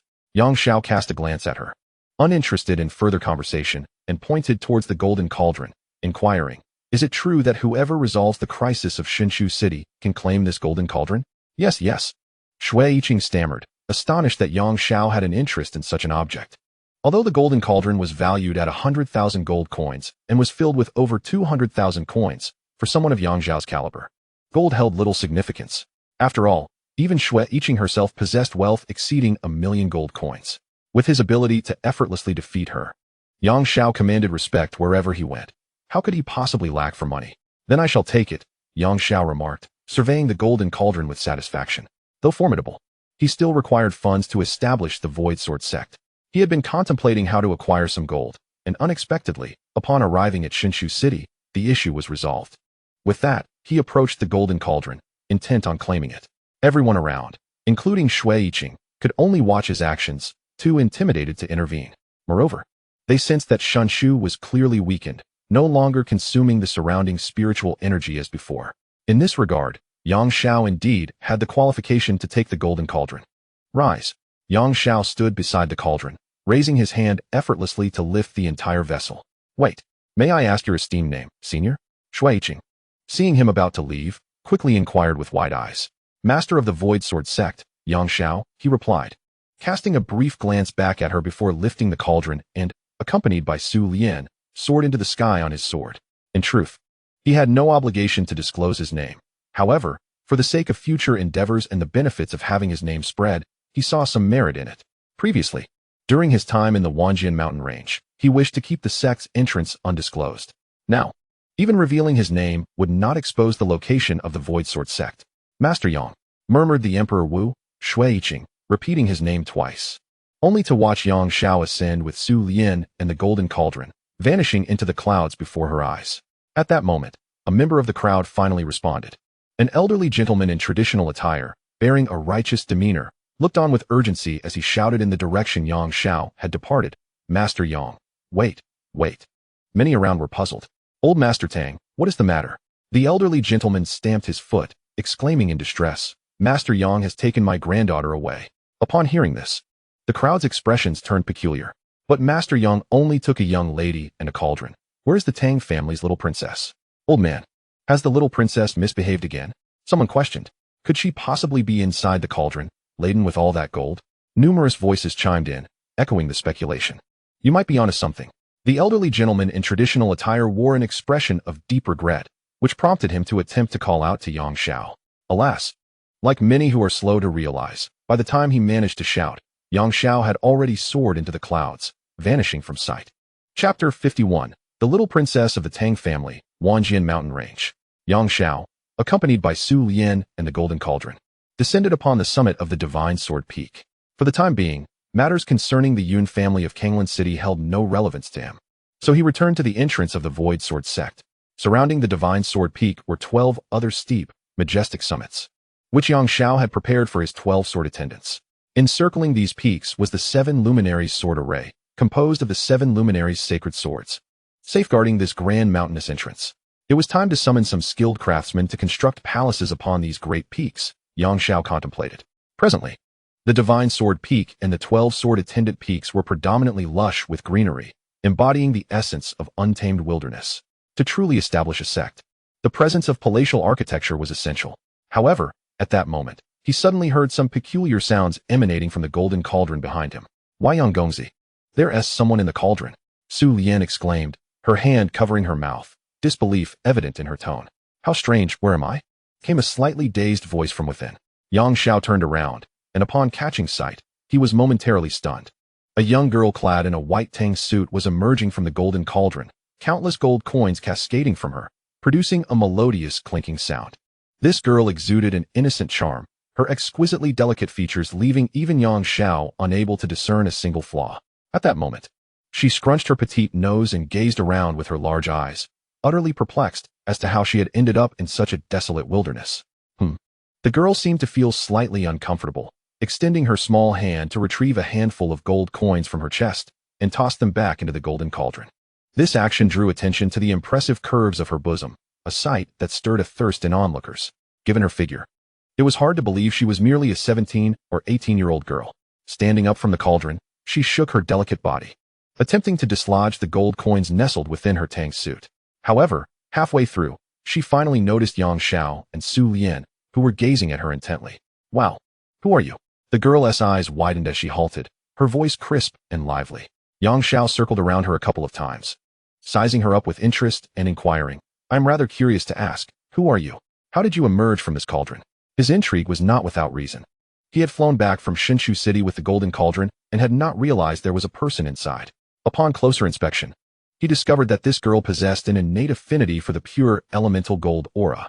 When she had been buried among the more than 200,000 gold coins within the cauldron, even Yang Xiao had been unable to sense her presence. Please, do tell us who you are first. With a playful smile, the young girl shook the last of her gold coins loose before leaping out of the golden cauldron. She lightly tapped her toes and stood atop the peak of the Divine Sword Mountain. Perhaps due to Yang Xiao's lack of martial aura and Su Lian's mere status as a martial master, the girl felt at ease. After all, she possessed the cultivation of a mid-level martial spirit, undoubtedly a first-rate prodigy at her age. Even the most gifted disciple of the Autumn Moon sect, Fang Qinghe, had only reached mid-level martial spirit cultivation at 18, just like her. Naturally, the girl felt no fear in the presence of Yang Xiao and Su Lian. This golden cauldron is a reward I obtained after resolving the crisis of the divine wood, Yang Xiao remarked with intrigue. You emerged from my golden cauldron, yet you dare to inquire who I am? You? Resolve the divine wood crisis? The girl scrutinized Yang Xiao skeptically before bursting into laughter. Haha, young man, do not jest with your elder sister. Yang Xiao felt a twinge of embarrassment watching her laughter, which was quite captivating, accentuated by her alluring figure. Excuse me, miss? May I ask where this is? The girl approached Su Lian, squinting slightly as she inquired. To her, Su Lian seemed to possess some martial prowess, far more reliable than Yang Xiao. Taken aback by the girl's question, Su Lian hesitated before responding. This is the entrance of the Void Sword sect. Void Sword sect? The girl furrowed her delicate brows before relaxing them. Never heard of it, no need to ponder. But let me introduce myself. I am Tang Cici, a core disciple of the Imperial Tiger sect. Compared to the Imperial Tiger sect, your Void Sword sect is undoubtedly a third-rate sect. Now quickly tell me, in which direction is Divinewood City? She spoke with pride about the Imperial Tiger sect, which ranked second among the advanced sects in the Lingnan province. Being a core disciple of the Imperial Tiger sect practically allowed her to command respect throughout the province. Unfortunately, Yang Xiao held no regard for the Imperial Tiger sect. Want to leave? Very well, follow this path downwards. You will reach Divinewood City. Yang Xiao pointed towards the base of the Divine Sword Mountain, a playful glint in his eye. Young man, you are quite perceptive, Tang Cici replied with a haughty smile, turning to descend the mountain. However, moments later, she came rushing back up the mountain, tears streaming down her face. Help! Help! There are 2 enormous cats down there. I'm terrified. What kind of bizarre sect is the Void Sword sect, building its entrance in a mountain teeming with ferocious beasts? Indeed, Aside from the protective Seven Suns sword array at the entrance of the Void Sword sect, the surrounding dense forest had become a haven for fierce beasts. Just below the Divine Sword Mountain, a pair of blazing tigers prowled about. Despite Tang Cici's mid-level martial spirit strength, facing the martial king-level ferocious beasts, the blazing tigers, she could only flee, especially with both a male and female tiger present. Who is the leader of your Void Sword sect? Bring him out at once. Return me to where I was taken, Tang Cici exclaimed, her voice filled with indignation, glancing at Yang Xiao and then Su Lian, convinced that the Void Sword sect was truly despicable for abducting her. I am the leader, Yang Xiao replied casually. You? Tang Cici was momentarily taken aback. She cast a glance around, noticing that the 10 or so mountain peaks were shrouded in wilderness and dense forests, devoid of any buildings, leading her to a revelation. It felt as though she were dealing with a deluded individual, foolishly believing he had established a sect. Tang Cici's eyes flickered, her mind still clouded with questions. How could these two possibly venture into the perilous mountains teeming with ferocious beasts? Moreover, the protective sword formation surrounding them was undoubtedly the work of a martial emperor. The peculiar circumstances before her were utterly baffling. It is I, the master of the Void Sword sect, Yang Xiao. He introduced himself, subsequently inquiring, I could certainly escort you back. But you must first enlighten me about your purpose within this golden cauldron.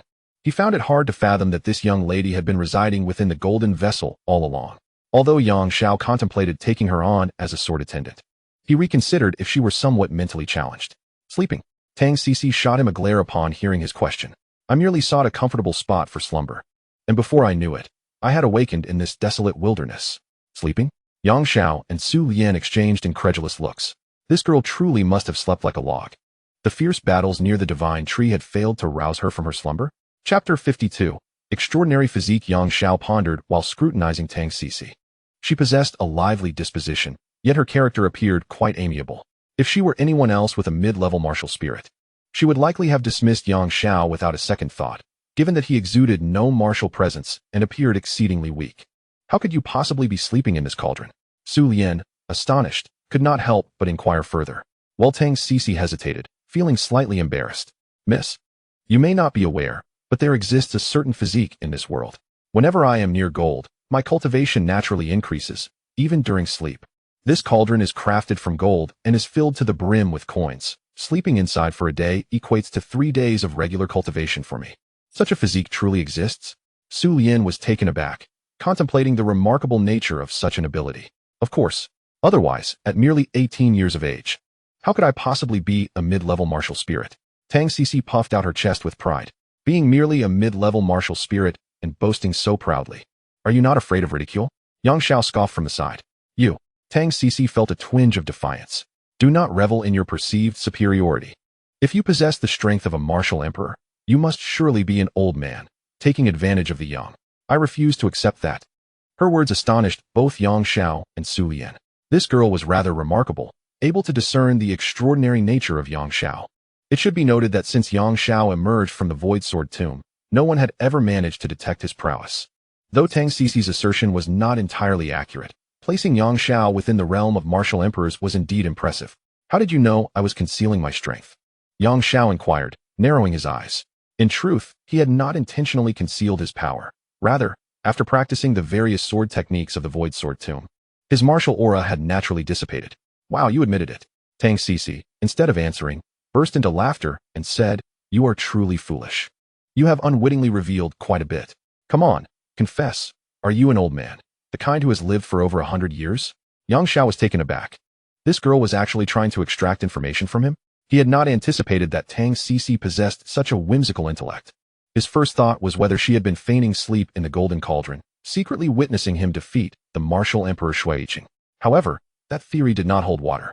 If she were truly aware of Yang Xiao's prowess, she would not have been so carefree in her demeanor, daring to shout at him so boldly. Surprised, are you? Hee hee. Tang Cici's face gleamed with mischief. Look at all the martial kings lurking below. Without a martial emperor's strength, how could they possibly ascend? So, either you are concealing your true strength, or there are martial emperor elders who assisted your ascent. There are only two possibilities, and a little probing will unveil the truth. Yang Xiao felt his cheeks flush with embarrassment. He had not expected this young lady to be so astute. Of course, it was primarily because he had not taken any precautions against her, nor had he considered such a possibility. Moreover, even if she had managed to extract some information, What of it? Yang Xiao found himself somewhat admiring her. Initially, he had not contemplated recruiting her as a sword attendant, as the character of a sword attendant was of utmost importance, and he could not make a hasty decision. The unique case of Su Lian had truly been a stroke of luck. However, now, Yang Xiao felt inclined to put her to the test. He cast a sidelong glance at her, and said, "Put away your cleverness. I am quite busy at the moment, and have no time for you. If you wish to return home, then prove your worth and find your own way back. Otherwise, be obedient, and do not cause any trouble." "Hey, you brought me to this desolate wilderness. At least see me back home," Tang Sisi replied, puzzled. The martial king level exploding flame tiger lurked below. As a mere intermediate martial spirit, how could she possibly leave here alive? "According to our agreement, the golden cauldron and everything within it now belong to me," Yang Xiao stated nonchalantly. "You voluntarily entered the cauldron to take a nap, so do not blame others." "Huh, is there such logic?" Tang Sisi blinked in surprise. "You truly resolved the crisis of Divine City? You did not seize the golden cauldron? What do you think?" Yang Xiao retorted, then chose to ignore her. He stepped heavily towards the peak of Divine Sword Mountain, and soon thereafter, soil and stones began to rise, swirling around him in a tempest of dust. A small, circular stone tower swiftly emerged at the summit of Divine Sword Mountain.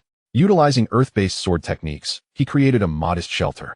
However, constructing a palace or courtyard was beyond his capabilities. He would still require the expertise of a skilled craftsman, as that was indeed a technical endeavor. "Come inside." Yang Xiao glanced at Su Lian before turning to enter the stone tower. Although he was indifferent, he could not allow Su Lian, a young lady, to endure the elements alone. The stone tower stood 3 stories tall, reaching a height of 7 to 8 feet, with each level furnished with rudimentary stone beds, tables, and benches for rest. In an instant, Yang Xiao had conjured this stone tower, which made Tang Sisi realize that he had indeed concealed his strength and had not deceived her. Moreover, he seemed to be a martial emperor specializing in earth attributes. At this moment, Su Lian cast a glance at Tang Sisi, hesitating slightly. She felt it might be inappropriate to leave this girl outside. However, since Yang Xiao had already called for her, she had no choice but to follow him into the stone tower. It was only then that Tang Sisi noticed the Lingmu divine sword hanging on Su Lian's back. The unique aura of this extraordinary treasure left her utterly astounded. This was an extraordinary treasure? She could scarcely believe it. Such treasures were so rare that even within the royal family of the Great Xia, only a select few could possess them. Yet, here it was, in the possession of a mere girl at the martial master level. Nonetheless, the aura emanating from the Lingmu divine sword was evidently far superior to that of 6th or 7th grade treasures, unmistakably confirming its extraordinary status. Who were these 2 individuals? Tang Sisi's heart was filled with shock. Yet, in her eyes, no matter how formidable Yang Xiao and Su Lian were, they had no bearing on her situation. All she wanted was to return home. If Yang Xiao did not lead her away, she would remain helpless. Subsequently, Tang Sisi began to roam the summit of the Divine Sword Peak, even venturing to other peaks, hoping to find a direction devoid of ferocious beasts. Unfortunately, until nightfall, after circling the 7 Suns sword array, she had not discovered a single safe escape route. Outside the gates of the Void Sword sect, various ferocious beasts comparable to martial kings lurked in the shadows, seemingly eyeing the entire sect with predatory intent. Furthermore, Tang Sisi faintly sensed an unsettling presence. In the nearby forest, there appeared to be an aura at the level of martial emperors, fixating on the direction of the Void Sword sect's gates. If she were to venture out alone, she would undoubtedly be devoured by the beasts, leaving no trace behind. By the time she returned to the summit of the Divine Sword Peak, the night sky was adorned with countless stars, and her stomach was growling incessantly. On the brink of starvation. Ah, what a delightful aroma! As she ascended the peak once more, Tang Sisi was greeted by the tantalizing scent of roasted meat wafting from the summit, causing her stomach to rumble even more fervently. She hurriedly jumped to the peak, only to find Yang Xiao and Su Lian enjoying roasted meat, making her swallow hard. Chapter 53. The most precious thing martial cultivators require sustenance. Moreover, the stronger the cultivator, the greater their need for nourishment, as it is essential to replenish the energy expended during their training. Perhaps Yang Xiao was the only exception. During his 500 years of cultivation in the Void Sword Tomb, he had not consumed anything at all, astonishingly surviving without even feeling hunger. The reason behind this phenomenon remained unclear even to Yang Xiao himself. He only knew that prior to entering the Void Sword Tomb, he was just like everyone else. The meat of the explosive flame tiger was a bit coarse, yet it contained a wealth of spiritual energy, given that it was a martial king-level beast. As Yang Xiao ate, he commented on it, reminiscing about the last time he had savored such wild roasted meat. A large blaze roasted the meat of two explosive flame tigers to perfection, the aroma wafting through the air, golden fat dripping down the crispy skin, utterly irresistible. Each explosive flame tiger was as large as 4 or 5 adults, with the meat alone weighing 300 to 400 jin. Combined, these two beasts could sustain an entire clan like the Yun family or the Xiang family in Kanglan City for half a month. Even the pinnacle of martial kings would take 3 to 5 days to digest the spiritual energy contained in a single tiger leg. Why stand idly by? If you wish to eat, come and partake. Observing Tang Cici drooling nearby, Yang Xiao cast her a sidelong glance and called her over. Thank you, uncle. Thank you, uncle. Tang Cici exclaimed, her face lighting up with joy as she hurried over to sit beside Su Lian. Regarding her address, Yang Xiao chose not to comment. In truth, even he was unsure of his own age. According to the calendar of the Great Xia Dynasty, he should be just turning 30. Yet, within the Void Sword tomb, he had cultivated for 500 years. It was most likely that time had ceased to progress within the Void Sword tomb, leaving Yang Xiao perpetually at the youthful age of 20. This dinner left Tang Cici utterly satisfied. By the end, her little belly was round and full. Her long legs curled up as she leaned against a stone, utterly unwilling to move. However, she then scrutinized Su Lian with a hint of confusion. She mused, how could this Miss Su Lian, who appeared to be merely a novice martial master during the day, seem on the verge of reaching the intermediate level after just one day? Each significant realm in martial cultivation is divided into 9 stages. The martial apprentice, martial master, martial spirit, and martial king all follow this division. To Tang Cici's eyes, Su Lian had only been at the first stage of martial master in the daytime. Yet now, she had seemingly reached the second stage. Perhaps she had fortuitously broken through, Tang Cici thought, not giving it much importance. That night, Yang Xiao permitted Tang Cici to rest within the stone tower. The following day unfolded as usual. Inside the tower, he guided Su Lian in her cultivation, while Tang Cici ventured out from the sword peak in search of an exit. Frustrated, she exclaimed, why are there so many martial king-level ferocious beasts? Upon arriving at the foot of the sword peak, she was incensed. Didn't those 2 blazing flame tigers get taken down by that uncle? How come other ferocious beasts have appeared? Don't they fear being slain again? Tang Cici soon realized that escaping the 10,000 sword mountain range on her own was utterly impossible.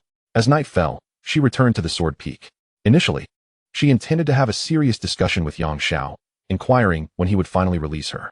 However, upon reaching the summit, she suspected her eyes were deceiving her. How had Su Lian's cultivation advanced to the 3rd stage of martial master?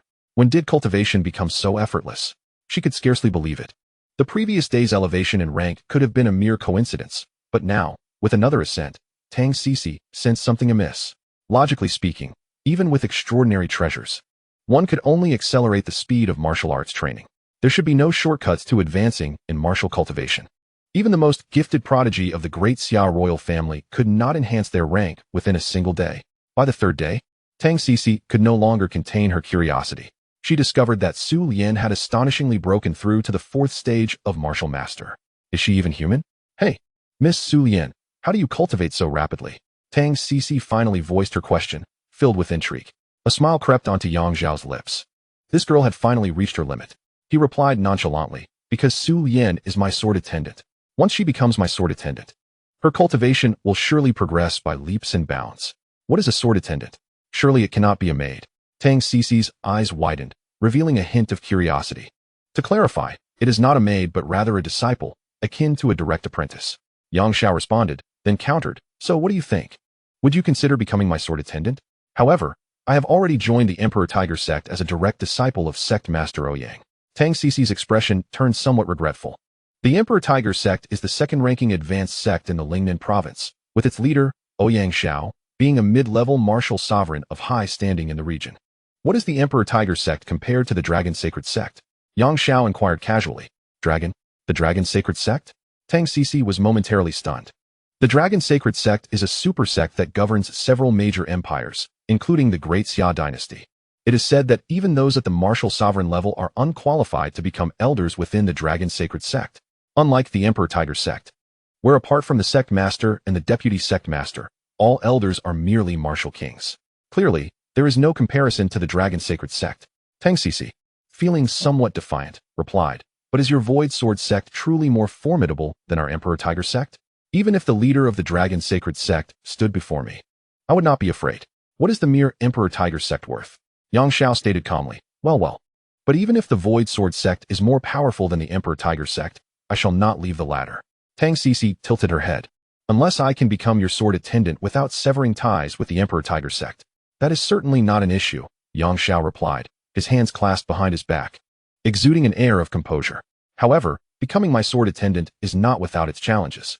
Your innate abilities barely meet the requirements, but to truly become my sword attendant, you must sacrifice your most precious possession. Most precious possession? Tang Cici blushed at his words, her innocent and charming face reddening. She had not anticipated that this seemingly unassuming martial sovereign would have such desires. Feeling a sense of tension, she cautiously stepped back and said, "You must not overstep your boundaries." Clearly, she had misinterpreted his intentions, assuming that Yang Xiao sought something more intimate. Yang Xiao found her wary demeanor amusing. "I have no interest in your body," he said lightly. "Let me provide an example. After Su Lian became my sword attendant, what she sacrificed was her freedom, henceforth bound to my side. Everything you hold dear can be exchanged. Do you comprehend this now?" Tang Cici finally grasped the situation, her small hand resting on her chest. "Is that so? You truly startled me." Tilting her little head, she pondered and remarked, "It is impossible for me to relinquish my freedom. As for other cherished things, they are my family. Oh, I certainly cannot offer them in exchange." The girl immediately appeared somewhat distressed. "By the way, if I do not wish to become your sword attendant, will you send me away?" She suddenly turned her eyes mischievously and inquired of Yang Xiao. "I shall escort you away from the 10,000 Sword Mountains," Yang Xiao responded straightforwardly. "Well then, I wish to leave this place. Please take me out," Tang Cici cheerfully said. Yang Xiao felt no disappointment in her choice. After all, a little princess raised in a greenhouse would not be overly fixated on strength. Moreover, in this maiden's eyes, she might believe that with her own constitution, she could eventually become powerful. "Let us go." With a simple gesture, Yang Xiao took the girl onto his back, stepping onto the guarding sword and soaring into the air. "Wow!" Tang Cici was instantly startled, gripping Yang Xiao's waist in sheer anxiety. The rapidly passing mountain scenery below left her breathless for a moment. She had never experienced such a breathtaking rush. After a while, she finally regained her composure. But she had already landed steadily on the official road outside the 10,000 Sword Mountains. Looking around, there was no sign of Yang Xiao. For a moment, she felt an inexplicable sense of loss. This martial sovereign uncle flew faster than Master Ouyang. Furthermore, her master had never taken her flying. After this experience, she found herself somewhat nostalgic for that exhilarating feeling. However, to become his sword attendant, she would have to sacrifice such a precious thing as her freedom, which she was unwilling to do. Shaking her head, she quickly cast Yang Xiao from her thoughts and raced along the official road towards Shimu City. Nevertheless, Yang Xiao's figure occasionally flickered through her mind.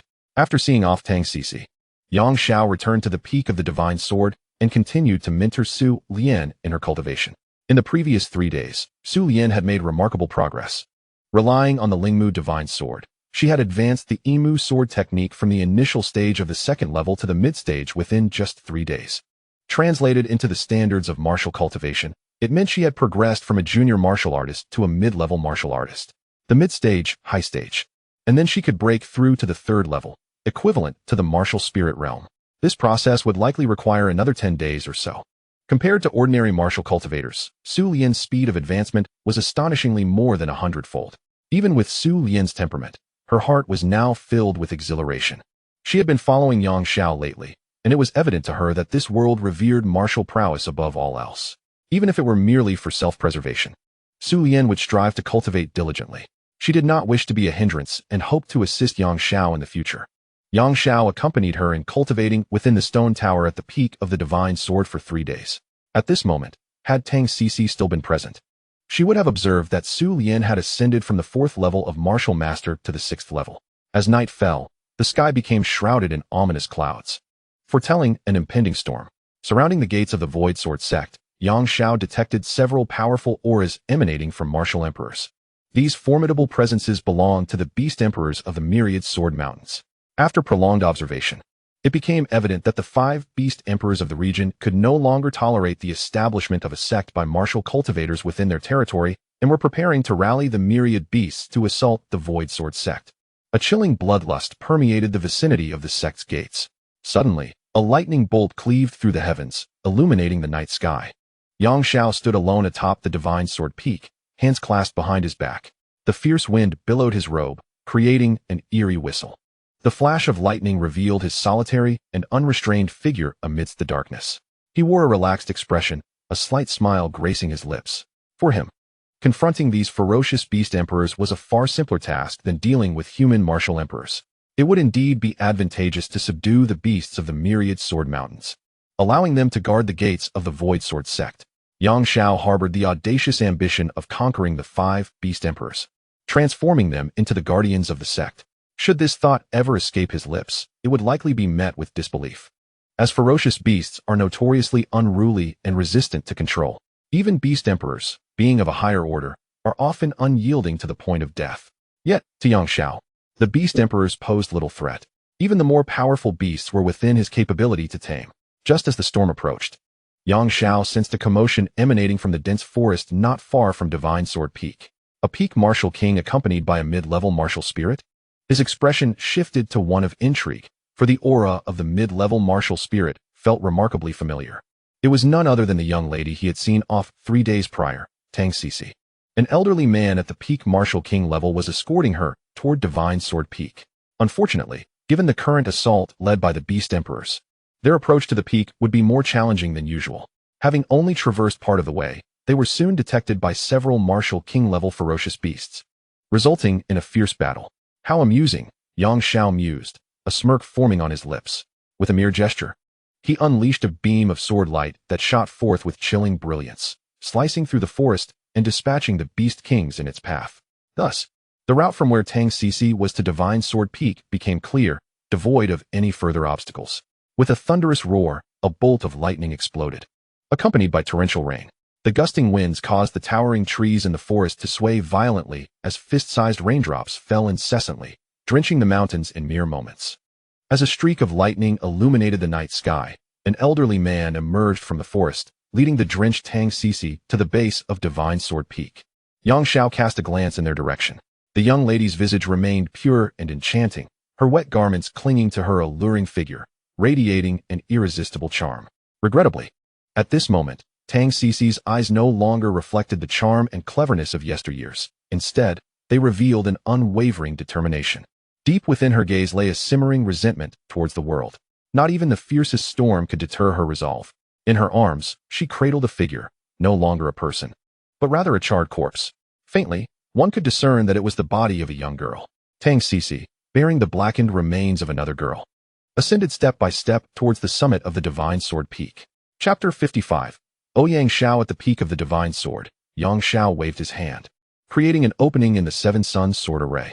Once Tang Cici and the Elder entered, the array sealed itself again. Even the 5 beast emperors would find it impossible to breach the defenses. The girl stood drenched in the downpour, her long black hair clinging to her back. Cradling the charred body, she marched resolutely until she finally reached the summit, standing before Yang Shao. Master Yang, I am willing to become your sword attendant, forsaking my freedom from this day forth, Tang Cici declared, lifting her head to gaze into his eyes. This is solely to avenge my sister. Is this your sister? Yang Shao inquired, casting a glance at the charred remains she held. Yes, Tang Cici replied, her voice somewhat choked, and amidst the rain, it was impossible to discern whether the moisture on her cheeks was from raindrops or tears. Master Yang, at that moment, the peak-level martial king elder who had accompanied Tang Cici bowed respectfully to Yang Shao, introducing himself. I am Tang Jingtian, the steward of the Tang family from Shinshu City. I remember you, Yang Shao remarked, his tone indifferent. You did not make a move against me during my time in Shinshu City.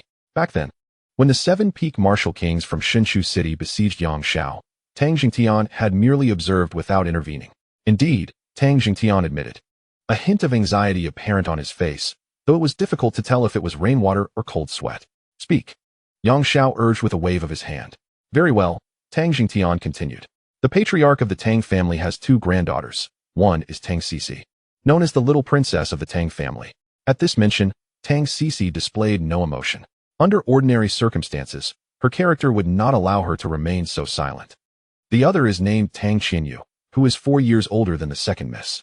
She has just entered the martial king realm this year, and is among the foremost of her generation in the Lingnan province. As the old steward spoke of her, a flicker of rage appeared in his eyes. Unfortunately, just a few days ago, Miss Tang was pursued by a wealthy scion from the imperial city. Refusing to submit, she was cast into the sea of molten flames, where she was burned alive. From the imperial city? A glimmer of interest sparked in Yang Zhao's eyes as he glanced at the lifeless form in Tang Cici's embrace. The girl named Tang Xianyu indeed possessed the martial king realm, yet now everything lay in ruins. The Sea of Molten Flames is one of the few second-rate forbidden zones within the Great Xia Dynasty, where any martial king that falls within can only expect to meet their demise. Only martial emperors stand a chance of survival. This recollection stirred memories within Yang Xiao of his own harrowing experiences, having been thrust into the Void Torrent, the only absolute forbidden zone within the Great Xia Dynasty. If it were the Void Torrent, not even the martial emperor, let alone a martial sovereign of a higher rank, could possibly emerge alive. Who is responsible for this? Yang Xiao inquired nonchalantly. The current prime minister's nephew, Zhao Jingluan. Tang Cici gritted her teeth as she uttered the name. Upon hearing it, Yang Xiao burst into hearty laughter, coinciding with a thunderclap that illuminated the night sky over the Wanjian mountain range. Having returned from the Void Sword sect, Zhao Yu, the prime minister of the Great Xia, was already on his list of targets for revenge. Unexpectedly, Zhao Yu's nephew had inadvertently aided Yang Xiao by sending his sword attendant back to him. Why are you laughing? Tang Cici bit her lip, demanding, speak plainly. Do you dare to oppose Zhao Jingluan? Behind him stands the prime minister. To oppose him is to oppose the entire Great Xia. What is there to fear? Yang Xiao scoffed disdainfully. Really? Tang Cici's expression shifted slightly, revealing a hint of doubt. Indeed, Yang Xiao affirmed confidently, glancing at the distant sky. However, it seems someone is following you. Tang Jingtian and Tang Cici turned their heads to see several figures appearing on the horizon, unmistakably powerful martial emperors flying towards them. Second miss. It appears that Sect Master Ouyang and the Elder are arriving, Tang Jingtian remarked, his expression growing grave. What do we care about them? Tang Cici huffed coldly. My sister was pushed into the Sea of Molten Flames by Zhao Jingluan, burned alive in such a tragic manner, yet they dare not seek vengeance for her? I have no such family or master. It was then that Yang Xiao comprehended why Tang Cici had returned to him. However, he glanced at the charred body the girl held in her arms, deep in thought. It seemed that Tang Xinyu had not completely perished. If he were to intervene, there might still be a chance to save her, albeit at the cost of a sword soul. At that moment, the figures in the distance finally reached the peak of the divine sword. With the protection of the Seven Sun Sword Array, the adversaries could not enter. Yang Xiao surveyed the scene and noticed one intermediate martial emperor and two junior martial emperors, with the former leading and accompanied by an immobile martial king elder. Yang Xiao recognized the elder from his time in Shimu City. He appeared to be the patriarch of the old Tang family from Shimu City. I, Ouyang Xiao, sect master of the Emperor Tiger sect, request an audience with Yang Xiao, the sect master of the Void Sword sect. The diminutive elder with white hair, floating in midair, proclaimed loudly to the summit of the divine sword. Yang Xiao had made a name for himself in Shimu City, and this man should be aware of Yang Xiao's strength. At the very least, capable of defeating the martial emperor Shui Yiqing of Shimu City. However, Ouyang Xiao was an intermediate martial emperor, and with his prowess, he could also defeat Shui Yiqing. Thus, he did not regard Yang Xiao with particular seriousness. While claiming to seek an audience, his gaze betrayed his arrogance. Sectmaster Yang. This is Ouyang Xiao, the sect master of the Emperor Tiger sect, and those behind him are junior martial emperors, both serving as vice sect masters of the Emperor Tiger sect. Tang Jingtian whispered, providing an explanation. Why are you introducing them to me? Yang Xiao cast a glance at the figures in the sky, muttering, What Ouyang Xiao, what Emperor Tiger sect? Have they ever commanded my respect? His words left Tang Jingtian momentarily stunned, pondering the audacity of this sect leader. Yang Xiao spoke without any hesitation, allowing Ouyang Xiao and his companions to overhear, inciting their ire to the point of distorting their faces. As martial emperors, they were accustomed to reverence throughout the Lingnan province. And even in the grand capital of the Daxiao Empire, they were treated with utmost respect. Never had they encountered someone as brazen as Yang Xiao. Enough of this nonsense. Hand over my disciple, Tang Cici, or today, the Void Sword sect shall know no peace. Ouyang Xiao declared with a disdainful snort, his formidable martial emperor aura radiating around him, instilling fear in the nearby beast kings, causing them to tremble. Even the raging storm retreated, forming a curtain of rain around him. Yang Xiao, unperturbed, reciprocated Ouyang Xiao's hostility. There was no need for pleasantries. After all, Tang Cici was his chosen sword attendant, and he would never allow her to slip away, especially since she herself wished to remain. Chapter 56. What is Zhao Jingluan? After Ouyang Xiao finished speaking, the head of the Tang family, accompanying him, chimed in. Cici, why are you being so willful and disobedient? The elderly man in Tang attire implored across the seven luminaries' sword array. We grieve for your sister, who was cast into the sea of melting flames. After all, she is my granddaughter. Yet, her aggressor is none other than Zhao Jingluan, the nephew of the current prime minister. Seeking vengeance against Zhao Jingluan means opposing the entire Daxiao Empire, which would plunge the Tang family into peril. Your sister is gone, and I cannot bear to lose another precious granddaughter. Please return.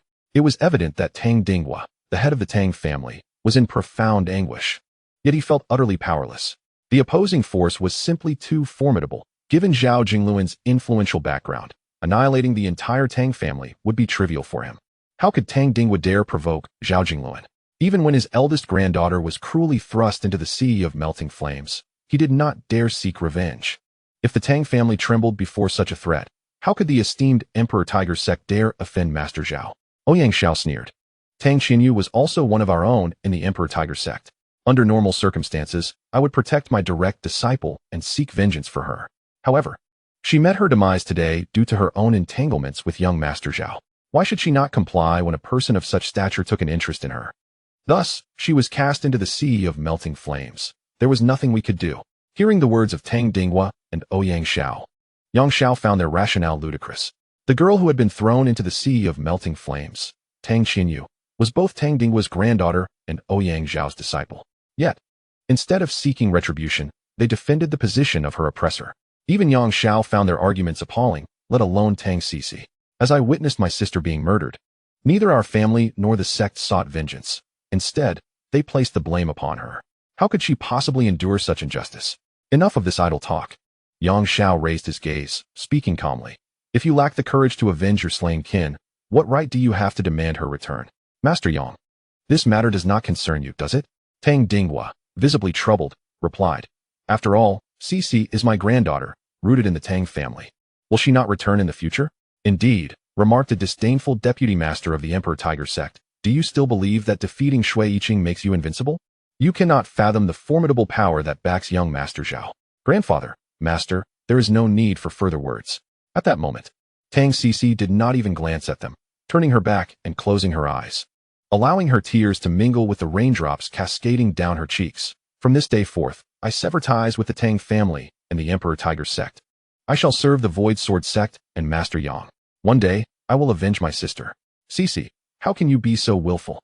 Tang Dinghua could hardly comprehend, his eyes wide with disbelief. If you seek vengeance against Zhao Jingluan, you will be sacrificing yourself as well. Tang Cici, do you think the Void Sword sect can rival the Emperor Tiger sect? That old man Ouyang Xiao scoffed. I see that Yang Xiao is merely deceiving you. With such a small sect, how dare you provoke young Master Zhao? With a mere word from him, this so-called Void Sword sect would be obliterated. Indeed, Cici, do not be fooled by others. We only wish what is best for you. As Tang Dinghua spoke, tears streamed down his face. Listening to their words, Yang Xiao felt a mix of sorrow and indignation. Were he in their position, he would rather shatter into pieces than allow his enemies to continue existing in this world. No matter how powerful or influential the foe, they must be annihilated. This, indeed, is the life a martial cultivator should lead. Otherwise, what is the purpose of pursuing martial arts? The words of Tang Dinghua and Ouyang Xiao sounded to Yang Xiao like the most absurd fairy tale. Their fear of retribution did not imply that others shared their cowardice. Yang Xiao surveyed them with a calm gaze, the Tang family of Shinshu City. The Emperor Tiger sect, merely timid rats, a nuisance to the Void Sword sect. Yang Xiao, cease your mockery. Ouyang Xiao glared, dude upon uttering these words. Yang Xiao did not even spare him a glance. What could this mere, mid-level martial emperor compel him to do? Regardless of the tactics employed by Ouyang Xiao, it was impossible for him to breach the protective barrier of the Seven Suns sword formation. Yang Xiao found him utterly unworthy of his attention. Master, wait. At that moment, one of the vice masters in the sky intervened, obstructing the imminent actions of Ouyang Xiao. Master, observe your surroundings. It appears that beast emperors are banding together to assault this so-called Void Sword sect. Another vice master surveyed the vicinity. Ouyang Xiao cast a glance around, a cold smile gracing his lips as he nodded, not in a hurry to act. He had indeed noticed. Within the surrounding mountains and forests, there were a total of 5 ferocious beast emperors rallying their forces to attack the Void Sword sect. Notably, 2 of these beast emperors possessed auras comparable to his own. 2 mid-level beast emperors. Ouyang Xiao felt a jolt of astonishment. The Wanjian mountain range was rich in spiritual energy. Yet it was a territory claimed by the beast emperors. Even the Great Xia Dynasty refrained from sending people to encircle it, as the losses would be substantial and unnecessary. The audacity of Yang Xiao to establish a sect in the Wanjian mountain range was nothing short of laughable. With a disdainful smile, Ouyang Shao remarked. Tang Sisi. You shall soon understand. 5 beast emperors working in unison could easily overpower even the Emperor Tiger sect. After a brief moment, you will have no choice but to obediently return with me. Although Ouyang Shao himself could not fend off the assault of 5 beast emperors, he could still seize the opportunity to rescue Tang Sisi amidst the chaos. We shall await the beast's assault to breach this mountain protection formation, one vice master said calmly. Stroking his beard, at that point, we shall retrieve Tang Sisi. Just then, the surrounding ferocious beasts erupted in a cacophony of howls. This uproar surged forth like a tidal wave, rendering it almost inconceivable how many beasts lay hidden in the surrounding forests. Among them, the 5 ferocious beast emperors finally soared into the sky, their presence undeniable. In the presence of Yang Shao, the Tang family steward, Tang Jingtian, turned pale with fear. The mere release of any one of these beast emperors was an utterly terrifying prospect. Mid-level beast emperor, the frosty ice plain tiger. This beast, with its entirely snow-white fur, emanated an aura of chilling ice. At this moment, it hovered in mid-air, its fierce eyes fixated intently on the sword peak. Surrounding it, waves of cold air rippled, freezing the torrential rain nearby into crystalline ice, which then fell like hail. Mid-level beast emperor, the crimson-patterned golden-eyed wolf. This fierce wolf possessed golden eyes and fur, interwoven with fiery red patterns. Its eyes shone with a golden light, drawing upon the immensely potent golden elemental spiritual energy of the heavens, forming golden orbs that orbited its form. The mere presence of these 2 mid-level beast emperors was enough to send shivers down one's spine. It must be noted that they existed at the same level as Ouyang Shao, the master of the Emperor Tiger sect. If they were to unite, Ouyang Shao would stand no chance. As the sword peak braced for the terrifying assault of these 2 mid-level beast emperors, Ouyang Shao, Tang Dinghua, and the others awaited the impending chaos with bated breath. As long as the protective sword formation of the Void Sword sect is breached by the Beast Emperor, they can effortlessly take Tang Sisi away. Chapter 57. The Beasts Prostrate. At the pinnacle of the Divine Sword Peak, Yang Zhao's robe billows in the torrential rain. The elderly steward from the Tang family, Tang Jingtian, is now pale with fear. Even Tang Sisi bites her lip, her eyes glimmering with concern. After all, 5 formidable beast emperors surround them, including 2 intermediate-level beast emperors, the extreme frost icefield tiger and the crimson-patterned golden-eyed wolf, each possessing the power to obliterate an entire state city. In the myriad sword mountain range, it is their paradise. No martial cultivator dares confront them head-on. Additionally, 3 primary-level beast emperors, namely the 6-winged fire crow, the heavenly waterfall wolf spider, and the violent earth rock python, follow closely behind the extreme frost icefield tiger and the crimson-patterned golden-eyed wolf, eyeing the entrance of the Void Sword sect with malevolent intent. Lightning erupts from the clouds, illuminating the night sky. The atmosphere atop the Divine Sword Peak becomes stifling under the gaze of the beast emperors. Tang Jingtian cannot help but lower his voice to ask, Master Yang, why establish the sect here? These beast emperors are not to be trifled with. Merely beast emperors, what is there to fear? Yang Shao cast a sidelong glance at Tang Jingtian, dismissing these beast emperors entirely. Outside the 7 Suns sword formation, Ouyang Shao and the others burst into laughter upon hearing his words. What is there to fear? Huh, this lad is seemingly unaware of the might of the beast emperors.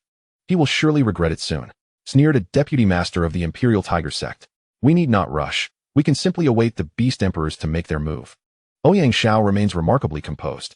Ouyang Master, my granddaughter will be safe, won't she? The patriarch of the Tang family, Old Master Tang Dinghua, expresses his concern. Rest assured, Old Master Tang, Ouyang Shao reassures him. Sisi is the most outstanding disciple of the younger generation in the Imperial Tiger sect. With Tang Qinyu now gone, I will certainly do everything in my power to ensure her safety. Well then, I shall be at ease. Old Master Tang, being at the pinnacle of martial king, holds no confidence in this perilous environment surrounded by beast emperors. As they cast their gazes toward the beast emperors surrounding them, the extreme frost icefield tiger and the crimson-patterned golden-eyed wolf finally begin to roar, signaling their command to the ferocious beasts to launch an attack. However, at that moment, Yang Shao made his move. Amidst the raging storm, he raised a hand to the heavens, and a beam of sword light burst forth from his body, shooting towards the densely clouded sky. At that instant, the torrential rain ceased, and the dark clouds were pierced by the sword light, dissipating into the surrounding atmosphere. An invisible wave of energy surged from the sky, sweeping outward, as the curtain of rain was blown away like a sheer veil, drifting far beyond the mountains. The bone-suppressing beast sword. An ethereal sword forged from beast bones emerged, spanning across the clouds, emanating an aura of terrifying ferocity. This was the presence of the ancient beast sovereign. The beast sovereign, a realm surpassing even that of the beast emperor. This bone-suppressing beast sword, crafted from the bones of a beast sovereign, possesses an innate ability to utterly suppress beasts below the sovereign level. Even though it had long since perished and transformed into a sword soul, the aura of the beast sovereign remained astonishingly formidable. The spirit bone, suppressing beast sword soul. Among the sword souls within Yang Shao, was considered a high-level sword soul. Upon its release, the myriad ferocious beasts that had encircled the entrance of the Void Sword sect were instantly subdued, including the two mid-level beast emperors. The frigid ice-field tiger and the crimson-patterned gold-eyed wolf, whose eyes revealed unmistakable fear. In the next moment, none of the ferocious beasts dared to soar through the air, gazing toward the divine sword peak. The five beast emperors alighted upon the nearby mountaintops, leading their kin in a prostration toward the summit of the divine sword peak. As the beast emperors bowed, a chorus of lamentations arose from the surrounding beasts. The multitude of ferocious creatures that had intended to besiege the Void Sword sect now found themselves subservient beneath the spirit bone-suppressing beast sword in an instant. The torrential rain receded, and the myriad beasts lay prostrate. Under the night sky, where the moonlight painted a picturesque scene across the mountains of swords, the sprawling ferocious beasts bowed in reverence, creating a breathtaking tableau. Tang Jingtian was stunned. Tang Sisi was likewise rendered speechless. Tang Dinghua, Ouyang Shao, and the two deputy sect masters of the Imperial Tiger sect were equally dumbfounded. They had anticipated that these ferocious beasts would assault Yang Shao, aiming to dismantle the protective sword array of the Void Sword sect. Yet, in the blink of an eye, these very beasts chose to prostrate themselves before Yang Shao. Could it be that Yang Shao had tamed such a multitude of ferocious creatures? If so, it would imply that the overall strength of the Void Sword sect had surpassed that of the Imperial Tiger sect by over a fold. Ouyang Shao could scarcely believe the scene unfolding before him, his eyes wide with disbelief, rendered utterly speechless. Tang Dinghua, the elder, displayed an expression of sheer shock. To him, the five beast emperors were entities he could never hope to contend with, and yet they had willingly submitted to Yang Shao. Until this day, he could not have fathomed that anyone could possess such power. Moreover, it appeared that Yang Shao accomplished this feat with remarkable ease, hardly exerting himself at all. All of this was due to the ethereal presence of the beast bone long sword in the sky, which had subdued every ferocious beast across the mountains of swords. As for Tang Sisi and Tang Jingtian, they could hardly believe that the imminent crisis had dissipated in an instant. Tang Jingtian straightened, incredulously gazing at the multitude of ferocious beasts prostrating beneath him, including two mid-level beast emperors. Astonishing, truly astonishing. He had never imagined that anyone could compel ferocious beasts to submit in such a manner. A glimmer of hope sparkled in Tang Jingtian's eyes. He finally felt that the decision made by the second young lady to seek assistance from this Yang Zhongzhu was exceedingly wise. Perhaps this Yang Zhongzhu could indeed aid the eldest young lady in her quest for vengeance. Tang Sisi's eyes reignited with vitality, though she spoke not a word. The hope burgeoning within her was palpable. If Yang Shao could effortlessly subdue the myriad beasts, then eliminating Zhao Jingluan would surely not pose a significant challenge. Yet, the most pressing concern remained the entire Zhao family behind Zhao Jingluan, an indisputable behemoth and the pinnacle of the Great Xia's families, second only to the imperial family. Merely relying on these ferocious beasts would be insufficient to confront the Zhao family. However, to Yang Shao, these beasts appeared to be of little consequence. Tang Sisi's anticipation for Yang Zhao's prowess grew ever stronger. Eliminate all irrelevant individuals, Yang Shao commanded with an air of nonchalance. From this day forth, no one shall approach the Void Sword sect within a 10-mile radius. Should anyone trespass, they shall be subdued without hesitation. If they refuse to heed this warning, they shall face death without mercy. As his words echoed, confusion swept through the minds of those present. To whom was this fellow issuing orders? Surely not to those ferocious beasts. Yet, how could such creatures comprehend human speech? Just as they pondered this, the surrounding beasts revealed their fierce intent. Particularly, the five beast emperors fixated their gaze on Ouyang Shao and his companions, who were still hovering nearby. Old Master Tang felt a thunderous shock in his mind. It seemed these five beast emperors were preparing to strike. Among them were two intermediate beast emperors. How could Ouyang Shao, the master of the Imperial Tiger sect, possibly withstand such might? Chapter 58. Not yet dead Yang Shao wielded the bone-suppressing beast sword soul, allowing his will to resonate with the beasts in the vicinity. The extreme frost icefield tiger, and the crimson-patterned golden-eyed wolf both received the directive from the bone-suppressing beast sword. All the ferocious creatures began to advance slowly towards the three masters of the Imperial Tiger sect, their murderous intent saturating the air.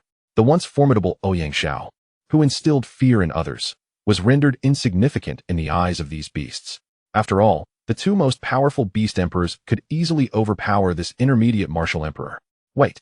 Master Yang, do not act recklessly. Ouyang Xiao's complexion changed dramatically as he watched the multitude of ferocious beasts close in, eliciting a sense of dread that made his scalp tingle. The previously composed and arrogant master of the Imperial Tiger sect was now visibly trembling in fear. Only moments ago, he had called Yang Xiao by name with utter disrespect, but now he reverted to addressing him as Master Yang, revealing the turmoil within his heart. Tang Cici is a core disciple of my Imperial Tiger sect. Are you attempting to brazenly snatch her away? Ouyang Xiao said, his tone laced with a mix of ferocity and trepidation. Ultimately, he could not bear the thought of losing such a talented direct disciple as Tang Cici. Leave. Yang Xiao replied, casting a disdainful glance at him. If you do not depart, you shall perish here. In his eyes, Ouyang Xiao was unworthy of being a mentor, and Tang Dinghua was unfit to be considered an elder. Should Tang Cici return? What could Ouyang Xiao or Tang Dinghua possibly do if she encountered bullying akin to what Zhao Jingluan had inflicted? They might even counsel her to submit to Zhao Jingluan. Such mentors were better left behind. The extreme frost icefield tiger and the crimson-patterned golden-eyed wolf flanked Ouyang Xiao and his companions, their eyes glinting with menace. Surrounding the white tiger were countless swirling ice crystals, generating waves of chilling air. Once unleashed, its power could freeze 1,000 miles. Beside the golden wolf were spheres of golden light, imbued with boundless elemental energy. The destructive power contained within these golden spheres could easily obliterate an entire city. Although Ouyang Xiao possessed similar powers, he could at most contend with one of the beast emperors. Against the combined might of the extreme frost icefield tiger and the crimson-patterned golden-eyed wolf, he stood no chance. Let us retreat, Ouyang Xiao declared. His face darkened with resolve. As he observed Yang Xiao's unwavering resolve to withhold Tang Cici from him, he realized that the only prudent course of action was to retreat. To confront those 5 beast emperors would be tantamount to courting death. Accompanied by Tang Dinghua and the 2 vice-masters of the Emperor Tiger sect, who were already paralyzed with fear, he turned and soared away from the Wanjian mountain range. The beast emperors, eager to pursue with their ferocious beasts, were halted by Yang Xiao's raised hand, signaling them to cease their chase. After all, Ouyang Xiao was Tang Cici's former master, and Tang Dinghua was her grandfather, her kin. Thus, Yang Xiao resolved to afford them a singular opportunity. However, should they dare to provoke him again in the future, he would show no mercy. Finally, Tang Cici turned around, her expression a tumultuous blend of emotions as she gazed at the distant figures of Ouyang Xiao and Tang Dinghua. A sense of reluctance washed over her. After all, she had spent her entire life under the protection of the Tang family and the Emperor Tiger sect. Never had she contemplated severing ties with them. Alas, her sister had been cast into the sea of molten flames, perishing in the inferno. While the Tang family and the Emperor Tiger sect had dared not seek vengeance, a betrayal that shattered her heart and plunged her into despair. Were it not for the serendipitous encounter with Yang Xiao, she would have been at a loss for what to do. Enough of this. Hand over your sister to me, Yang Xiao said, casting a glance at her, fully aware of her thoughts. What? Tang Cici gasped, momentarily taken aback, tightening her grip on her sister's charred body. Perplexed as to why Yang Xiao would desire her sister's remains. She is not dead yet. It may be too early. There is still hope. Yang Xiao glanced over and replied nonchalantly, she is not beyond saving, at least not from my perspective.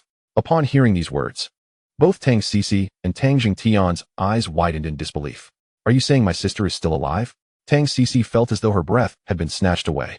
Throughout her life, her sister Tang Qianyu had always looked after her, and even upon arriving at the Emperor Tiger sect, she continued to care for and protect her.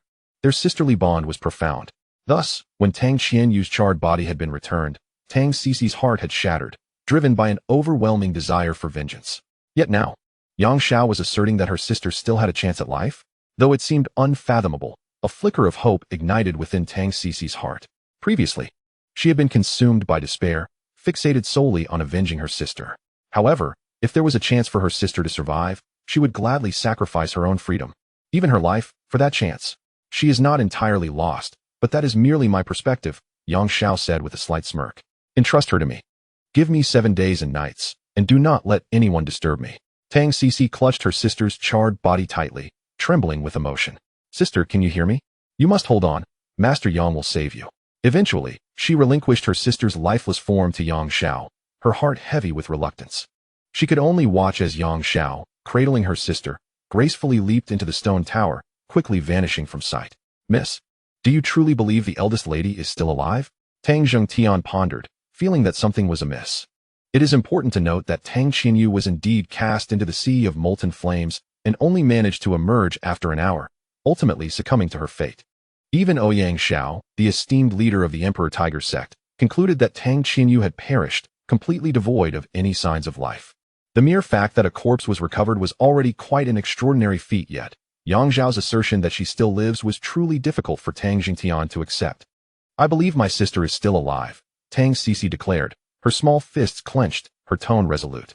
Otherwise, how could she have possibly crawled out from the sea of molten flames? Besides, Master Yang has never been one to boast. I have faith in him. Never one to boast? Tang Jingtian found himself momentarily speechless. It seemed that every statement made by Master Yang since their journey from Shinmu City had been a boast. Albeit many of those boasts had indeed come to fruition. Outside the 10,000 Sword Mountain range, Ouyang Xiao, accompanied by Tang Dinghua and two vice leaders of the Emperor Tiger sect, landed upon the official road. They had never anticipated that their mission to retrieve someone would result in such a harrowing encounter with ferocious beasts, forcing them to flee in disarray. Even now, they were still haunted by the memory of being simultaneously scrutinized by 5 beast emperors, leaving them breathless and uneasy. Finally, they could exhale in relief. Master, what shall we do now? Are we to abandon Tang Cici? She is the most gifted among the younger generation of our Emperor Tiger sect. One vice leader expressed his unwillingness to concede. What else can we do? Ouyang Xiao shot him a glare, with 2 intermediate beast emperors on guard. In the entire Lingnan province, unless the Qin sword sect intervenes, no one would dare approach. At that moment, he suddenly slapped his forehead. Of course, the Qin sword sect. Ouyang Xiao exchanged glances with the 2 vice leaders, clearly arriving at the same conclusion. What about the Qin sword sect? Elder Tang inquired, puzzled by their expressions. The Qin sword sect is the foremost high-ranking sect in the Lingnan province, led by a husband and wife duo, both intermediate martial emperors. Elder Tang. You may not be aware, Ouyang Xiao elaborated. Recently, the 2 leaders of the Qin sword sect visited our Emperor Tiger sect, bringing along their jointly trained disciples, expressing a desire for a matrimonial alliance with us, though we did not agree at the time. A matrimonial alliance? Elder Tang's expression shifted slightly. Are you suggesting that Tang Cici marry into the Qin sword sect? Precisely, Ouyang Xiao nodded. The disciples of the 2 leaders of the Qin sword sect are exceptionally talented and handsome, albeit somewhat obsessed with martial arts, and have yet to find spouses. If we agree to marry Tang Cici to one of them, the 2 leaders will undoubtedly come to our aid. One vice leader chuckled, with our sect leader. That would make 3 intermediate martial emperors. Even with the beast emperor guarding the void sword sect, how could they possibly withstand us? Elder Tang pondered deeply before finally nodding slowly. Despite knowing that his granddaughter might not willingly accept such a union, he reasoned that it was far preferable to remaining at the void sword sect and risking her life with Zhao Jingluan, as long as they could bring her back. What did it matter if it involved a matrimonial alliance with the Qin sword sect? Tang Dinghua mused internally. The Qinjian sect stands as the foremost sect in the Lingnan province, and marrying Tang Cici would undoubtedly be a beneficial arrangement. Let us proceed to the Qinjian sect and negotiate the terms. Ouyang smiled and turned away, declaring, in 7 days, we shall return to crush the void sword sect. They were certainly mindful of Yang Zhao's warning, yet with the combined forces of the Qinjian sect and the Emperor Tiger sect, such warnings seemed inconsequential. The so-called void sword sect could be effortlessly overwhelmed. Chapter 59. The guiding light master soared upon the sacred sword peak. None were privy to the Emperor Tiger sect's intentions. Soon, a day and a night passed. After Yang Xiao entered the stone tower with the charred body, silence enveloped the area. The storm had abated, leaving only the spectral sword soul of the bone-enshrined beast hovering above the sacred sword peak, exuding an aura reminiscent of ancient beastly sovereigns. The extreme frost icefield tiger and the crimson-striped golden-eyed wolf, both mid-level beast emperors, held profound respect for this spectral sword soul. The 2 beasts lingered beneath the sacred sword peak, their eyes filled with reverence. As for the other ferocious beasts, they had been dispersed by these 2 powerful creatures, who now patrolled the vicinity of the void sword sect. At the apex of the sacred sword peak, Tang Cici remained motionless for nearly a day and a night. She stood there, fixated on the stone tower, praying fervently for her sister. Tang Jingtian, acutely aware of the gravity of the situation, dared not move. fearing he might provoke Yang Zhao's ire. He understood that while Tang Cici could become Yang Zhao's sword attendant, he could not. Having left the Tang family alongside Tang Cici, he pondered whether Yang Zhao would permit his stay at the Void Sword sect. Everything was uncertain, unless he could exhibit some abilities of value to Yang Zhao. Thus, he observed his surroundings, contemplating how to persuade Yang Zhao to allow him to remain at the Void Sword sect. Would you care for some roasted meat? Su Lian inquired, her eyes twinkling as she held a fragrant skewer of roasted meat. Tang Cici shook her head, her thoughts wholly consumed by her sister, leaving her devoid of appetite. Tang Jingtian, even more anxious, waved his hands, saying, I wouldn't dare trouble you. Miss Su Lian, please, enjoy it yourself. I am content merely to watch. He was acutely aware that Su Lian was Yang Zhao's sword attendant, akin to a direct disciple within the Void Sword sect. How could he presume to inconvenience her? Moreover, the quality of the roasted meat she offered was of the martial king level. In the Tang family of Sacred Wood City, such delicacies were only served to esteemed guests. Tang Jingtian dared not indulge recklessly.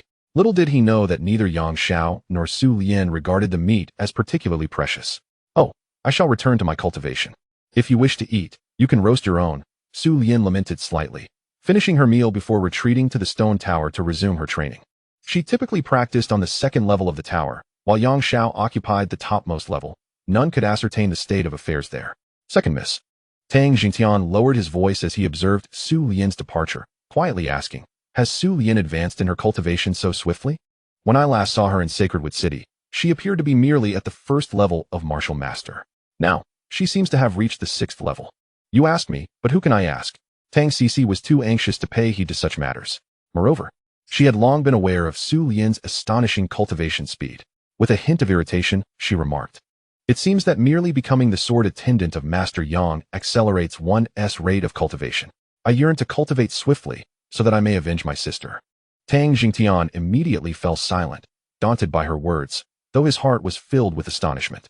In just a matter of days, advancing from the 1st to the 6th level of martial master, what an unfathomable speed. Yet, this was merely the beginning. As days passed, they soon reached the 7th day. Yang Zhao had yet to emerge, but that morning, Tang Jingtian and Tang Cici beheld Su Lian, radiating joy as she emerged from the stone tower. Inhaling the spiritual energy by the cliff of Divine Sword Peak. Elementary martial spirit? How is this possible? Tang Jingtian's eyes widened in disbelief. Suspecting he was ensnared in a dream, just a few days had passed, and Su Lian had remarkably broken through to the realm of elementary martial spirit. This revelation struck Tang Jingtian's entire worldview with unimaginable force. As for Tang Cici, despite her prior mental preparation, she could not help but be astounded. In less than half a month, Su Lian had ascended from elementary martial master to elementary martial spirit, achieving a significant breakthrough. What an extraordinary pace. Tang Cici had already been considered a prodigy, yet it took her 4 to 5 years to transition from elementary martial master to elementary martial spirit. The difference between 4 to 5 years and half a month was incomparably vast. Zhao Jingluan, after all, was at the intermediate martial king level. If my cultivation speed were akin to Su Lian's, perhaps I could swiftly reach Zhao Jingluan's tier. Tang Cici's anticipation of becoming Yang Zhao's sword attendant grew ever stronger. However, her foremost concern remained her sister. In comparison to whether her sister would survive, the matter of vengeance seemed to pale in significance. On the 3rd level of the stone tower, Yang Zhao had arrived at a critical juncture in his efforts to save a life. Guiding Lantern Soul Sword. From within him, a spectral lantern gradually illuminated, emanating from a sword spirit, the Guiding Lantern Soul Sword. This artifact, a treasure of an ancient Nether Sword Emperor, possessed the miraculous ability to bring the deceased back to life. The underlying principle was that within a month of death, the soul had not yet fully departed. By means of the Guiding Lantern Soul Sword, one could coax the departed soul back into its body, thus facilitating resurrection. In the present martial arts world, research on the soul had long been lost. Besides Yang Zhao, there was no one else capable of reviving Tang Qinyu. Simultaneously, he needed to employ the most advanced wood and water sword techniques to restore the charred body. This aspect was comparatively simpler, yet within the entire Great Xia Empire, no one else could accomplish it. Yang Zhao approached both tasks concurrently, executing them in tandem. By the 7th day, they were nearing completion. Abundant water and with spiritual energy coursed over the charred body, continually nourishing what was nearly reduced to cinders. In that moment, the blackened surface began to flake away, revealing skin that was once again supple and smooth. Accompanied by the shedding of charred remnants, a breathtakingly alluring visage emerged, as if reborn, before Yang Xiao's gaze. In Yang Xiao's embrace lay her exquisite, ethereal form, her soft texture and enchanting moisture enough to drive any man to madness. Yet, Yang Xiao harbored no such frivolous thoughts. His focus unwavering as he sought to master the sword soul. With the invocation of the guiding light, a chilling breeze swept through, and the stunning woman in his arms finally stirred, as if awakening from a deep slumber. She appeared a touch weary, her eyes still closed. As she raised her arm to stretch languidly, this motion accentuated her alluring figure, fully unveiled before Yang Xiao's gaze. Then, to his surprise, she turned slightly and embraced him, murmuring, "Little kitty, come here." This gesture rendered Yang Xiao momentarily breathless. Previously absorbed in controlling the sword soul, he found his concentration faltering now that she was revived. "What is a little kitty?" Yang Xiao inquired, lowering his gaze. "Not a little kitty. A man?" Tang Qianyu's eyes flew open, terror glimmering within her beautiful orbs.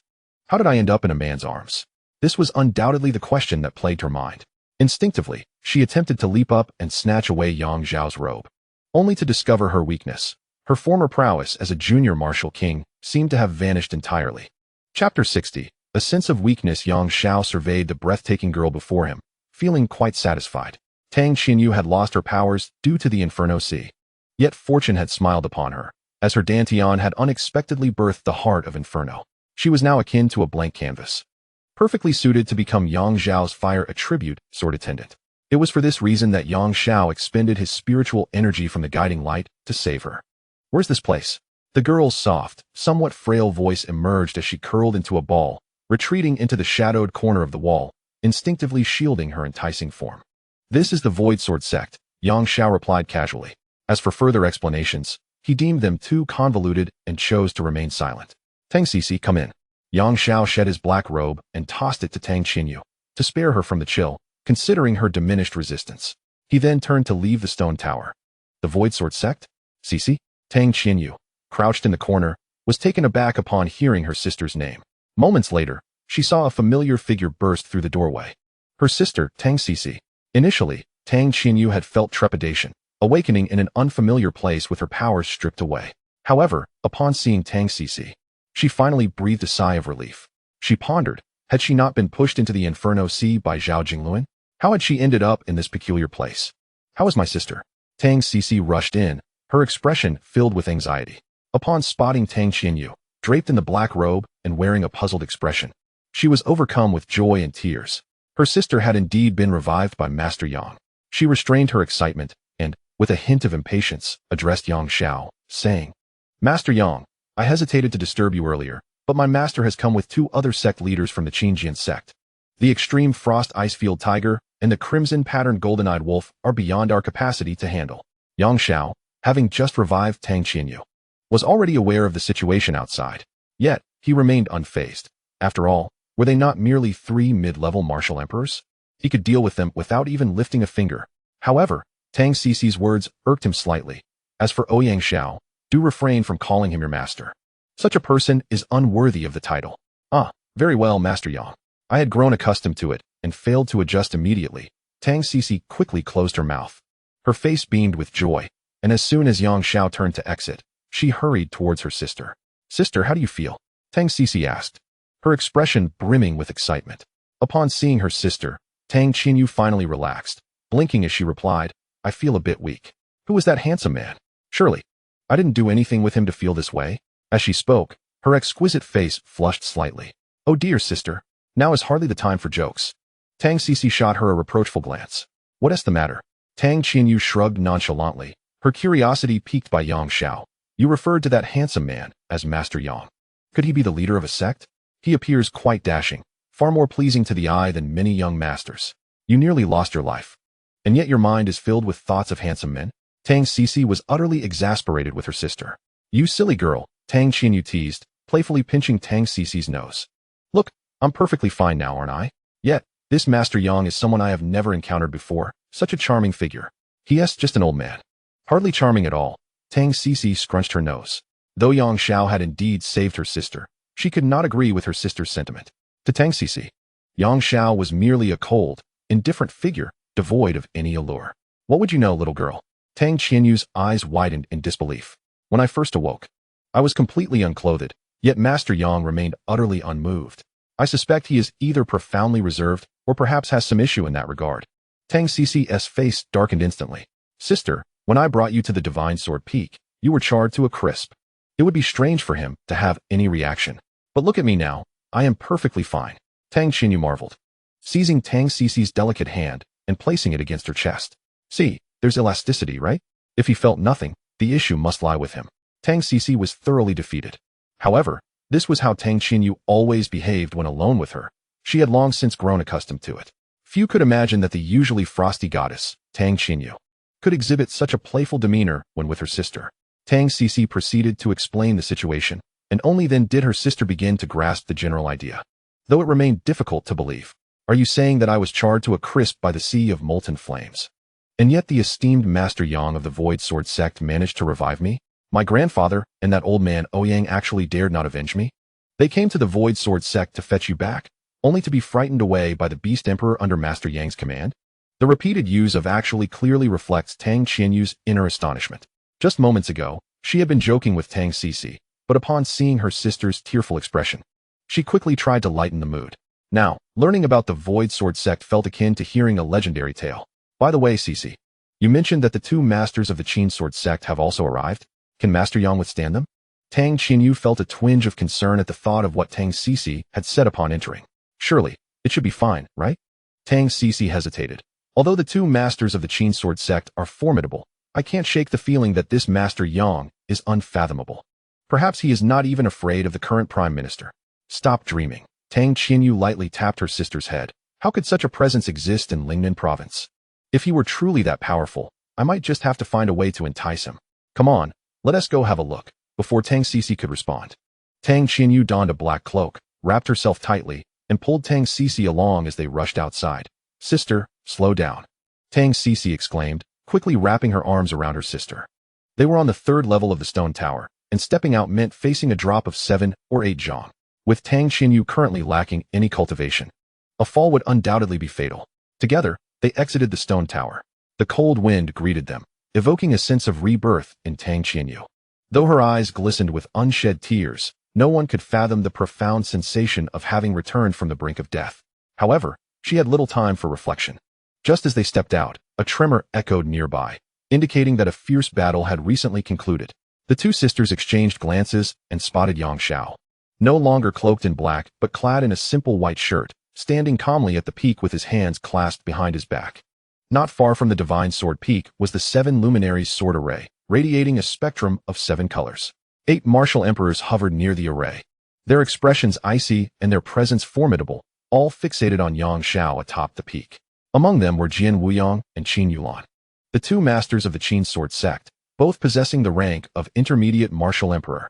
Meanwhile, the 2 guardian beast emperors, the extreme frost ice plains tiger and the crimson-patterned golden-eyed wolf, were gravely injured and currently shielded by the 7 luminaries sword array.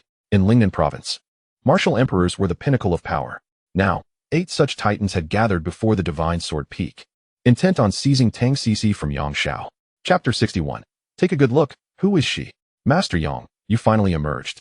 No longer hiding like a turtle. A middle-aged man clad in a long robe and wielding a sword regarded Yang Xiao with a mocking expression. He was Jian Wuyang, one of the masters of the Qin Sword sect, a formidable presence at the intermediate martial emperor level and the strongest among them all. Even among the intermediate martial emperors, there exists a distinction of strength, as the realms from the 4th to the 6th level of martial emperor are classified within the intermediate tier. Jian Wuyang stands at the 6th level, merely a step away from ascending to the ranks of the advanced martial emperors. His wife, Qin Yulan, is at the 4th level and serves as another leader of the Qin Sword sect. Just moments ago, the couple joined forces to severely injure Yang Xiao's guardian beast, the Beast Emperor. Neither the extreme frost ice tiger nor the scarlet-patterned golden-eyed wolf, both at the 4th level, posed any challenge to Jian Wuyang. At this moment, as Yang Xiao finally appeared atop the Divine Sword Peak, the middle-aged martial emperor Jian Wuyang could not suppress a mocking smile. He held the so-called Void Sword sect in utter disdain. Sword sect master, how do you find this mountain guardian sword formation? Ouyang Xiao, the leader of the Emperor Tiger sect, remarked with a grin from the side.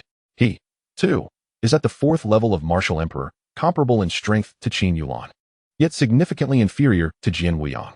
7 days prior, he had not dared to confront 2 intermediate beast emperors alone.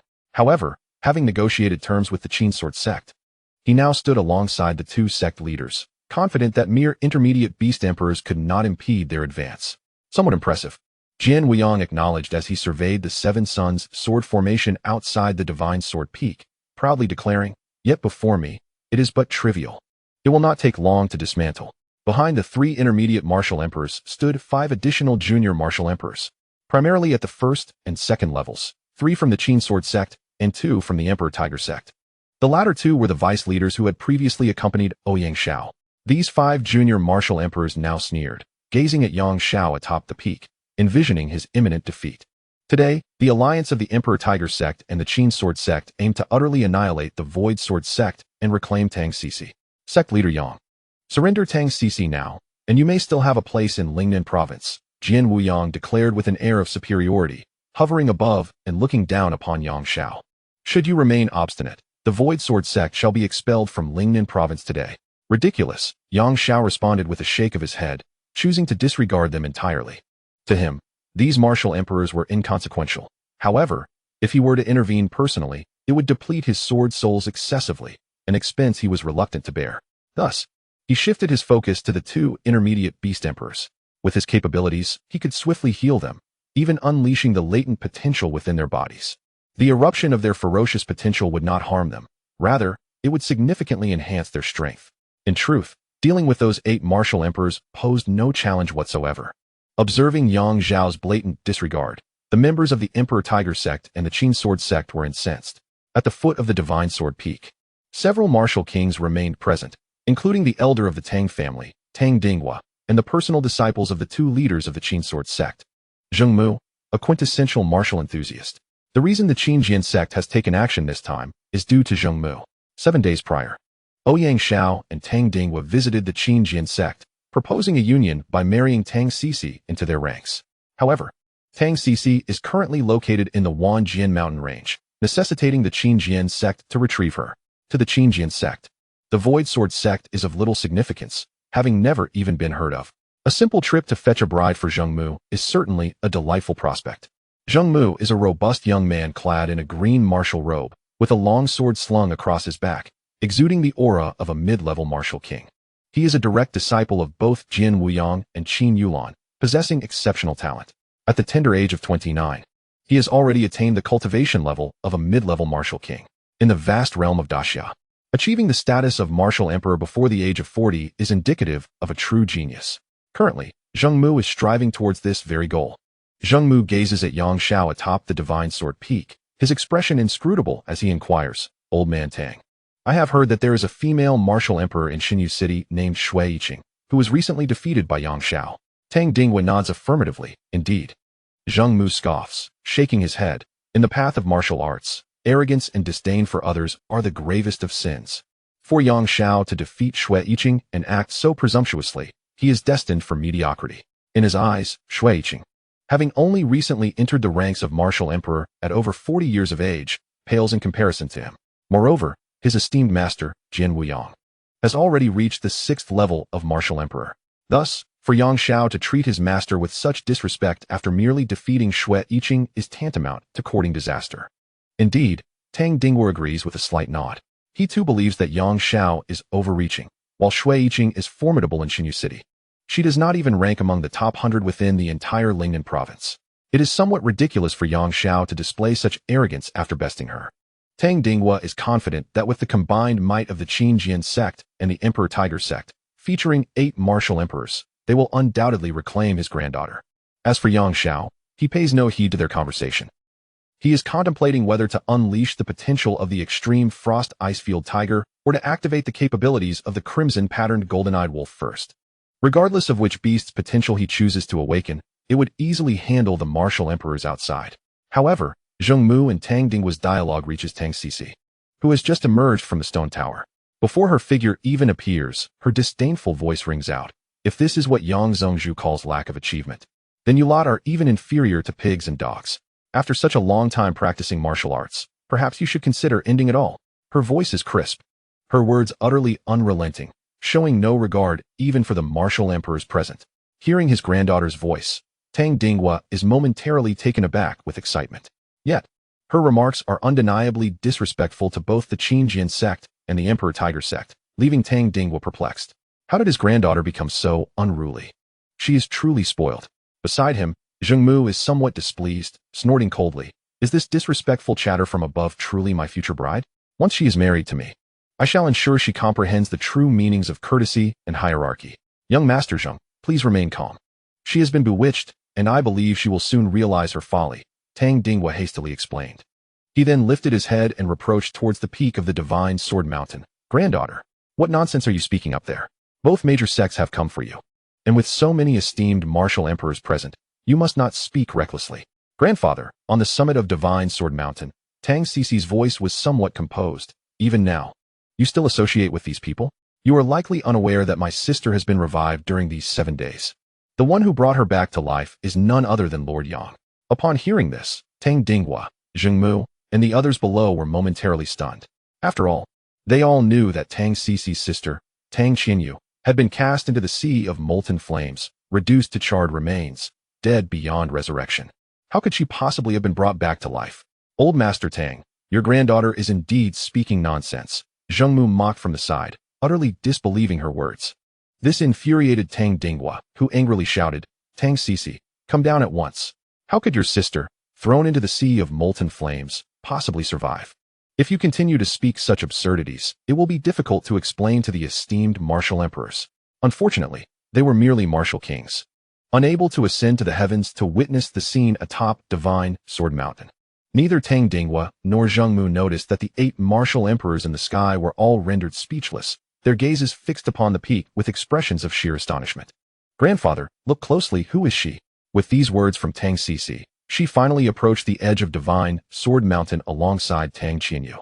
It was only then that Tang Dingwa, Zhengmu, and the other martial kings finally beheld the two of them, rendered utterly speechless. How is this possible?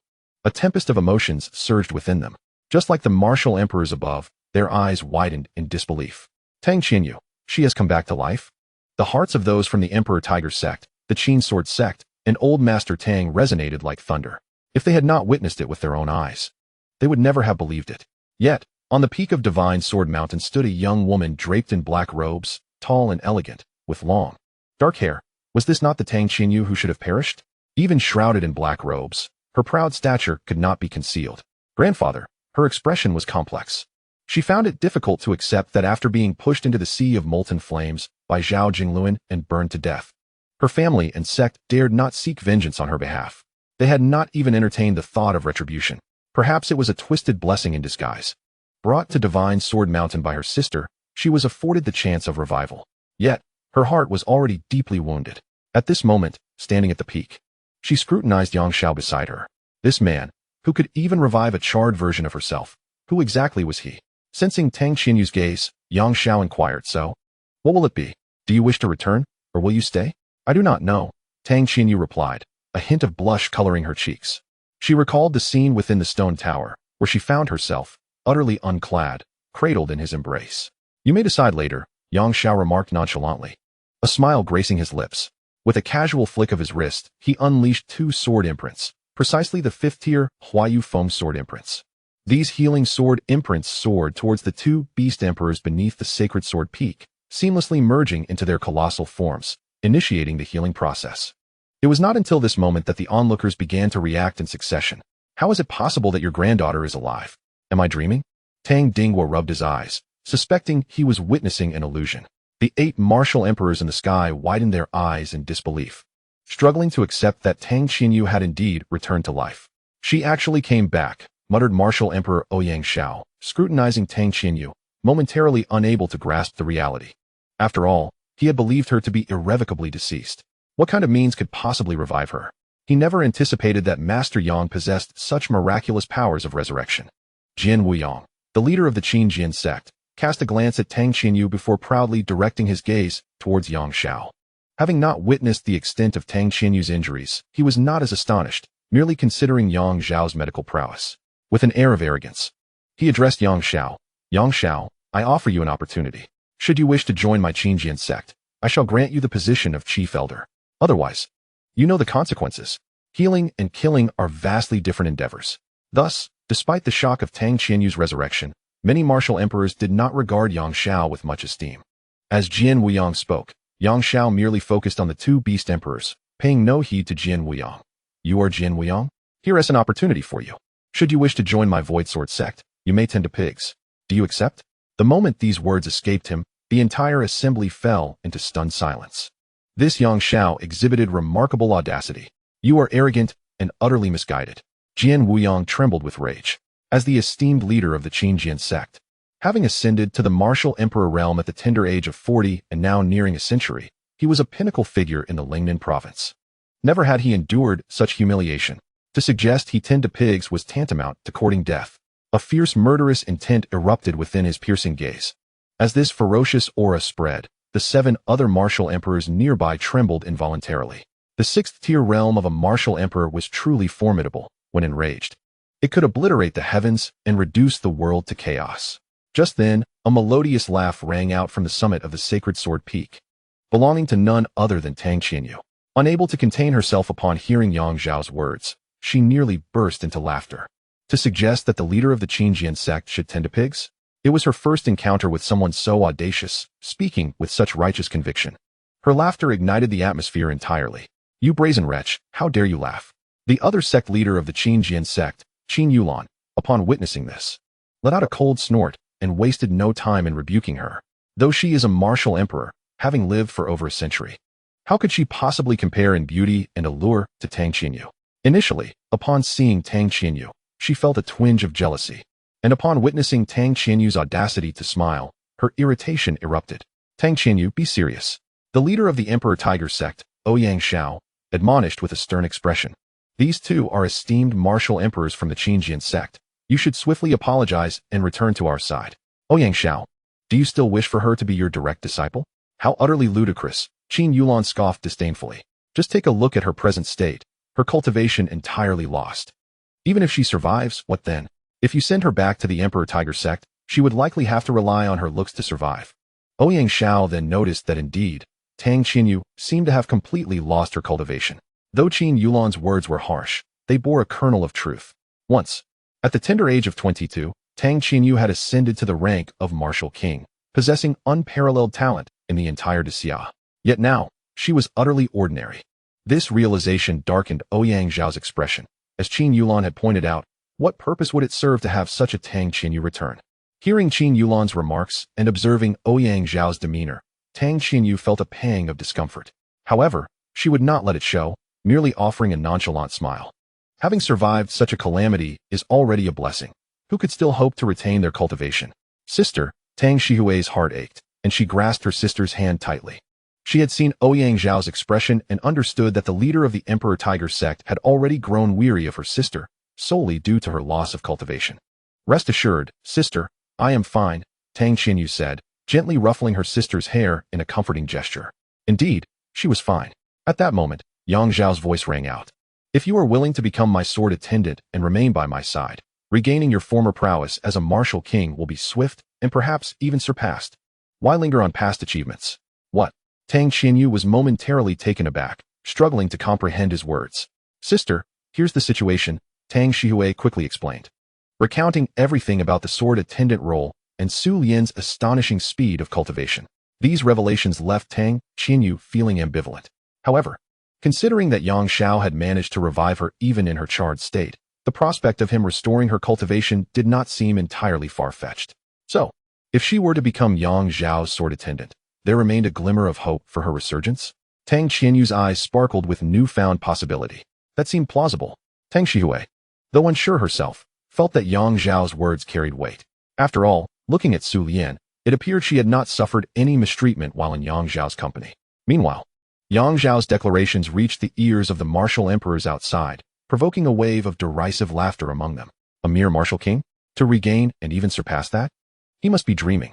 No matter how talented one might be, starting from scratch to reach the martial king realm would require at least a decade of arduous effort. Moreover, in their eyes, Tang Qianyu's martial veins had been completely destroyed. She had lost any qualification for cultivation, making the notion of her surpassing anything utterly absurd. Chapter 63.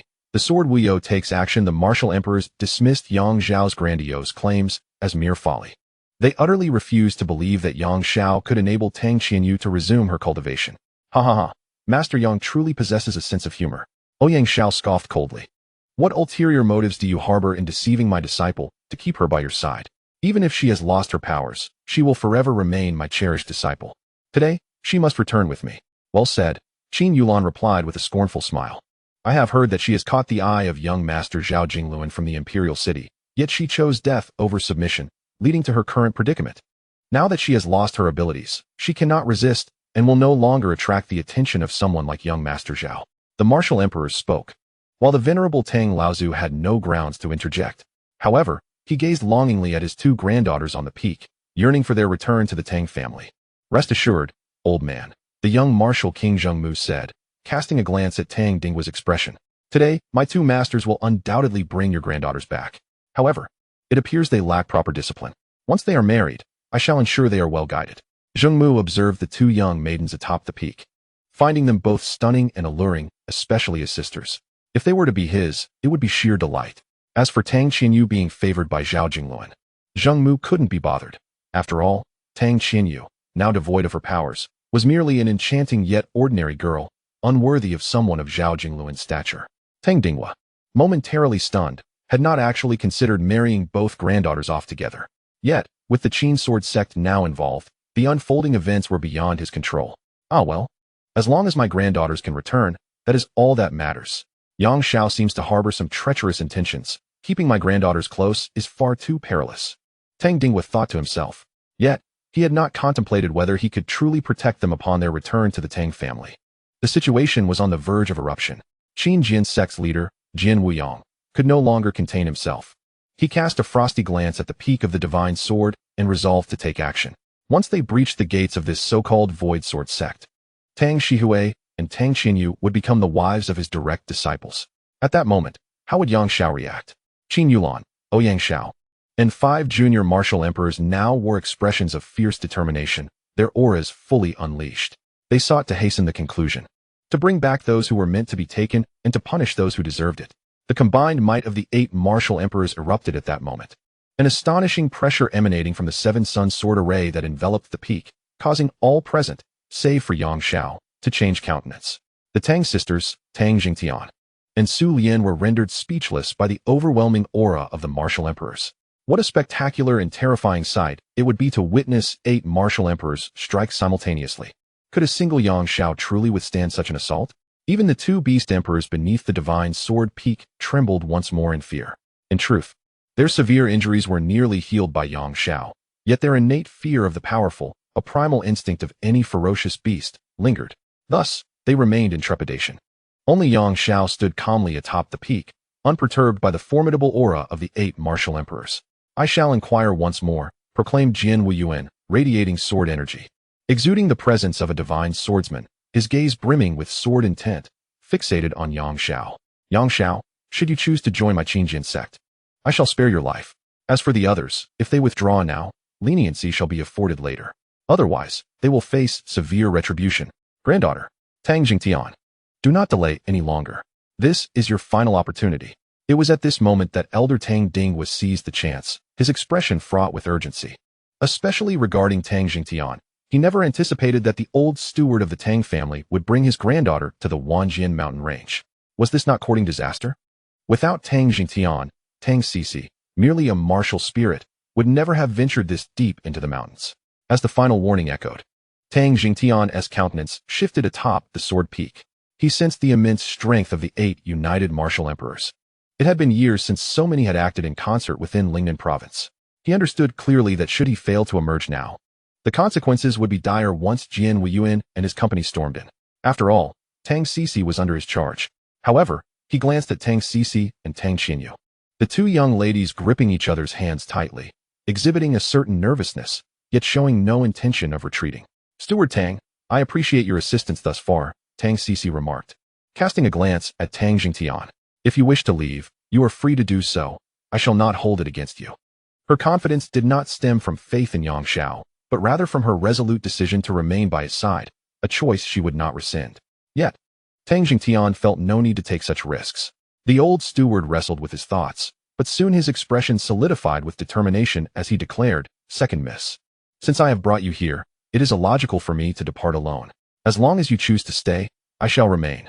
Very well, Tang Cici replied, touched. Nodding earnestly. Master Yang, can you withstand them? Tang Qianyu remained composed, exhibiting remarkable mental fortitude. If I were to say I cannot, would you then choose to leave? Yang Xiao inquired playfully. If you send me back now, I would rather face death once more, Tang Qianyu retorted with a slight smile, lifting her head, allowing the gentle breeze to tousle her hair, her eyes sparkling with mischief. Her carefree nature allowed her to see things more clearly than her sister, who was much more anxious. Haha. Yang Xiao admired her spirit and laughed heartily. Then let us see how they fare. I fear they may not even possess the qualifications to raise pigs. A glimmer of mockery danced in his eyes. The 7 luminaries sword array, formed by the 7 supreme sword souls within him, was a formidable defense. Not even a martial emperor or those of higher rank could hope to breach it. In Yang Zhao's view, these martial emperors were merely a source of amusement.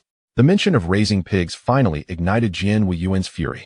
You are one who sheds no tears until faced with the coffin. I hope you do not beg for mercy and despair later.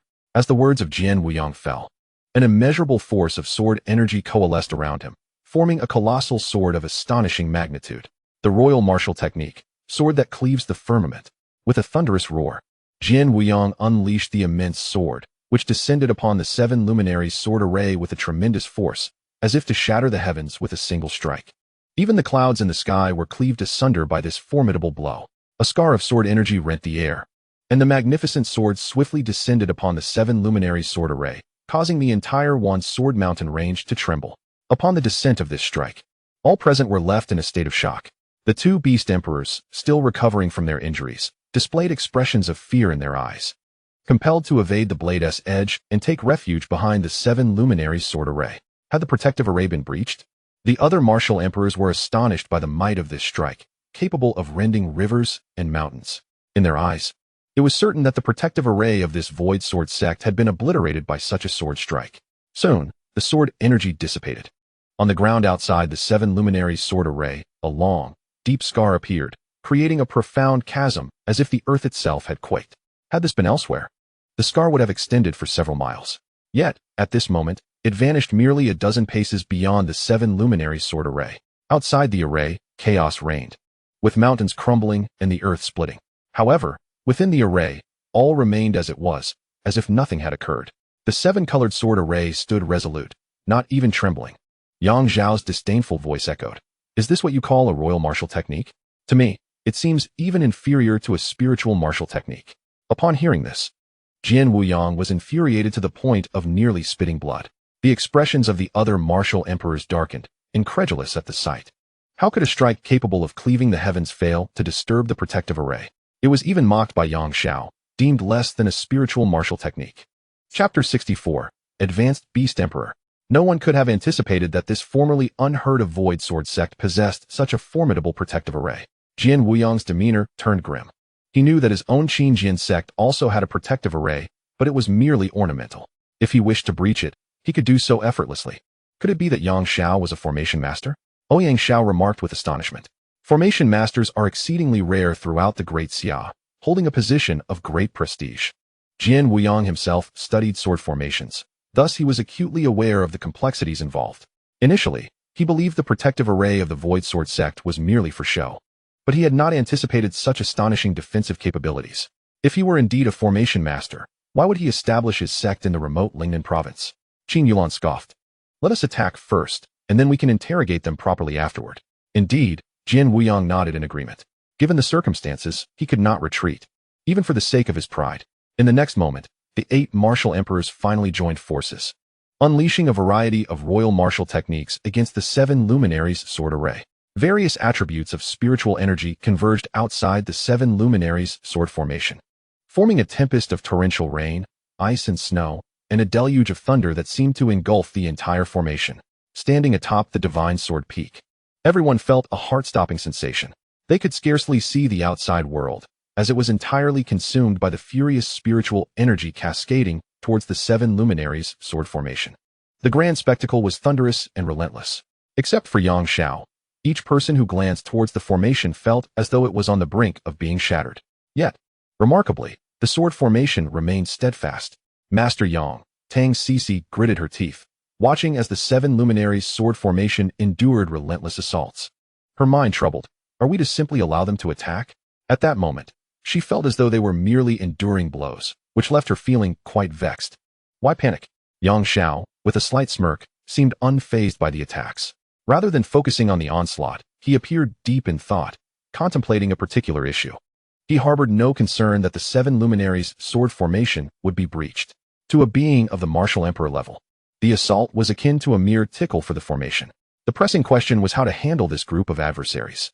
While the disciples of the Qin sword sect were manageable, if he were to take Tang Sisi and Tang Xinyu as sword attendants, it would be inconvenient to eliminate the elder Tang Dinghua and Ouyang Xiao. Then let you serve as my eyes. Yang Xiao made a decisive resolution. He raised his head and gazed at the 2 beast emperors below the divine sword peak. With a single motion, a beam of white sword light shot forth. This action left those around him bewildered. Yet, in the next moment, they were all struck with awe. The white sword light swiftly merged with the body of the extreme frost ice plains tiger, and immediately thereafter, countless streams of spiritual energy began to converge upon its location. Initially, the extreme frost ice plains tiger and the crimson-striped golden-eyed wolf lay motionless on the ground, hesitant to stir. However, now the extreme frost ice plains tiger appeared invigorated, rising to its feet and proudly absorbing the surrounding influx of spiritual energy. Both martial cultivators and fierce beasts absorbed spiritual energy to enhance their cultivation. However, under normal circumstances, there existed a limit to this absorption, and the conversion of spiritual energy into strength required time. At this moment, the extreme frost ice plains tiger entered a state of potential activation, capable of absorbing spiritual energy at 100-fold or even 1,000-fold speed, swiftly transforming it into power. This was the long-lost spirit energy activation sword technique. As the previously wasted potential of the extreme frost ice plains tiger was unleashed, it absorbed the vast expanse of spiritual energy surrounding it with remarkable efficiency. Its aura began to surge, initially at the 4th level of the Beast Emperor, but it soon ascended to the 5th level, and even the 6th level, reaching a realm akin to that of the Sword Wuyun. Ultimately, with a fierce roar, the extreme frost ice plains tiger's eyes blazed with ferocity, finally breaking through to a terrifying level. An advanced Beast Emperor? Witnessing the escalating might of the extreme frost ice plains tiger, Tang Jingtian found it hard to believe, instinctively rubbing his eyes. The crimson-striped golden-eyed wolf, sensing the growing ferocity, lowered its head and cautiously retreated, slowly distancing itself from the extreme frost ice plains tiger. Su Lian, Tang Sisi, and Tang Xinyu stood in stunned silence, their eyes fixated on the frigid ice-field tiger, their hearts brimming with astonishment. It was nearly inconceivable to them that Yang Xiao possessed the prowess to elevate a beast sovereign to such heights in an instant. They pondered what names could possibly suit these 2 little creatures. Yang Xiao nodded in satisfaction, entrusting the task of naming to them. Upon hearing this, they felt a peculiar sensation. Little creatures? The frigid icefield tiger and the crimson-eyed golden wolf were each several times the size of an ordinary steed. How could they be considered little? At that moment, a fierce roar from the frigid icefield tiger finally captured the attention of the martial sovereigns. After attacking the 7 celestial sword array in unison for so long, they were left with a sense of defeat as it remained unyielding. Suddenly, upon hearing the tiger's roar, they ceased their efforts and turned to gaze at the frigid icefield tiger, rendered momentarily speechless. Jian Wuyang, Qin Yulan, and Ouyang Xiao, the 3 sect leaders, appeared as if frozen in time upon witnessing the majestic beast, their expressions stiff with shock. An advanced beast sovereign? They were all filled with dread. Their previous combined assault on the 7 celestial sword array had already left them disheartened, and now to behold an advanced beast sovereign, which had only recently suffered severe injuries, now vibrant and evidently having undergone numerous breakthroughs, was simply unfathomable. A chill crept into the hearts of the 8 martial sovereigns. Let us act. With Yang Zhao's gentle command, the frigid icefield tiger suddenly vanished from sight. The realm of an advanced beast sovereign elevated its speed, strength, and mastery over spiritual energy to an entirely new echelon. Before the 8 martial sovereigns could even react, frost began to coalesce around them, swiftly encasing the surroundings in 1,000 miles of ice, transforming the world above and below into a frigid domain. Even among the martial sovereigns, who were predominantly at the primary and intermediate levels, there was no resistance to the onslaught of the frigid icefield tiger. Ouyang Xiao, Qin Yulan, and the 5 junior martial sovereigns, utterly unprepared, were transformed into ice sculptures. Plummeting from the sky, their astonished expressions preserved in frozen horror.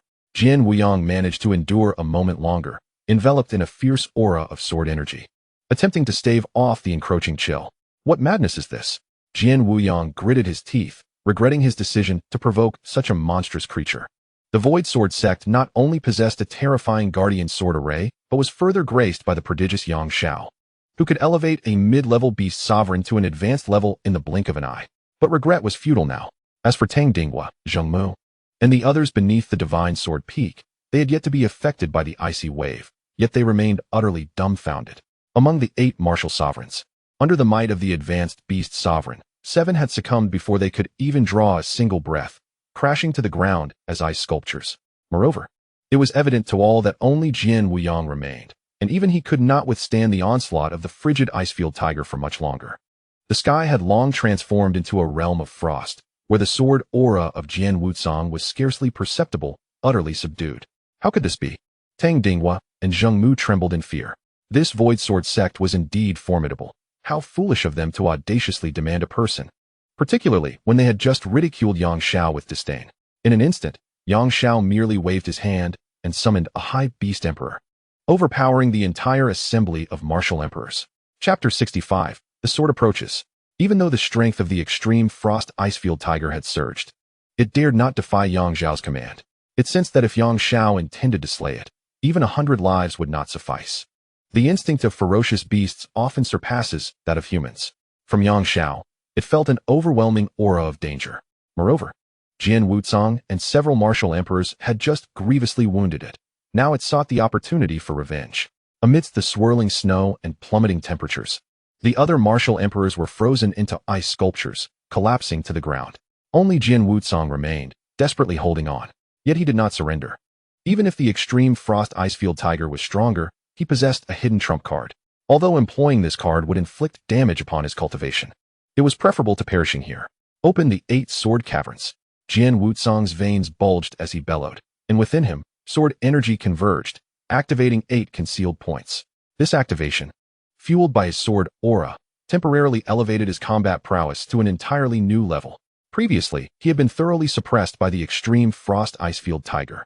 But with the activation of the 8 sword caverns, Jian Wuzong's momentum surged, unleashing countless sword energies that shattered the surrounding snow and ice. In terms of momentum, Jian Wuzong and the extreme frost icefield tiger were finally evenly matched. Yet, his hidden trump card was not yet fully revealed, the supreme celestial origin sword. Immediately, a flying sword erupted from Jian Wuzong's back, conjuring a terrifying tempest of sword energy that enveloped the extreme frost icefield tiger completely.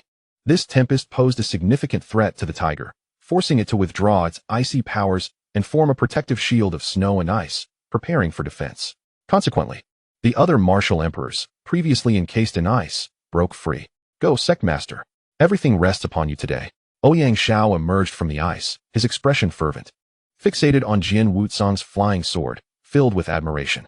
Wuzong will undoubtedly prevail. Qin Yulan shattered her ice prison and staggered out, gazing up at Jian Wuzong with adoration. That supreme celestial origin sword is a top-tier imperial weapon. Even with the same realm, that beast emperor is no match for Wuzong. Divine weapons are exceedingly rare across the world. Martial apprentices and martial masters can only wield martial tools. However, martial spirits and martial kings can employ higher-tier spiritual tools. Upon reaching the level of martial emperors and beyond, the potency of spiritual tools becomes insufficient, and they must find ways to acquire divine weapons. Martial emperors can wield imperial-grade divine weapons. A mightier martial sect master possesses the ability to wield divine weapons of the sect level. Within the entirety of the Lingnan province, the number of superior royal-grade divine weapons is exceedingly scarce, barely amounting to a handful. Among them, the supreme heavenly origin sword wielded by Jian Wuyang is certainly one of the few. As the supreme heavenly origin sword was unsheathed, Jian Wuyang's aura surged dramatically, and an infinite expanse of sword energy enveloped the surroundings. No matter how swift the extreme frost icefield tiger may be, it cannot outpace the brilliance of the sword light, soon showing signs of faltering. Truly, as the master of the Qinjian sect, this level of power astonishes us all. With Jian Wuyang's explosive display, the onlookers around could not help but express their admiration and astonishment. In their eyes, the extreme frost icefield tiger's momentum had waned, and its defeat was inevitable. They believed that once the tiger was vanquished, Yang Shao would be incapable of nurturing another high-level beast monarch. A sudden jolt of fear coursed through Zheng Mu, Jin Wuyong's direct disciple and a young martial king, who had thought he might perish today. However, he finally exhaled in relief. He even cast a teasing glance towards Yang Xiao at the peak of the divine sword mountain and mockingly remarked, "That Yang sect master. Your guardian beast monarch is on the verge of defeat, and you simply watch it perish?" The old patriarch of the Tang family sighed, gazing once more at his two granddaughters atop the peak of divine sword mountain. "Xinyu, Cici, do you see clearly? The Qinjian sect is the most formidable high-level sect in Lingnan province. Even the Qinjian sect dares not provoke Zhao Jingluan. What capability does your void sword sect possess to contend with the Zhao family of the imperial city?" At the summit of divine sword mountain, aside from Yang Xiao, all others fell into silence. Whether it was the sisters Tang Cici and Tang Xinyu, Tang Jingtian, or even Su Lian, they all recognized that, under the current circumstances, the defeat of the extreme frost icefield tiger was merely a matter of time. Jin Wuyong was simply too powerful. The 8-door sword cavities and the supreme heavenly origin sword combined granted Jin Wuyong the temporary strength to rival a high-level beast monarch. The supreme heavenly origin sword radiated a dazzling sword light, making it the most resplendent entity on the battlefield. The other martial kings present gazed upon the supreme heavenly origin sword, their expressions reflecting envy and yearning. If only they could possess such a superior divine weapon, it would undoubtedly enhance their combat prowess. Having heard tales of the supreme heavenly origin sword for a long time, Tang Jingtian, the old steward, murmured to himself, sensing that the situation was spiraling out of control. Initially, the high-level beast monarch had unleashed its might, ruthlessly suppressing numerous martial kings. Yet no one anticipated that Jin Wuyong would possess such formidable strength. Now, even Yang Xiao seemed powerless to intervene. All eyes turned to Yang Xiao, eager to see how he would respond.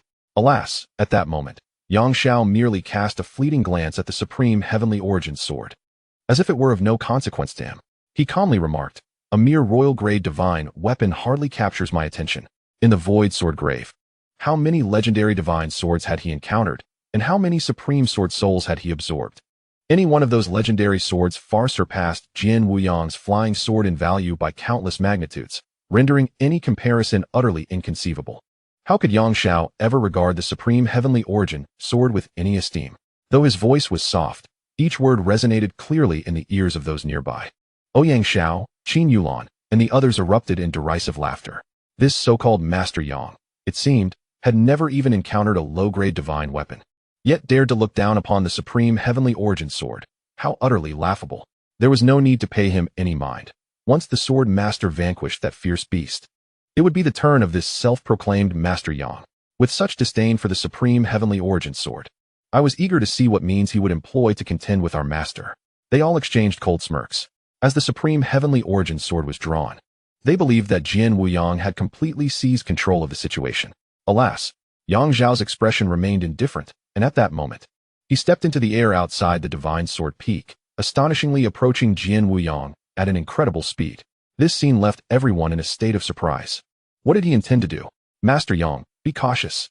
Tang Qianyu's expression shifted, and she called out urgently, her concern for Yang Xiao palpable. For he was the man who had saved her life. Outside the divine sword peak, Martial King Zheng Mu and the other 7 martial emperors, upon regaining their composure, looked at Yang Xiao with mockery as he drew nearer. In their eyes, Yang Xiao had foolishly stepped out of the protective sword formation, practically inviting death. As Yang Xiao approached Jin Wuyong, they could almost envision his impending demise at the hands of Jin Wuyong. Even Jin Wuyong himself secretly gripped his sword technique, waiting for Yang Xiao to come close enough to strike him down in a single blow. However, in the next moment, "Sword come!" Yang Xiao soared through the air, uttering those 2 simple words. Upon hearing them, everyone was filled with confusion. Sword come? What does that mean?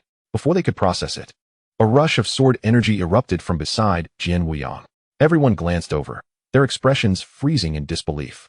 That supreme heavenly origin sword, which they had envied and coveted, gracefully flew into Yang Zhao's hands in response to his words.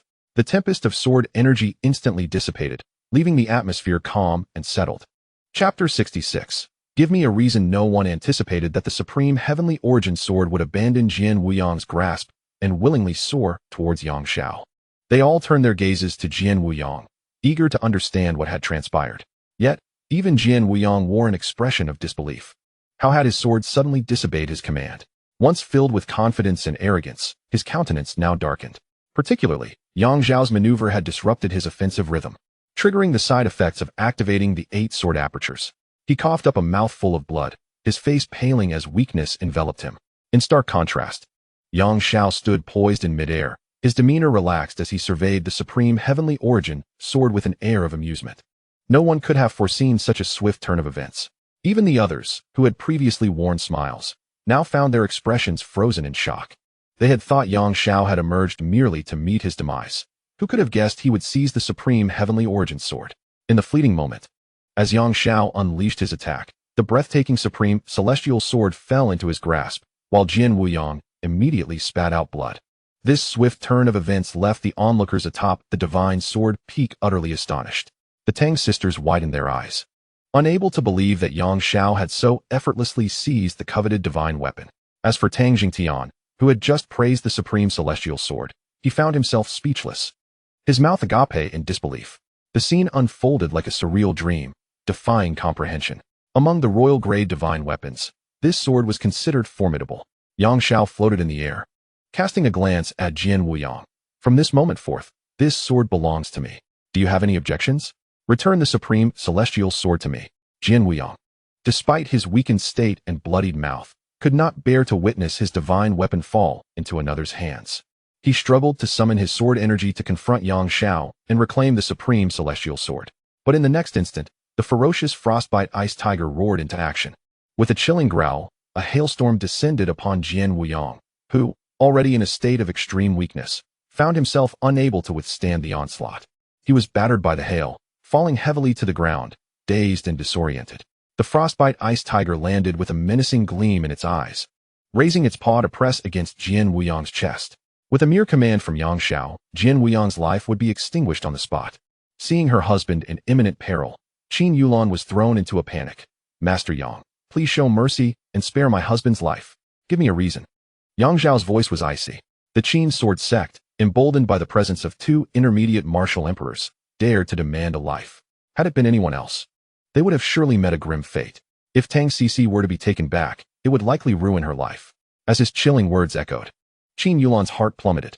She recalled the outrageous remarks she had made not long ago, now desperately seeking Yang Zhao's forgiveness. Was that even possible? Yet, unwilling to face death, she racked her brain and quickly implored, "Our entire Qin sword sect is at your disposal, Master Yang. All our resources belong to you. I beseech you to spare my life." This was the only value she could conceive for herself and her husband. If Yang Zhao were to reject this offer, she would be left without recourse. Upon uttering these words, a stunned silence enveloped the crowd. The martial emperors of the Emperor Tiger sect and the Qin sword sect were left in disbelief. The leader of the Qin sword sect was willing to hand over the entire sect to Yang Zhao. It was known that the Qin sword sect was the most powerful sect in the Lingnan province. Should Yang Zhao truly gain control over the Qin sword sect, it would mean he had seized half the territory of Lingnan province in one fell swoop. The other members of the Qin sword sect were understandably reluctant, but they were not fools. A mere glance at the scene revealed the tragic appearance of Jian Wuyang and the relieved expression of Qin Yulan, indicating the overwhelming dominance of Yang Zhao. Not only was the life and death of Jian Wuyang in Yang Zhao's hands, but the fate of them all was equally controlled by him. How formidable he truly was. I can't believe I worried about him. Atop the divine sword peak, Tang Qianyu finally exhaled, her beautiful eyes brimming with curiosity. She was eager to uncover the identity of Yang Zhao, the one wielding such strength to overpower the Qin Jian sect. As for Tang Cici, her eyes sparkled with excitement. Sister, Yang Zhongzhu can actually control the Qin Jian sect. Does that mean we will have an abundance of gold coins? Enough to last a lifetime. Initially, her heart had been heavy as she ascended the mountain, but now, with her sister revived and witnessing Yang Zhao's formidable prowess, she was once again filled with vitality. Why are you only thinking about gold coins? Tang Qianyu gently tapped her sister's forehead, exasperated. Yang Zhongzhu is so handsome and possesses unparalleled medical skills. Shouldn't you be pondering how to become the sect leader's wife? I'm not infatuated like you. To me, he is just an old man. Tang Cici retorted, her face reflecting disdain. Only gold coins capture my heart. Tang Jingtian, listening to the playful banter between the sisters, felt a wave of relief wash over him, even causing tears to glisten in his eyes. It seemed that aligning with Yang Zhongzhu from the very beginning was undeniably the right choice. He was grateful for his decision. Observing the joyful expressions of Tang Cici and Tang Qianyu, he finally felt a sense of ease. He had initially carried a burden of guilt, as it was he who brought Tang Sisi to this place. If the Qin Jian sect were to reclaim her and force her into a marriage with that Zheng Mu, he would be the greatest sinner. Yet now, it appeared he was far from being a sinner. The Tang family and the Emperor Tiger sect could be forsaken without regret. At the foot of the Divine Sword Peak, everyone anxiously awaited Yang Zhao's response. They believed that to control the Qin Jian sect was a tremendous honor. Unfortunately, Yang Zhao regarded the Qin Jian sect with indifference. "Remember your words," he said, casting a fleeting glance at Qin Yulan, merely nodding with a detached demeanor, devoid of the joy the onlookers had anticipated. To Yang Zhao, despite the Qin Jian sect standing as the foremost sect in the Lingnan province, its resources were not particularly abundant. His primary intention was to delegate certain tasks to them, thereby conserving his own energy. Upon hearing Yang Zhao's words, Qin Yulan felt an immense weight lifted from her shoulders. "Yulat, why aren't you kneeling before Yang Zhongzhu?" She admonished the 4 junior martial emperors of the Qin Jian sect, fearing for her husband's safety. "And you, unworthy disciple, if it weren't for you, how would we have provoked a hero of Yang Zhongzhu's caliber?" She scolded Zheng Mu, urging him to swiftly come forward and apologize. Previously, within the Qin Jian sect, both Qin Yulan and Jian Wuyang had shown great affection towards Zheng Mu. Yet now, as the sect faced life and death, no matter how much she cherished this favored disciple, he must come forth to offer his apologies to Yang Zhao. At this very moment, Zheng Mu's countenance was dark and foreboding. Initially, he harbored a fondness for the Tang sisters, believing that marrying them would be quite a pleasant affair. After all, they were both flawless in figure and beauty. However, now, not only was the prospect of marrying the Tang sisters out of the question, but he had also lost the entirety of the Qin Jian sect to Yang Zhao. The disparity was staggering, rendering him momentarily unable to comprehend the situation. "Do you appear to be dissatisfied?" Yang Zhao cast a sidelong glance at him. He had never regarded Zheng Mu with any seriousness, but at this juncture, if the young man dared to express his discontent, Yang Zhao would not hesitate to enlighten him on the concept of hierarchy that he himself had so audaciously spoken of. Chapter 67. The Sword Mark of 1,000 Miles. As Yang Zhao took notice of Zheng Mu, the latter promptly lowered his head, too intimidated to meet Yang Zhao's gaze. Though he felt a surge of indignation, the overwhelming strength of Yang Zhao, who had subdued even his master, Jian Wuyang, rendered him incapable of showing disrespect. "Master Yang, I dare not," Zheng Mu stammered, trembling slightly. "Then who were you just now claiming you would discipline?" Yang Zhao inquired coldly, regarding him with a piercing look. Previously, Zheng Mu had boasted to old Tang that once the Tang sisters were married, he would properly discipline them. But now, such thoughts were beyond his imagination. He even regretted having spoken so much earlier. The more he had said, the more resentment it seemed to have brewed in Yang Zhao. Zheng Mu hastily bowed his head, saying, "Master Yang, I meant to say that I lack discipline myself. I am utterly foolish, arrogant, and have offended Master Yang. I deserve to be punished. You should be apologizing not to me, but to the sisters." Yang Zhao scoffed. "Yet, someone of your stature is unworthy to converse with my sword attendant. Begone." Upon hearing this, Zheng Mu's face turned a deep shade of gray. He felt humiliated. Throughout his life, he had never endured such indignity. Nevertheless, Yang Zhao's command to leave was not one he dared to defy. Fearing the wrath of Yang Zhao, he immediately crouched down and rolled away a considerable distance. The esteemed disciple of the Qin Jian sect was now reduced to such a pitiful state, leaving onlookers utterly astonished. Others dared not to meet Yang Zhao's gaze, apprehensive of attracting his attention. "Oh, Yang Zhao." Yang Zhao suddenly turned his attention to the leader of the Emperor Tiger sect, causing the old man to shudder violently. "Why, yes." The old man responded hastily. "You just claimed that Tang Sisi and her sisters will forever be your direct disciples?" Yang Zhao asked with a playful glint in his eye. I dare not. I dare not." Yang Zhao quickly shook his head, a sycophantic expression adorning his face. "They are, of course, disciples of Master Yang, to be dealt with as you see fit. I am nothing but a trifling matter. Master Yang may disregard me entirely." Witnessing his current demeanor, the Tang sisters atop the Divine Sword Peak could hardly fathom the transformation. Yang Zhao, who was typically so proud and concerned with his reputation, was now faced with a choice: his life or his pride. One could only choose one. For him, the choice was clear. Preserving his life took precedence over any semblance of dignity. After all, if even Jian Wuyang had lost face, what dignity could he possibly cling to?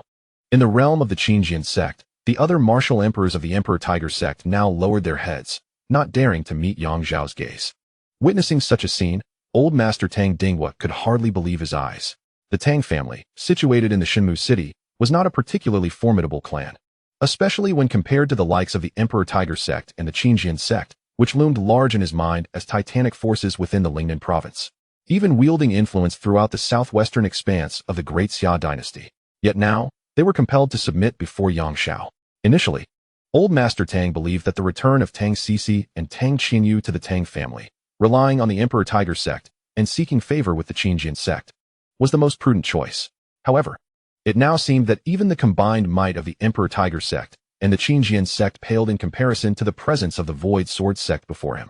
Old Master Tang, Yang Shao remarked, casting a glance at him, "What do you think of your two granddaughters formally joining the Void Sword sect?"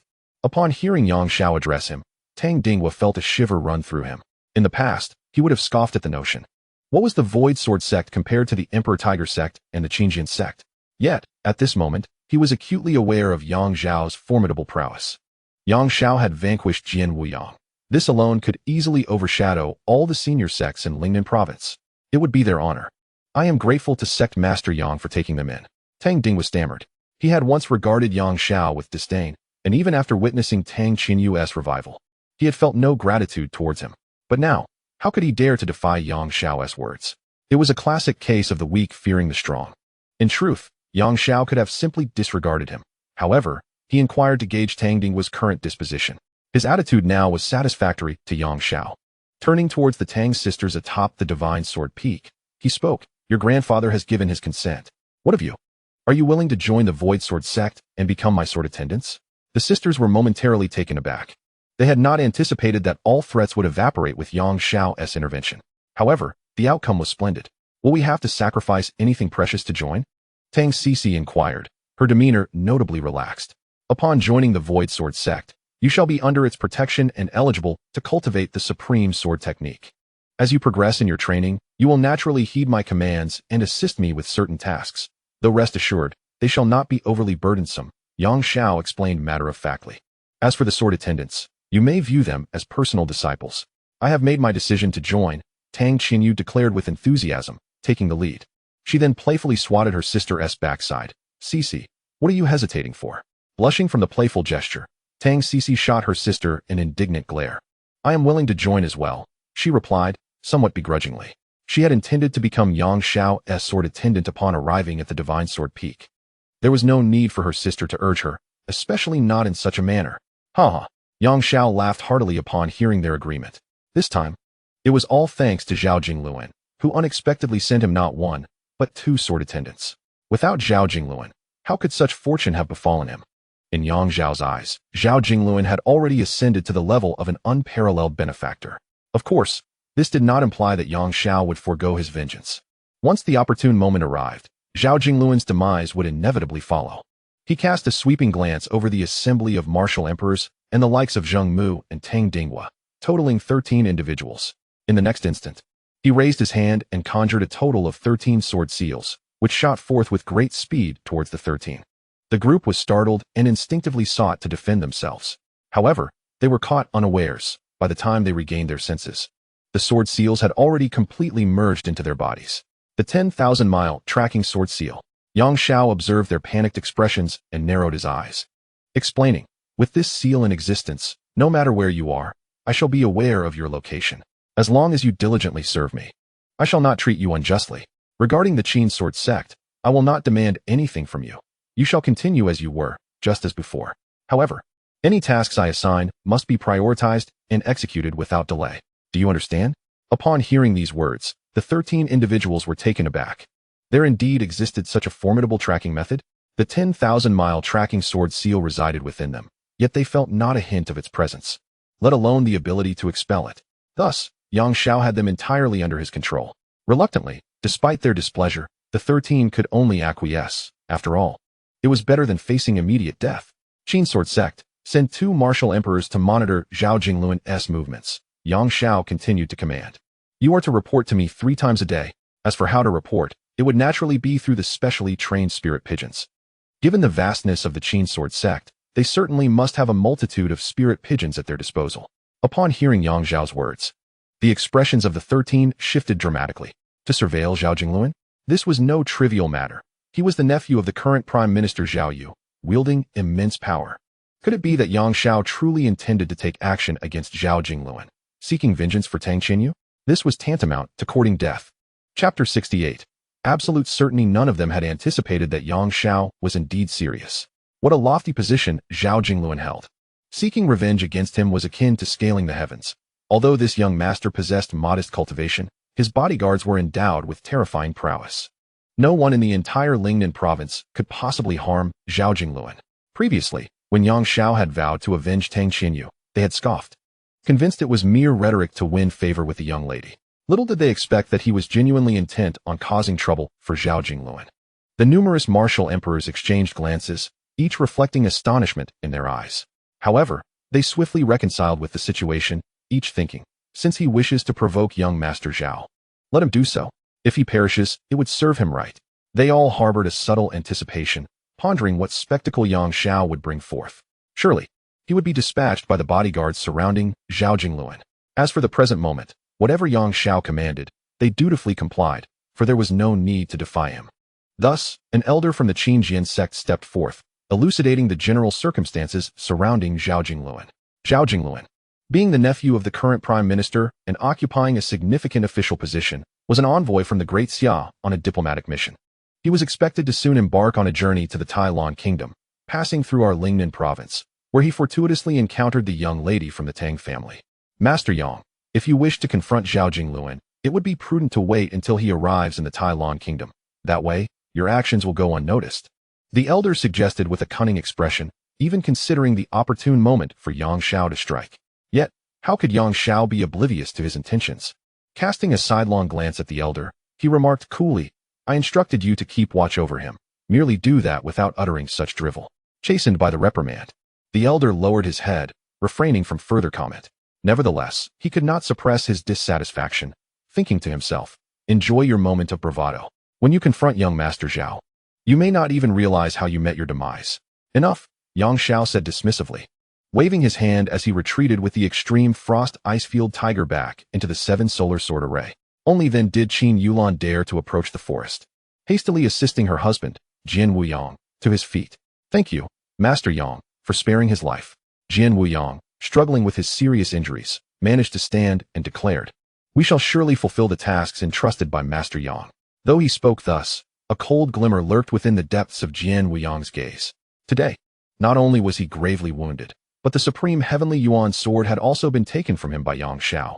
He found it unbearable to swallow this humiliation. However, Jian Wuyang was a wily fox and would not let his discontent show. He understood that if he displayed any dissatisfaction, he would be the first to perish at Yang Xiao's hands. By simply adhering to his commands, he could eventually witness his demise. Until then, he must endure. His thoughts mirrored those of the others. He would never be so foolish as to inform Zhao Jingluan, for there was no necessity. After all, Yang Xiao's methods were exceedingly unpredictable. Who could ascertain whether that so-called 10,000-mile tracking sword seal possessed any eavesdropping capabilities? If it did, they would be the first to fall. Thus, they needed to wait, biding their time until Yang Xiao sought them out. When that moment arrived, they would undoubtedly witness Yang Xiao's downfall. As for Yang Xiao, he harbored no concern for their scheming. Very well, you may leave, he said, turning his back to them and casually gesturing with his hand. Remember, should today's events be divulged, none of you 13 will escape unscathed. Rest assured, Master Yang. They replied nervously, fully aware that they would not utter a word about the occurrences at the Wanjian mountain range. After all, should this matter become public, both the Emperor Tiger sect and the Qinjian sect would be utterly disgraced, bringing them no benefit whatsoever. With that, they hastily turned and departed. Only the elder Tang Dinghua lingered a moment, casting a reluctant glance back at his 2 granddaughters on the Divine Sword Peak. Regrettably, the earlier actions of Yang Xiao had deeply disappointed the Tang sisters, leaving them with no desire to see him, let alone return to the Tang family. One could even assert that the former Tang sisters had long since perished. The current Tang Sisi and Tang Xinyu were merely Yang Zhao's sword attendants. Was there a twinge of reluctance? Upon returning to the summit of the Divine Sword Peak, Yang Xiao observed the Tang sisters' expressions, which were still somewhat complex. In their eyes, the figure of their grandfather, Tang Dinghua, departing seemed to age him by decades. Tang Sisi shook her head, remarking, no, I merely feel a sense of lamentation. In truth, I never expected the Tang family to avenge my sister. However, when I brought her home, the entire Tang family was indifferent, even reproaching her. What is there to cherish in such a family? I am curious as to what they blame me for. Tang Xinyu chuckled lightly. They say I am ungrateful and have offended young Master Zhao? Sister, you cannot imagine how harsh their words were. Tang Cici replied bitterly. They even claimed that if we were to ally with young Master Zhao, our Tang family would undoubtedly rise to prominence, and that it is my sister who squandered this opportunity, deserving of her fate. Yang Xiao listened, feeling that the Tang family truly exhibited despicable traits. Such a family indeed left one feeling despondent. It seemed the elders of the Tang family regarded the two sisters solely as tools for climbing the social ladder. By the way, Master Yang, do you truly intend to confront Zhao Jingluan to avenge my sister? At this moment, Tang Cici hesitated slightly. In truth, if my sister had not died, we need not provoke him. I concur. Tang Qianyu expressed her concern. I wonder, Master Yang, what confidence you possess in dealing with Zhao Jingluan. 10 out of 10, Yang Xiao asserted without hesitation. Both sisters were momentarily taken aback by his unwavering confidence. Zhao Jingluan, a diplomatic envoy, was visiting the minor nation of Tailan, accompanied by bodyguards who were likely at the pinnacle of the martial emperor level. Yang Xiao analyzed. The pinnacle of the martial emperor is a trivial threat to me, easily extinguished, albeit at the cost of sword souls. Although I have absorbed 8,000 sword souls within the void sword tomb, these souls originate from ancient divine swords. Each use diminishes my reserves. Unless absolutely necessary, I am reluctant to waste them on such a minor martial emperor. The inheritance of the void sword tomb is indeed perplexing. Yang Xiao pondered. After 500 years of cultivation in the void sword sect, he had merely established a solid foundation and perfected various sword techniques. However, he found his own strength unable to advance.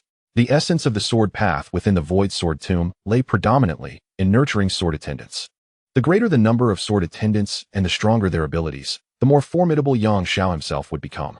One could say that the sword techniques cultivated by the attendants nurtured eternal sword souls. Thus, some matters could await Yang Xiao's attention, such as the opportunity to eliminate Zhao Jingluan. Ultimately, he aimed to enter the imperial city and confront Yang Xian, with Su Lian, Tang Cici, and Tang Qianyu as the foundation of his sword attendants. The day of Yang Xiao's vengeance was surely not far off. If the three sword attendants were cultivated to the level of a martial emperor, it would be effortless for him to obliterate the entire Great Xia, even easily vanquishing the most formidable of martial sovereigns. Chapter 69. One glance reveals his unscrupulousness. The acquisition of sword attendants is no easy feat. The requirements for each sword attendant are exceedingly stringent, and Yang Xiao's fortune in securing 3 in such a brief period is truly worthy of reverence and gratitude. As the members of the Emperor Tiger sect and the Qin sword sect departed, the summit of the divine sword peak finally descended into tranquility. At this moment, Yang Xiao contemplated arranging for the Tang sisters to commence their training in the sword nurturing technique. Regrettably, he first needed to address some other pressing matters. Tang Jingtian, do you wish to remain in the void sword sect? Yang Xiao directed his attention to the elderly steward who had brought Tang Cici along. It was imperative to address this matter. Upon hearing Yang Xiao's inquiry, the old steward hastily replied with utmost respect, indeed. I was originally the steward of the Tang family, and am also a builder. If Sect Master Yang requires my assistance, I am willing to stay and support the sect leader. This was the only qualification that he had conceived after much contemplation to remain in the Void Sword sect. After all, the sect was still in a state of desolation, and his identity as a builder should prove beneficial. Oh, Yang Zhao's interest was piqued. He had sought builders to aid in the establishment of the Void Sword sect, and was pleasantly surprised to learn that Tang Jingtian was one of them. Then you may stay. I shall bestow upon you the title of elder within the Void Sword sect. Should you perform commendably, it is not beyond possibility for you to ascend to the level of martial emperor. Tang Jingtian was immediately filled with exhilaration upon hearing this. Thank you, Sect Master Yang. It is my fortune to join the Void Sword sect, and I shall dedicate myself wholeheartedly to the construction of our sect. He recognized that the Void Sword sect was in its nascent stages. Currently, Yang Xiao was the sole sect leader, accompanied only by 3 sword attendants, akin to his personal disciples. Beyond them, there were merely 2 guardian beasts outside the sect. Moreover, when Jian Wuyang arrived, the other ferocious beasts scattered like birds before a storm, leaving only the extreme cold ice-field tiger and the crimson-patterned golden-eyed wolf behind. Although the bone-suppressing beast sword possessed the ability to intimidate ferocious beasts, it was ultimately forged from the bones of a deceased beast sovereign. Furthermore, ferocious beasts are inherently wild and untamable. It is natural for them to flee in times of peril. Yang Xiao felt a tinge of regret. In fact, he was somewhat astonished that the extreme cold ice-field tiger and the crimson-patterned golden-eyed wolf had remained.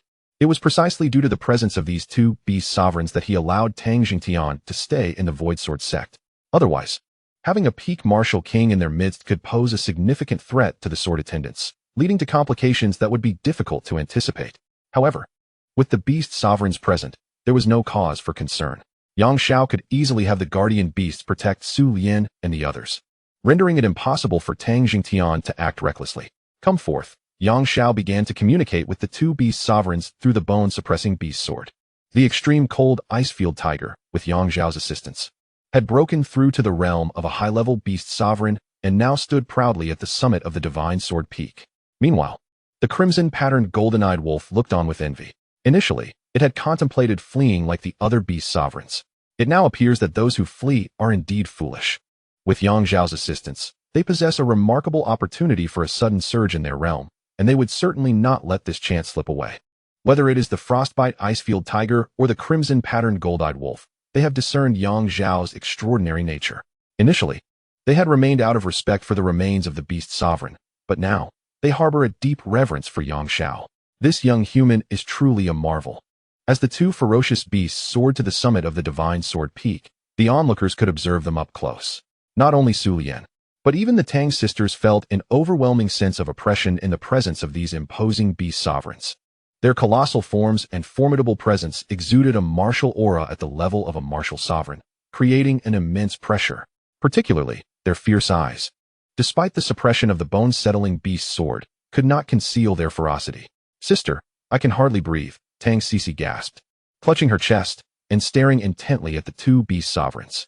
"I know, it's because your chest is too ample, I assenti it?" Tang Qinyu teased with a light laugh.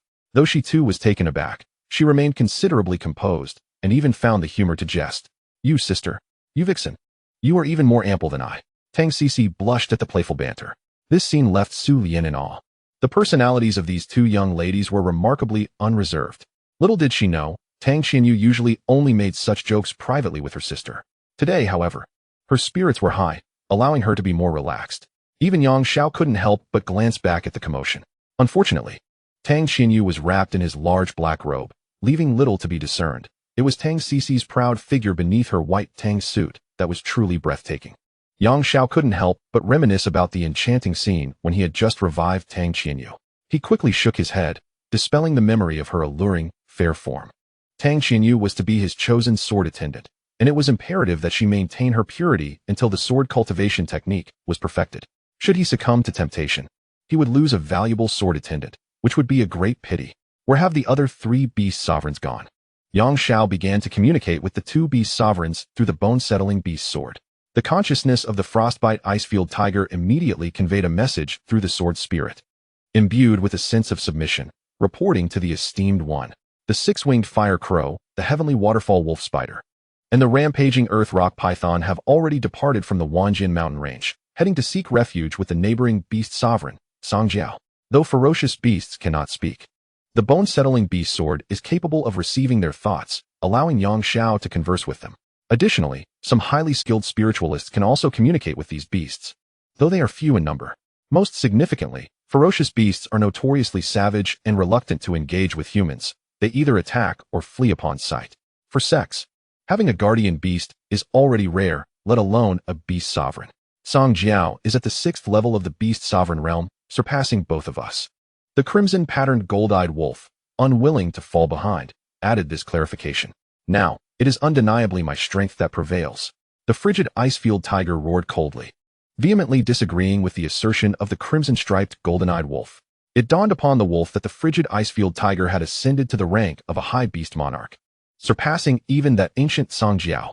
Thus, the crimson-striped golden-eyed wolf eagerly inquired of Yang Xiao, "Might I ask, esteemed one, when shall I experience a similar surge in my cultivation realm?" As it howled with anticipation, its massive form wagged its tail towards Yang Xiao. Though it was a wolf, it now resembled a large dog in stature. "Once the spiritual energy in the vicinity has replenished, in 3 days hence, you shall be akin to it." Yang Xiao responded casually. Upon hearing his words, the golden-furred wolf erupted with excitement, howling joyously towards the heavens. Let them flee to Songjiao. What benefit could they possibly gain? When they realize that both of us have become high beast monarchs, how regretful they will be. The golden wolf brimmed with expectation. The frigid icefield tiger cast a languid glance at it, its expression frosty. The two fierce beasts exhibited contrasting personalities. the proud and aloof white tiger, and the lively golden wolf. Come here, Yang Shao beckoned, summoning the two beast monarchs to the side of the three maidens. From now on, you shall be responsible for their protection. Do you understand? The crimson-striped golden-eyed wolf glanced over and immediately howled. I understand. I understand. They are the esteemed one's companions. I shall protect them well, ensuring no other males approach. Yang Zhao's expression darkened. How had he ended up taming such a foolish beast monarch? It is a sword servant, not a companion, he emphasized with intent. Huh, a sword servant? What is that? Can it be eaten? The crimson-striped, golden-eyed wolf tilted its head, unable to fathom what a sword servant entailed. Its clueless demeanor even drew the attention of the frigid icefield tiger. The white tiger swiftly delivered a slap to the wolf's head, growling coldly, Enough chatter, just obey. The sudden action of the frigid icefield tiger startled the three maidens momentarily. However, they soon witnessed both beast monarchs prostrating themselves before them, their eyes reflecting reverence. All right, you all may name these two, Yang Xiao said with a smile directed at the three maidens. Hearing Yang Zhao's words and seeing the two beast monarchs bowing, the maidens' eyes sparkled with delight. Wow, how obedient! How adorable! The charm of such creatures held an irresistible allure for the young women. Can I pet this white tiger? Its fur looks so smooth. I also want to pet the white tiger. That wolf looks rather unsightly. The maidens chattered excitedly.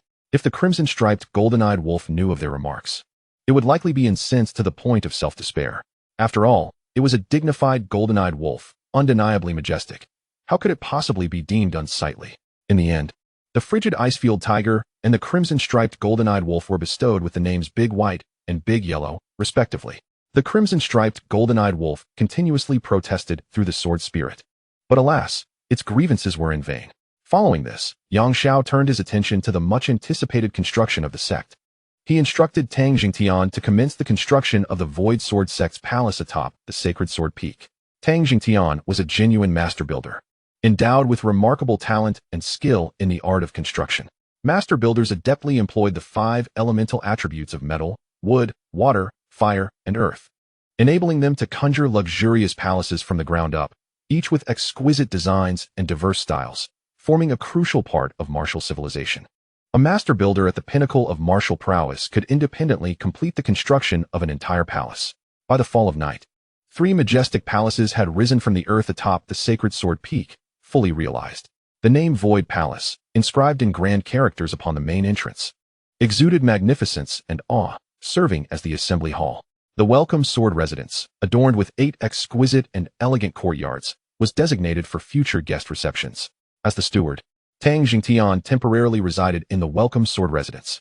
The Sword Concealment Residence, composed of 13 exquisite courtyards complete with pavilions and flowing streams, was the abode of Yang Xiao and the sword attendants. Finally, Yang Xiao and his companions were spared from the hardships of the wilderness. The 12 mountains behind were exclusive to the sword attendants. Yang Xiao prepared private domains for them, suggesting they invite Elder Tang to construct their palaces as they desired. Even Su Lian felt a thrill at the prospect, for the notion of possessing her own mountain was undeniably exhilarating. On their personal peaks, they were free to act as they pleased. As night fell, Yang Xiao intended to impart sword techniques to the Tang sisters, the chosen location being the Sword Concealment Residence. This residence featured 12 courtyards encircling a central courtyard, with Yang Xiao residing in the innermost Sword Master Courtyard, symbolizing his status as the sect leader. Tang Qinyu and Tang Sisi stepped into the Sword Master Courtyard with a sense of trepidation, particularly for Tang Qinyu, though she had been reborn. Her martial arts cultivation had been utterly destroyed. Despite Yang Zhao's assurance of her potential to recultivate, she still felt a twinge of anxiety. Tang Sisi, your affinity lies with the golden elemental spirit, and you shall henceforth become a golden sword attendant, capable of cultivating the metal sword technique.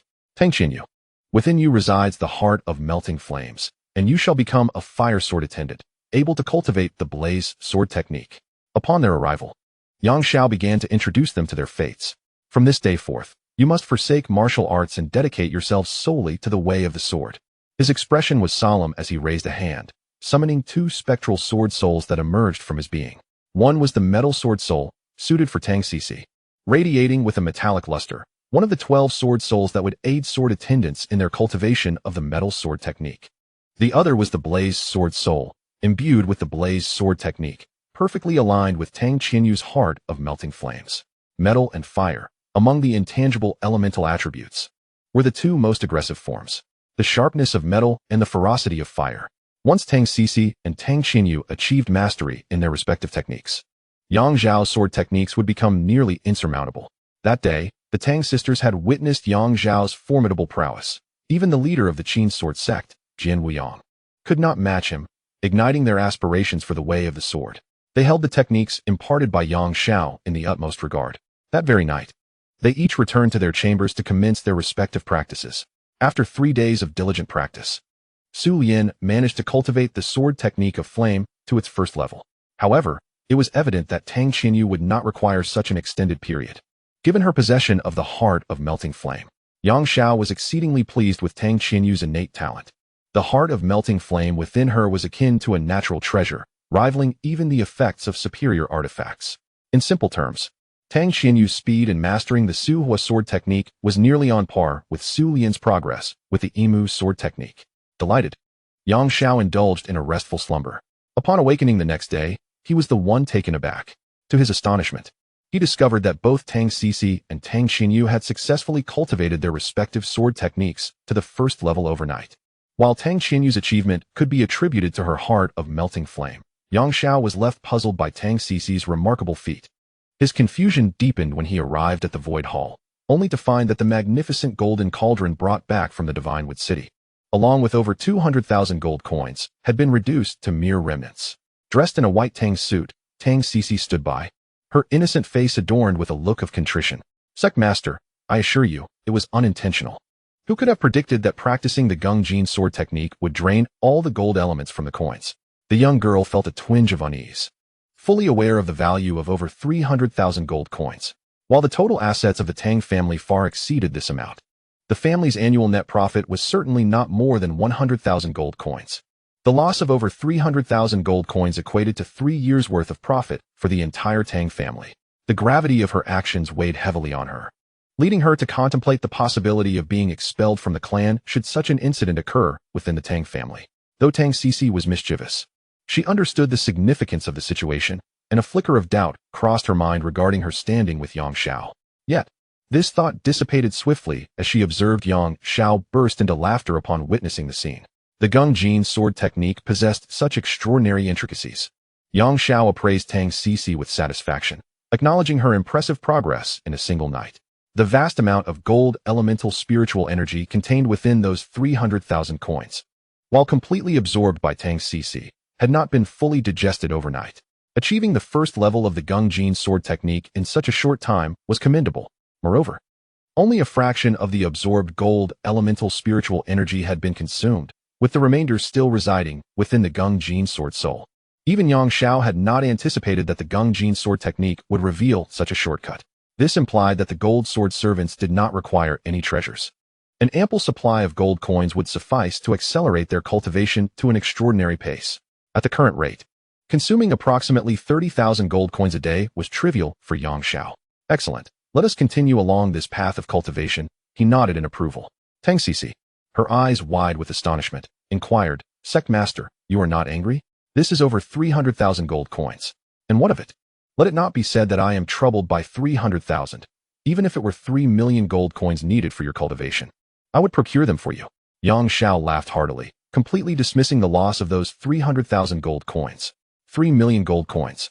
Tang Sisi was genuinely astonished, for the sum at hand was sufficient to purchase all of the Tang family's enterprises.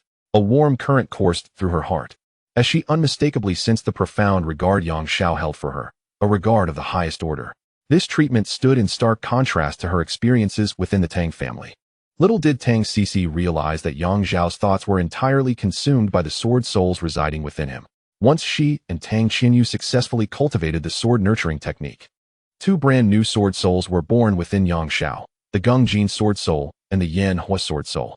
These 2 sword souls, offspring of their respective progenitors, would grow in tandem with the continuous cultivation of the 2 women. The level to which a sword attendant cultivated would directly correspond to the growth of these offspring sword souls. For instance, should a sword attendant reach the martial emperor rank, the corresponding offspring sword soul would likewise wield powers of the martial emperor caliber. The most significant aspect was that the offspring sword souls could fuse with one another, unleashing even greater might.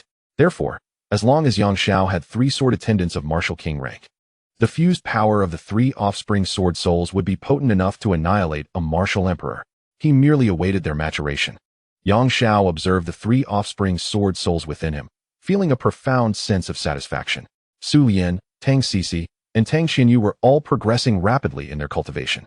One possessed the extraordinary treasure, the Lianmu divine sword. Another harbored the heart of melting flames, and the last required merely the absorption of gold coins. A straightforward and direct approach. It would take them less than a month to all reach the martial king level. Yang Xiao was quite pleased with this.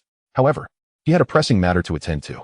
Previously, in Kanglan City, he had inscribed a sword mark on Yun Taizhan, an imperceptible imprint that allowed him to sense the state of Yun Tieshan's body.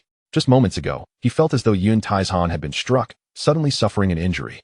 He was eager to discover who dared to lay hands on General Yun. Yang Xiao furrowed his brow. Was it the Xiang family? Or the Han family? If it were one of those two, Yang Xiao would truly have to contemplate an act of extermination, especially since he had already issued a stern warning to them. To prevent any misfortune befalling General Yun, Yang Xiao resolved to rush over at once. After instructing Tang Sisi to continue her diligent practice, he soared from the Divine Sword Peak, hastily making his way to Kanglan City. Chapter 71. The Demon Emperor at Dusk, Kanglan City. Yang Xiao, having traversed the Wanjin mountain range, entered the city alone. This time, he flew with unparalleled speed, anxious that Yun Taizhan might encounter unforeseen peril. In nearly half an hour, he arrived at the Yun residence.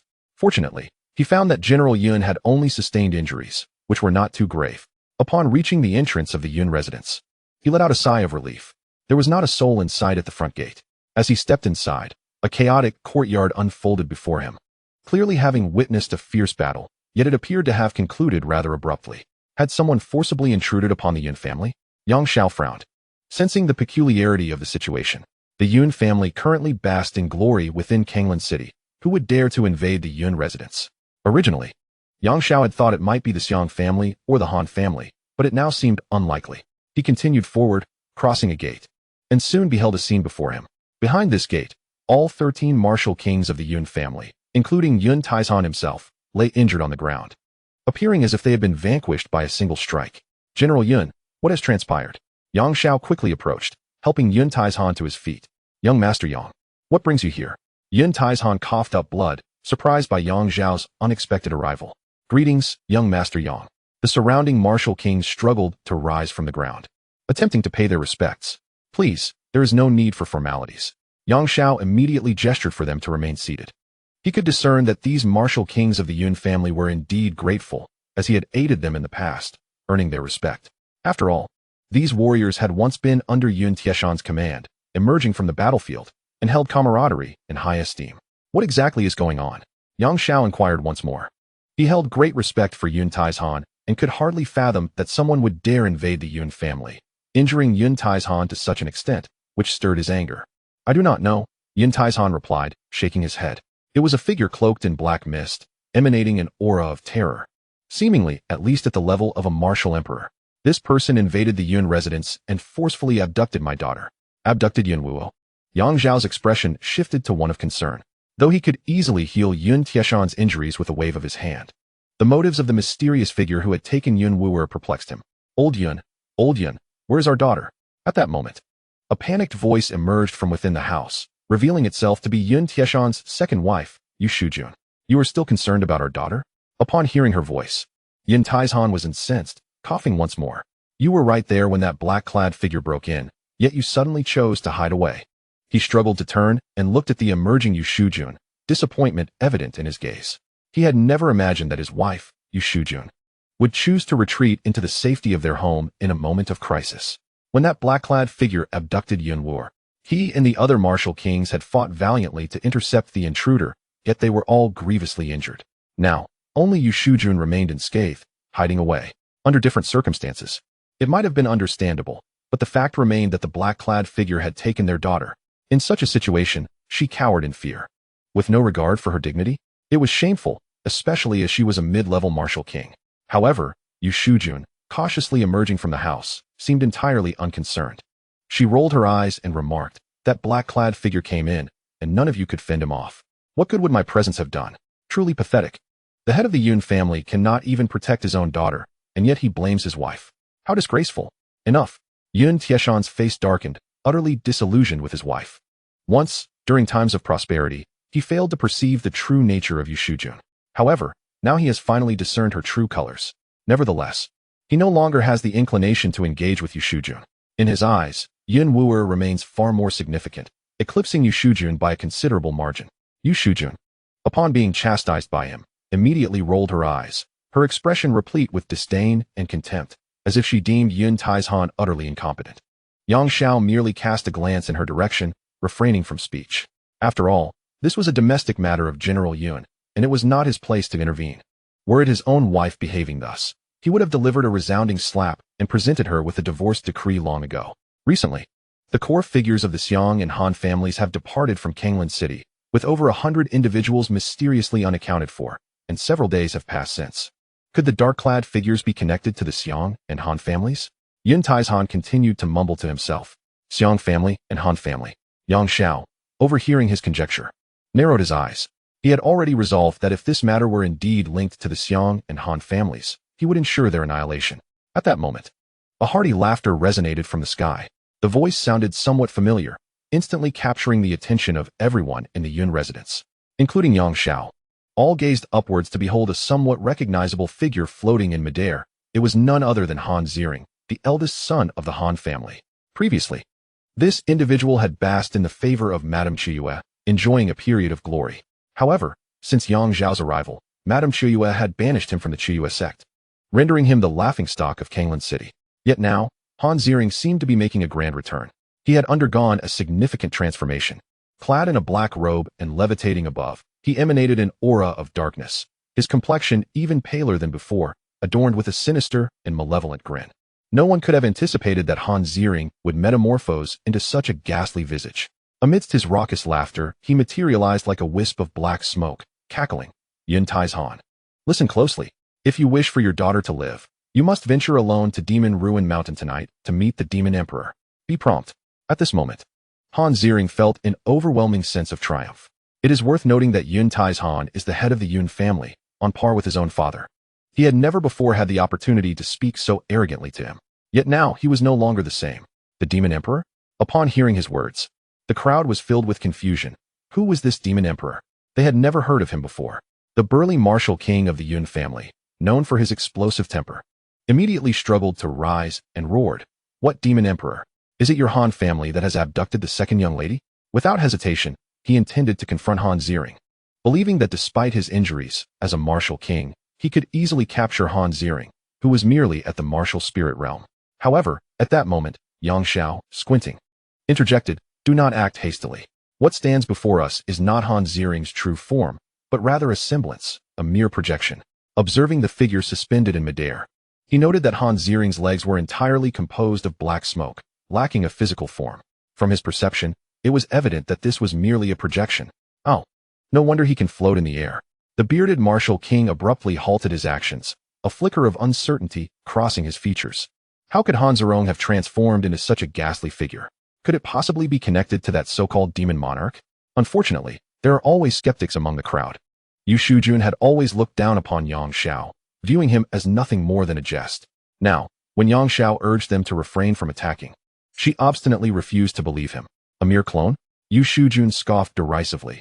What bizarre technique could a mere junior from the Han family possess? Watch as I capture him and retrieve my daughter Wu'er.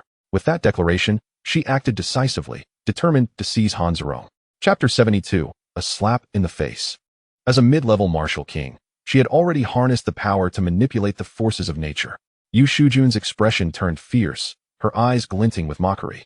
Dismissing Han Zirong entirely, in the next moment, a whirlwind coalesced rapidly between her hands, akin to a ferocious wind dragon descending from the heavens, roaring towards the suspended Han Zirong.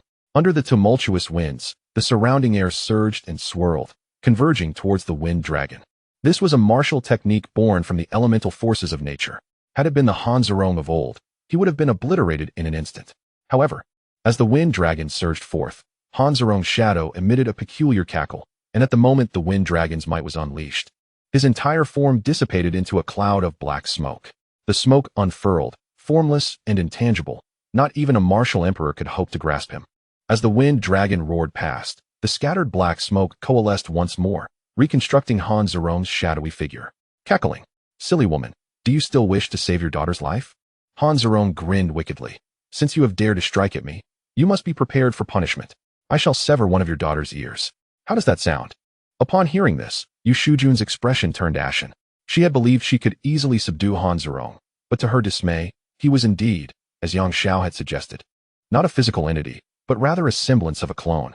Her refusal to heed Yang Xiao's warning had backfired catastrophically, and she now faced the possibility of her daughter Yun Wu losing an ear. In this moment, her heart was filled with profound regret. Alas, it was too late for remorse.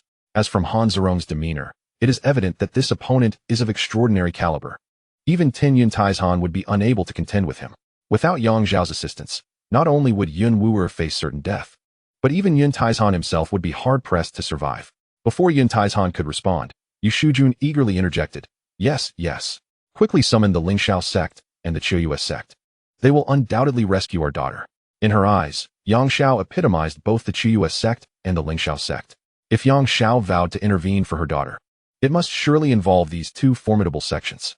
Alas, upon hearing her words, Han Zerong erupted into hearty laughter.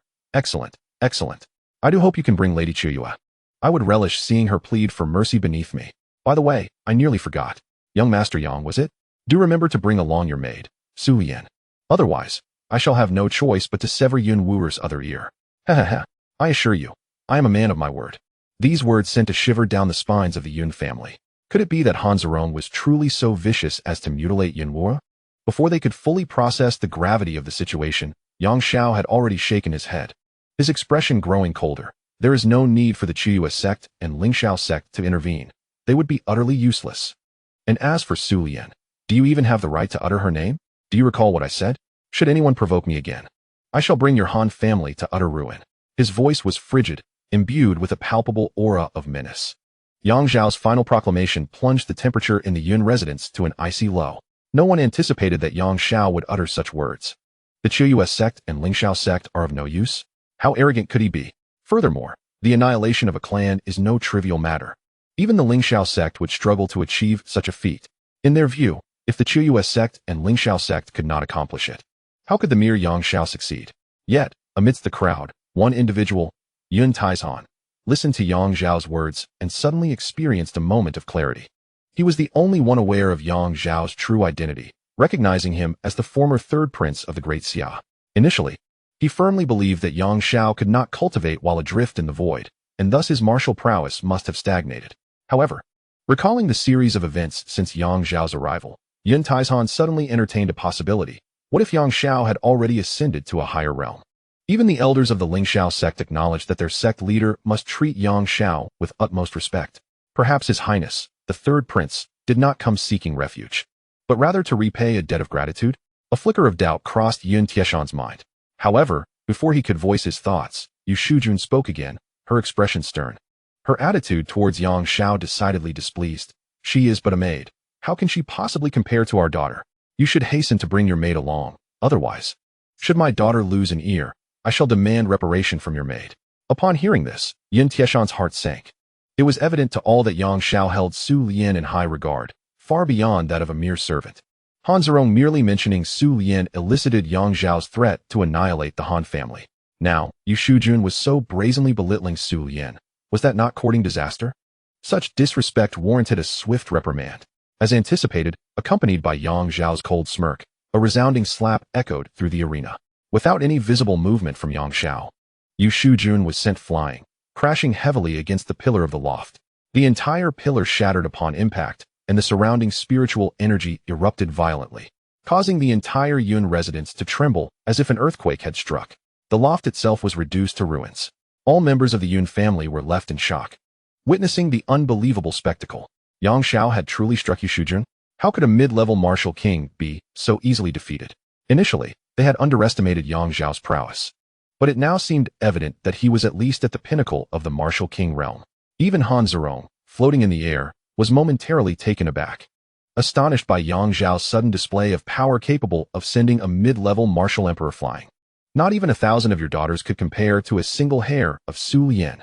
Yang Xiao observed Yu Shujun struggling to rise from the debris of the loft, coldly declaring, "From this moment on, I do not wish to hear your voice. For every word you utter in my presence, I shall reward you with a slap." This time, Yang Xiao could no longer tolerate her. His domineering proclamation left everyone present utterly speechless. As they beheld Yu Shujun, barely managing to get up with one side of her face swollen like a pig's head, they collectively gasped in shock. Chapter 73. The letter under the spiritual pigeon. No one anticipated that Yang Xiao would be so decisive as to strike Yu Shujun. Aside from their astonishment at Yang Xiao's strength, they were even more taken aback by his ruthlessness. After all, Yu Shujun was the wife of Yun Taizhan. Even Yun Taizhan himself was caught off guard, unable to believe that Yang Xiao had truly acted. His expression was somewhat grim. However, Yang Xiao's intervention was not solely a response to her foul words. There were other motives at play. General Yun, I sincerely apologize, Yang Xiao said, closing his eyes with a hint of regret. But do you know what she was doing just moments ago while hiding in the house? He had felt Yun Tieshan's injury and had rushed from the Wanjian mountain range, arriving at the Yun residence after nearly half an hour. Even so, he had appeared before Yun Taizhan prior to Yu Shujun. A dignified martial king, no matter how timid, should not be hiding indoors for half an hour. What was she up to? Yun Taizhan leaned against the railing, struggling to inquire. A sense of foreboding gripped his heart as he looked at Yu Shujun, who had just managed to rise. Yang Xiao did not respond directly, but instead raised his hand and reached into the air.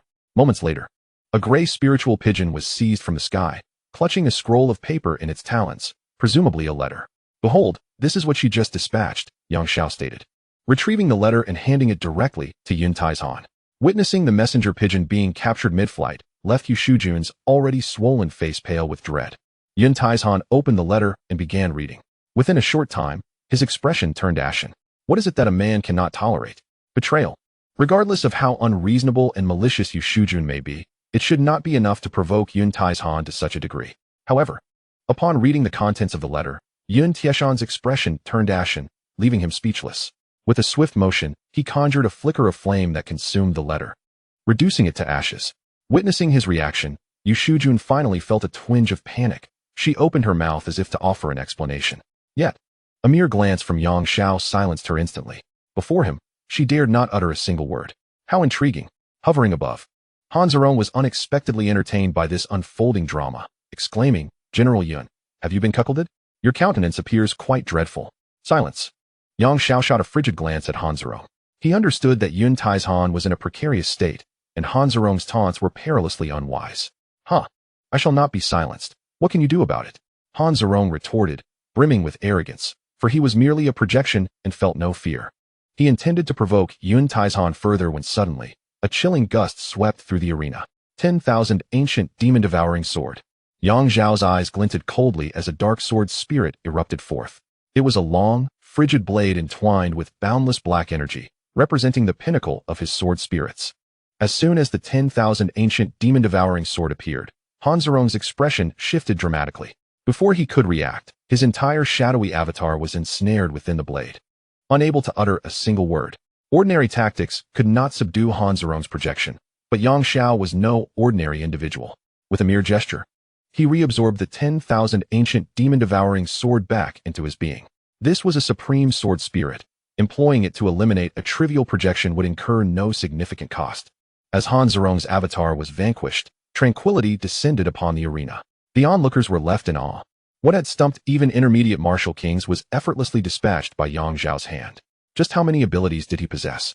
Initially, Yun Tieshan's face was a mask of fury, but he forced himself to regain composure, albeit with a frigid demeanor, not daring to cast another glance at Yu Shujun. Young Master Yang, my gratitude, he acknowledged. Taking a deep breath. There's no need, Yang Xiao replied, shaking his head. How you choose to deal with her is entirely within your discretion. For now, I must make my way to Demon Bane Mountain to rescue the general's daughter. I shall accompany you, Yun Taizhan stated solemnly. Yang Xiao instinctively wished to refuse.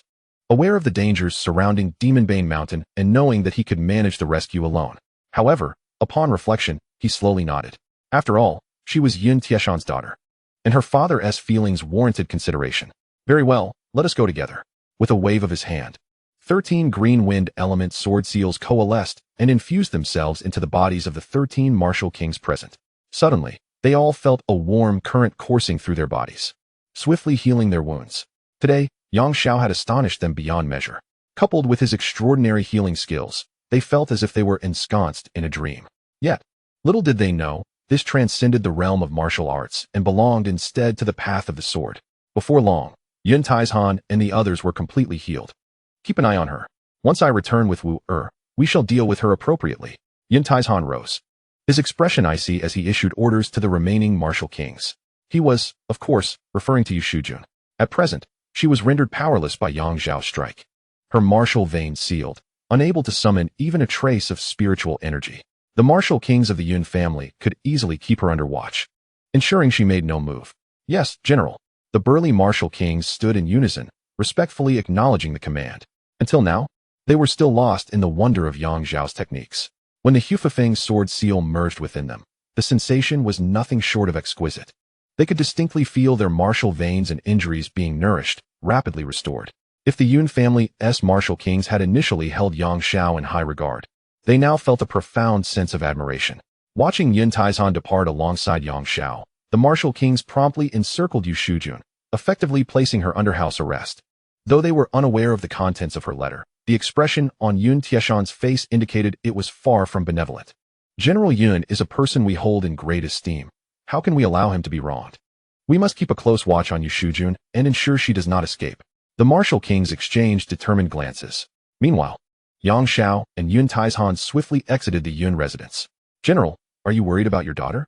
Yang Zhao observed the concern etched on Yun Tieshan's face and offered reassurance. Rest assured, since the demon lord has abducted her, he must have ulterior motives. She will remain unharmed until we reach Demon Ruin Mountain. I hope so, Yun Taizhan replied, his expression laden with worry. He gazed towards the outskirts of the city. Kanglin City was 1,000 miles away from Demon Ruin Mountain. Will we make it in time tonight? Young Master Yang, come to our stables and select a fine steed, Yun Taizhan invited. For those who had not reached the martial emperor realm, traveling from Kanglin City to Demon Ruin Mountain could only be accomplished on horseback. Of course, the horses raised by the Yun family were extraordinary, capable of covering 500 to 600 miles in just an hour. However, for Yang Zhao, that was still too slow. No need for horseback, General Yun. Come with me, Yang Zhao replied, shaking his head. In the blink of an eye, he stepped onto his flying sword, bringing Yun Taizhan along with him. Soon after, a streak of light traversed the sky, with Yang Zhao soaring on his sword. Reaching the base of Demon Ruin Mountain would require no more than half an hour. Behind him, Yun Taizhan marveled at the scenery rushing past, the clouds retreating at an astonishing pace, and found it difficult to believe. Indeed, Yang Zhao had reached the martial emperor realm, enabling him to fly. Your Highness, have you truly attained the martial emperor status? Yun Taizhan chuckled wryly. My realm is rather difficult to articulate. However, my prowess has undeniably surpassed that of the martial emperor. A fact I have long since conveyed to you. Yang Zhao shook his head. The inheritance of the void sword burial is fundamentally distinct from martial arts, and there was no need for him to elaborate further. It was sufficient for Yun Taizhan to comprehend the might he possessed. Yun Taizhan was astonished throughout the journey. Before he could fully regain his composure, a dark mountain range shrouded in shadow loomed before them. It was none other than the Demon Ruin Mountain. Chapter 74. The 14 States of Lingnan, Demon Ruin Mountain. In the Great Xia Dynasty, there exists a legend regarding Demon Ruin Mountain, said to be the resting place of an ancient, malevolent being, perpetually enveloped in black mist. Any ordinary martial cultivator who resides at Demon Ruin Mountain for an extended period is destined to succumb to the corrosive black air, leading to their demise within a decade. The mountain itself harbors no ferocious beasts, rendering it utterly barren. The truth of the ancient demon's demise remains shrouded in mystery. Nevertheless, in the Lingnan province, all regard Demon Ruin Mountain as an ominous locale, instilling a profound sense of dread. As Yang Zhao approached the base of the Demon Ruin Mountain with Yun Taizhan, he noticed a considerable gathering of individuals at its foot.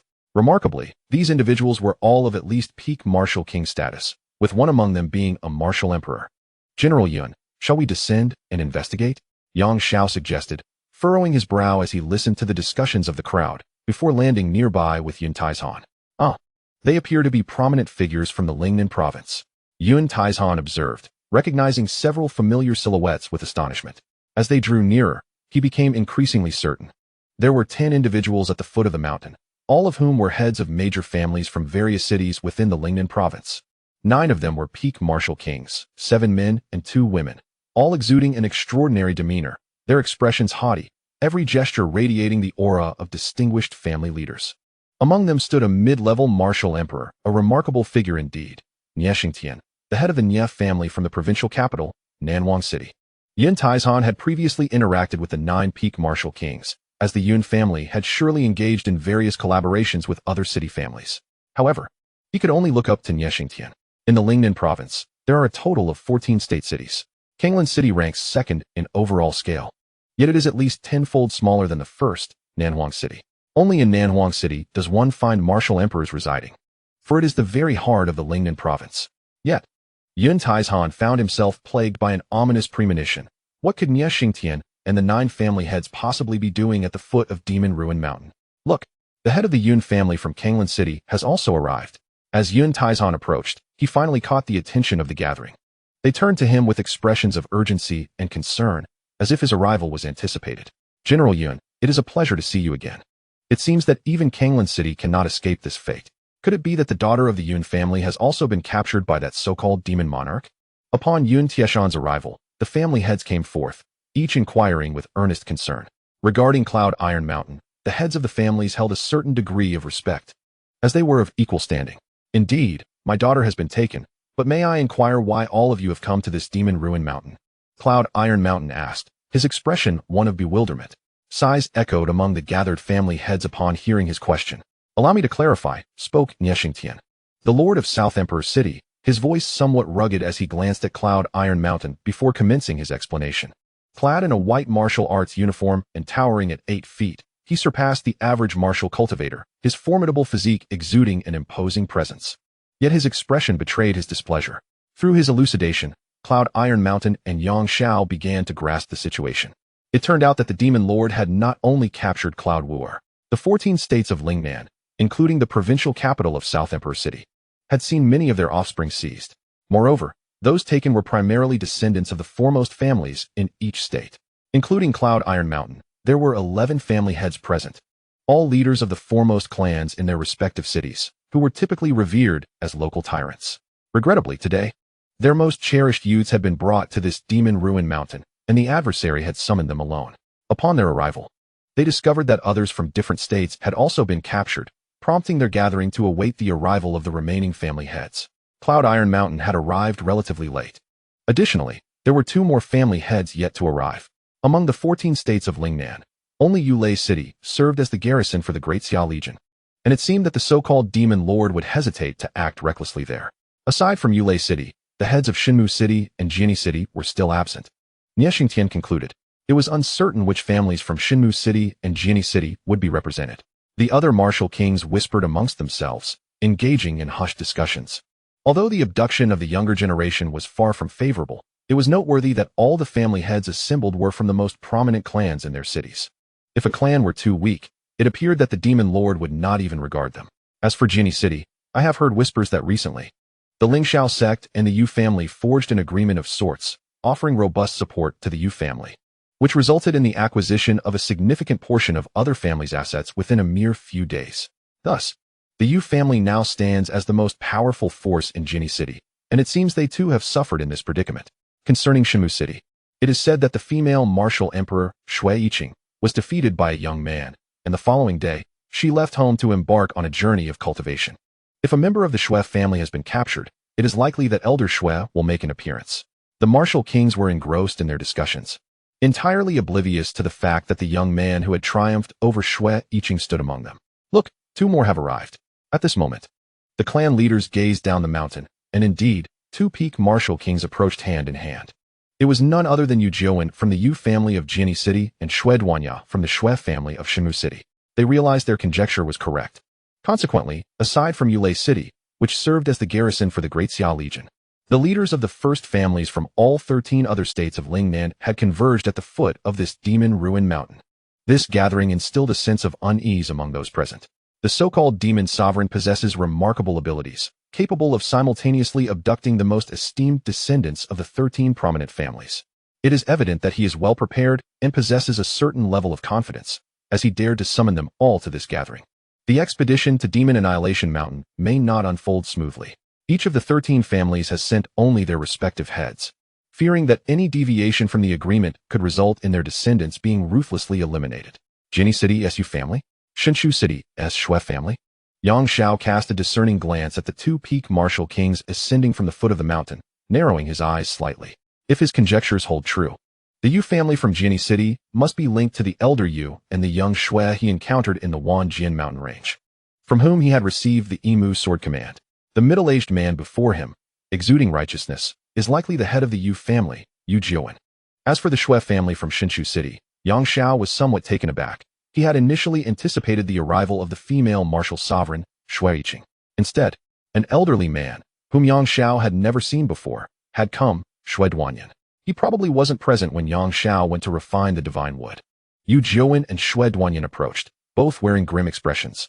After listening to Niejing Tian from Nanhuang City introduce them, the elderly man in white, Shui Duanyan, furrowed his brow. Casting a glance at Yang Xiao, he turned to Yun Taizhan and said, Master Yun, given the current situation, you must adhere to the rules. The agreement clearly stated that only the heads of our families are permitted to attend. Why have you brought along a mere attendant? Upon hearing this, the other family heads directed their unfriendly gazes towards Yang Xiao. Before Shui Duanyan made his remark, the other family heads had noticed Yang Xiao, but had chosen to remain silent. Now, seizing the opportunity, they joined in the criticism. Master Yun, this expedition to Demon Annihilation Mountain is no trivial matter. If you are unconcerned for your daughter, I am still worried for my son. Indeed, even Niejing Tian, the head of the Nie family, dares not bring anyone else. How dare you bring an attendant? The discontent among the crowd was palpable. Niejing Tian, maintaining a stern demeanor, glanced at Yang Xiao and ultimately declared, Master Yun, you must send your attendant down the mountain. He cannot accompany us to Demon Annihilation Mountain. Yun Taizhan found himself in an awkward position. Hesitating, he replied, Master Nye. Esteemed heads, this young Master Yang is a distinguished guest of my Yun family, not merely an attendant. That will not suffice.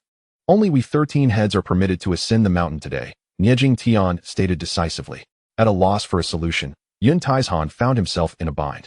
Meanwhile, Yang Xiao merely chuckled lightly, not taking the matter to heart. With just these 13 family heads, even with the intermediate martial sovereign Niejing Tian among them, they would find it impossible to contend with whatever dangers lurked on Demon Annihilation Mountain. Should they ascend, they might not even have the chance to speak before being utterly suppressed. Of course, their lives would not be in jeopardy. After all, the adversary had taken hostages, compelling these heads to attend for a reason. The true aim was to covertly seize control over these families. Thus, nearly half of the Lingnan province was on the verge of falling into his grasp. The heads of these families were reluctant to allow Yang Xiao to accompany them. Yet he held them in contempt and had no desire to join their ranks. General Yun, it matters not. You may all ascend the mountain together. I shall first address the most pressing issue, Yang Xiao stated calmly before turning to venture into the forest. In that brief span of time, his perception extended towards the mountain summit, and he discerned the overall situation of the Demon Obliteration Mountain. It turned out that over 100 individuals from the Xiang and Han families who had recently vanished were all at the peak of this mountain, serving a demonic cultivator referred to as the Demon Emperor. This cultivator had acquired an ancient legacy and had cultivated to a level equivalent to a senior martial sovereign, attempting to first seize control of the Lingnan province and subsequently the entire Great Xia Dynasty. Of course, this martial sovereign level was merely trivial for Yang Xiao. What he truly valued was the entity behind this Demon Emperor, for it was the most formidable presence within the entirety of Demon Obliteration Mountain. It could be said that all that the Demon Emperor possessed stemmed from this ancient being, known as the Emperor Demon Heaven, who had indeed perished in the ancient era at Demon Obliteration Mountain and, after countless years, had finally revived. Even the Demon Emperor addressed this ancient fiend with the utmost respect as the Demon Heaven Emperor. An emperor signifies the pinnacle of martial arts. One can only imagine that this Emperor Demon Heaven must have once stood at the zenith of martial prowess. What a terrifying existence that was. Not to mention the Great Xia Dynasty. Even the likes of the Dragon Sacred Sect could be effortlessly obliterated by this Emperor Demon Heaven. However, this ancient fiend had only recently awakened in the past decade, and his strength had yet to reach its peak. Not only did he possess power equivalent to that of a martial sect, but he could not leave his cavern. Otherwise, he would exhaust his vital energy and perish. Yet even a martial sect is not something an ordinary person can contend with. Within the entire realm of Great Xia, only a handful of ancient beings have attained the level of martial sect, and they might not necessarily be a match for this Emperor Demon Heaven.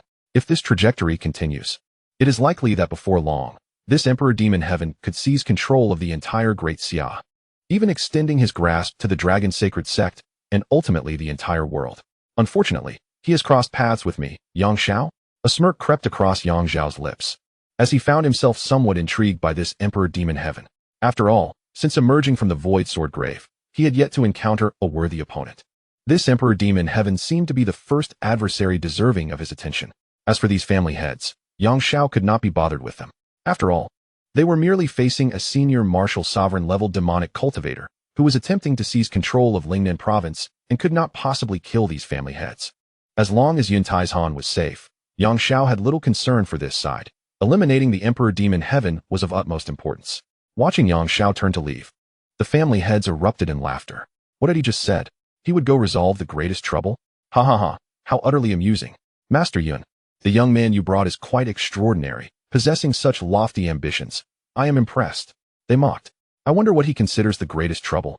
Could it be his desire to become a cultivator? The family heads disregarded Yun Tieshan's dignity, continuing to ridicule Yang Xiao. In their eyes, Yang Xiao exuded not the slightest aura of martial prowess, and thus Yun Taizhan would hardly regard him with any significance. This realization darkened Yun Tieshan's countenance. However, his greater concern lay in the possibility of Yang Xiao wandering carelessly through the treacherous magic obliteration mountain and encountering unforeseen dangers. Had he accompanied Lord Niexingtian, perhaps he would have been safer, but now, alone, what calamities might he face? Such thoughts plagued Yun Tieshan's mind.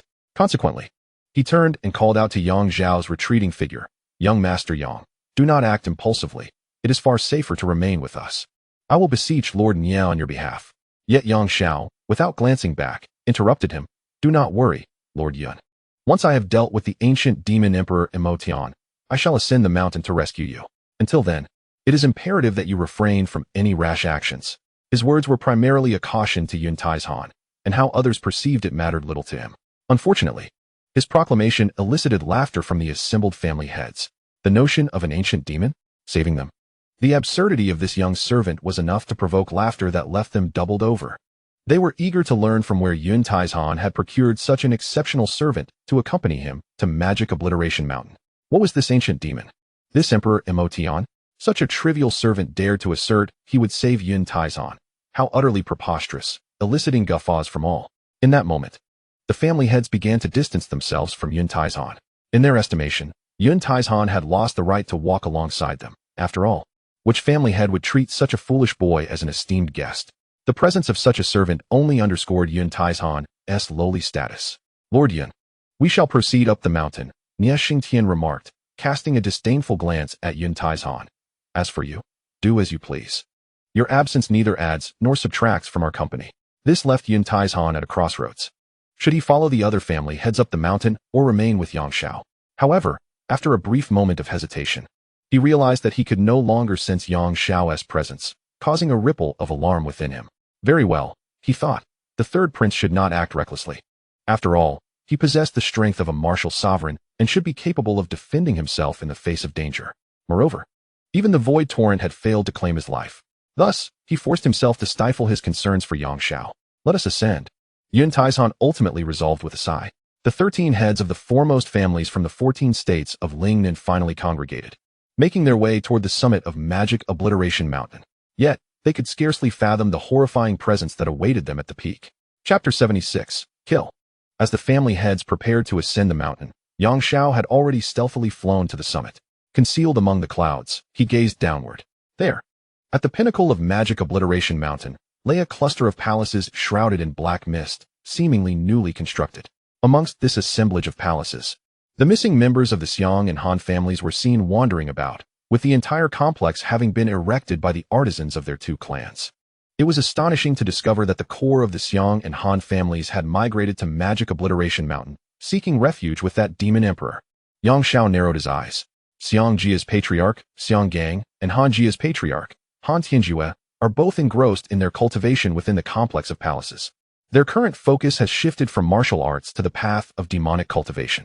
Similar to Yang Zhao's swordsmanship, the demonic path does not belong to the realm of martial arts. However, it is characterized by an astonishingly rapid cultivation rate.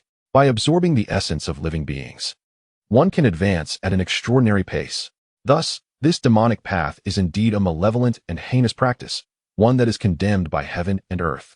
Should the demonic path run rampant, it would spell disaster for the world and suffering for the populace. At this very moment, a pungent scent of blood wafts through the palace complex atop Demon Destruction Mountain. The members of the Xiang and Han families entering and exiting are enveloped in a dark, ominous aura, their eyes tinged with a crimson hue. Both Xiang Gang and Han Tianjue are shrouded in a thick, black mist, exuding a chilling presence. Seemingly favored by the Demon Emperor, they have consumed the essence of over 1,000 living beings and have attained the realm of demon spirits, equivalent to that of martial spirits. It is crucial to understand that the methods of the demonic path are inscrutable under equal circumstances. Martial cultivators stand little chance against their demonic counterparts. Once either Xiang Gang or Han Tianjue ascends to the next level, achieving the realm of demon kings, their demonic prowess will eclipse their martial capabilities. The speed of their advancement is nothing short of astounding. After all, how many days have they even been cultivating the demonic path? Whereas their martial training has spanned decades, the cultivation of the demonic path, given a supply of living beings and the ability to absorb their essence, is indeed swifter than even Yang Zhao's sword attendants. Even he finds himself somewhat astonished. However, he senses that the number of innocent lives lost atop Demon Destruction Mountain has already exceeded 10,000. These individuals were likely sourced from the nearby relay cities and villages.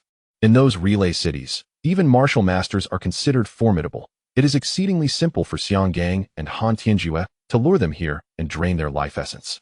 Such a mass disappearance of people will undoubtedly be reported to the state cities soon. Unfortunately, at this moment, the heads of the foremost families across the 14 states of Lingnan have all been summoned to Demon Destruction Mountain. By the time the news reaches the major state cities, these patriarchs will have already become subordinates of the Demon Emperor. Yang Xiao observes that at the very heart of the palace complex sits the most opulent hall, where a figure cloaked in black is seated. This figure, possessing the cultivation of a high-ranking demon emperor, is indeed the demon emperor himself. At this moment, he awaits the arrival of the patriarchs from below, his body entwined with dark energy and demonic aura. This demon emperor likely intends to harness the population of Lingnan province to further his cultivation and enhance his realm, with the heads of the first families from the 14 states providing a steady source of living beings.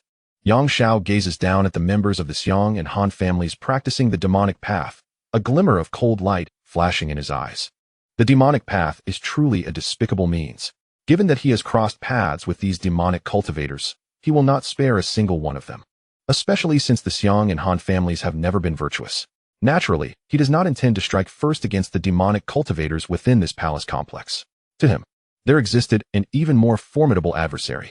First, he must vanquish the imperial demon. He shifted his gaze. Beyond this mountain peak, approximately 2 to 3 li away, lay a deeply sunken cavern. At the entrance of this cavern, a stone tablet bore the inscription Demon Refinement Cavern. Yang Xiao could sense that the ancient demon, the imperial demon, which had awakened a decade ago, resided within that very cavern. Presently, the Demon Refinement Cavern should serve as the stronghold for this band of demon cultivators. Within the cavern, numerous individuals from the Xiang and Han families, along with several martial cultivators who had defected from other regions, totaling several dozen, exuded an ominous aura. These individuals had all transformed into demon cultivators. Even the younger generation, such as Han Zerong, had already embraced the demonic path, mastering the sinister technique of shadow clones. Illustrating the rapid expansion of this demonic force, Yang Xiao hoped that the imperial demon would endure a few rounds beneath his hand. A slight smile graced Yang Zhao's lips as he soared towards the Demon Refinement Cavern. Along his journey, he moved silently, eluding any detection. It was only upon reaching the cavern's entrance that he finally revealed his presence. At the entrance of the cavern stood 2 sentinel demon cultivators. They were newcomers, occupying a lowly status within this demonic faction, originally members of the Xiang family, specifically the nephew and niece of the family head, Xiang Gang. The young pair appeared somewhat listless as they guarded the entrance, their crimson pupils and faintly swirling dark aura indicating their immersion in the demonic arts, likely having consumed a considerable amount of human essence. Alas, how dreadfully dull it is. Who could possibly come to this Demon Refinement Cavern? The young man licked his lips, glancing over the young woman beside him with a glint of desire in his eyes. My dear sister, how about you join me in my quarters once your shift is over? Brother, how can you utter such words when we are siblings? The young woman scoffed lightly, yet her countenance bore a seductive charm. However, since you were generous enough to offer me the blood of a living being today, I'll grant you this one indulgence. Rest assured, Shan Shan, I shall ensure you leave satisfied tonight. The young man's excitement surged. At that moment, a figure cloaked in black descended from the sky. Landing directly before them, it was Yang Xiao. The pair exchanged startled glances, their expressions reflecting disbelief. How did you come here? They recognized Yang Xiao as the young master who had compelled Elder Mu of Lingxiao sect to kneel at Jiangshan Manor. However, how could he possibly be here? In truth, they harbored no fear of the Lingxiao sect, yet Yang Xiao's presence was unsettling, leaving them momentarily paralyzed with fear. Before they could fully comprehend the situation, a flash of sword light sliced through the air, and the heads of the young man and woman fell to the ground in an instant. Kill! Yang Xiao's voice resonated, deep and commanding, coinciding with the dull thud of their severed heads. Swiftly, he transformed into a streak of black light, penetrating the demon refinement cavern enveloped in boundless dark energy. This cavern consisted of 13 levels. Each level housed demon cultivators, half of whom were from the Xiong and Han families. Yang Xiao swiftly darted inside, eliminating one adversary after another before they even had a moment to react, their heads falling to the ground almost instantaneously. The sorcerers from the Xiong and Han families met their demise with expressions of utter disbelief, never having imagined they would perish at the hands of the esteemed young Master Yang. Initially, they had thought Yang Xiao merely clung to the coattails of Lady Qiuyu, leveraging his allure to assert dominance in Kanglan City. Little did they anticipate that he possessed the prowess to vanquish them in mere seconds. Moreover, this was the very stronghold of the demonic forces. How had Yang Xiao managed to infiltrate this realm? Even in their final moments, they were left in bewilderment, unable to close their eyes in peace. On the 12th level, in just the blink of an eye, Yang Xiao had dispatched 40 to 50 sorcerers. Be they demonic spirits or demon lords, all fell victim to a single lethal strike, leaving no room for resistance. Even some who had only recently succumbed to the allure of the dark arts, once formidable warriors from the Xiong and Han families, were obliterated in an instant. Upon reaching the 12th level, Yang Xiao encountered the very target of his mission. Yun Wuer, the daughter of Yun Tai's Han, was imprisoned here in the depths of the demonic refinement abyss. Alongside her were 12 other captives, children of various clan leaders. Among them was a familiar face, the young maiden Yu Xiaoxue, whom he had encountered previously in the Wanjin mountain range. At that moment, these 13 hostages were ensnared by dark energy, their bodies frail and weakened. Don't touch me, or you will face dire consequences. My father will surely avenge me. As Yang Xiao descended, Yun Wuer screamed in terror. Before her stood 4 figures grinning malevolently: Xiang Shuaiyu, Han Zerong, Han Zihue, and Nalan Xinxin. All 4 had transformed into sorcerers, shrouded in dark mist. At that moment, Han Zerong brandished a large pair of scissors, his sinister grin aimed at severing Yun Wuer's ear, prompting her frightful cries. Upon Yang Xiao's appearance, they reacted immediately. Who goes there? Han Zerong turned to see Yang Xiao, his shock palpable. How did this brat end up here? Chapter 77. What is there to fear? Is it him? Xiang Shuaiyu, Han Zihue, and Nalan Xinxin exchanged puzzled glances. They were aware that this was the 12th level of the demonic refinement abyss, the very heart of the demonic forces. Surely, this young man would have been captured by other sorcerers on the upper levels, his blood devoured alive. Could it be that he had joined their ranks, becoming a sorcerer himself?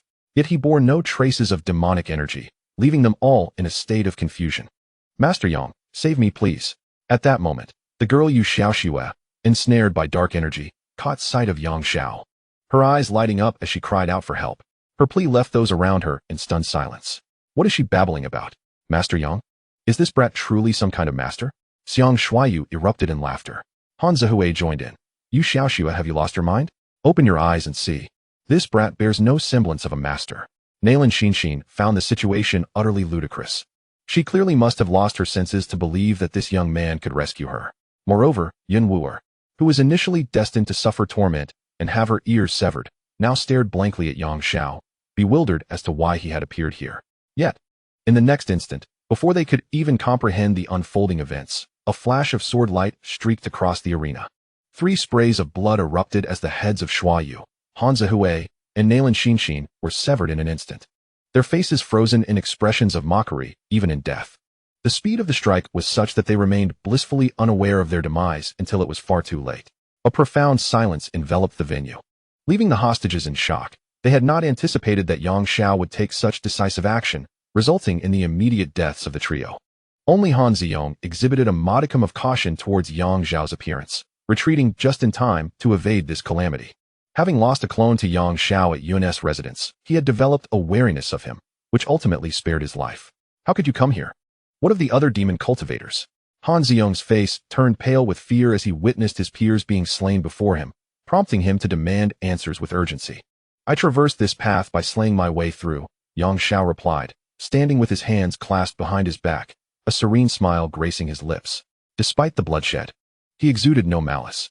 As for the demon cultivators within this infernal realm, you are the last one standing. That is impossible, Han Xiong exclaimed, a mixture of astonishment and fury coursing through him. The demon realm housed dozens of demon cultivators, including several of the demon king rank. Even the Xiang family and the Han family had multiple martial kings cultivating within this abyss. How could they all be dead? Surely there would have been some commotion if they had all been slaughtered. Yet, from the depths of the 12th layer, not a whisper had reached them. Now, it is your turn, Yang Xiao remarked, casting a sidelong glance at him, preparing to strike. Come and kill me if you dare, Han Xiong retorted, a maniacal grin spreading across his face as he leapt into a cavern behind him. This passage led down to the 13th layer of the demon realm, the very domain of the ancient demon, Emperor Demon Tian. Yang Xiao was a moment too late, allowing him to escape. However, this was inconsequential, as his intention was to eradicate Emperor Demon Tian as well. Master Yang, you have saved me once again.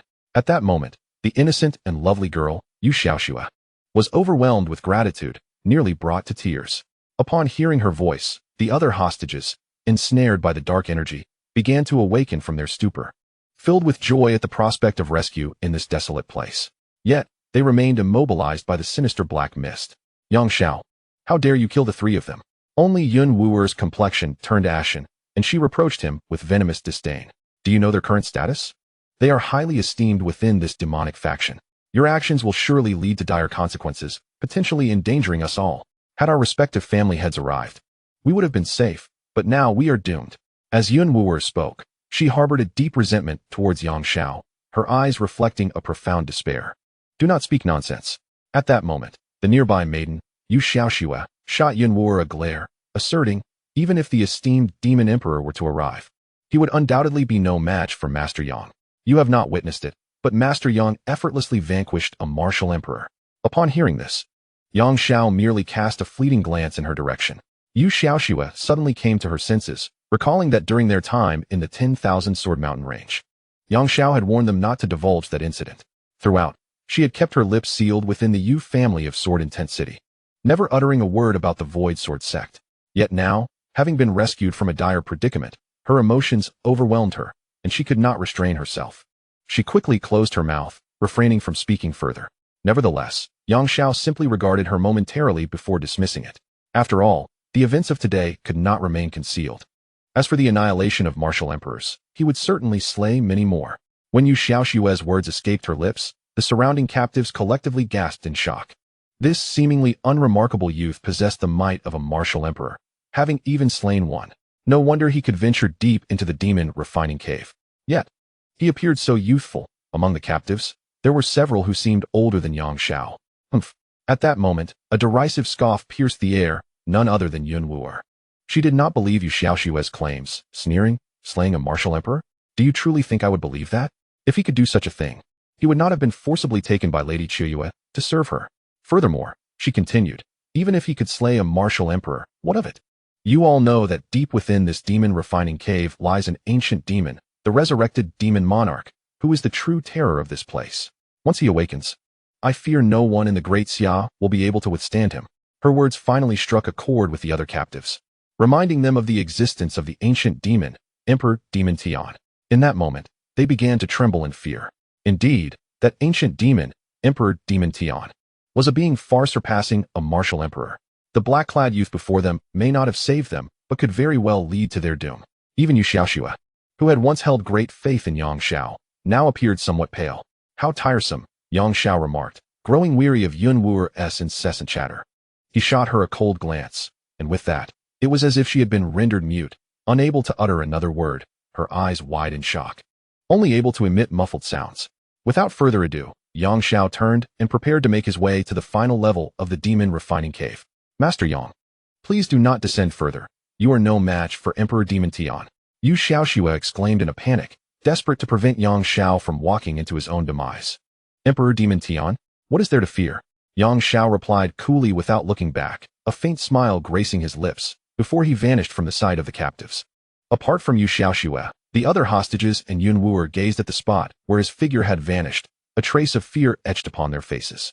This audacious individual dared to provoke the Emperor Demon Tian, seemingly courting death. This time, it appeared that we might all be embroiled in his folly. Indeed, several hostages were so terrified that their faces contorted in horror. Yet, little did they know that, for Yang Xiao, the Emperor Demon Tian was hardly a formidable opponent. In fact, he was insignificant in the grand scheme of things. Chapter 78. The Eternal Demon-Slaying Sword. At the deepest recesses of the demon-refining cavern lies the 13th level. As Yang Xiao stepped inside, he was immediately enveloped by an intense heat.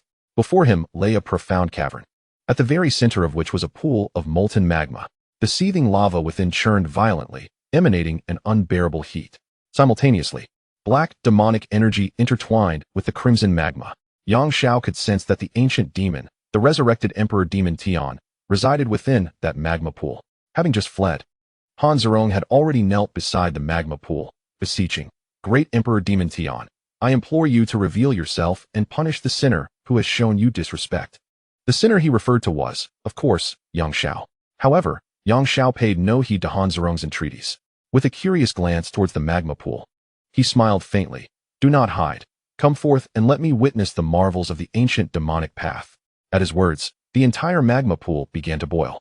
A pair of crimson eyes emitted two beams of red light from beneath the magma. The entire demon-refining cavern trembled, accompanied by a deep, ancient voice resonating from within the magma pool. "You dare to stand before me, the demon emperor, without kneeling." With this declaration, a surge of pitch-black demonic energy erupted from the magma pool, accompanied by an overwhelming scent of blood, swiftly spreading throughout the cavern's depths. The 13th level of the demon-refining cavern was instantaneously engulfed in a sea of demonic energy. As one surveyed the cavern, it appeared enshrouded in darkness. Save for two crimson glimmers slowly rising from the magma pool. A colossal figure, cloaked in darkness, with crimson eyes and molten lava coursing through its form, emerged before Yang Xiao. This immense humanoid figure, already towering over 10 zhang, appeared to merge seamlessly with the magma pool below its waist. This was the Emperor Demon Tian, the ancient demon who had perished here in bygone times. What did a martial emperor amount to before such a being? Only the demonic path reigned supreme.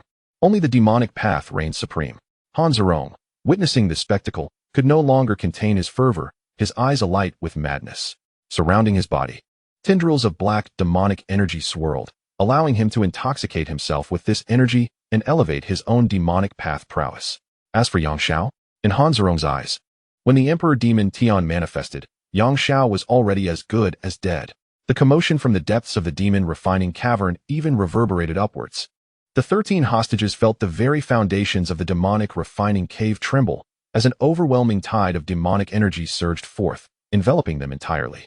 An infinite dread welled up from within their hearts. Even Yu Xiaoxue, who held great admiration for Yang Xiao, seemed to descend into an abyss. Utterly unable to extricate herself from the clutches of fear, the ancient demon before them was truly terrifying, akin to a nightmare. Meanwhile, Yang Xiao found himself at the epicenter of the demonic vortex. Endless demonic energy howled around him, swirling with the intent to rend him asunder. Yet alas, no matter the ferocity of the demonic energy, it could not draw near Yang Xiao. Standing before the magma pool, hands clasped behind his back, he gazed up at the towering figure of the ancient demon, who loomed twice his height, a slight smirk gracing his lips. "Emperor Demon Tian, do you truly believe that these demonic energies can contend with me? How naive of you. Unleash your full power now, or you shall meet your demise here today." In that moment, a brilliant crimson light erupted from Emperor Demon Tian's blood-red eyes. This light coalesced with the surrounding demonic and blood energy, forming a swirling vortex of blood magic that surged towards Yang Xiao in an instant. This blood magic vortex devoured all demonic and blood energy in its path, accompanied by the searing force of molten magma, completely enveloping Yang Xiao. "You dare to offend the great Emperor of Demons? You are doomed," Han Zerong exclaimed, appearing deranged, fixated on Yang Xiao at the center of the demonic vortex, as if he had already witnessed his demise. Yet, in the next moment, Yang Xiao merely shook his head in disappointment. "I told you to show your true capabilities. Are you incapable of understanding?" His gaze turned sharp, and he let out a cold snort. As the blood magic vortex howled violently towards him, a flash of sword light emerged beside him, giving birth to a swirling vortex of sword energy. Astonishingly, all surrounding demonic energy, blood energy, and even the blood magic vortex were instantly devoured by the vortex of sword light. The 13th level of the demonic refining cave fell into an eerie silence. As the sword light vortex calmed, a menacing long sword floated in the air, entwined with endless black energy. The eternal demon-slaying sword. One of the most superior sword spirits within Yang Xiao was drawn once more. Back in Kanglan City, Yang Xiao had effortlessly severed Han Zerong's demonic avatar with this very sword, incurring no cost whatsoever. Now, utilizing this sword spirit against a former demon emperor was hardly a waste. The pitch-black long sword, wreathed in demonic energy, represented the essence of the demonic energy it had consumed. The more it drank, the more it could suppress demonic cultivators, overpowering them at the same level. It is this sword. Upon sighting the blade, Han Zerong leapt back in terror, akin to a mouse spotting a cat. Previously, he had sensed that Yang Xiao's sword seemed to possess a certain counter to his demonic techniques. Now, witnessing it firsthand, he confirmed his suspicions. Wait, with the great emperor of demons present, what have I to fear? Regaining his composure, Han Zerong chastised himself for his foolishness. He was well aware of the formidable prowess of great emperor Demon Tian. Even the demon sovereign, equivalent to a high-level martial sovereign, treated Emperor Demon Tian with utmost respect, speaking with caution lest he offend in the slightest.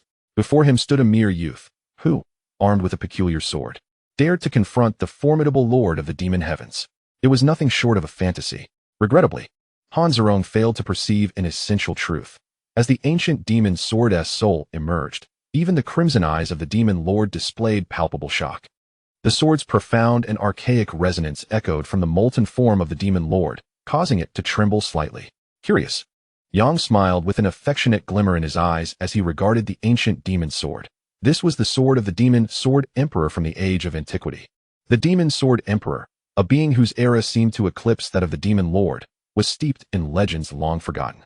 A trace of fear flickered in the crimson depths of the demon lord's gaze, for he sensed a peerless aura emanating from the ancient demon sword's spirit, a force capable of obliterating him entirely. How could such a dangerous figure exist within this insignificant imperial realm? The demon lord had awakened for a decade, having learned from the demon emperor that the current magic desolation mountain belonged to a diminutive nation under the Great Xia Dynasty. In this land, the mightiest were merely ancient warriors of the martial sect. Any presence stronger than that was utterly inconceivable. Yet now, the demon lord fell into silence, perplexed by the unfathomable realm of the dark-cloaked youth who wielded the ancient demon sword. Great demon emperor above, why do you not strike? To vanquish this child and consume his flesh and blood? Han Zerong remained blissfully unaware of the unease that gripped the demon lord, continuing to boast with wild abandon in his eyes. Silence. The demon lord seethed with fury. What foolish subordinates had he gathered to provoke such a terrifying entity? Chapter 79. Unrestrained and proud, laughing at the world. The demon lord was on the brink of despair. In his prime, he might have contended with the ancient demon sword. But now, having only recently revived, he struggled to reclaim the strength of his former self.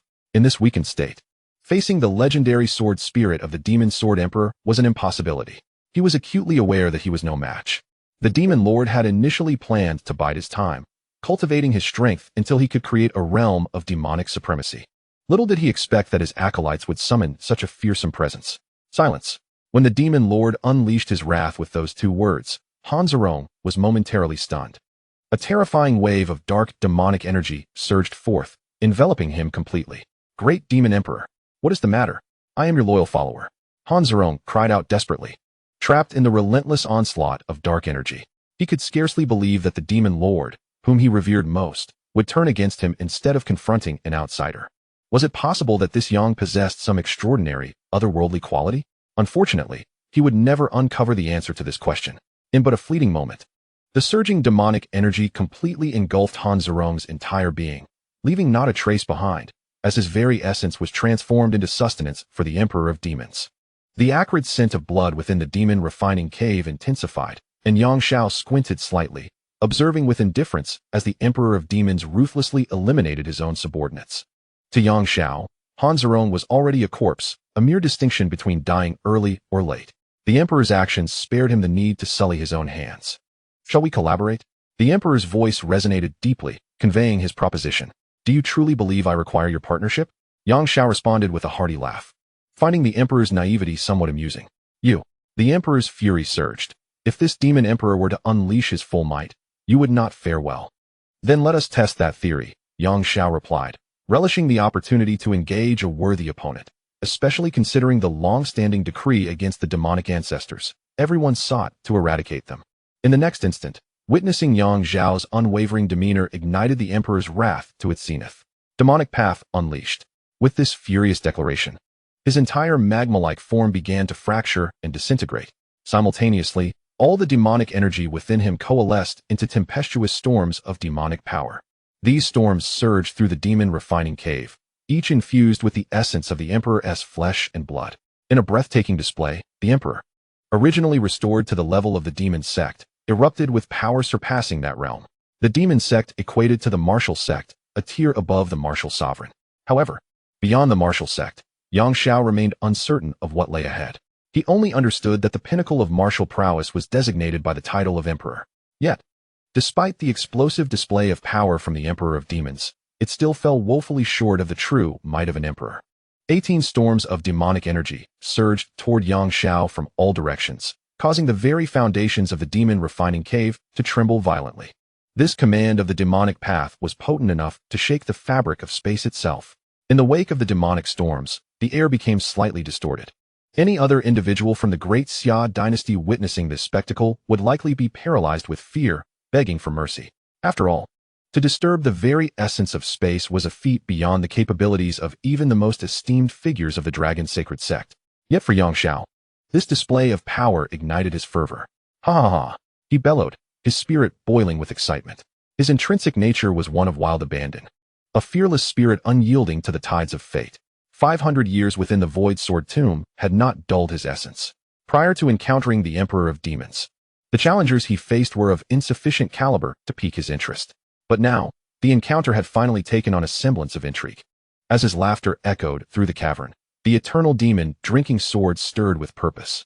The entire demon refining cave quaked in response. The hostages on the 12th level trembled in fear, their bodies quaking uncontrollably. Moreover, they could hear Yang Xiao's boisterous laughter emanating from below, leaving them incredulous. Was that young man mad? To laugh in the face of an ancient demon was utterly unfathomable. Yun Wuer's countenance was ashen, her mind consumed by despair.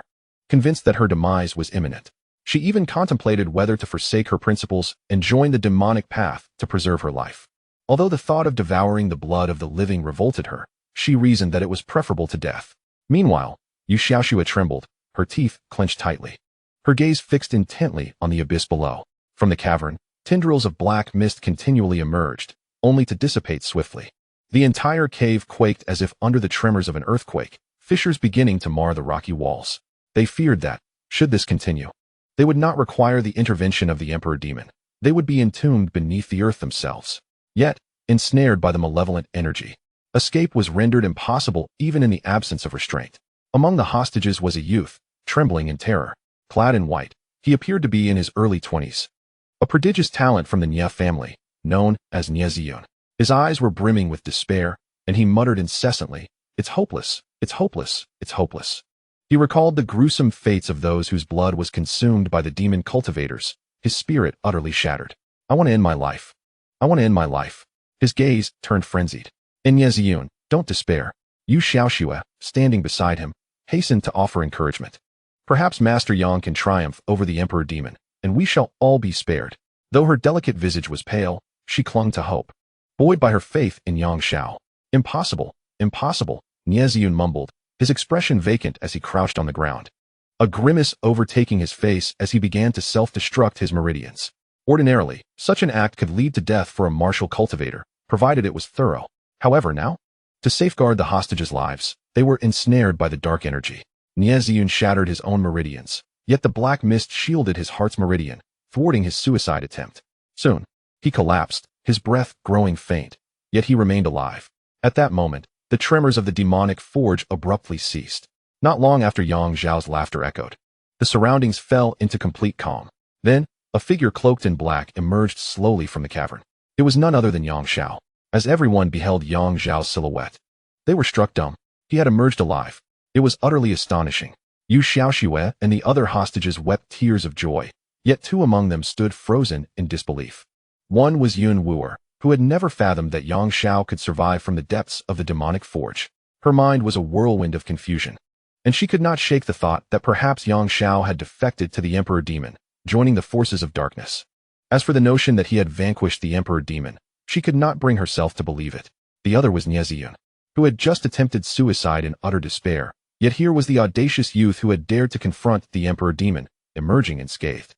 He still felt excruciating pain coursing through him, a cruel reminder of his earlier cowardice. Had he known this would be the outcome, why would he have shattered his own meridians? The other hostages cast sidelong glances at Nie, as if regarding a fool. Impossible. He must have joined the dark path. Just wait. He will soon drain your essence. Nie exclaimed frantically, unable to fathom that anyone could defeat the Emperor Demon Tian. Chapter 80. Nie Xiaoyan, Emperor Xiaoyan. Yang Xiao emerged from the depths of the demon refinement cave, feeling a tinge of disappointment. Although the Emperor Demon Tian had once been a formidable demon emperor, he now fell far short of his former glory. Even the ancient demon sword soul had not unleashed its full power, yet it had crushed the Emperor Demon Tian to dust. Being a top-tier sword soul, the ancient demon sword was not so easily destroyed after a single use. After vanquishing the Emperor Demon Tian, the sword soul had consumed nearly a third of its spiritual energy. Despite this, Yang Xiao felt a pang of regret. It was best to nurture the sword spirits. Though he possessed 8,000 sword souls within him, each one had taken countless days and nights to absorb, making them immensely precious to him. Fortunately, after slaying the Emperor Demon Tian, he retrieved a flame essence from within the latter's molten body. This flame essence would be a significant boon for Tang Qinyu, enhancing her speed in cultivating the blazing fire sword technique. Upon ascending from the 13th level of the demon refinement cave, he noticed that the 13 hostages wore expressions of shock. Yang, Sect Master, you must have eliminated the Emperor Demon Tian, right? Yu Xiaoxue was the first to speak, her clear voice tinged with excitement. She could not bear to believe that Yang Xiao would, as Nie had claimed, ally himself with the Emperor Demon Tian and become a demon cultivator. As she posed her question, the other hostages turned to look at her anxiously. Having obtained the flame essence, Yang Xiao felt fairly good and replied with a faint smile. I have always said, what fear is there from a mere Emperor Demon Tian? Upon hearing this, many hostages displayed expressions of joy. It was evident that Yang Xiao's words indicated he had indeed dealt with the Emperor Demon Tian. This meant that they, the hostages, were now saved. How could they not feel exhilarated?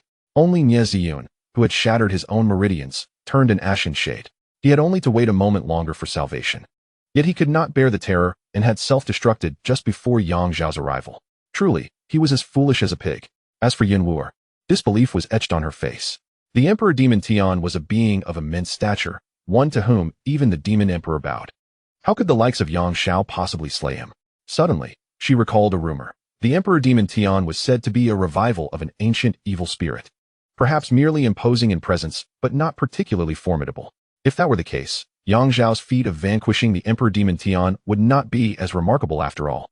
The more she pondered, the more plausible it seemed, and she reluctantly let out a sigh of relief. If Yang Xiao truly possessed strength surpassing that of a martial emperor, he would likely overwhelm her, especially considering she had previously shown him little kindness. The performance was far from over. A subtle smile graced Yang Xiao's lips. The 13 clan leaders are on the verge of encountering the formidable Demon Emperor. Yang Xiao cast a glance at the numerous hostages in the arena and, with a mere gesture, lifted them all into the air, propelling them toward the outskirts of the demon refinery cave. This occurred just moments before Yang Xiao vanquished the Imperial Demon Tian, atop the peak of Demon Oblivion Mountain, led by Nie Xingtian. The 13 clan leaders finally reached the summit. What unfolded before them was a new complex shrouded in ominous black mist. Within the palace courtyard, the scent of blood was overwhelmingly potent. Under the moonlight, the air was suffused with a scarlet hue, imparting an eerie and sinister atmosphere. The aroma of blood intertwined with the surrounding black, demonic energy, leaving the 13 clan leaders feeling profoundly unsettled. It was the members of the Xiang and Han clans. Yin Taizhan, after a brief glance at the complex, discerned that the martial practitioners traversing the palace were indeed the core members of the Xiang and Han clans who had gone missing.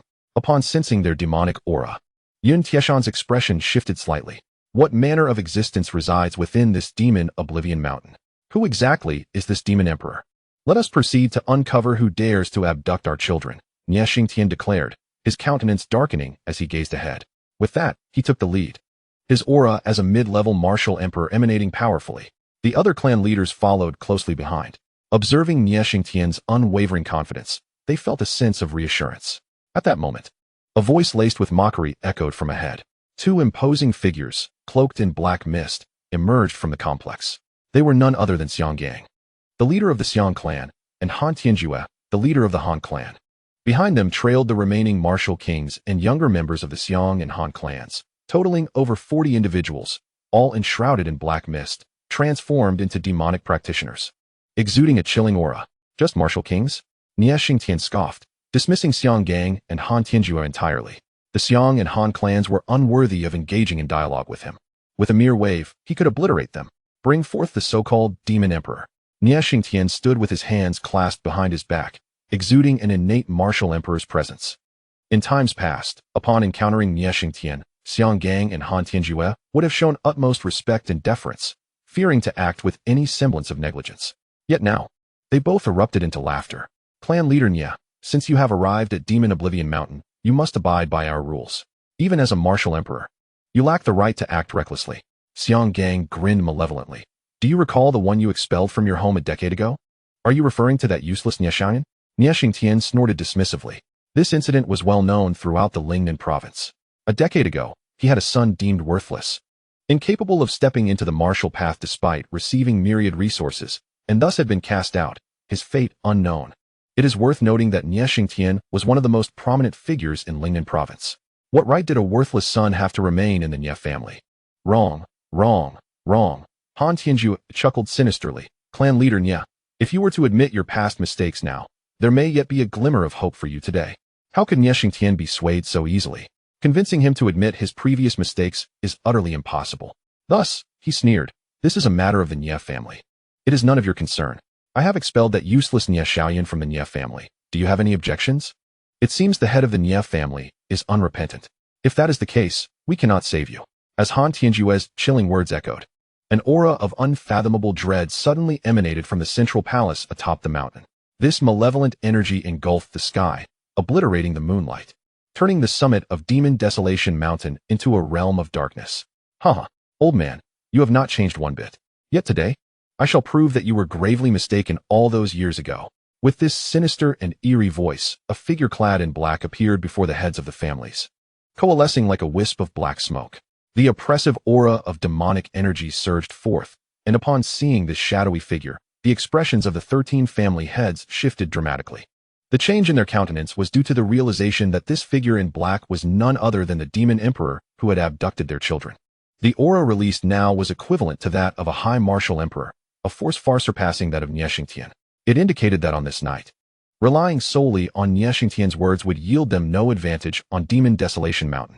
However, Nie Xingtian's expression morphed into one of disbelief, for he recognized that the voice emanating from the figure, exuding the might of a high martial emperor, belonged to none other than his son, the very waste he had banished from the family a decade prior. Nie Xiaoyan. How could this be? How could a mere waste become a martial emperor? Nie Xingtian was shaken to his core. Surprised old man, the figure in black floated effortlessly in the air, revealing a pair of crimson eyes from beneath the hood. Licking his lips with a sinister tongue, I am no longer the Nie Xiaoyan of the past. I am now the adopted son of Lord Di Matian, Di Xiaoyan.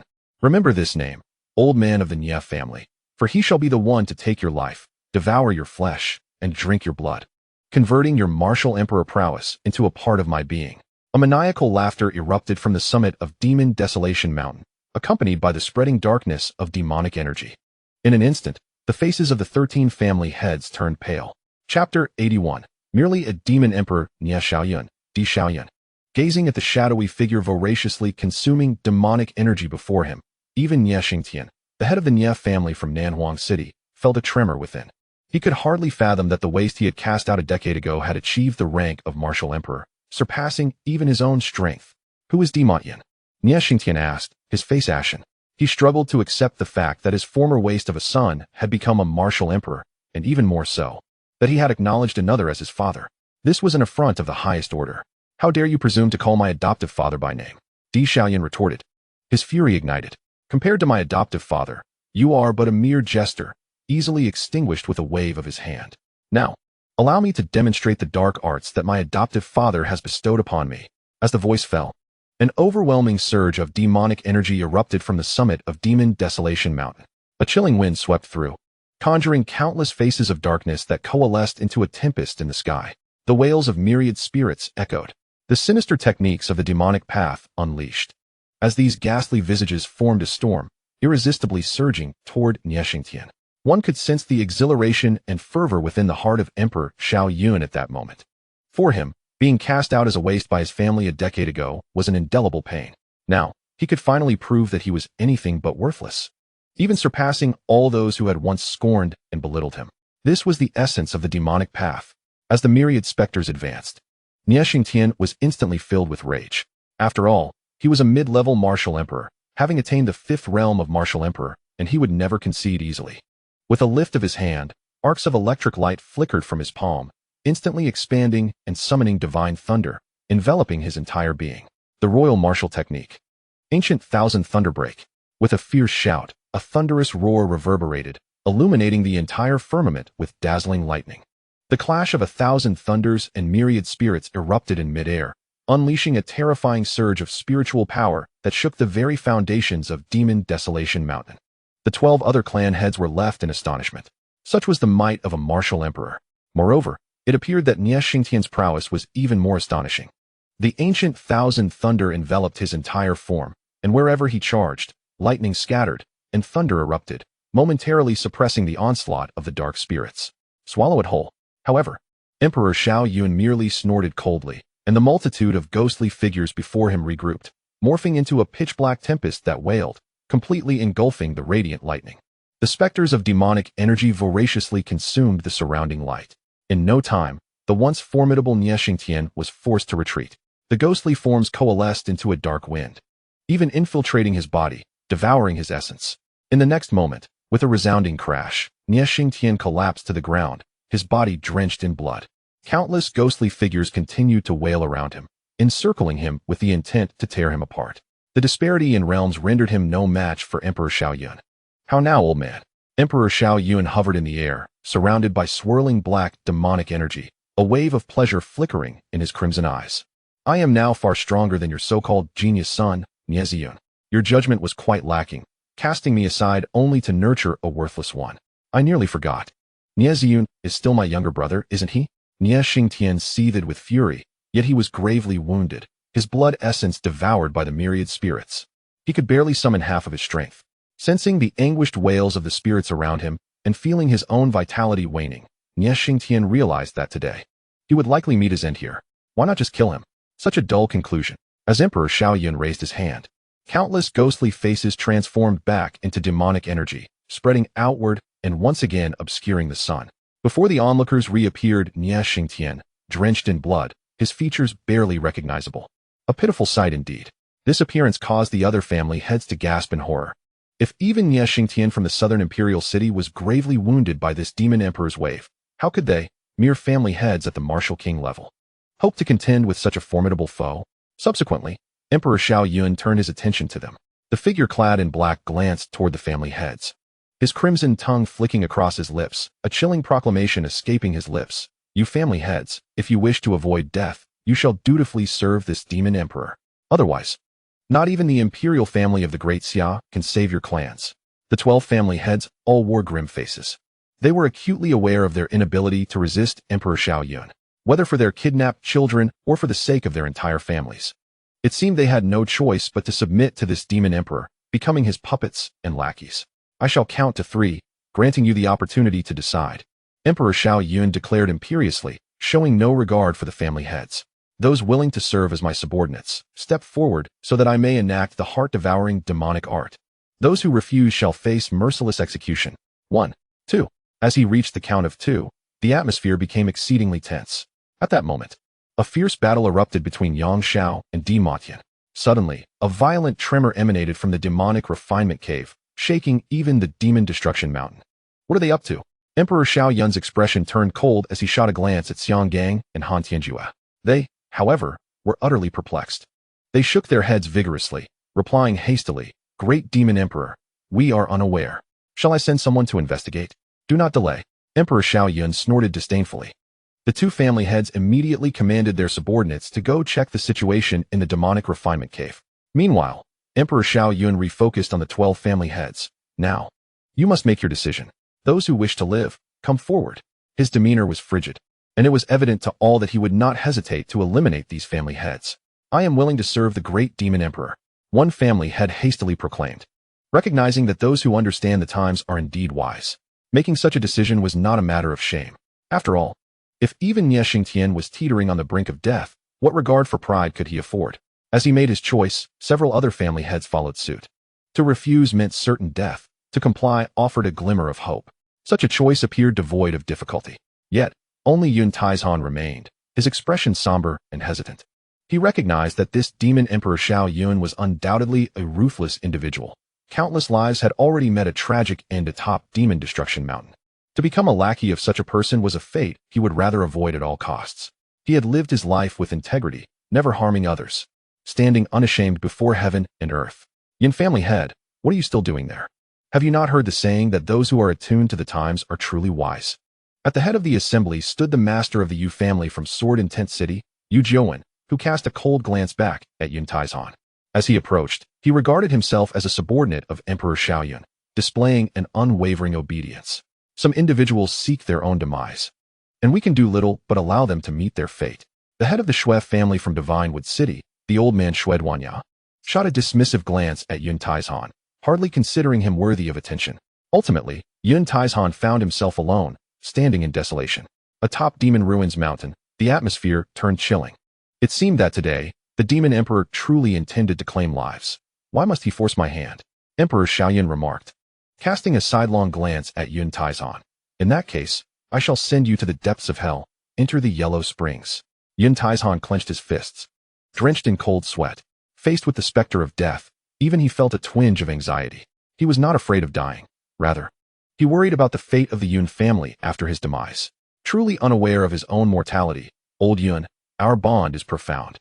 Allow me to guide you towards a brighter path. The head of the Xiang family, Xiang Gang, taunted, I can offer you an opportunity to serve under me. Consider it a reward. Han Tianjue scoffed, Xiang family head, perhaps he looks down upon you, especially since your Yun family has allied with Lingxiao sect and Shuyue sect, dominating Kanglan City. Ha! Lingxiao sect, Shuyue sect? In the eyes of those from the demonic path, they hardly held any weight. Just then, an unexpected youthful voice resonated throughout the gathering. Is it merely a demon emperor that instills such fear in you? The Great Xia Dynasty is not so feeble. This voice belonged to Yang Shao. He had slain Emperor Matian in the blink of an eye. Not long after the earth had trembled, he had arrived at the pinnacle of Demon Ruins Mountain. As his words echoed, all eyes turned towards him, their expressions a mix of incredulity. How could this seemingly unremarkable youth dare to speak boldly before the demon emperor? Was he truly so foolish as to seek his own end?